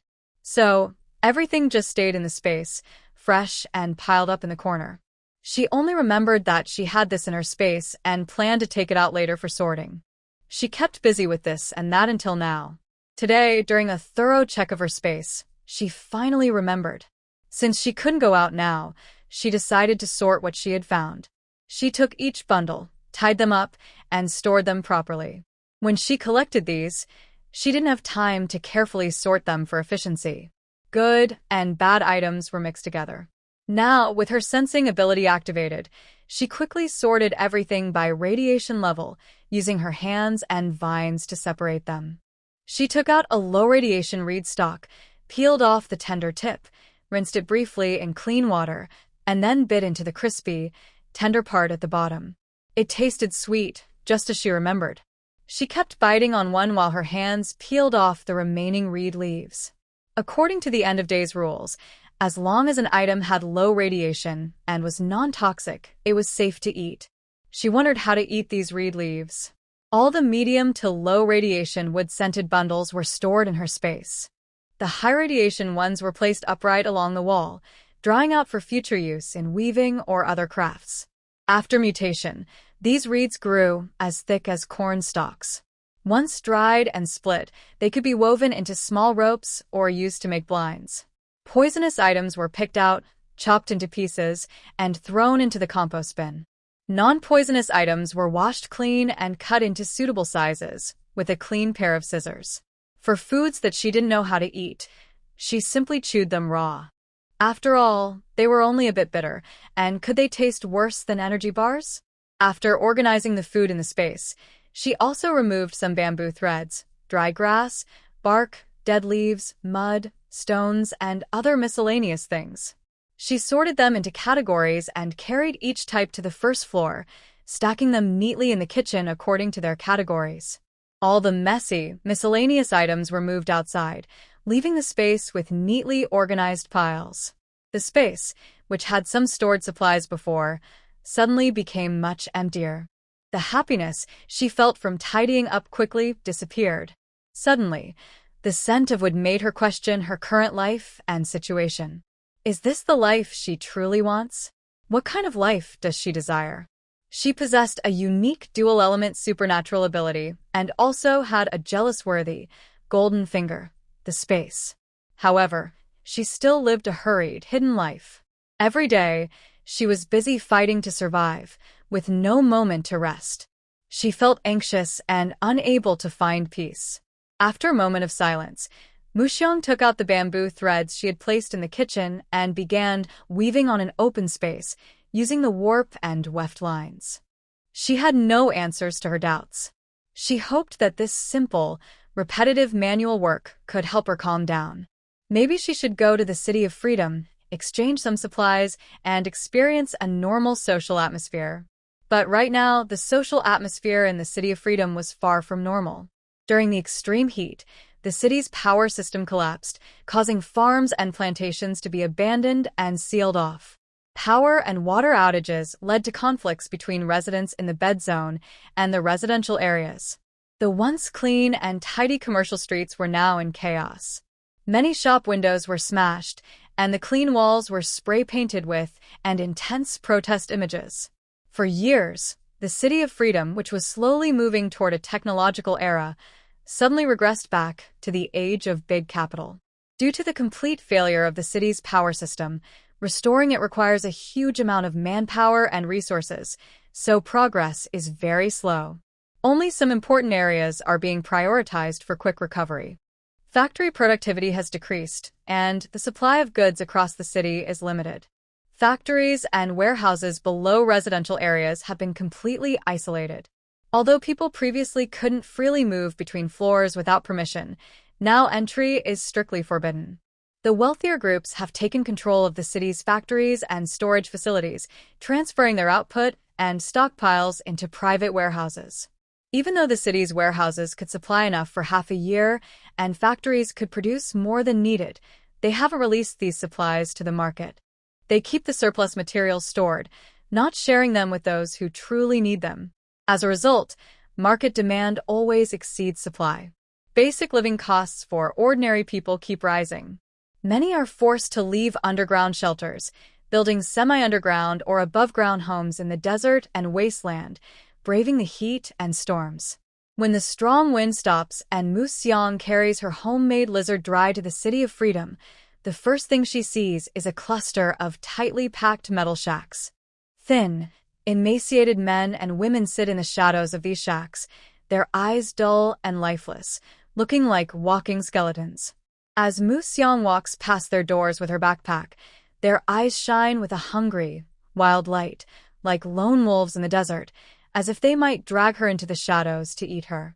To prevent such dangers, Mu Xiang moves her backpack to the front and draws 2 large knives, each over 30 centimeters long, from inside.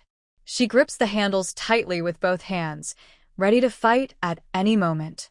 She keeps alert as she walks through a long stretch of the shantytown, finally emerging outside the city.